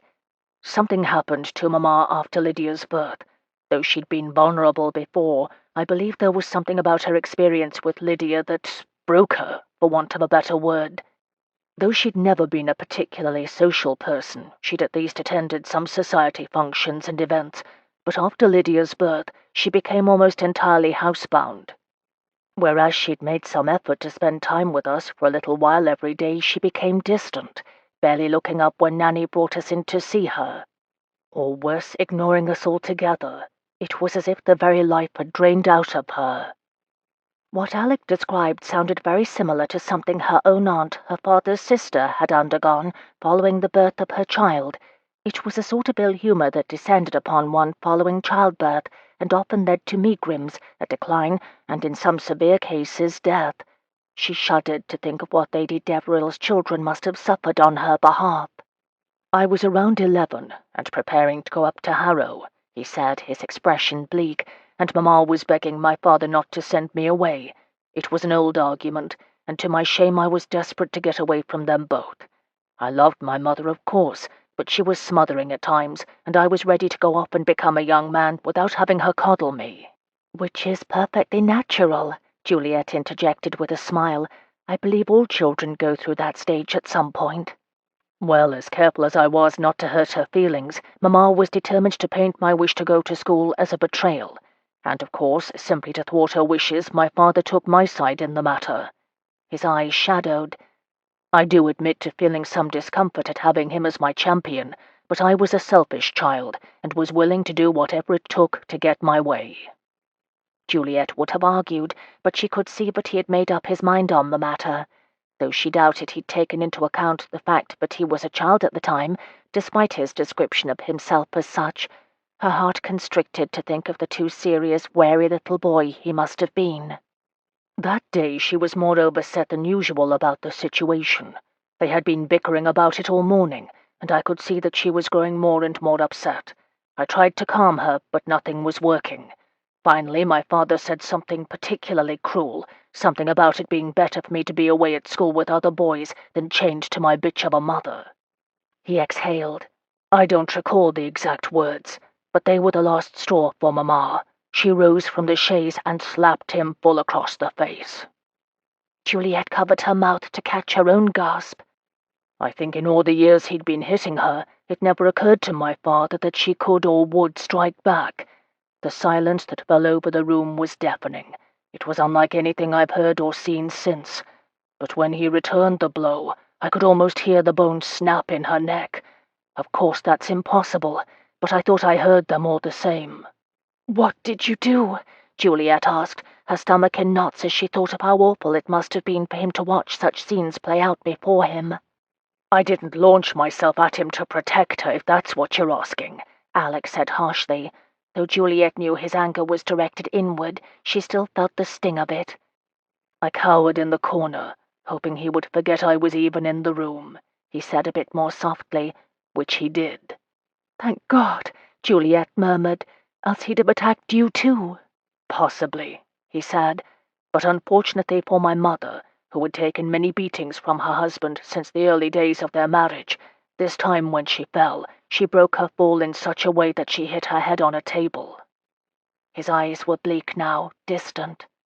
"So I may not have killed her myself," he explained. "I may not have delivered that final crushing blow, but I did nothing to save her."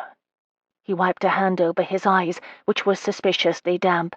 "I did not kill her, but I am just as guilty of her death as the man who did the killing." But Juliet had had enough.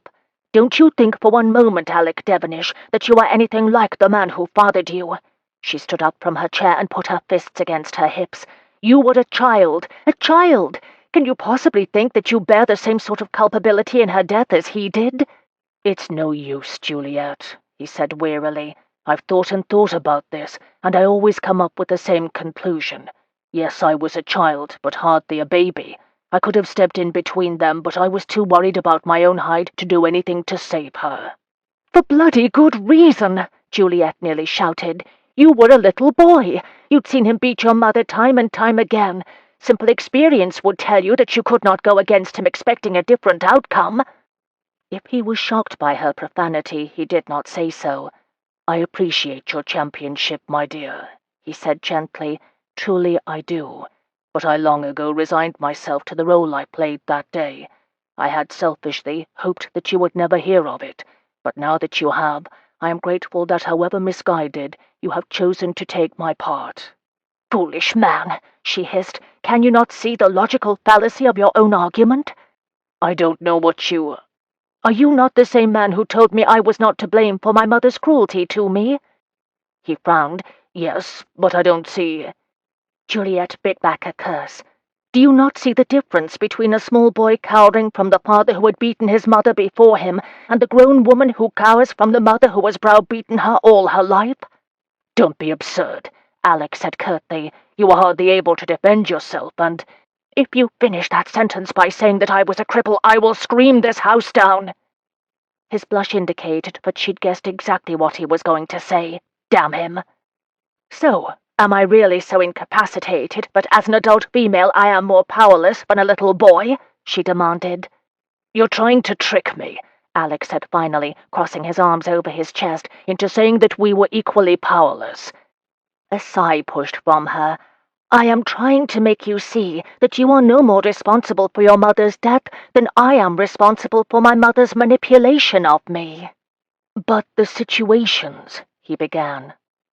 Knowing she'd won, despite the fact that he was still making a token attempt to argue with her, Juliet moved closer to him. "The situations both involved bullies bending their children to do their bidding," she finished for him, unwrapping his arms from his chest and inserting herself between them. Reluctantly, he pulled her into them.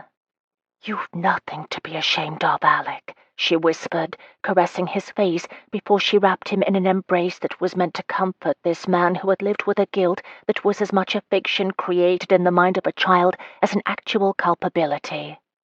To Juliet's mind, Alec was no more responsible for his mother's death than baby Lydia had been. The real culprit in Lady Deveril's death had been the husband who had met her low spirits after the birth of her daughters with violence. "You were a child, darling," she told Alec against his temple, holding him to her breast as if he were the child he had been all those years ago. "You can have done nothing to stop your father from hurting her. If you had intervened, he would likely have hurt you too." She felt him tremble against her, his grief over his memory of that awful day, coupled with the absolution she offered, seeming to draw a response but was at once sorrowful and cathartic. He took her mouth in a kiss that was none too gentle, and she welcomed it. "Juliet," he murmured against her mouth, stroking his tongue between the seam of her lips. "Sweet, combative Juliet." She might have objected to being characterized as thus, but she was too overcome by the feel of his strong arms surrounding her, his hard body pressed insistently against hers. Her need to comfort him with words was swiftly transformed into a desperation to comfort him with her body, to give him everything he asked of her now. Wanting to feel his skin against hers, she pulled his shirt from where it was tucked into his breeches, even as he pulled the sash of her dressing gown and bared her to his gaze. "Beautiful," Alec said, lifting her into his arms. All Juliet's worries of how to surreptitiously remove her prosthetic foot were forgotten in the heady sensation of skin against skin as Alec swept her against his strong chest and carried her to the bed. He pulled the counterpane down along with the top sheet and laid her down on the mattress. "You are so lovely," he whispered, climbing up after her, stroking a reverent hand over the skin of her breasts, her belly, her legs. He paused just above the place on her right calf where her wooden foot was fastened to her with a small corset that wound round her just below the knee. Juliet had laced it with a red ribbon, a touch of whimsy and prettiness for the utilitarian instrument that was at once a shoe and not a shoe at all. Just as he had done with the sash of her dressing gown, Alec pulled the red ribbon, untying it and unlacing the contraption from where it held the false foot in place. Before Juliet could stop him, before she even knew what he was about, her husband hovered over her newly liberated lower leg, pressing his lips against the indentations in her skin where the ribbon and canvas had pressed into her skin. To her shock, he ran his tongue over the seam-like scar that ran down and around the bottom of her leg, where once her ankle had been. "Don't," she said instinctively, pulling her leg away from him, but Alec's grip was firm and strong. "Juliet," he said, even as he worked his way up her leg toward her knee, "your leg is nothing to be ashamed of. It is a part of you, and I am determined to worship," he said against her thigh, "every—" He kissed her inner thigh, "lost." He moved up her body toward that part of her that cried out to feel his mouth close over it, "part." With that last word, he slipped her knees over his shoulders and kissed her extravagantly at the apex of her thighs, his lips, teeth, and tongue working against the sensitive skin of her molten core in a way that robbed her of breath. Her every objection to such an intimate position was forgotten in the sheer overwhelming pleasure of his mouth on her. Before long, she was moving involuntarily against him, and when he added his fingers into the mix, she had little choice but to succumb to the onslaught of sensation overtaking her. She was still trembling with her release when she felt him move up her body, felt him take her mouth with a tenderness that nearly moved her to tears, her own flavor still present on his lips. "Thank you," he said against her mouth, settling his body between her thighs. "For what?" she asked dreamily, her body's languor from her earlier release being quickly replaced with a growing excitement at the feel of him pressed against her. "For letting me in," he said simply, and before she could ask just what that meant, he lifted her hips and pressed himself into her, and thoughts were no longer possible. 20. Unwilling to subject herself to another day of sitting in her own drawing-room and being ogled like the unfortunate creatures in the London Zoo, Juliet informed Hamilton the next morning that she was not at home to callers. Alec had gone out before breakfast, but not before a very satisfactory good morning, but had left them both thoroughly sated. After his confidences of the night before, she felt closer to him than she had since their hasty marriage. It had been difficult to lower the defenses she'd spent the past several years putting solidly into place, but the more she came to know Alec, not the fashionable creature who led the ton about by the ear, but the real man beneath the costume, the more she simply liked him. He was funny and self-deprecating, but what she appreciated most of all was that he did not treat her like some wounded bird who needed to be rescued or mended. Even when they had not known the true reason for her limp, the gentlemen she had interacted with since her injury had always made her consciously aware that they knew. It went beyond mere consideration. She would not have minded a discreetly offered arm to lean on, but instead was an emphasis on the fact that she was other. That they even condescended to speak to her was always held up, albeit without direct acknowledgment of the fact, as an act worthy of accolades. She should be grateful for their attention, they seemed to say. But with Alec there had never been the least hint that he considered himself her superior. Always, even when they had hardly known one another, he had treated her as a woman, not a person, worthy of his attention. It was a heady thing to be noticed by a man as charismatic as Lord Deveril, but it was the notice of Alec Devenish that truly made her heart sing, and that was what terrified her most of all. After a leisurely breakfast in her room, Juliet headed for the music room to practice. The tumult of her life these past weeks had left her with little time for the things she had done as a matter of routine in her old life. Now, having been so long away from the music that she loved, Juliet sat down at the perfectly tuned instrument, and to her pleasure found that her own sheet music had been installed there. Taking the new sonata by Beethoven she had purchased just before her escape from her parents' home, she applied herself to it, taking out all the frustrations and angst of the past weeks on the highly polished keys of the pianoforte. She had just mastered a particularly difficult passage halfway through the work when she heard an apologetic throat-clearing behind her. "I beg your pardon, my lady," Hamilton said from the doorway, "but you have visitors, and they insisted upon seeing you." Before he could step forward to give her the card, Juliet saw her father and a gentleman she did not know pressing into the room. "Daughter," Lord Shelby said, his voice clipped, "tell this fellow that you will see us, and send him away at once." Juliet opened her mouth to protest, but her father continued, "I know you have little reason to welcome a visit from either of your parents, but I promise you that what I have to tell you is of import, not only for you, but for your husband as well." Since this was the most her father had spoken to her in some years, Juliet found herself nonplussed. Why on earth would he be so insistent upon speaking to her unless what he had to say was truly important? Deciding to let her curiosity rule her in this instance, she waved Hamilton away and led her visitors to the arrangement of seats on the opposite side of the room. "Father," she said, her tone imperious, much to her secret pleasure, "I see that you have returned from Paris. Pray continue with what you have to say." Now that he'd gained entry, Lord Shelby had the decency to look abashed. As she gazed upon him, Juliet realized that this was the most haggard she'd ever seen him. Gone was the elegant, controlled diplomat she'd become accustomed to. In his place, she saw a man who got too little rest and who had pushed himself beyond his limits. "I do not believe you have met Admiral Fry," Lord Shelby said, gesturing to the man next to him. As her father's companion bowed, Juliet noticed for the first time that his coat sleeve was pinned up where his right arm should be. "My lady," the Admiral said with what appeared to be genuine pleasure, "I am delighted to make the acquaintance of the young lady who has set the haute ton on its ear." Juliet looked from one to the other of the two men. "I do not understand, Papa," she said carefully. Could her father actually have brought this man who had clearly lost his arm in battle to give her some sort of encouragement about her own injury? The idea was so foreign as to be laughable. Perhaps sensing the tension between the father and daughter, the naval man stepped into the breach. "Lady Deveril, I requested that your father, whom I have known since we were both in shortcoats, bring me to see you as soon as I learned of your courage the other evening at the Wallingford ball." "But there was nothing courageous about what I did," Juliet said, shaking her head. "My secret was revealed, and I took the soonest opportunity to make my escape. It hardly compares with what you must have endured in the war."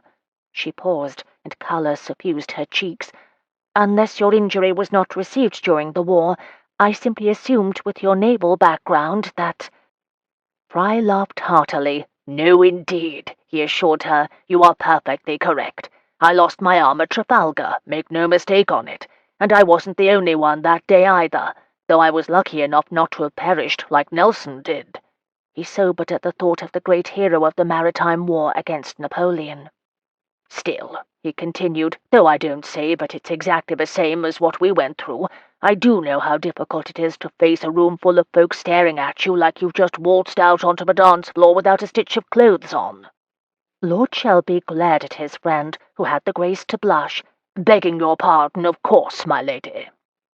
Since she was unaccustomed to her father's notice of her at all, his protection of her delicate sensibilities came as a surprise. The whole meeting was extraordinary. I didn't know, Lord Shelby said, so quickly upon the heels of his friend's apology, but at first Juliet thought he meant that he did not know the Admiral would be forced to beg her pardon. But as he went on, her father's meaning became clear. I knew, of course, that you were injured in Vienna, he continued, his shoulders slumped in defeat, but I was always inclined to believe that the sick room was a lady's purview. I did check in on you, of course, and received daily updates from your mother upon your progress, but I did not know the—" He paused, the lines around his eyes and mouth making him seem older than his years. For God's sake, I did not know you lost your foot, and your mother never informed me of the fact. The anguish in her father's voice was genuine.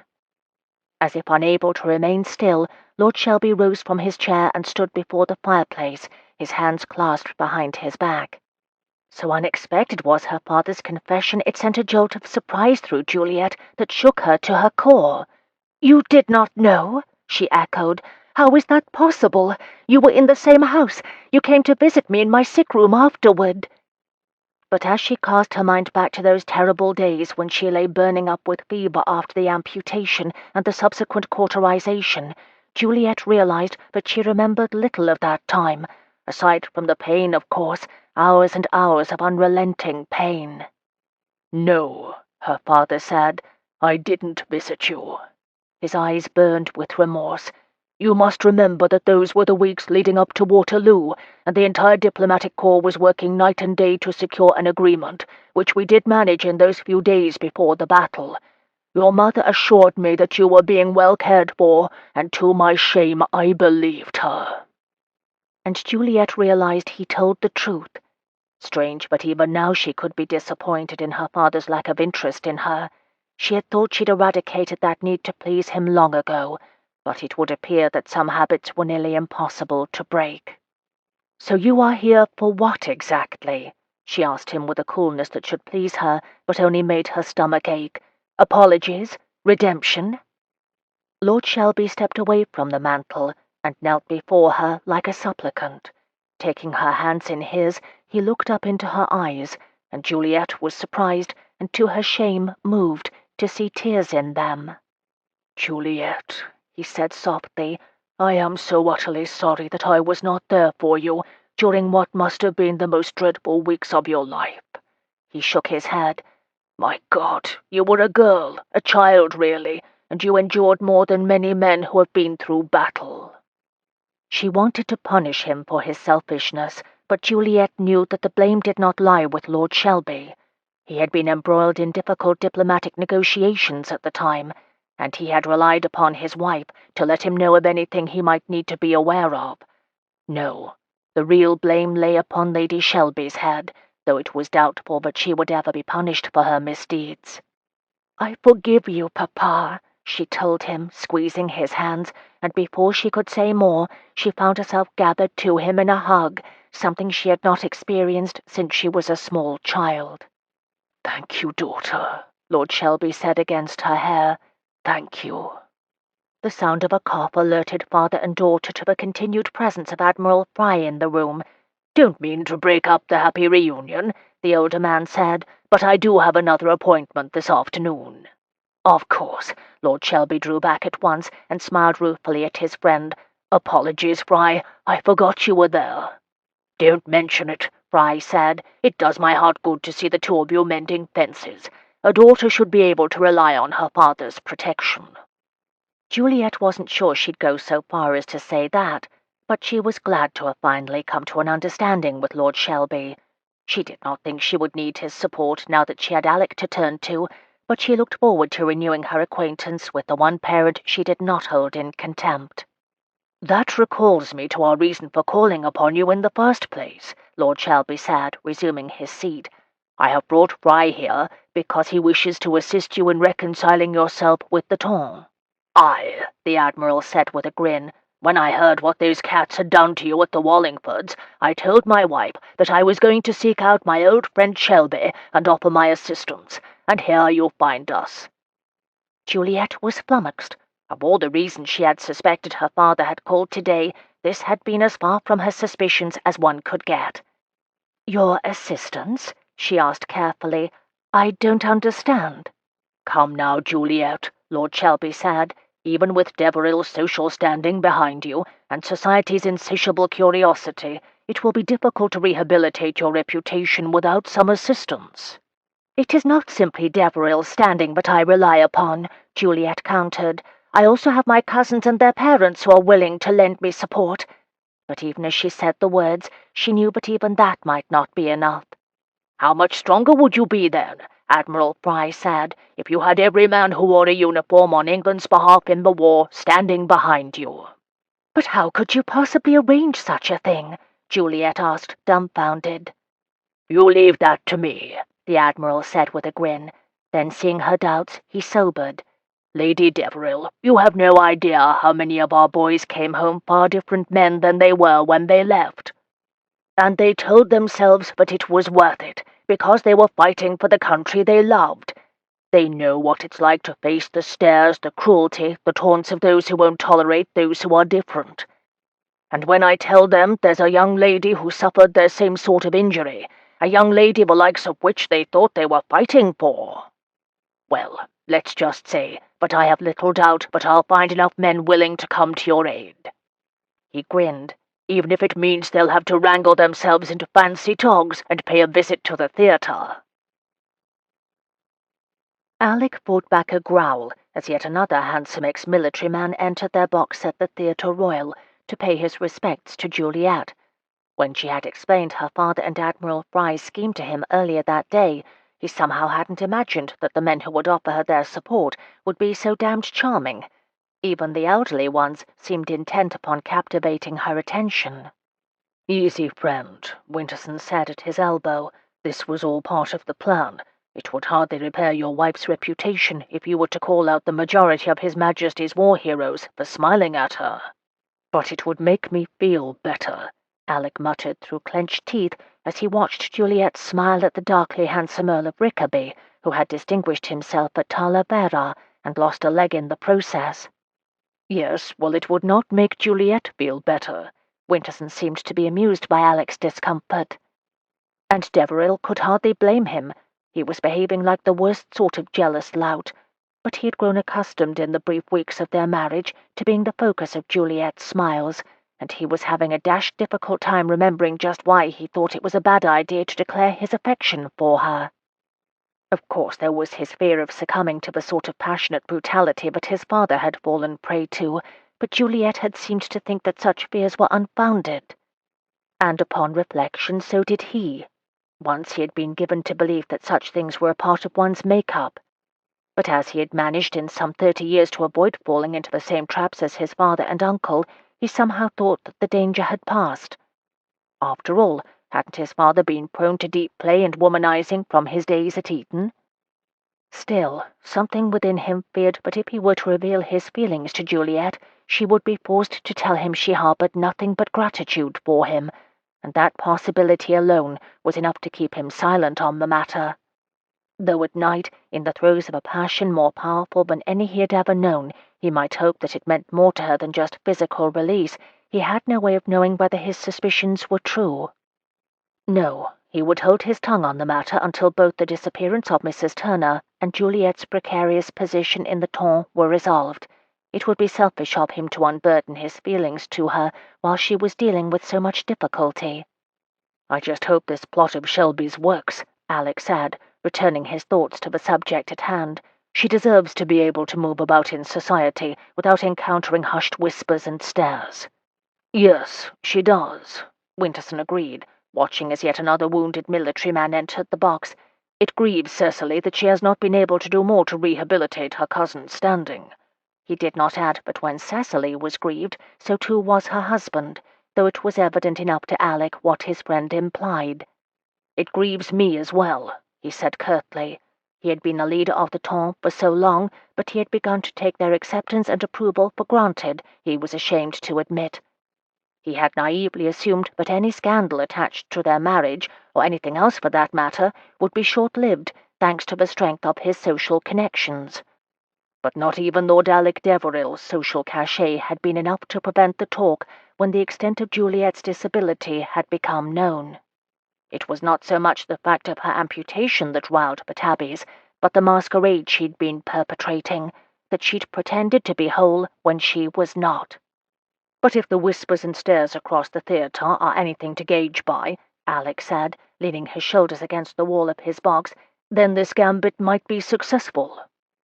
When the interval finally ended, there was yet a line of gentlemen waiting in the hallway beyond the Deveril box to gain entrance and an introduction to Juliet. Still Alec could not help but feel some relief when they had their box back to themselves, with just the Duke and Duchess of Winterson, Monteith, and Alec's sister Lydia. "The plan seems to have worked marvellously," Cecily said in a low voice from her seat next to Juliet. "I only regret that Maddie wasn't here to see it. She does love a spectacle." Monteith snorted from his seat behind her. "She likes to create a spectacle, you mean?" "I am a great admirer of Lady Madeline," Lydia said with a toss of her blonde hair. "She is loyal and always speaks her mind, which I think is admirable." "You are a good friend, Lydia," Cecily said, "and you, Monteith, should be ashamed. Poor Maddie is home with a sore throat, and you are here impugning her when she cannot defend herself." "Do not attempt to argue with her, Monteith," Winterson said with a laugh. "Cecily could argue the entire House of Lords into a stalemate." "I am not so foolish," Monteith said, throwing up his hands in a gesture of surrender. "And I did not realize Lady Madeline was unwell. Apologies. I wish her a speedy recovery." "I'll be sure to tell her," Cecily said. "I know she regrets not being here to support you, Juliet." "I just hope that the Admiral's efforts to repair my reputation have been successful," Juliet said. "I do hate to think of all his hard work having been for naught." Alec resisted the urge to embrace his wife as she bit her lip, a sure sign of nerves. "Are you well?" he asked as the curtains opened once more upon the performance of The Tempest that no one in the theatre seemed to be watching. "It would not be unusual for us to leave the performance early. People do it all the time." "I am perfectly well, I assure you," Juliet whispered, reaching out to clasp his hand. "I am simply overwhelmed by the sudden attention, and I admit that I am reeling a bit to know just how very lucky I have been." "Did you know that many of the soldiers who returned home from the war without legs are unable to afford even a rudimentary wooden peg leg?" "I had known, of course, that many veterans were unable to find work when they returned, but I am ashamed to admit that I had no idea just the sort of obstacles they faced once the victory parades ended." "Ah, I see you've been speaking to the Earl of Leighton," he said with a grin. Leighton was a passionate advocate of veterans' affairs in the House of Lords, and as a hero of Vittoria himself, he took the welfare of his men, even these many years since he'd led them to victory, very seriously. "Yes," Juliet said. "Do you suppose we might do something to assist his work?" "Of course," Alec assured her, and her shy smile and the wayward curl of auburn hair tickling her neck reminded him that it had been some hours since he'd kissed her last. He'd spent the bulk of the day questioning purveyors of art supplies about their customers, in hopes of learning the identity of Il Maestro, but all he'd found out was that there were far more artists in London than he ever could have imagined, and that it was a damned expensive pastime. Now he was ready for the day to end so that he could make love to his wife, and if she was not amenable, then he planned to get some much-needed sleep. Before he could rise so that they could take their leave, Alec felt a tap on his shoulder. Winterson nodded to the footman in Deveril livery standing just inside the box. "What is it, John?" It was highly unusual for Hamilton to send for him unless the matter was serious indeed. "My lord, Mr. Hamilton sent me to fetch you and her ladyship home," the young man said, still a little breathless. "Someone tried to get into the nursery and take baby Alice. They didn't manage it, but Mr. Hamilton was sure you'd wish to know." Not waiting to ask for more details, Alec went to Juliet and informed her that they needed to return home at once. Perhaps reading the worry on his face, Juliet did not question him, but informed her cousins and their escorts that there was a minor household crisis that required her help to unravel, and they were soon embarking upon a silent journey to Berkeley Square. "I don't know what might have happened if I hadn't gone to check in on the poor lamb before I took to my bed," said Mrs. Pennyfeather, Alice's nurse. "But I did, and as soon as I entered the room I saw him climbing through the window."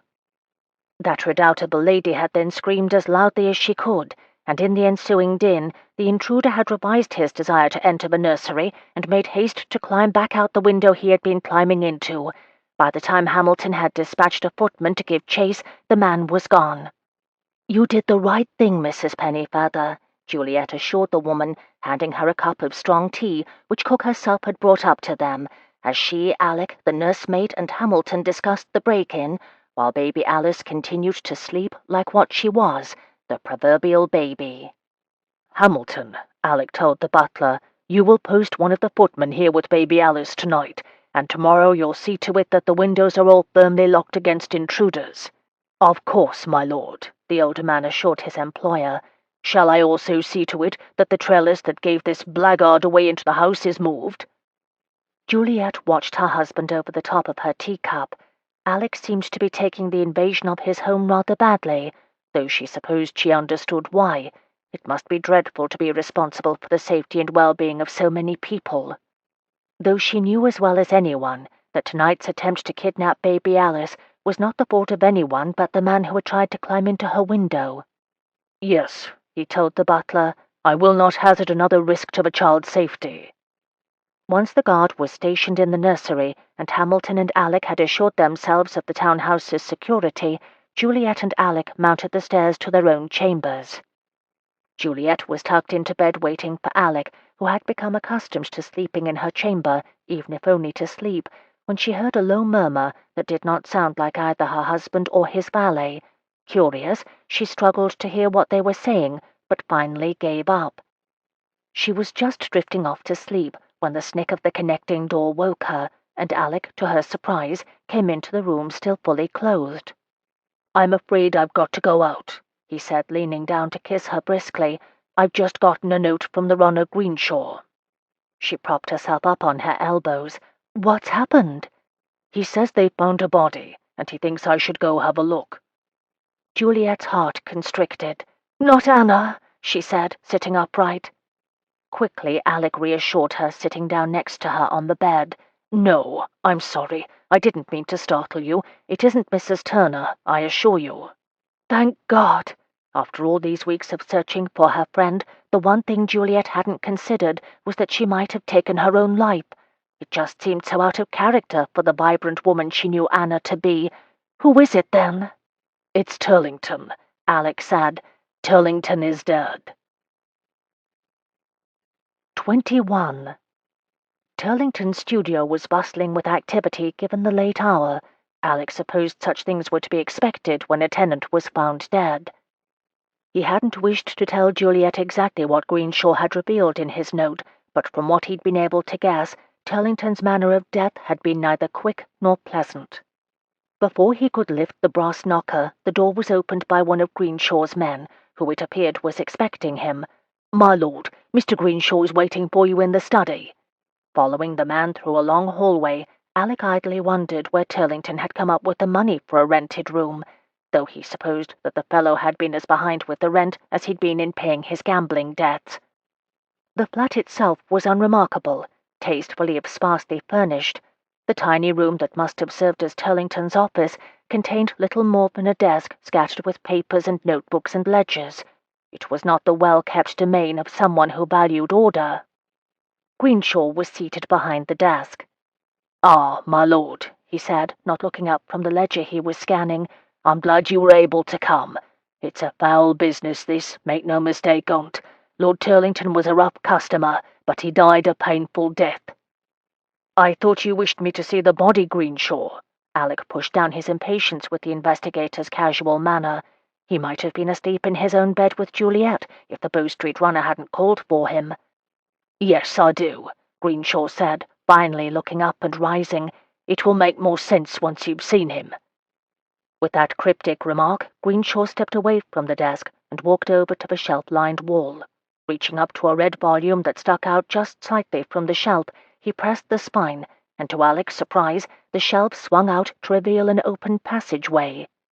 "Follow me, my lord," Greenshaw said, not bothering to see if Alec followed him or not. Shaking his head at the oddity of the man, Alec stepped through the doorway into a damp stone-lined passage and walked toward the light. He emerged into a large room that had obviously served as an art studio for Turlington and was greeted by the stench of death.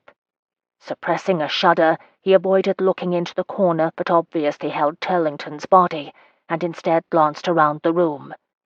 Though it took a moment for his eyes to adjust to the dimness, he realized that the paintings that lined the walls were unlike any he had ever seen. All of the paintings were excellently rendered. Clearly the artist, he supposed Turlington, was someone of considerable talent. The colors, the detail, the composition, all of it was as good as anything Alec had ever seen. But it was the subject matter of the art that chilled him. Each canvas depicted women in scenarios similar to those he'd already seen in the work of Il Maestro, only these were more graphic, more disturbing. The first to catch his eye was a portrait of Ophelia, her body naked and oddly vulnerable in death, her eyes open but lifeless as they gazed from the painting. There was something about the model that he recognized, as if he'd seen her somewhere before, in another context. One after the other he scanned the artwork lining the walls. Desdemona dead by Othello's hand, Sappho, her broken body on the rocks. Cleopatra dead from the bite of the asp, and each of the models was a different woman. There were 6 paintings in total, with a space near the end of the row which was clearly marked for another. "What the devil is this?" he demanded of the runner, though he was very nearly sure what the answer would be. "This," said Greenshaw dramatically, "is Lord Turlington's private studio. No one but his lordship's valet even knew of its existence, and he wouldn't have told me if he hadn't been afraid for his own neck, especially given what happened to his master here tonight. So Turlington is Il Maestro?" At that the runner sighed. "It seems likely, my lord, though I'm no judge of art or the like. We'll have to get someone from the Royal Academy in to say for sure. But at least 3 of these women in these pictures are dead, and I wouldn't be surprised if your wife's Mrs. Turner turns up the same way." "How do you know they're the same women?" Alec demanded, turning from the eerie gaze of the woman guised as Cleopatra. "I brought in one of the lads who fished one of them out of the Thames, and he recognized the others," the big man said wearily. "The thing is, we might never know who the others are. If Turlington's main way to get rid of the bodies was to chuck them in the Thames, then like as not, the river did the work well enough on their faces, even their own kin won't know 'em again." Alec's heart sank. Juliet might never know what had happened to her friend. Still, there might be some clue here in Turlington's house that would lead them to Mrs. Turner. As if he heard Alec's thoughts, Greenshaw gestured to the far corner of the chamber. "I suppose you'll want to see Turlington now." When they reached the scene where Turlington had met his fate, Alec saw at once what Greenshaw had meant by the artist's manner of death being unpleasant. His head and upper torso visible over the rim of a hip bath, Turlington's face was contorted into a frozen expression of agony, his hands clasped round his own throat as if he throttled himself. Alec had never made it a practice of studying the various ways in which someone might dispatch themselves, but there had been a housemaid at their country house, probably in retrospect one of his father's cast-off lovers, who had killed herself by taking rat poison, and she too had fallen into the sort of rictus Turlington exhibited. "Did he die by his own hand?" he asked Greenshaw, noting the crystal decanter on the floor beside the tub and the empty tumbler which had rolled away, spilling some of its contents onto the floor. But even as he spoke, he knew it was unlikely. It's hard to imagine a man choosing to die such an obviously painful death. "Aye, it does seem an odd choice," the investigator agreed, "especially when you take into account the note we found with him." Alec turned to look at the man. "What note?" Going to the mantelpiece, Greenshaw took down a marker, the sort that was used to display the title and artist of a particular work of art. In fact, it was much like the markers in Turlington's horrible gallery downstairs. Alec took it from the runner's proffered hand. "A fallen man found drowned," the placard read. But it was the artist's name that caught his attention. and the handwriting, which he knew so well from the letters he and Juliet had seen on their wedding journey, sent a chill down his spine.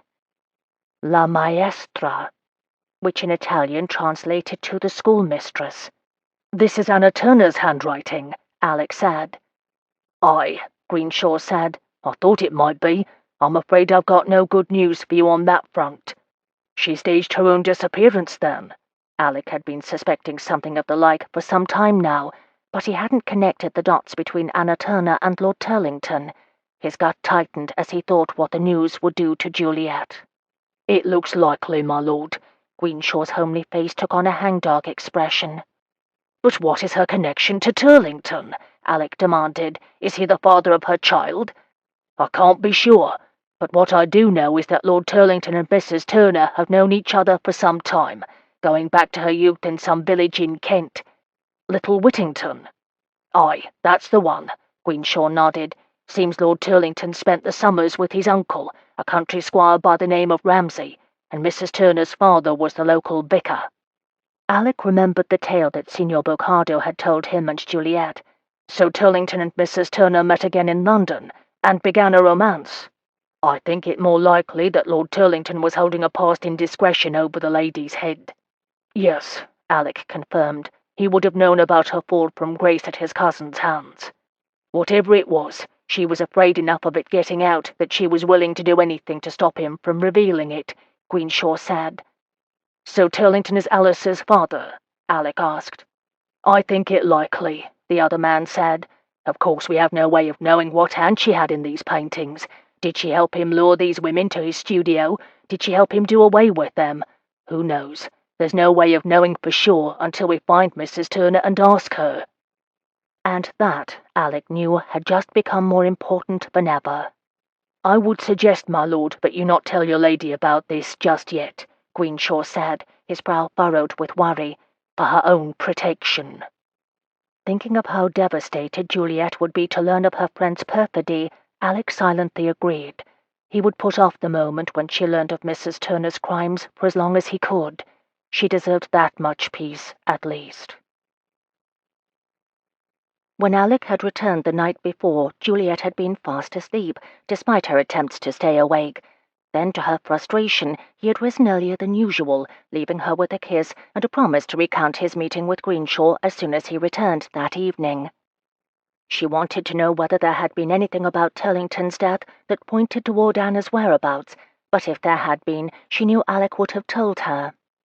What had begun as a relationship based upon his desire to protect her from her mother and marriage to Turlington had developed into a marriage the likes of which she'd never dreamed of having. He was everything she could have wished for, if she had ever dared to dream of such a thing as a happy marriage. Not only was he a thoughtful and passionate lover, he had proved to her again and again that her infirmity was for him simply another facet of her, not something to be ashamed of. And with his help, she was coming to feel the same way. Oh, she still had her days of frustration at her inability to simply walk on her own, but no longer did she see herself as the flawed creature who had been bullied into living a lie by her mother. Her one regret was that she could not share her happiness with Anna. Knowing just what sort of difficulties her friend had endured when she'd been seduced and discarded by Alice's father, she wanted to prove to her friend that not all men were callous blackguards. She even hoped that one day Anna would be able to settle down with Mr. McEwen, that she could love him as Juliet loved Alec. The truth of her feelings for him had only dawned, ironically, when he was nowhere to be found, she thought as she buttered her toast at the solitary breakfast table. Her sisters-in-law had already eaten and departed for a visit to Hatchard's, leaving Juliet alone with her tea and her thoughts. Idly she sorted through the stack of invitations that had arrived that morning, no doubt as a result of her success last evening at the theatre. She made a mental note to send a thank-you note to Admiral Fry that afternoon. Though she would much prefer to stay home tonight, she had set aside the 3 gatherings she thought Alec and his sisters might prefer when Hamilton entered the breakfast room with yet another missive. "My lady, this just arrived," he said, offering the letter to her on the customary salver. Taking up the note, Juliet bit back a cry of relief as she recognized the handwriting. "Thank you, Hamilton," she said. "That will be all." When the butler had gone, Juliet hastily opened the note, but was disappointed to see only a few lines. "The Sydenham's masked ball. Tonight. The Portrait Gallery. 8 o'clock. Tell no one, please. Your dear friend, Anna Turner." "Will I do?" Juliet asked her cousins as she performed a small twirl so that they could see her costume in all its glory. "You are magnificent," Cecily breathed, her own gown marking her as an Amazon warrior princess, "though I must say I'm a trifle jealous that you are attired as the most famous Egyptian of them all. I can't believe I didn't think of it." "You've wished to be an Amazon princess since we were in the nursery, so do not try to cozen us," Maddie said with a dismissive wave of her hand. She herself wore the wide panniers and tall powdered wig of a lady of the previous century. Though Anna's note had warned her to tell no one about the proposed meeting at the Sydenham's ball, Juliet had seen nothing wrong with requesting her cousins to accompany her to the entertainment. She could hardly go unaccompanied, and inviting them along had not necessitated her telling them her reason for wishing to attend the party upon such short notice. She had hoped to bring Alec, but he'd sent a note that afternoon, informing her that he'd be dining with Winterson and Monteith at his club, so she had decided to make the evening a Ducklings night out. Always ready for an entertainment that involved costumes, Cecily and Maddie had accepted her invitation with alacrity. "Do you think anyone will guess that the asp curled round my staff is really a walking stick?" Juliet asked, nervously adjusting her wig. "I don't want anyone to guess it's me." "No, it's perfect," Maddie assured her.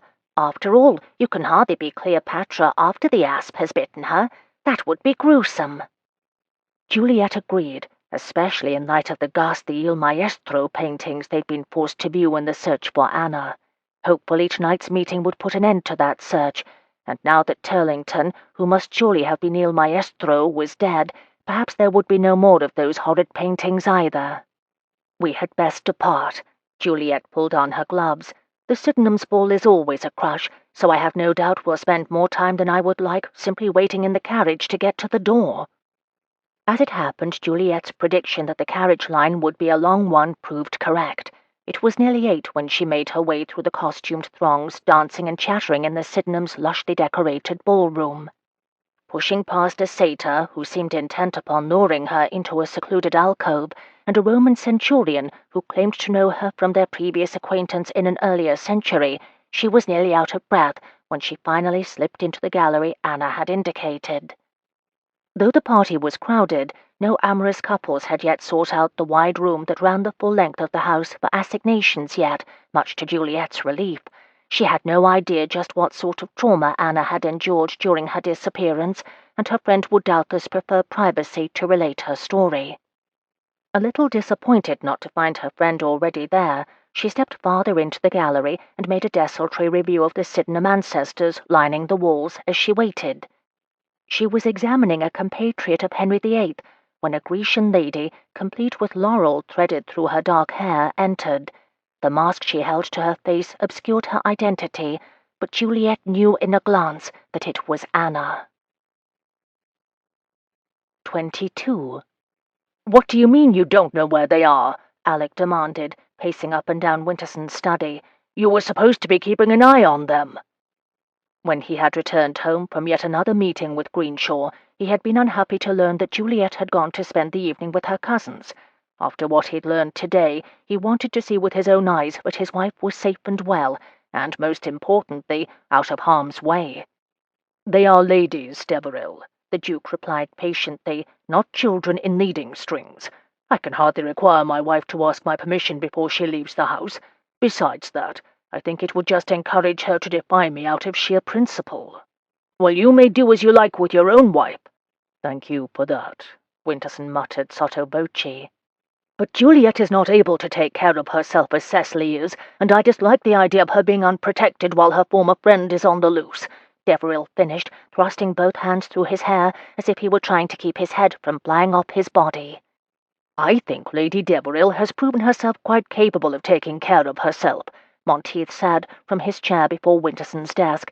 "You shouldn't underestimate her." "That's all well and good for you to say, Monteith," Alec said dismissively.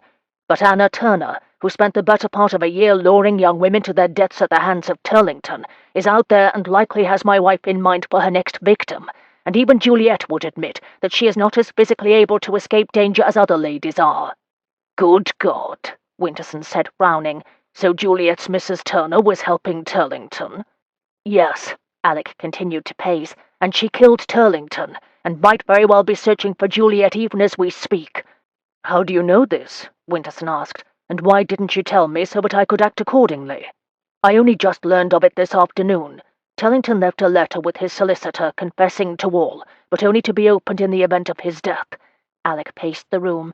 "I don't know when Mrs. Turner changed from unwilling participant to accomplice, but change she did, and she has nothing left to lose now, so I very much wish to know where my wife is." "What do you need from me?" Winterson stood, his hand going unconsciously to his side, as if looking for his saber. "I can ask Cecily's dresser if she knows where her mistress has gone." "I confess when she said she'd be spending the evening with her cousins, I didn't think any more of it. I know those three can get up to mischief when they are together, but Cecily has shown herself to be quite level-headed since we put to rest that business with her father and the Egyptian Club a few weeks ago." "I have been guilty of the same," Alec said, shaking his head. "What troubles me most is that I knew of Mrs. Turner's involvement last night, but did not tell Juliet. I was trying to protect her from the news for as long as I could, and now in doing so I have endangered her more." "We'll find them," Monteith said firmly, laying a comforting hand on Alec's shoulder. Though grateful for his friend's assurance, Alec, remembering Turlington's twisted body, was not so sanguine. "I'll go find Cecily's maid and see what she knows of her mistress's plans for the evening," Winterson said, striding from the room. "Never thought I'd see the day," Monteith said, shaking his head as he watched his friend leave. Trying not to let his anxiety take control of him, Alec made himself pay attention to Monteith's words, anything to distract himself from his worry. "What? You're just as bad." Monteith turned back to Deveril. "The two of you are being led about by the ear by your wives. Fortunately, I have no plans to become ensnared by the parson's mousetrap, so at least one of us will remain rational." "Monteith," he told the other man, his heart constricting at the idea of the peril Juliet might be in, "you have no idea." "Juliet." Mrs. Turner lifted her mask to show her face, which seemed thinner than it had when last Juliet had seen her. "You don't know how good it is to see you. I was afraid you would not get my note, or worse, that you would not come." Rushing forward, Juliet hugged her friend. "I did get it, and of course I came. How could I not, when I have been worried for you these past weeks? You've had me so worried. How on earth did you escape? Or was there even a need to escape?" The question seemed to burst forth from her before she could stop them. Seeing the impatience in her friend's face, Juliet broke off. "But of course you will tell me all of that later," she said, squeezing Anna's outstretched hands. "For now you must be desperate to see baby Alice. We have left her at Deveril House, and, Lord, so much has changed since you left. I cannot even begin to tell you." "I am eager to hear all of your news." Anna smiled, and Juliet was reminded of how grateful she was to see her friend and mentor safe and alive. "But we must return to my captor's house at once, to release the other women he is holding." Even as she spoke, she pulled Juliet toward the door of the chamber. "Then it was not Turlington who held you?" Juliet asked, confused. She had been so sure that Turlington was Il Maestro. The knowledge that there was another such monster chilled her to the bone. "No," Anna said gravely. "Though Turlington was a bad character, I was being held by someone else altogether. I do not even know the man's identity myself, but he has gone away for the evening, so there is very little time for us to act." "Let me send a note to Deveril," Juliet said. "He has been working with a Bow Street runner who will be able to help us as well." She had turned, on her way to request paper and ink from Lady Sydenham, when Anna stopped her with a firm grip on her shoulder. "No, Juliet," she said, her voice harsh. "There is no time. We must go now. Come with me. I have a coach, and the footman will be able to help us if we need assistance." Troubled by the worry in her friend's voice, Juliet paused. "But, Anna, I can hardly be of use to you in this instance. You know I have difficulty with my leg, and—" "Darling Juliet," Anna said with a reassuring smile, "you underestimate your own strength as usual. I will be grateful to have you by my side when we rescue these poor girls. Now that I know how to get in and out of the secret chamber where he held me, it will take but a few moments to get back in. Please, Juliet, come with me. I cannot leave the other women there to suffer more abuse at his hands." Grateful to have her friend back, Juliet gave a silent prayer of thanks for her return. "Then I will come with you, Anna. It will be a relief to do something to help these unfortunates if they've endured anything like what you've gone through." Though she'd agreed to leave with Anna, knowing they'd worry at her disappearance, Juliet dropped the note that Anna had sent requesting her presence here. She had no idea where they were bound, but she hoped that knowing she was with Anna would assuage her cousin's worries for her safety. Following Anna through the labyrinthine passageways that made up the Sydenham servants' quarters, before long they reached a door leading outside to the mews behind the townhouse. The smell of fresh hay and dirt from the back garden mixed with the sooty stench of London in spring. A hack, doubtless the one that Anna had used to get to the townhouse, waited just beyond the back gate. Not waiting for the driver to assist them into the carriage, Anna climbed up inside and reached back to offer Juliet her hand. It was difficult for Juliet to get into a carriage at the best of times, but tonight, in her thin dancing slippers, without the strong arm of a coachman to help, it was particularly difficult. Feeling gawky and graceless, but telling herself it was for a good cause, she hoisted herself with her good leg and braced her free arm against the carriage doorway into the interior. She was barely inside when Anna reached out and closed the door behind them and knocked on the roof to indicate that the driver should go on. "So it was not Turlington who took you, then?" she asked once her breathing had returned to normal. "The runner Greenshaw sent word last night that they'd found his body in his house last night. Even if he wasn't responsible for your kidnapping, I cannot help but feel some relief at knowing he is no longer endangering young women." Anna made a non-committal noise and continued to scan the scene outside the window, doubtless to ensure they were not being followed. "I never liked him," Juliet continued. "Of course I had thought it was because Mamma spent so much time trying to convince me to marry him. I had wondered if he might be il maestro, but to be honest, he never seemed to have the bottom for it. Even his attempt at stopping our elopement was a dismal failure." "Yes," Anna said briskly. "Well, you would be surprised just what someone will do if they are pushed hard enough. Take my situation, for instance. Turned off without a reference from your parents, with child and nowhere to go. Some circumstances will drive a woman to take desperate measures." Juliet frowned. "But your situation worked out well enough, did it not?" she asked. "You had your own little house, and were able to teach and keep baby Alice close to you." "If you call a dingy little house in a questionable area of town saddled with a crying brat well enough," Anna said with a scowl, "then yes, I suppose I did get on well enough." At a loss for words, Juliet stared at her friend. It had occurred to her, of course, that Anna might resent her change in circumstances. After all, none of it was her fault. She had not sought out the addresses of her rapist after all, but she had thought Anna more resilient than she seemed to indicate just now.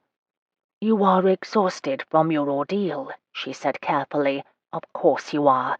I do go on so, don't I?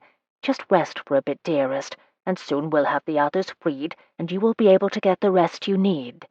"But how can I rest when there is likely some other poor woman out there being subjected to the most hideous indignities imaginable at the hands of a loathsome man?"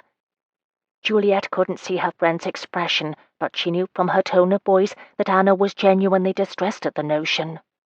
"I know you must feel such anguish over their fates, dearest," she told her friend, "but for now we can only do what we must for these poor creatures who are being held by your captor. Then, once that is done, we shall do what we can for the rest of the women you worry for." To her relief, Anna seemed to calm down and reached out to squeeze Juliet's hand. "I knew you would understand, Juliet. You have been such a comfort to me since my ordeal, and you yourself have had to endure such hardship as well. Yes, you will make an excellent sister in my new endeavor." There was something about her friend's tone that bothered Juliet, some note of zeal that made her uneasy. "What new endeavor?" she asked. "Do you mean to begin a charity for unwed mothers or the like? I believe I can use my new position as the Viscountess Deveril to—" But Anna interrupted her before she could finish. "Oh no, Juliet, you won't be going back to Deveril, not after what you must have endured at his hands." Before Juliet could protest, her friend continued, Goodness, given his father's reputation, I can only imagine what the son is like. No, you'll be with me. In fact, we might even add Deveril to our list of quarries." Stunned, Juliet felt a twist of fear in her gut. "What do you mean by quarries, Anna?" "Oh, you know," her friend and mentor said, as if she were describing the alphabet to a child, "our victims. I dislike calling them victims, though. It sounds so sordid, when in reality they are the ones who are sordid." 23. "I got the idea," Anna continued, "from Turlington. I told you a little fib, dearest. There was no captor, just Turlington. He is the one who had the idea of painting fallen women as fallen women. And he needed me to help him procure them. Anyway, at the time I thought it was a noble calling, warning young women through art to protect themselves from fates like mine. But I soon realized that Turlington was enjoying the women more than sending the warning messages, so I had to put a stop to that." Juliet swallowed.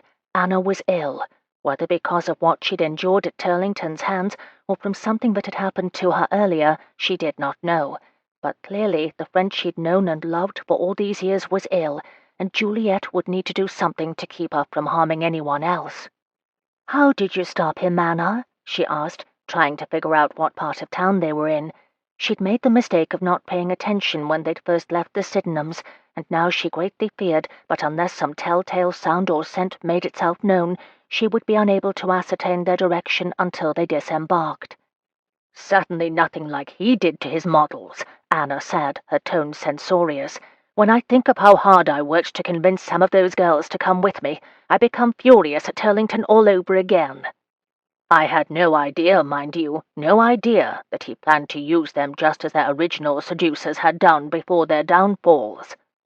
I thought I was leading them to die a noble death, and to serve as an example to other young women who might be in danger of following a similar path." Closing her eyes against the idea of Anna's role in those young women's deaths, Juliet forced herself to make her keep talking, in the hopes that Anna would tell her just where they were heading. "So did Turlington die in the place where we are going?" she asked, careful to keep her tone conversational. But Anna had enough of her wits about her to guess Juliet's intention. "Now, Juliet," she chided, "you will learn soon enough where we are headed. You mustn't play guessing games. I cannot risk you escaping and telling that husband of yours where I am."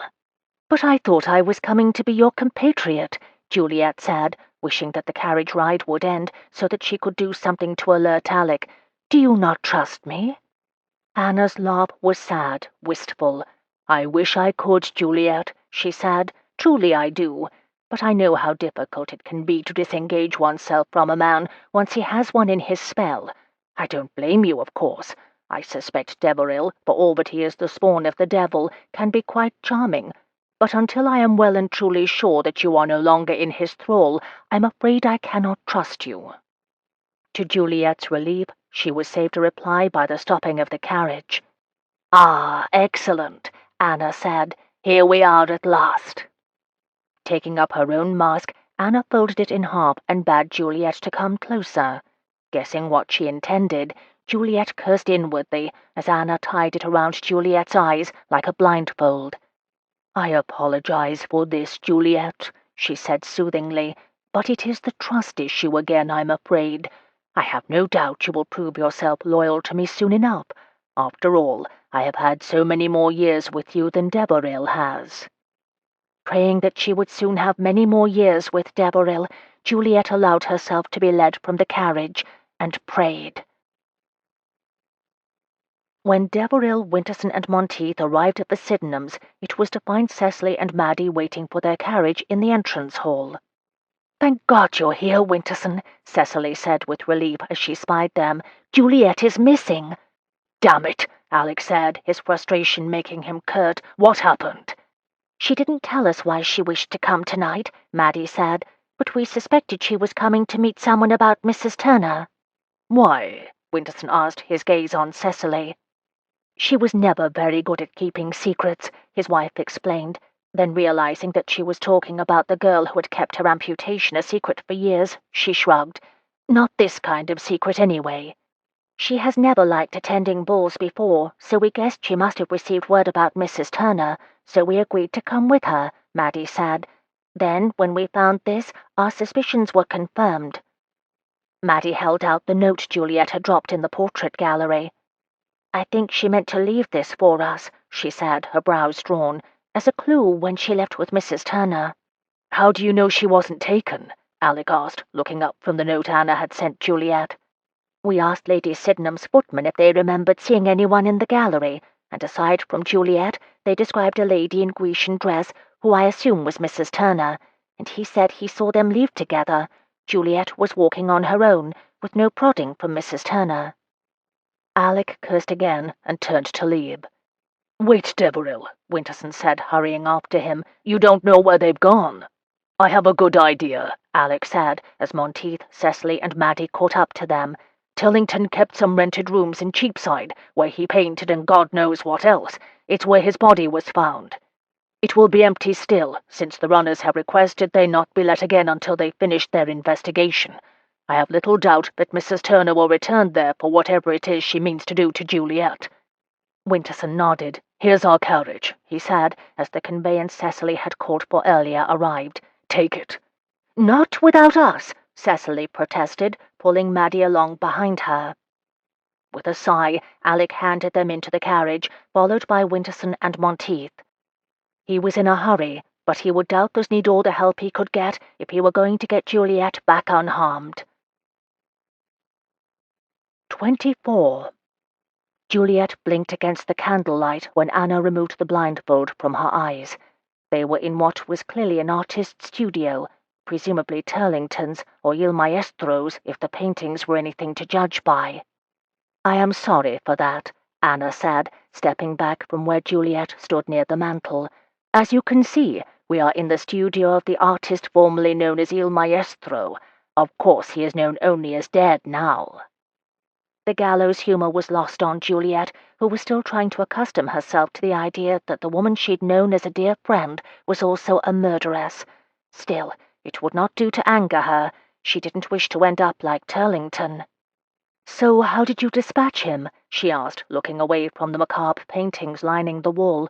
"I can only hope that it was something befitting his crimes," she added, hoping to convince Anna that she was pleased to learn of Turlington's demise. "Oh, have no fear of that," Anna assured her, gesturing that Juliet should take a seat before the fireplace. "I treated him like the rat he was." The room was chilly, and Juliet couldn't help a little shiver as Anna knelt before the fire to light it. For a fleeting second, she considered using her walking stick to subdue her captor, but Anna turned just as Juliet thought of it. "Excellent," she said, hoping she sounded as if she approved of her friend's murderous actions. "You needn't placate me, Juliet," Mrs. Turner said with a rueful smile. "I know you are somewhat horrified by what I've become, but that's just because you are still under Deveril's thumb. You will see the sense in what I've done and what I plan before long. It will just take a bit of time for you to understand." Thank you for your understanding, Anna." Taking the seat across from Juliet's, Anna smiled. "It isn't difficult. You were always my favorite pupil, certainly the most talented. Once we have little Alice here with us, we will have a wonderful life here together, without men to disturb us with their pawing and demands." "Alice?" Juliet asked, remembering the man who had tried to get into the baby's room the other night. "Were you the one who tried to take her, then?" "Of course," Anna said seriously. "I thought to bring her here just as soon as Turlington was dead, but I realize now that was foolish of me. I should not have tried to bring her here until I had you here, too." She reached across to grasp Juliet's hand. "It will be wonderful, mark my words." Just then a light knock sounded on the door of the room, and a footman bearing a tea-tray stepped inside. "Here you are, madam," the man said, his face lowered so that Juliet had a difficult time seeing it. They'd had the Winterson coachman stop several houses down from Turlington's house so as not to alert Mrs. Turner, should she indeed have Juliet there. The gentleman left a protesting Cecily and Maddie behind, with instructions to wait in the carriage, and when they walked for a short distance to Turlington's house, they saw that there were lights burning within. "You were right, Deb," Winterson told him in an undertone. Now how do we manage to get inside without endangering Juliet? I suppose knocking on the door and paying a social call is out? Monteith asked, only half joking. Sometimes the easiest way is the most direct. In this case, I don't think so, Deveril said. For all but she helped Turlington dispatch half a dozen women, her real enmity is for men. I think having the three of us show up on her doorstep would be met with the same welcome as Napoleon visiting Allied headquarters. Good point, Monteith nodded. There are certain men that she can't help but deal with, Winterson said suddenly. At Deveril's and Monteith's questioning looks he grinned and indicated that they should follow him around to the mews. Servants, Winterson said. Is Mrs. Turner about to acquire 3 new footmen? Alec nodded. According to Greenshaw, Turlington's valet has remained to see that his master's possessions are properly distributed and disposed of. I do not see why he would not have brought some of the footmen from Turlington House to assist him. It took but a few minutes to lure Turlington's elderly valet from the kitchens and subdue him. As the shortest of the three, Deveril was the one who was assessed to be the most likely to fit into the old man's clothes. It was a testament to his love for Juliet, but he donned the filthy garments without once complaining at their ill fit. The only other servant had been a cook, who was more than happy to take the princely sum given her by Monteith and embark for her sister's house in Yorkshire. Alec was just buttoning up the coat when Cecily and Maddie slipped into the kitchen of the mean little house. "Why are you here?" Winterson demanded. "You should go back to the carriage." Then, remembering that the carriage was likely a dark London street away, he amended, "You should go out into the garden." "Juliet is our cousin and our friend," Cecily told him firmly, mindful of keeping her voice low lest Mrs. Turner hear them, "and I will not wait quietly while she is in danger." "Besides that," Maddie added, her voice equally low, "you might need us, especially since it appears that Mrs. Turner is not at all fond of gentlemen." "She has a point," Monteith said quietly. "Maybe we should send one of them in with the tea-tray." "Absolutely not," Winterson and Deveril said at once. The two exchanged a look of equanimity. "I am going," Alec said, pulling down the tail of his coat. "When I give the signal, come in. Do you remember which book?" "Yes," Winterson said. "Good luck." With a brisk nod, Alec took up the laden tea-tray and made his way through the house and into Turlington's study, where he found the secret passageway already opened. Well, that was one less hoop Winterson and Monteith would need to jump through when he gave the signal. Inside the studio, he saw to his relief that Juliet was well enough and seated before the fire talking with Mrs. Turner. "I don't recognize you," Mrs. Turner said curtly. "Where is Jones?" "It's his off-day, madam," Alec said, a note of placation in his tone. "I'm his nephew, Thomas." Juliet looked at the fellow. Something about his voice made her heart beat faster. Careful not to let Anna notice, she looked the man over and was once again struck by a familiarity. She knew those wide shoulders, that nipped-in waist, even the boots polished to a high gloss. That was no servant, that was her husband. "Thank you so much," she said, her enthusiasm brighter than the situation warranted. "I am parched." Daring to look up into her husband's face, Juliet was unaccountably reassured by his wink. "A nice cuppa is just the thing, me mam always says, miss," he said, "especially when you're expecting a crowd for supper." "Well, we aren't expecting a crowd, young man," Anna snapped, "so you may take your platitudes and return to the kitchen." Juliet stared at Alec, trying to figure out what he'd meant. Expecting a crowd, he'd said.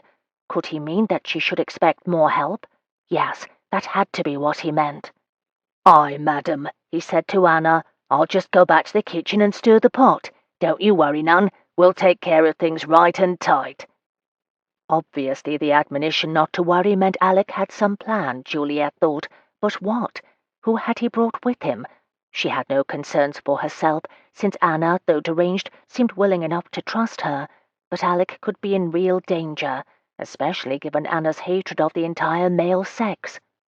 "No need to trouble yourself," she assured him, hoping that he understood her. "I am quite able to take care of myself." "That I don't doubt, miss," he said, stepping back from Juliet's chair and backing toward the door.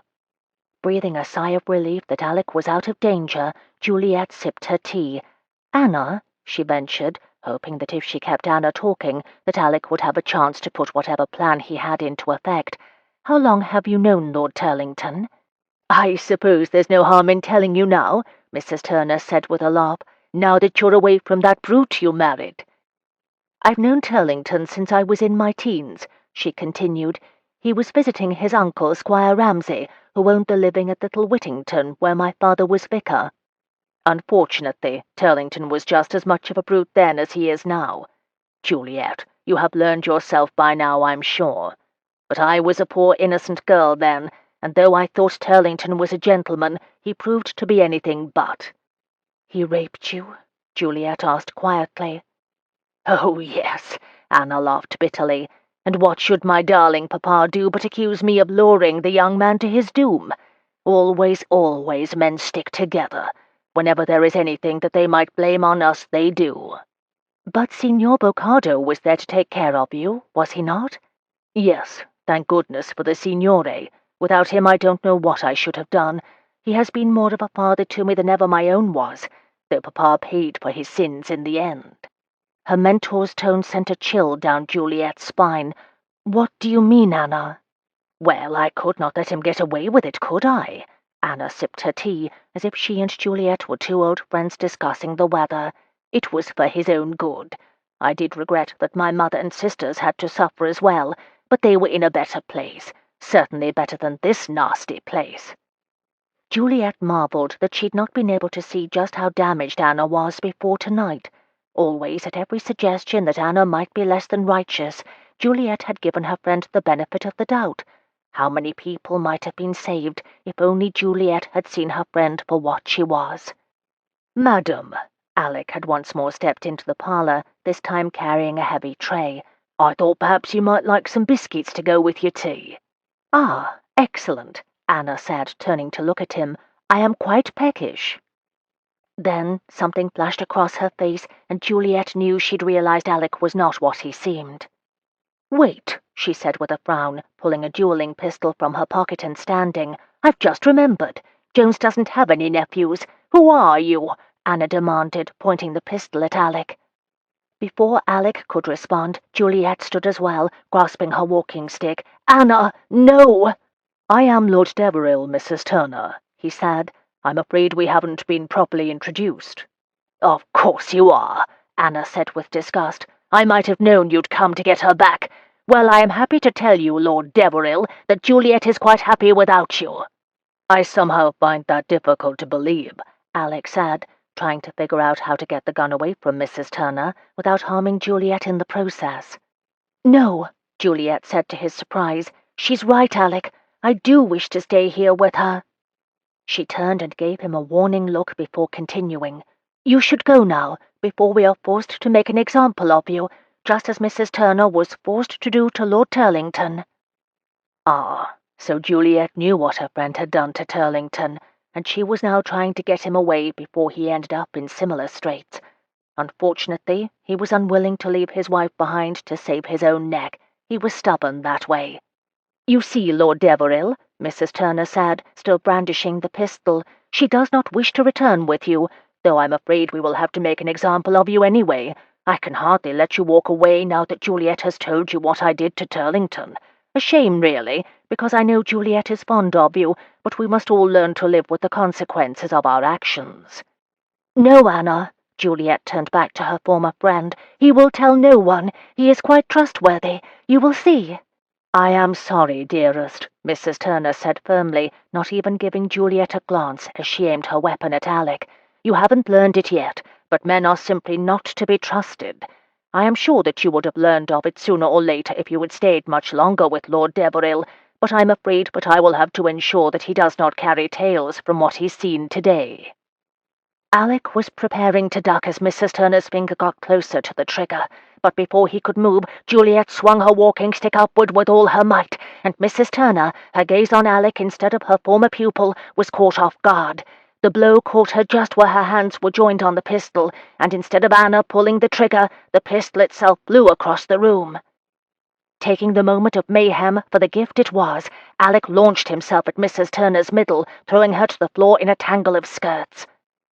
At the sound of Mrs. Turner's screams and the cracking of the pistol misfiring as it hit the floor, Winterson, followed by Cecily, Madeline, and Monteith, burst into the room. Together, Alec and Juliet subdued Mrs. Turner, Juliet sacrificing the sash of her Cleopatra costume to bind her former teacher's hands behind her back. "I should have known you would be untrustworthy," Anna said with disgust. "I thought I was doing you a kindness by letting you keep your walking stick." "That was your first mistake, Mrs. Turner," Alec told her, holding Juliet in the circle of his arm. "You underestimated her as a foe. If you knew anything about my wife, you would know that she is entirely capable of taking care of herself." And that, he realized, was the honest truth. It was some time later before she and Alec were able to return home, and despite the lateness of the hour, Juliet was grateful to sink into a hot bath and wash what felt like a year's worth of grime from her exhausted body. She was lying with her head back against the rim of the tub when she heard Alec come in. "It seems like ages since I walked in on you in that tiny little dressing room in Gretna," he said, kneeling behind her and taking the weight of her head and shoulders against his chest. "Do you remember?" "How could I forget?" Juliet asked, smiling at the memory. "I was mortified, but you'd discovered my secret." It did feel like lifetimes since they'd married, and they had certainly been through enough turmoil for a lifetime. She thought again of that moment when she'd seen that Anna intended to shoot Alec while she looked on. It had been one of the most awful moments of her life. "Did you mean what you said tonight?" she asked Alec, "about me being able to take care of myself?" She had never considered herself to be particularly capable or powerful. She had managed to keep her reputation a secret for so many years, not through her own force of will, but instead through her mother's. And when she'd set out to find Anna, she had asked for assistance from Alec. "Of course I meant it," he said against her damp hair. "Juliet, you are the strongest person I've ever known, man or woman. You grew up in a household with your horrific mother and your neglectful father, yet managed to turn out with a compassionate and caring heart. You have gone through pain and hardship that would embitter a saint, yet managed to have compassion for those who haven't endured a fraction of what you'd endured." "Stop," Juliet said with a laugh. "I have just dealt with things in the way anyone else would. You are the strong one.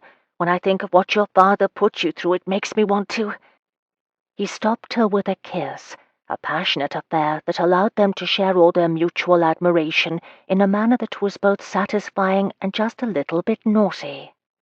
"Thank you for saving me tonight, wife," he said into her ear, allowing his hands to dip down into the water of her bath and slide up and over her breasts. Juliet bit back a moan at his touch. "Of course, I could hardly let my teacher shoot the man I love," she said breathlessly. She realized what she'd said when Alec's hand stilled. "What did you say?" he asked, almost as if he were afraid to hear her answer. She'd been afraid of this. She hadn't intended to tell him of the change in her feelings at all, but she'd been caught up in the moment, and she had been unwilling to let her teacher harm him, not only because he was a person who deserved to live, but also, and most especially, because she, Juliet, loved him. "I believe you heard me," she said quietly, glad he was behind her, so that she wouldn't need to look into his eyes as he told her how sorry he was to hear how she felt about him. "Say it again," he said, a frisson of some unknown emotion in his voice. "Please, Juliet, say it again." She pulled away from him and clasped her knees to her chest. "You needn't humiliate me, Alec. I said I loved you." She felt a burning in her nose that presaged tears, and prayed but he would leave before she embarrassed herself.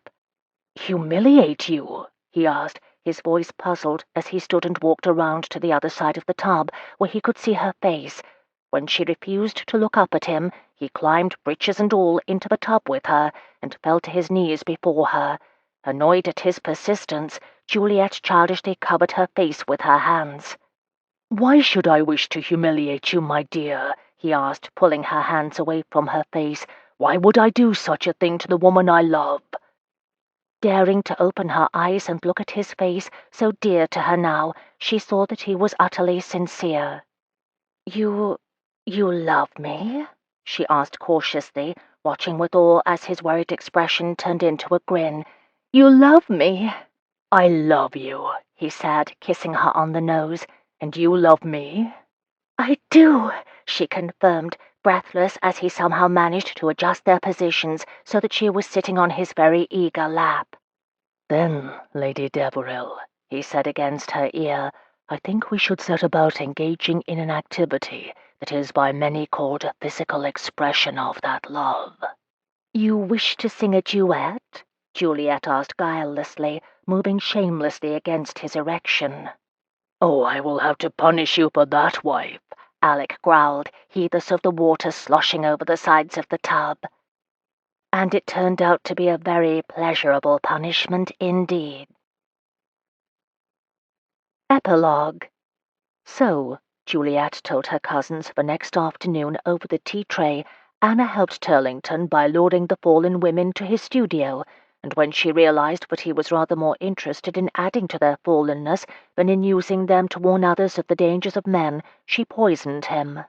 I can hardly believe we simply allowed her to run tame among us for all those years without knowing what a danger she posed, Cecily said, sipping her tea. Taking another macaroon, she waved off Madeline's frown. Hush, Maddie, the baby likes macaroons. I'm sure the baby does, Maddie said with a roll of her eyes, but I suspect Cecily likes macaroons too.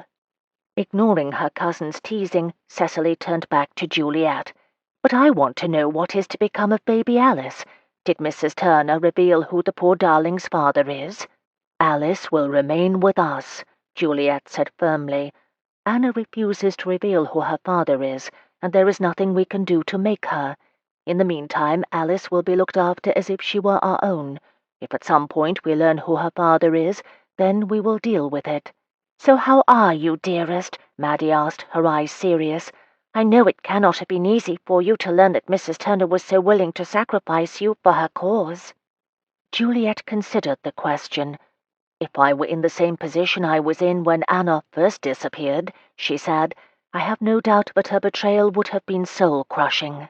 But, Cecily asked, clearly waiting for more. But, Juliet continued, I am no longer that same girl who relied upon her friends to prop her up. I am no longer at the mercy of my mother, and I am no longer burdened with keeping the secret of the true extent of my infirmity. And? Maddie asked, her brows raised in expectation. Juliet tilted her head and gave a moo of disgust. I should have known better than to keep any detail of my personal life from the pair of you. I shouldn't be surprised if you listened at keyholes. Do not be foolish, Juliet, Cecily chided. We would never listen at keyholes when there are servants to bribe. So you might as well tell us, Juliet, Maddie added. We'll find out somehow. Very well, Juliet said with ill grace. If you must know, Deveril and I, that is to say we— Dear heavens, I've had faster head colds than this, Cecily complained. We are in love, Juliet said finally. Then, against her will, because she was just so pleased with the news, she grinned. There, she said with the happiest humph ever. Is that what you wish to hear? Cecily laughed, and Maddie clapped before they each hugged their cousin heartily. This is the best news I've heard since Cecily told us she was enceinte, Maddie said with a grin. Oh, Juliet said, sobering, speaking of that day. Never say you are expecting two, Maddie said, her eyes widening. No, no, heavens, no, Juliet said, real alarm in her face. At least I don't think so. She did some mental calculations. No.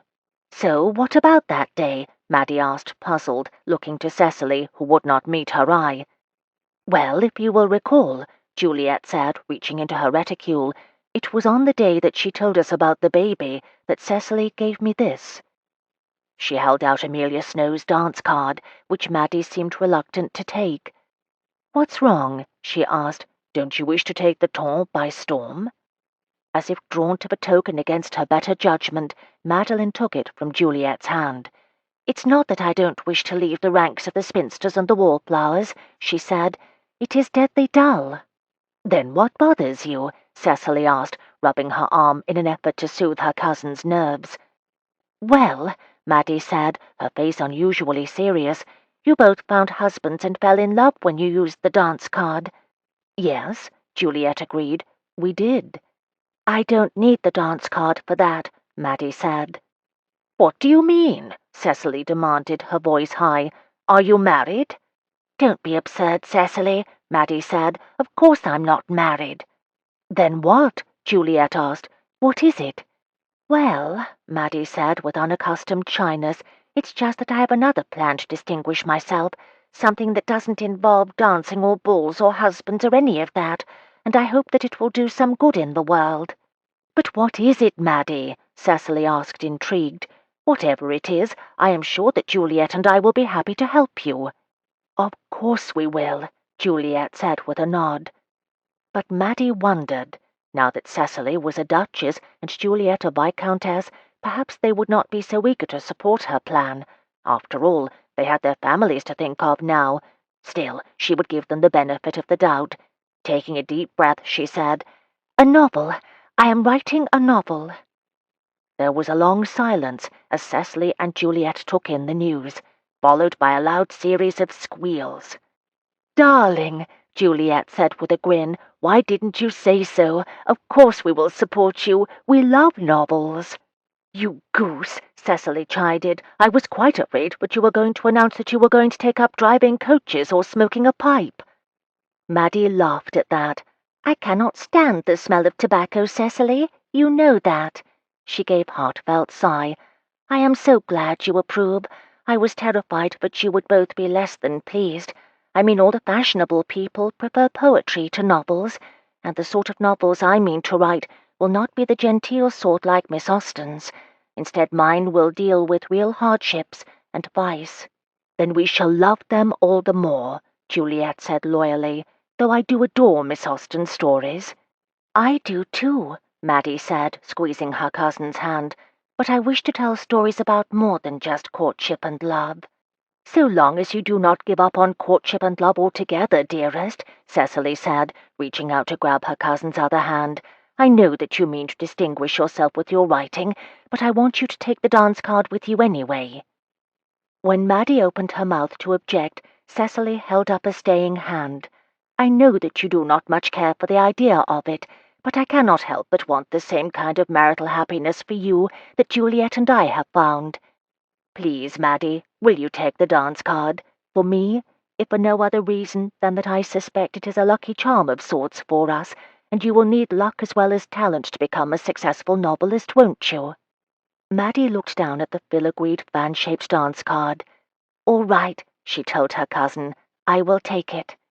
"In all honesty," she admitted, "I cannot help but giggle remembering just where our great source of luck has come from. If only Amelia knew how much her dance card has helped us, she would terrify London with her screams of rage."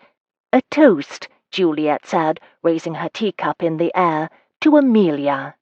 "To Amelia." "May her dance card bring our Maddie as much luck as it's brought us," Cecily said. "And may her novel-writing career bring her many admirers," Juliet added. Maddie rolled her eyes. "That is not what I am using the dance card for, Jules." "There is no law that says you only have one wish upon the dance card," Juliet retorted. "Besides, admirers will surely make your books more popular." Thinking of the reason she wished to write novels in the first place, to show her brother just how dangerous his choices had become, and just how much sway her popularity would hold with him, she relented. "To admirers, then." If admirers could make her brother reform his dangerous ways, then she would attract as many as she could get.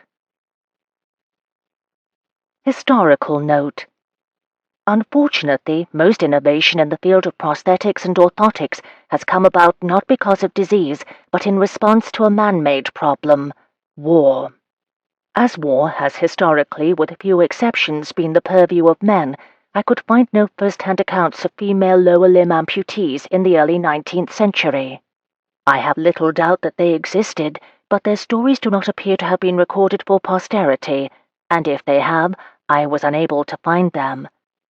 What I do have, however, is an imagination, and because Juliet's injury took place around the time of Waterloo, I had little problem imagining that an upper-class English lady, whose father was a diplomat, would have access to a surgeon skilled at performing lower limb amputations. And though there is no record of such a thing happening, I also imagined that an English nobleman, like Lord Shelby, would be able to pay enough money to bring a skilled craftsman back to England with them to see to it that his daughter was fitted with a proper series of wooden feet. I called this mythical prosthetist Otto Bock, after the Austrian company that makes my own high-tech above-the-knee prosthesis.